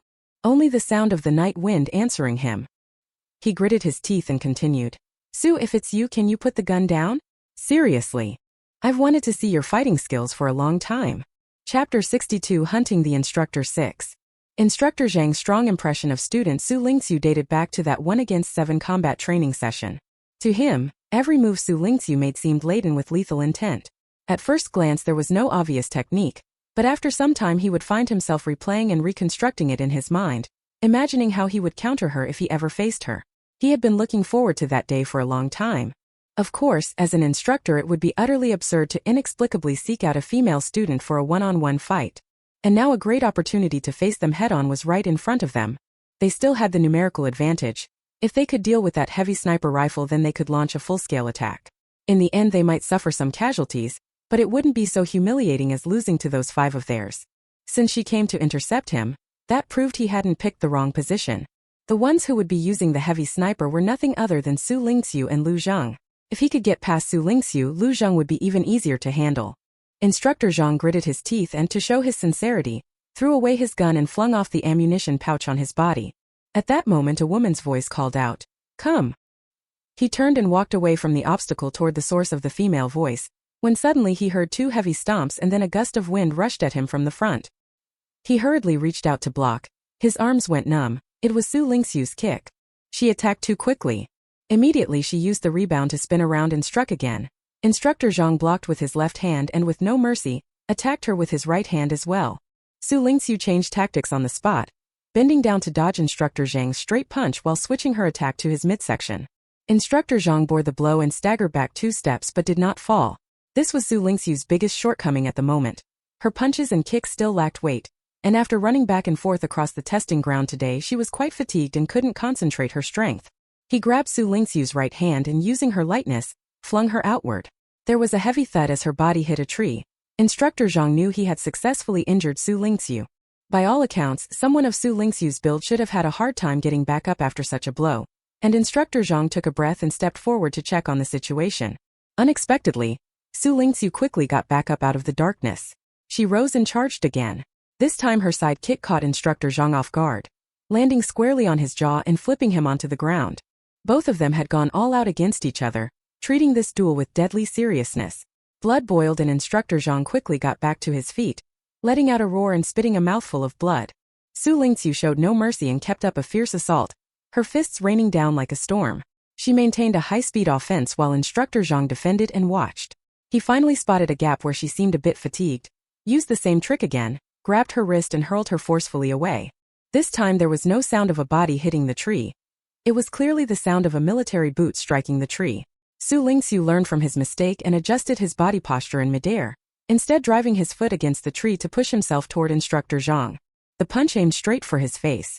Instructor Zhang heard the crunch of his nose breaking, and at the same time blood flowed from his nostrils. He fell to the ground, his vision darkening, but he gritted his teeth and got back up. Not over yet, it can't end yet. At that moment, a bullet suddenly tore through the air and, without error, struck Instructor Zhang in the chest in the darkness. At this point he was really eliminated, he lost. Both of them were stunned because the bullet clearly hadn't been fired by Xu Lingqu. She was still preparing to attack. Watching the bullet strike Instructor Zhang, white smoke drifted from his body, and Xu Lingqu almost couldn't stop her attacking motion. She had nearly abused the corpse. You even prepared ambushers. Instructor Zhang panted heavily. It was hard for him to describe how he felt now. A rush of negative emotions surged up. He asked a question first to divert attention. Xu Lingqu suddenly relaxed and felt somewhat exhausted. Having won, she warily hid behind a tree and tried to conceal her body as much as possible. I only prepared a hidden weapon. Xu Lingqu pulled out the pistol she had tucked at her waist and flicked it. She wasn't so foolish as to engage Instructor Zhang in a full-on hand-to-hand fight. If she found herself at a disadvantage against him or if she managed to completely beat him to the ground, Xu Lingqu would shoot him. This was the final assessment, not some chivalrous arena. Instructor Zhang smiled helplessly, suddenly feeling that his act of throwing away his gun had been a bit too foolish. It was probably the intense urge to have a one-on-one fight with Xu Lingqu that clouded his mind and led to such a stupid move. To die with clarity, he pressed the question. When we appeared, you didn't open fire. The positions I had them guarding didn't include yours, so you only rushed over afterwards, right? In fact, he had sobered up somewhat halfway through the operation. He had just confirmed 3 positions plus a heavy sniper, and one person's position was blank and transparent. Unfortunately, the one position he hadn't pinned down was Xu Lingqu's, who, to protect Lu Zheng, had placed himself on the right half-slope. You weren't actually being lured into a trap. You were only following to confirm positions. Sacrificing 3 people still leaves 12 with a numerical advantage, and as long as our forward sniper positions are exposed and the danger from the heavy sniper is eliminated, you can just rush the attack and win. Xu Lingqu also decided to let Instructor Zhang learn the hard way. To him, the truly deadly bait wasn't those poorly acting ordinary students, but Lu Zheng's heavy sniper rifle. Instructor Zhang thought he had been overconfident. If he had simply taken people to seize that heavy sniper from the start, it would have been better. Unfortunately, the other instructors had advanced too far and were constrained by the situation. He also lacked the boldness to rely solely on intuition and have everyone follow him outright. Thinking back now, there were clearly many points where he could have turned the tide. But well, the victor is king and the vanquished are scum. Regretting it now is useless. Instructor Zhang made a thumbs-up gesture of approval, then lay still. The real shooter was now approaching the two of them. Tang Muwen came up to Xu Lingqu holding a gun. Xu Lingqu, are you alright? He looked both timid and worried. Tang Muwen had also been positioned by her on the upper right. She only had him take cover there, so he could come over. Is your aim really that good? Xu Lingqu clutched her left waist and abdomen. She had just been flung out and hit a tree, right where the hidden gun had been. The impact was quite severe, and she was walking with a slight limp. Tang Muwen didn't answer her question but asked, are you hurt? Go back and hide first. Xu Lingqu followed the direction Officer Zhang had just taken and went down. Where are you going? Tang Muwen, unusually not obedient, asked and followed. If Officer Zhang could come around here to find the heavy sniper, Then she could of course go down here and flank the other officers from behind. I was with you. You should go back.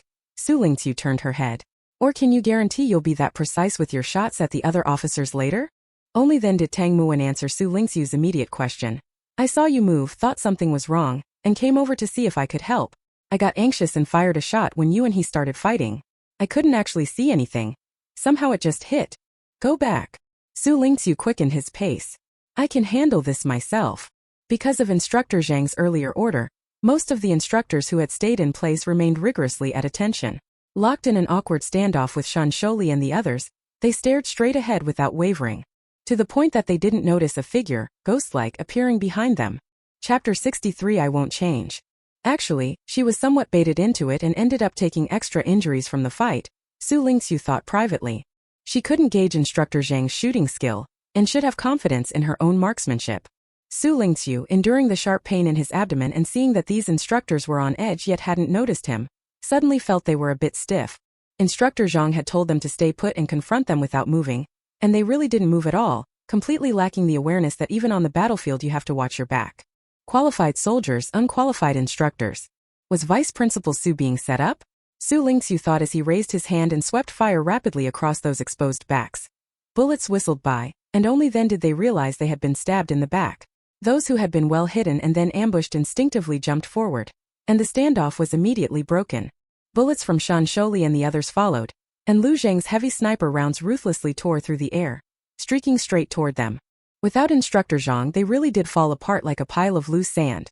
Caught between two sides, they panicked and their formation collapsed, but they quickly recovered and fought back desperately. In the end, in their fluster, they switched out Xu Lingqu and Jean, who had inadvertently exposed himself while adjusting his stance. By now, all the instructors who had been clearing the assessment field had been dealt with. Some of them were still in a panic. Others fully realized what had happened and lay on the ground, hearts deadened. How humiliating, utterly humiliating. Whether it was the earlier neglect or the later rigidness, it was obvious.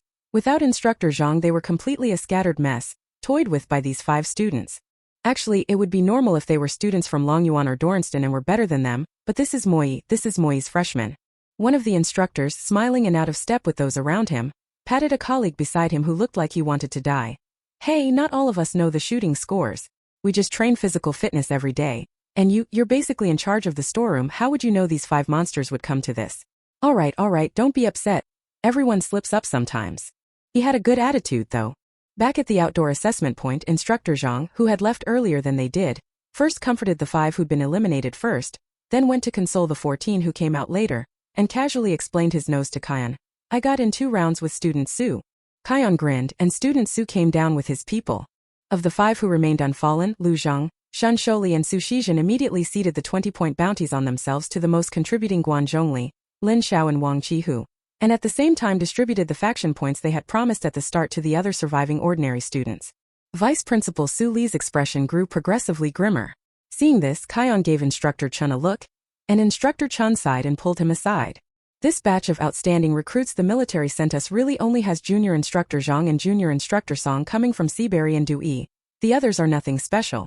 We didn't let them fully go through the entire trial training period. But Kion didn't lie to you. They are indeed more useful than our own third-year students, at least in terms of organization and discipline. Instructor Chun offered to explain the current situation. Su Li just shook his hand with a cold face. I knew the military department wouldn't give us any good resources. It's true that most people in the military department now look down on Mo Xia. The fact they could send anyone this time was because Su Li had worked on it for a long time, otherwise Mo Xia would still have had to pull in third-tier recruits to make do. Corporal Zhang is not bad, Instructor Chun said objectively. Meanwhile, in the student crowd nearby, most of the students were loudly cheering at this moment, celebrating that the 5 of them had actually succeeded in challenging authority and turned the tables on all the instructors. Kion stood to one side. By now the score sheet for the entire trial period had been released. It determined who would stay and who would go, who could become a final mecha soldier, and it meant that this hellish trial was finally over. It ended much sooner than expected, far sooner, but the young, energetic students had clearly formed some friendships during this time. It was late at night. A bonfire burned as everyone sat around talking about today's final assessment. They had all put down their burdens. Compared with the mood by the river that day, tonight was livelier and more joyful, and someone even teased Kion. Instructor, you won't be flooding us with river water this time, will you? Kion feigned a cold laugh. Why don't you worry about mudslides instead? The students stiffened. Kyan smiled and waved his hand. Just teasing you guys. Today's result was unexpected to him, yet somehow made sense. Sometimes when you think about it, it clearly defies logic and falls below the norm, but once you think of Xu Lingqu, it inexplicably feels automatically reasonable. Kyan looked at the grade sheet, counting in Su Li's promised 100-point value for instructor kills. Xu Lingqu had 5 kills tonight, Lu Zheng had 5, Su Shizhen, Jin and Shen Sholi each had a steady 3, and Tang Muwen had 1. The top 5 overall basically didn't change. Xu Lingqu firmly held the number 1 spot, but problems followed. As the first place, she should have joined the Mecha Corps, but her psychic power rank was B, completely unqualified. She couldn't even meet the threshold. What to do? Kyan found himself conflicted for the first time, thinking back and forth and needing to consult the other 2 people. Without thinking, Xu Lingqu went straight into the makeshift medical tent, met Dr. Li, and proactively revealed the injured area. Who beat you up like this? Xu Lingqu pointed outside. Instructor Zhang, who just left. First we'll do a simple treatment, then go straight to the xylate condensate device when we get back. Dr. Li frowned as he treated the large purple bruise on her waist. After all, she'd gotten this badly injured on the last day of the final assessment, so Xu Lingqu deserved something expensive and good. When Dr. Li finished, Xu Lingqu pushed the door open. The initial revelry had ended. Everyone had quieted down considerably, and Tang Muwen stood alone at the doorway waiting for her.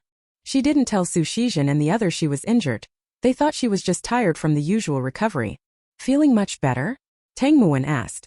Xu Lingqu nodded, and at that moment someone called her name. It was that sycophant who liked to shadow Sun Liao. Xu Lingqu, actually you're really selfish. He suddenly attacked, his voice loud as if he'd been rehearsing for a long time and was fluent. In today's assessment, whoever you wanted to die did die. The 40+ of us became cannon fodder. Actually it's because you dislike us. You used the goodwill you gained from what you did in the underground maze last time to stab people in the back. He grew more and more excited as he spoke. Xu Lingqu, you're actually a really terrible person. Before you pretended to have great leadership talent and talked about cooperation and win-win with everyone. But now your true colors are exposed. You're basically eliminating dissent. Anyone who disobeys you or whom you dislike gets oppressed. You people who believe in her, aren't you afraid that one day she'll dislike you and you'll end up like us? After he finished speaking, the whole room fell silent for a moment, simply because his voice was loud and his nerve was frighteningly thick. Xu Lingqu smiled at that moment. She waved at the others who were about to stand up, indicating she could handle it. Yes, that's who I am. Do you know why it had to be you 40 who died? Because survival rules are always set by the strongest. Unfortunately for you, I am the strongest here, and everything is decided by me. The trial period was over, she was in a pretty good mood, and didn't mind saying a few more words to these rats and cockroaches. You provided a very good example. Crossing me will bring no good outcome. From now on it will probably serve as a warning to many. Moral condemnation hadn't had any effect on her for a very long time. She tilted her head slightly, mockery in her eyes. I'm just this bad and I never intend to change. Chapter 64 Argument. The final assessment was over, and the loser's excuses and indignation were as paltry as his performance and ranking on the scoreboard. The 80 eliminated students have already been decided. According to the proportions, 60 are eliminated from the combat track by ranking and 20 from the non-combat track by ranking. In fact, the final results have already been announced. But in the temporary shed where the 3 people in charge were discussing matters, a heated argument was now taking place. The top 20 qualify as mech soldiers. Xu Lingqu is ranked first, so she should get that qualification. Instructor Chun, unusually stubborn, refused to give in on this matter. Why not let her try? Give her a chance. Su Li looked at him coldly. Because her psychic level is grade B. You want a grade B student to become a mech soldier? Are you cherishing talent or trying to ruin her? Don't you know what happens to people with low psychic levels who pilot mechs? But Xu Lingqu is different. At the start, did anyone think her physical condition would hold up? And it was only a mecha soldier qualification, not sending her straight to the military department for a test drive of a mecha. Instructor Chen's voice grew colder. In the Military Academy League's mecha duel arena, the minimum driving level for replica mechas has already been lowered to B, which can drive a mechas. Xu Lingqu should receive basic training. Do you think I don't want to train her? Su Li's voice rose. Do you think I don't know about those Military Academy League things? But do you know how much pressure the military department would put on us if we listed a B-level student as an official mecha soldier? Kyung tried to smooth things over. Anyway, the military department has been treating us like this for more than a day or two. He had originally thought Instructor Chen's idea was fanciful, but Xu Lingqu's students kept creating miracles, and he gradually changed his attitude. It couldn't hurt to try. How can you say something like that, Qian? Suli shook her head. You don't deal with them directly, and you can boldly say it's not just for a day or two. Where did the funds for this big showy probation come from? If you need money, I'll go to the ministry and beg every day like a pauper. If you need equipment or facilities, I'll go around calling in favors. Do you think being vice principal is easy for me? But she worked so hard to get first place, she should be treated fairly. Feeling Suli's sudden burst of emotion, Instructor Chan realized he should keep his mouth shut, but he couldn't help adding that one sentence, and immediately regretted it. Sure enough, Suli's anger flared even more. Treated fairly? Since Admiral Shangshu left, has Emosia ever seen fairness? The three of us graduated from Emosia basking in that old admiral's last glory.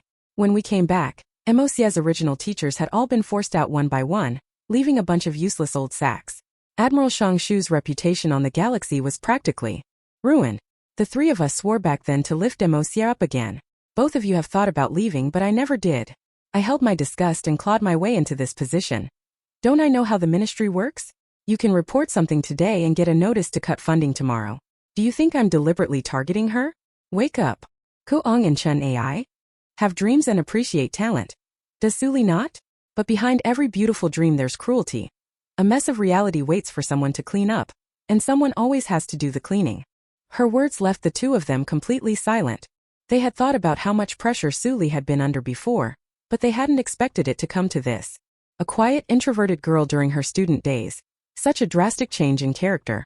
They assumed she had been tempered by growing up, when in fact she was merely the helpless product of oppression. I'm sorry. Instructor Chan spoke first. He bowed slightly to Suli. I'm sorry, thank you for your hard work. Kuang quickly followed and apologized to Suli as well. I won't waste money or make unreasonable demands anymore. I'm sorry. Suli looked at the two of them behaving exactly as they had in their student days, and in the end couldn't help it. She turned and wiped the tears from the corner of her eyes. She felt a bit embarrassed for letting them see her cry. Kuang and Instructor Chun of course knew she had turned away to wipe her tears, but at that moment they tacitly kept bending over, waiting until she turned back before straightening up. Xu Lingqu is a very outstanding student and will shine in the command specialty.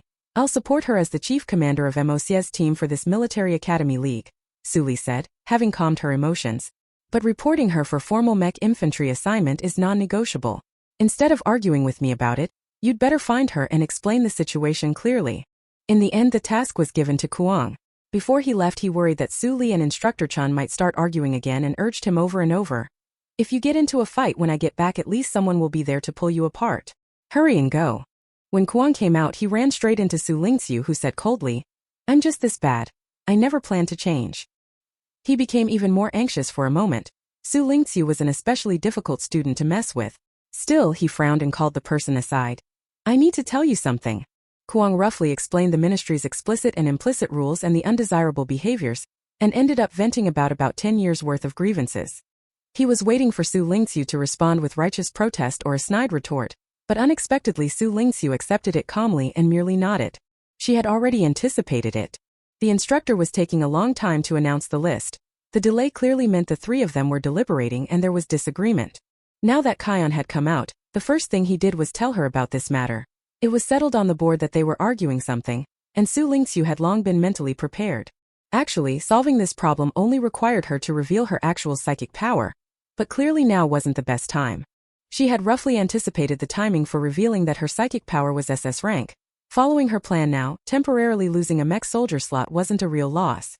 Seeing that she accepted it well, Kion finally felt completely at ease and returned to officially announce the final list of eliminations and the list of mech soldiers from the assessment.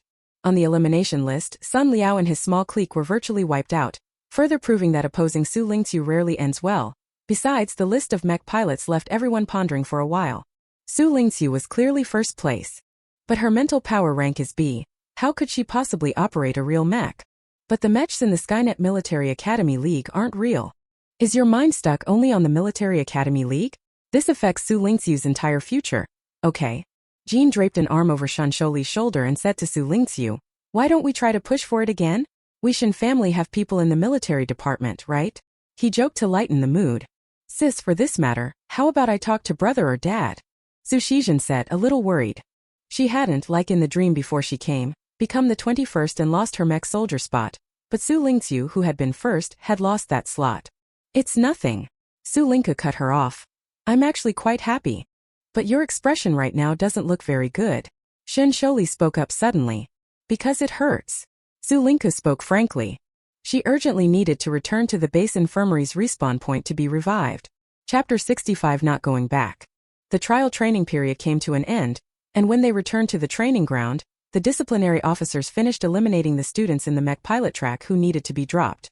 The disciplinary officer was the new teacher the vice principal Xu had insisted on hiring a year ago to replace the previous lackluster mech pilot instructor, brought in with a high salary.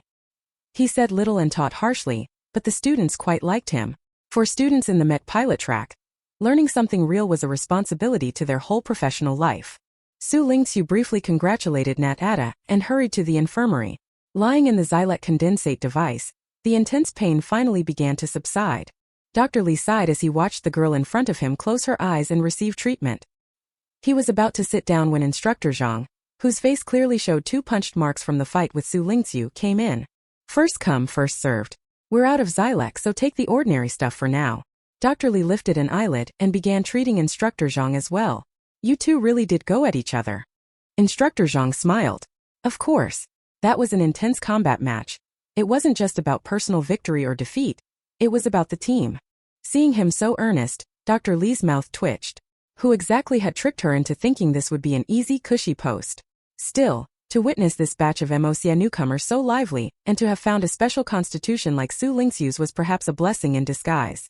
Well, I've long been used to taking this level of injury in a fight, Instructor Zhang said, looking at the Select device running beside him. I threw her so hard and she could still get up and mount an effective counterattack. She's fierce. When the fierce Xu Lingqu emerged from the device, the stealth unit R3 returned to the training ground once more. At this point, everyone's feelings were completely different from the excitement and novelty they felt the first time they saw it. Some people were thinking they could finally leave this damned place, while others felt a faint reluctance. There wasn't much to bring from the dormitory. Everyone quickly gathered and boarded the Stalker R3 again. In the cockpit, Kion rubbed his chin. Is Xu Lingqu feeling dizzy from the jump this time? Instructor Chun. Not dizzy anymore, right? This time Xu Lingqu really wasn't going to be sick.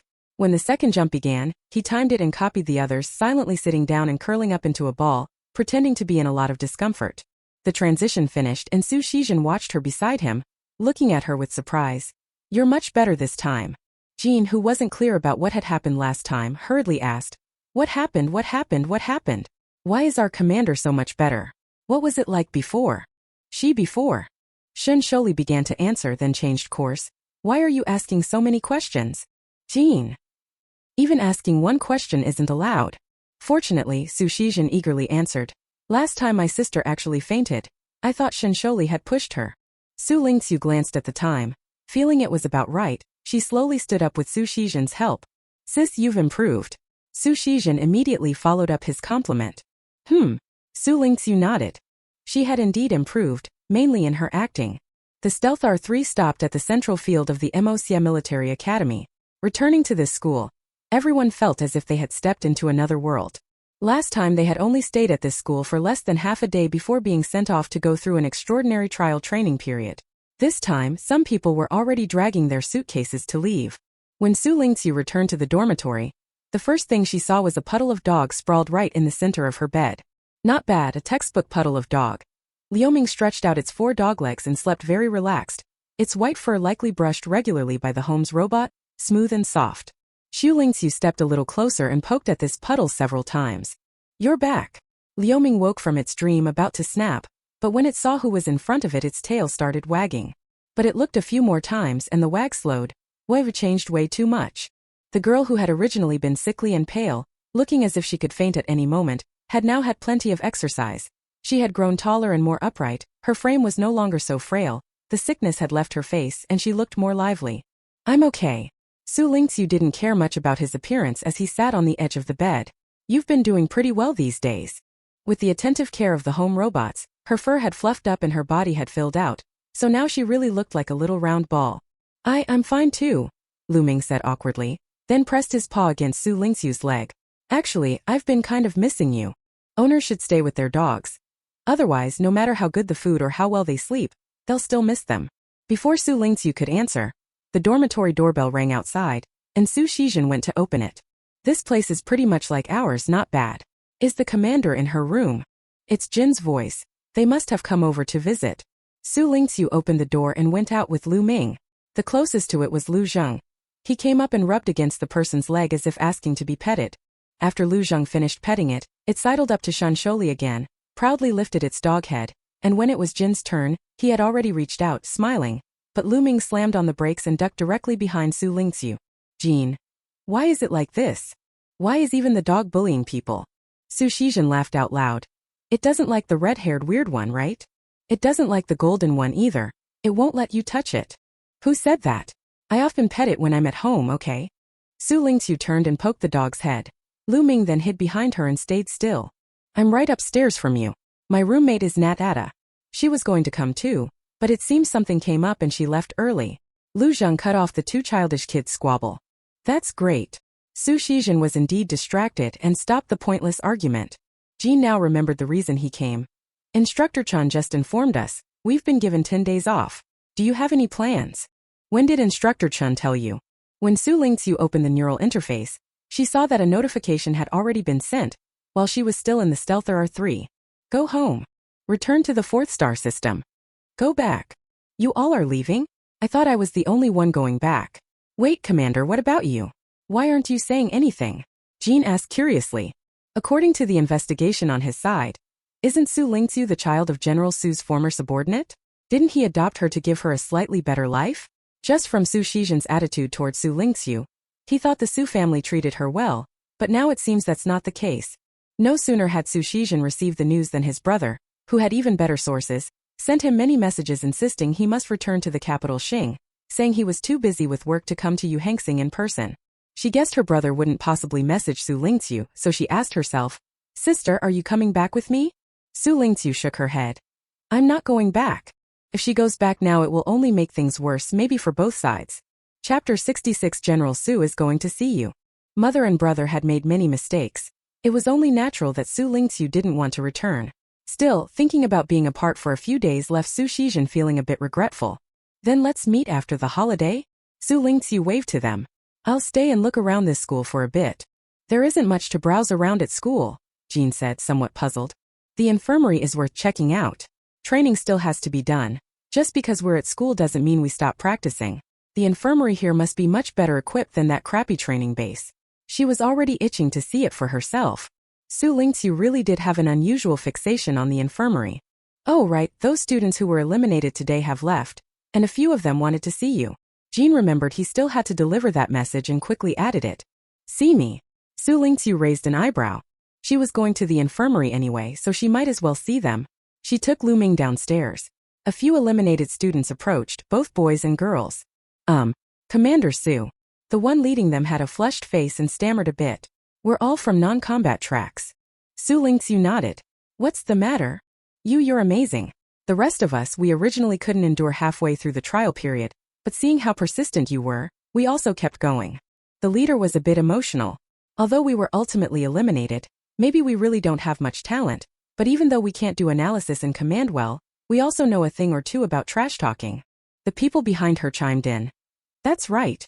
If it weren't for you being announced as the best commander in this year's Military Academy League, we'd have taught the organizers what it means to be Tianwang trolls. Exactly, Commander. I once went 1v10 on the Tianwang forum without backing down. The record can be checked. This time at the Military Academy League, feel free to toy with the people from other schools. Xu Lingqu. Thank you, everyone. Once they had walked away, Xu Lingqu took Lu Ming by the hand and led him elsewhere. Lu Ming was a little stunned. Are all these fans you recruited outside? I didn't recruit them. Xu Lingqu glanced at the infirmary. There were obviously more students from the school, and more sophisticated equipment inside.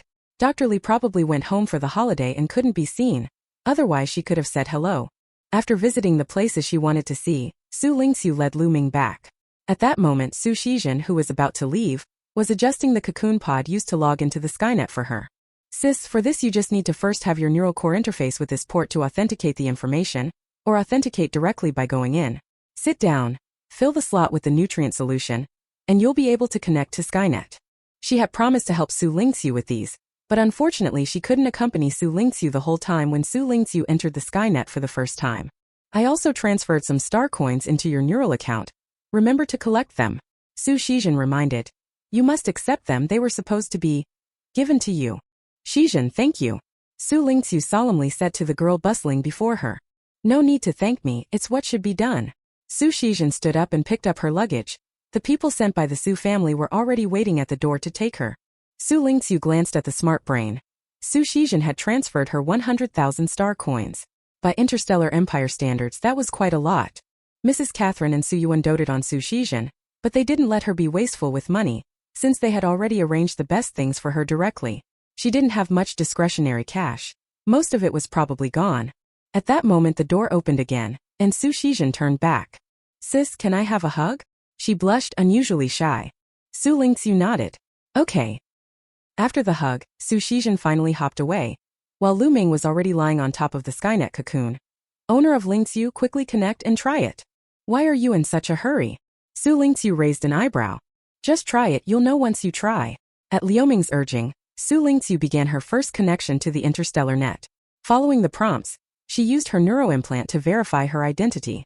After she sat in the cabin, a sensation like an out-of-body experience emanated from within her. Her consciousness plunged into darkness for an instant, then rapidly fell into a dim blue space. Please set your appearance. White characters floated before Xu Lingqu's eyes. She reached out to touch them, but the line of text quickly faded, and behind it stood 10 giant wardrobes displaying all kinds of outfits. With just a point of her finger, a garment would float onto her. You can also use your hands to stretch or shrink facial features to adjust them. If you don't want to do this, there are 2 optional choices you can skip. 1. Use the default appearance. 2. Use the Cognition AI verified appearance. Xu Lingqu decisively chose 1. Her whole body leaped into the air again. A white light flew into her palm, and immediately she hurtled down until her feet touched a street. Even more magical, grand, and magnificent than the interstellar scenes in reality, this was the interstellar Skynet. Xu Lingqu fell silent as she looked at the bizarre buildings around her, the flying craft crashing about, and the humans who were fine even after being knocked 100 meters. The default appearance was the most ordinary generic face. A young boy with white hair and a delicate face suddenly appeared beside Xu Lingqu. You don't look good at all like this. Xu Lingqu turned his head. Question mark. I'm Lu Ming. Lu Ming laughed. So what do you think? Didn't expect I could be human, did you? So you egged me on to definitely connect? Xu Lingqu watched Lu Ming, who had gained human limbs and walked completely awkwardly. The essence of our 3 SSS mechas is just 3 superbrains assembled together. As long as I follow you, I can change form freely in the Skynet. Lu Ming said, then quickly turned into a white speck of light that landed on Xu Lingqu's hand and became a ring. It can switch back and forth 100 times and never get boring. So what's your situation outside now? Is your Samoyed life form also in an out-of-body state? Xu Lingqu asked. Yes, something like that. It's kind of like a puppy that stopped breathing because I can't control it. Once you go out and take me with you, it'll be fine. Lu Ming changed back into the silver-haired boy. Anyway, there's no one else in your dorm right now, so don't worry. No one will mistake you for having killed a puppy. Xu Lingqu felt a bit speechless and amused, but whatever. She could finally sense this interstellar Skynet. But sometimes, whether person or dog, master or servant, you just can't casually set a flag. The intelligent brain connected to the entrance security system sent her a notification through the Skynet that someone had rung the doorbell. Xu Lingqu had no choice but to exit the Skynet first and open the door. It was someone she hadn't seen in a long time. Ms. Gina's expression was grave. General Xu wants to see you. Chapter 67 Hypocrisy. The last time the two had met was at the Xu residence. After so long apart, Ms. Gina immediately sensed a change in Xu Lingqu. But now was not the time to dwell on such things. After crushing a nest of interstellar pirates at the Mulan frontier, Xu Changbi had come straight to Yuheng to see Xu Lingqu. She had even specially sent for Ms. Gina, who had been on standby in the capital star, probably thinking Ms. Gina was more familiar with her. Xu Lingqu saw the displeased expression on Ms. Gina's face and understood. This General Xu was probably not someone easy to get along with. She didn't ask more, slipped on the white serpentine ring, and Lu Ming insisted on accompanying her. They set out with Ms. Gina. The two of them arrived at the Yuheng military base, where General Xu's troops were stationed. They encountered no obstacles and went straight to the office of the base's highest commanding officer. The external biosensing lock was opened directly by General Xu, and Ms. Gina pushed open the heavy wooden door for her. The carpet underfoot was made from the hide of some unknown animal. It felt soft to the step. In front of him stood a large black translucent table that seemed to have water flowing across its surface. Behind it stood a middle-aged man in Imperial military uniform, his shoulders bearing the emblem reserved for the Empire's highest military rank, Grand Admiral. The man had an East Asian face, handsome. One could see that Xu Lingqu had skillfully combined the best features of both him and Lady Katrine. At this moment his face showed little expression. From the moment Xu Lingqu entered, his gaze had been fixed on her. Being stared at like that, Xu Lingqu remained unfazed and calmly walked to the table, calling out, "Good day, Admiral Xu." Xu Lingqu suddenly smiled. "Have a seat. It seems you fared well at the Imperial Military Academy." Xu Lingqu sat down at his words. "That's a relief. Catherine, she grew up in a privileged environment. Sending you to the military academy was the most effective way she could think of to torment you," Xu Lingqu said to Xu Lingqu naturally. "She's just a bit dim, but not essentially bad. I hope you won't resent her." Xu Lingqu sneered inwardly and didn't reply. Her reaction seemed to be expected by General Xu, who continued on as if to himself. "Lingqu, you don't know yet, do you? I haven't had Gina tell you directly, nor have I made it public. Actually, you are the daughter of one of my former adjutants. He died for the Empire more than 10 years ago, and your mother went with him. Your father's name was Chang Xian, your mother's name was Lu Linghui. The reason you weren't registered in Zhiyun Frontier was because of your great-grandfather, Lu Ji. He must have been too grief-stricken at the time and directly registered you in Zhiyun Frontier as his adopted granddaughter, settling you on the frontier planet." Xu Lingqu sighed. "He later passed away. Before he died he wrote me a letter entrusting me to take care of you, so I had people provide you with living expenses regularly. Now that you've grown up I often feel guilty toward my adjutant, so I brought you here to raise. I didn't expect it to cause some unnecessary misunderstandings. Once I finished my business I came personally to explain this to you."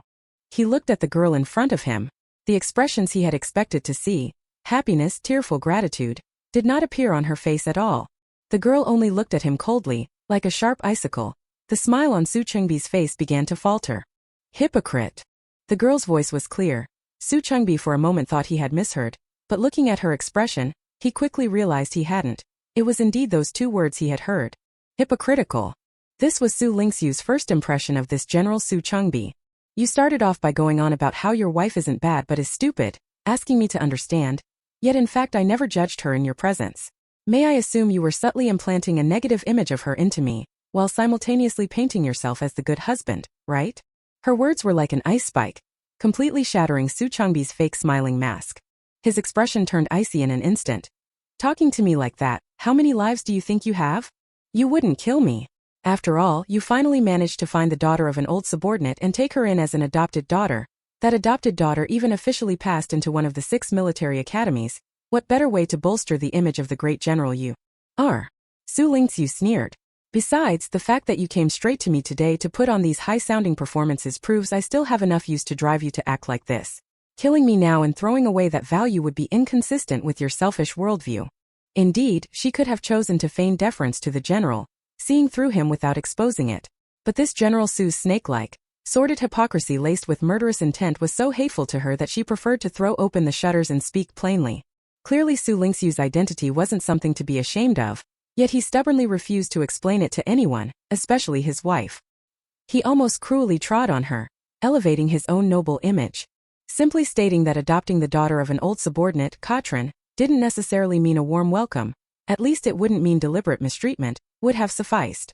Instead, he started by leaving things unclear so Katrin would resent and be tormented by her, only to later reveal her identity publicly, and step forward to defend his adopted daughter. To outsiders, in an instant, the image of a vicious, jealous woman and that of a general who cares for the orphan daughter of an old comrade were both firmly established.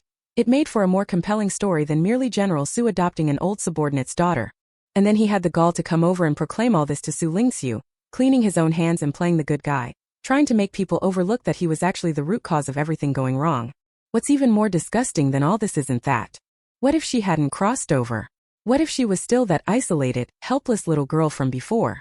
After being tormented at the military academy without losing even a scrap of life, she came out to hear these words, and all the resentment in her heart returned to Mrs. Catherine, and she would absolutely feel grateful to this gentle General Xu. The whole time he had thrown her onto an island of his own making, then monologued about rescuing her. That way, she would very easily be completely under Xu Lingqu's control. What does he want to use her for? The people of Moy weren't wrong. You really are quite clever. Xu Lingqu didn't pretend anymore when he heard that. He crossed his legs and leaned back, his posture shifting, and the friendliness about him turning into the oppressive aura of someone in charge. There is profit in adopting you, it's true, but there are so many orphan girls in this star system. What reason do you have to go against me? I gave you a chance for a complete change in your life. The girl in front of him had grown, but to Xu Qingbi he could still crush her as easily as crushing an ant.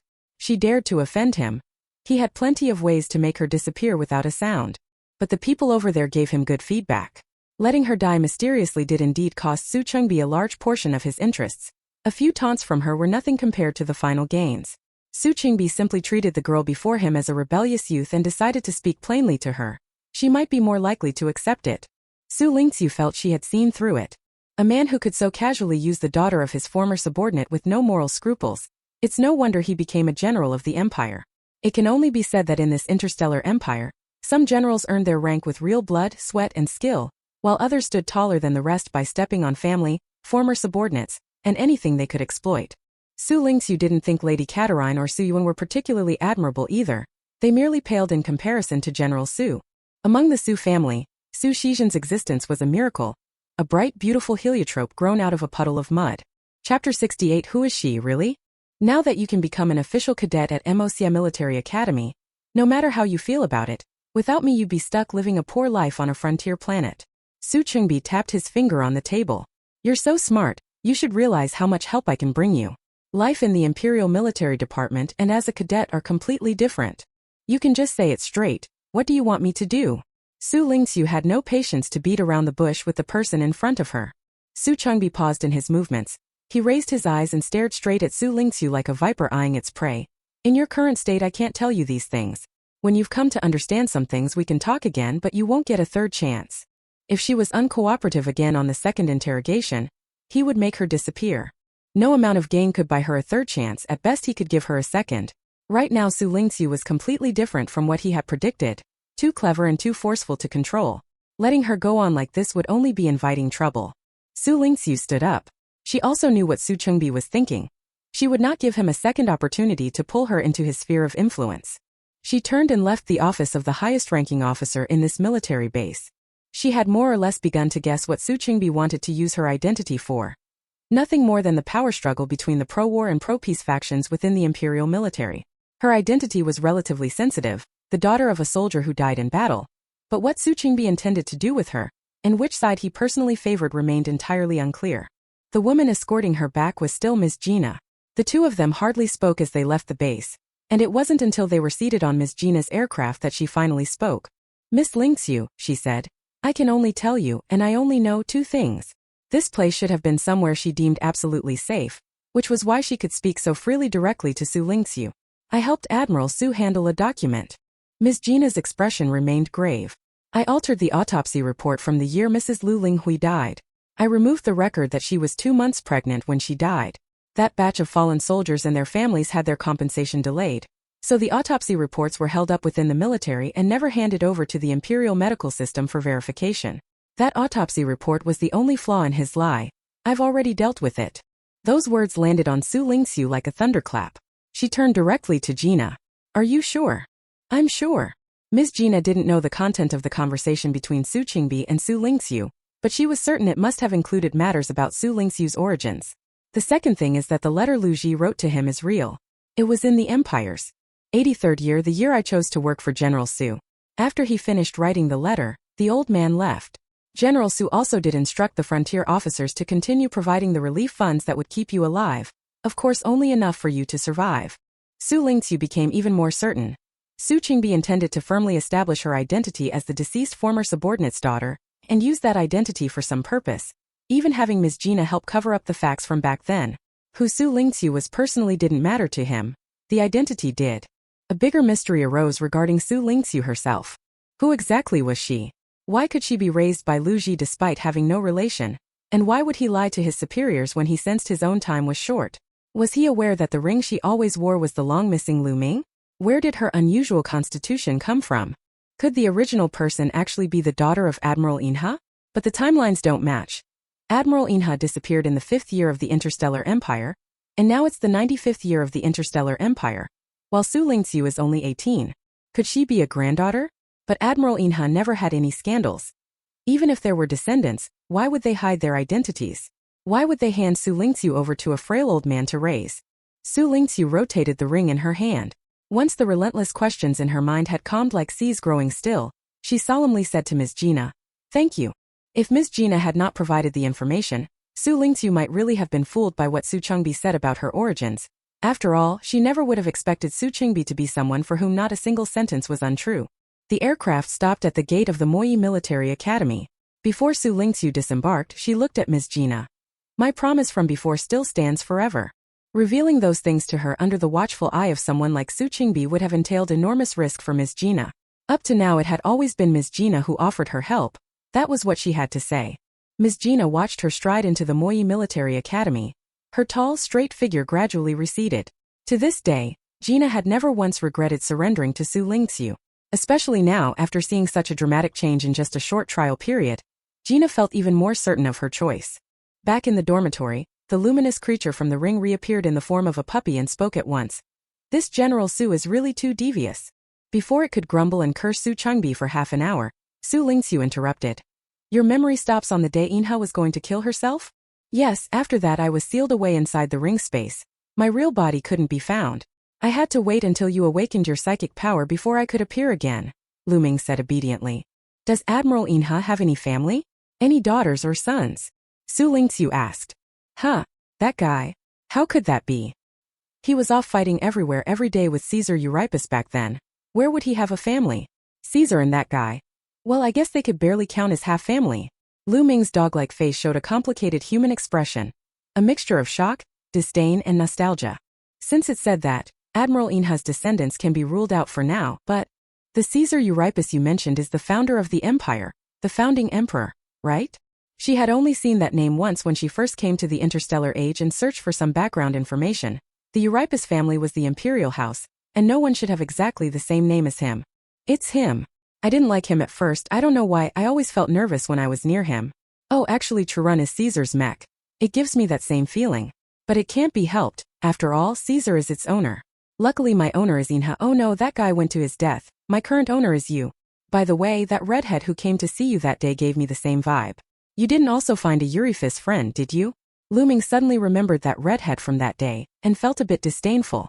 Xu Lingqu had long had suspicions about Jin's identity, but didn't expect Lu Ming's words to fully confirm them.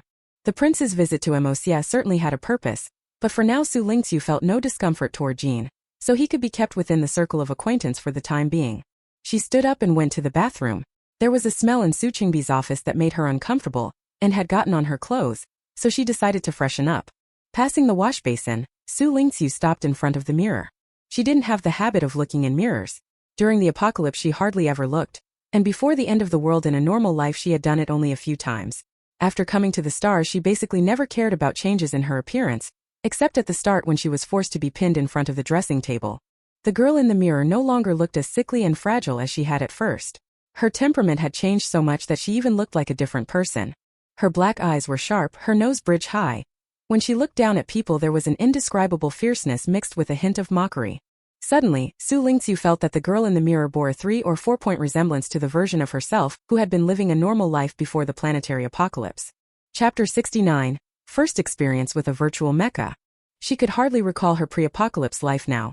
She only remembered that she was just in her second year of graduate research back then, spending her days mutually tormenting her advisor and getting by rather happily.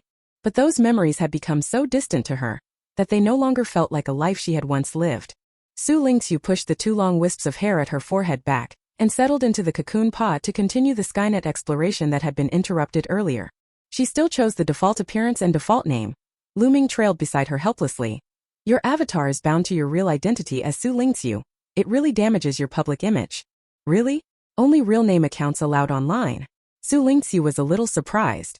She tapped the little winged profile icon floating before her, and sure enough, it showed a certification badge for a Imperial Military Academy student when she opened it. It seems a place like Skynet can continue to exist because it has ceded enough rights. But as a company wedged between the Empire and the Federation, if it ever decided to switch sides it would inevitably inflict huge damage on the other. Yeah, but you have me. I can help you go anonymous directly. Lu Ming reached out and touched it. Xu Lingqu's personal ID icon blinked a few times and vanished. I'm impressive, right? Lu Ming seemed like he could do whatever he wanted in the Skynet world. Xu Lingqu asked. And how are you so familiar with Skynet? Lu Ming froze for a moment and slightly lowered his head. Okay, when you're not around I get bored sometimes so I connect through the smart home robots network and hack in. But because I didn't go through the proper cocoon socket route, I can't appear as an avatar.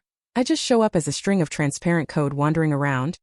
His behavior really resembled an elementary school kid caught in an illegal internet cafe. Alright, I'm not blaming you.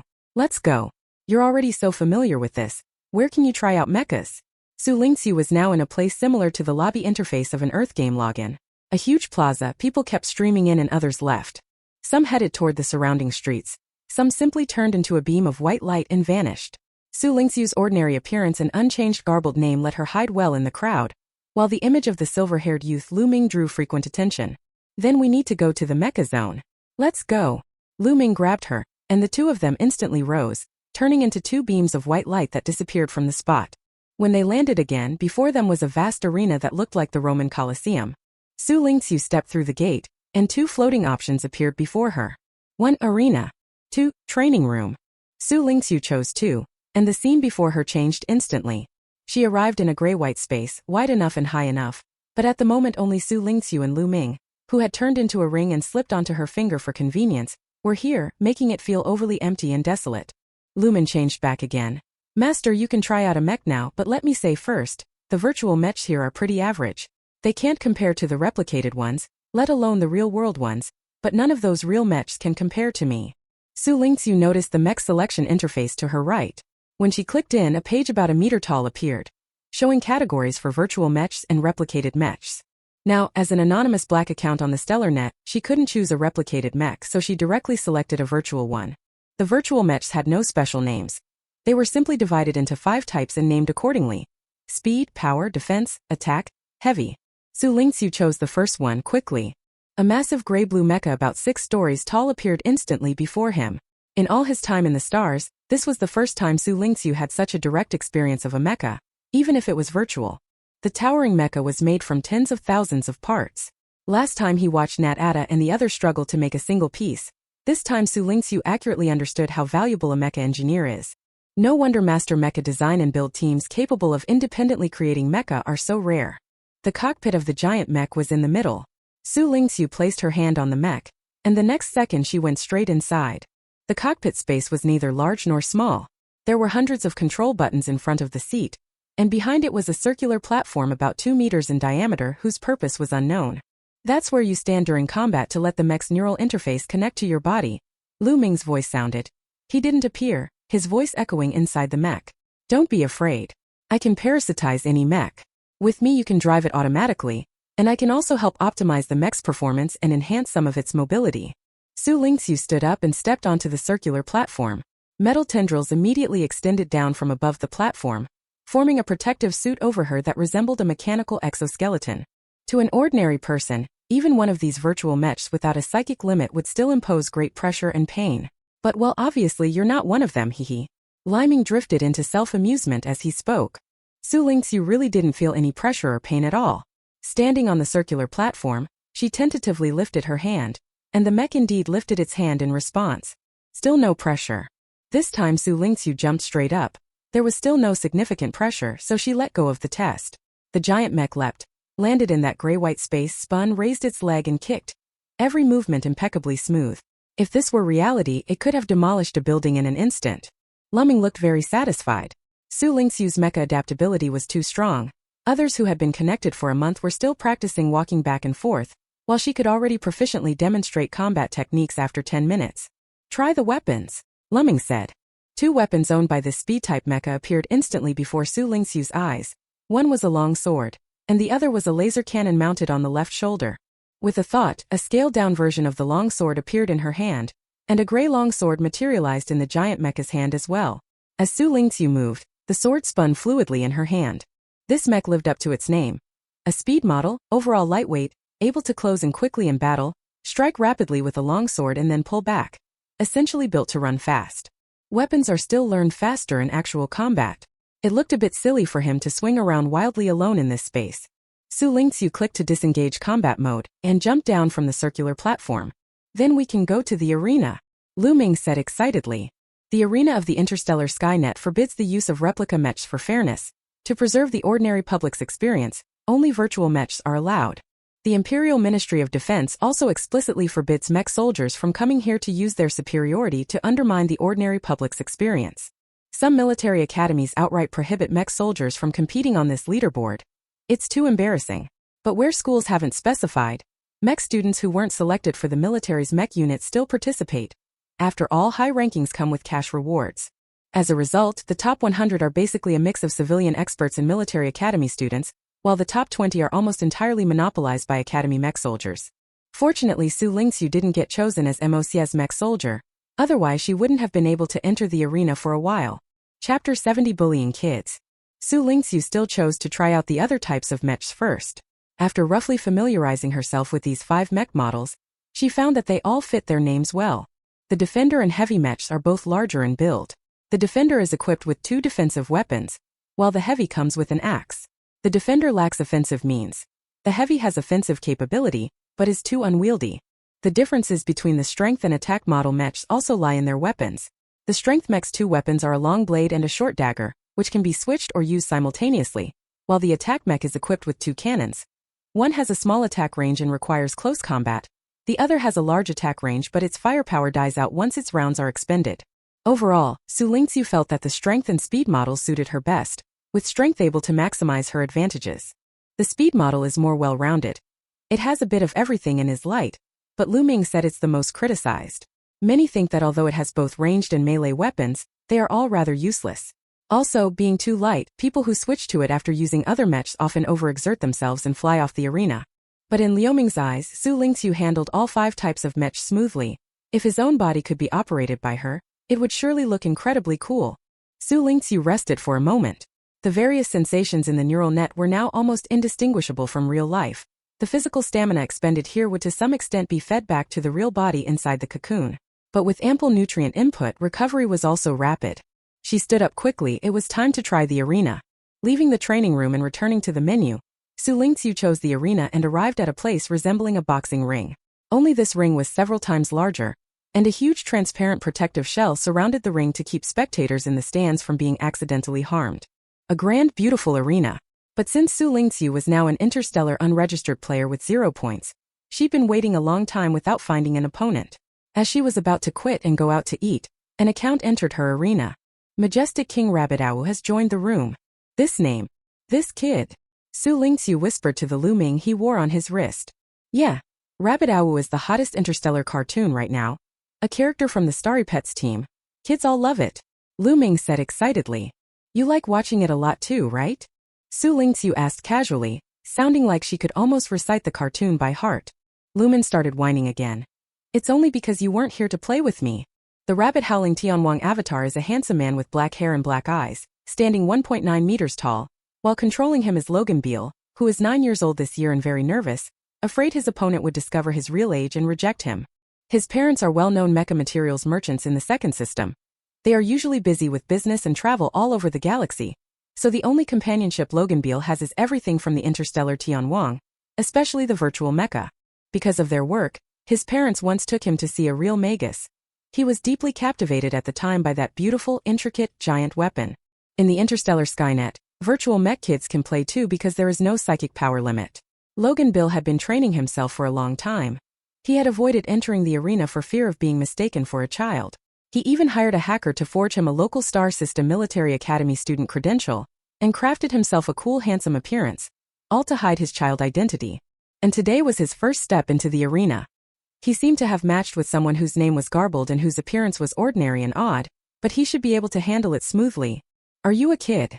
Logan Beale almost cried when he saw the question sent from the other side. How did she find out? Where did it go wrong? No, I have to stay calm now, respond with an adult's mindset. How could I possibly be a child? You're overthinking. Are you scared I won't fight you anymore? Ha. Xu Lingqu. I'll just quit. She sounded a little helpless. At this moment Lu Ming stopped her. Don't look down on the kid. Maybe this kid is really something. If you just quit now you'll hurt him. You know him well, huh? Xu Lingqu snorted coldly. Good thing you wiped my identity verification for me. Otherwise when people dig up my dark past the first thing they'd find is that I bully kids. Interstellar villain Xu Lingqu. Beats up instructors, beats up kids, bullies the old and the young. Anyway, you don't have anyone matched with you right now, do you? Try it with him. Lu Ming was still persuading, mainly because it couldn't bear to refuse to Wu. Xu Lingqu still sent the opponent a request to prepare to start the battle. Logan Bill was so nervous he was almost sweating profusely. Seeing that the opponent finally seemed to have no more doubts about his child identity, he finally breathed a sigh of relief and happily welcomed his first arena match. Xu Lingqu chose speed, the mighty King Rabbit Tuawu chose attack. Two giant mechs appeared on either side of the arena, and the two pilots were already in position. As soon as it began, Logan Bill, wanting to test the results of his hard training these days, immediately opened several gun ports and unleashed a barrage on Xu Lingqu. "Huh, he's pretty fierce," Lu Ming murmured. Under the artillery bombardment, Xu Lingqu controlled with speed, playing a game of evasion. The gray-green mech moved smoothly and effortlessly through the rain of fire, dodging the attacks. Logan Bill was stunned. He had never seen mech movement so smooth, not even in the top-ranked Skynet arena matches. Who on earth is this person across from him? Are these actions something a human could perform? Or has some kind of virus that can autonomously operate virtual mechs evolved to this level? In a panic, he activated his attack mech's lock-on projectile, a move akin to a finishing technique. He refused to believe it could still miss this opponent. The blue fire shot straight at Xu Lingqu. Seeing its somewhat uncanny trajectory, Xu Lingqu also recognized it as a lock-on munition.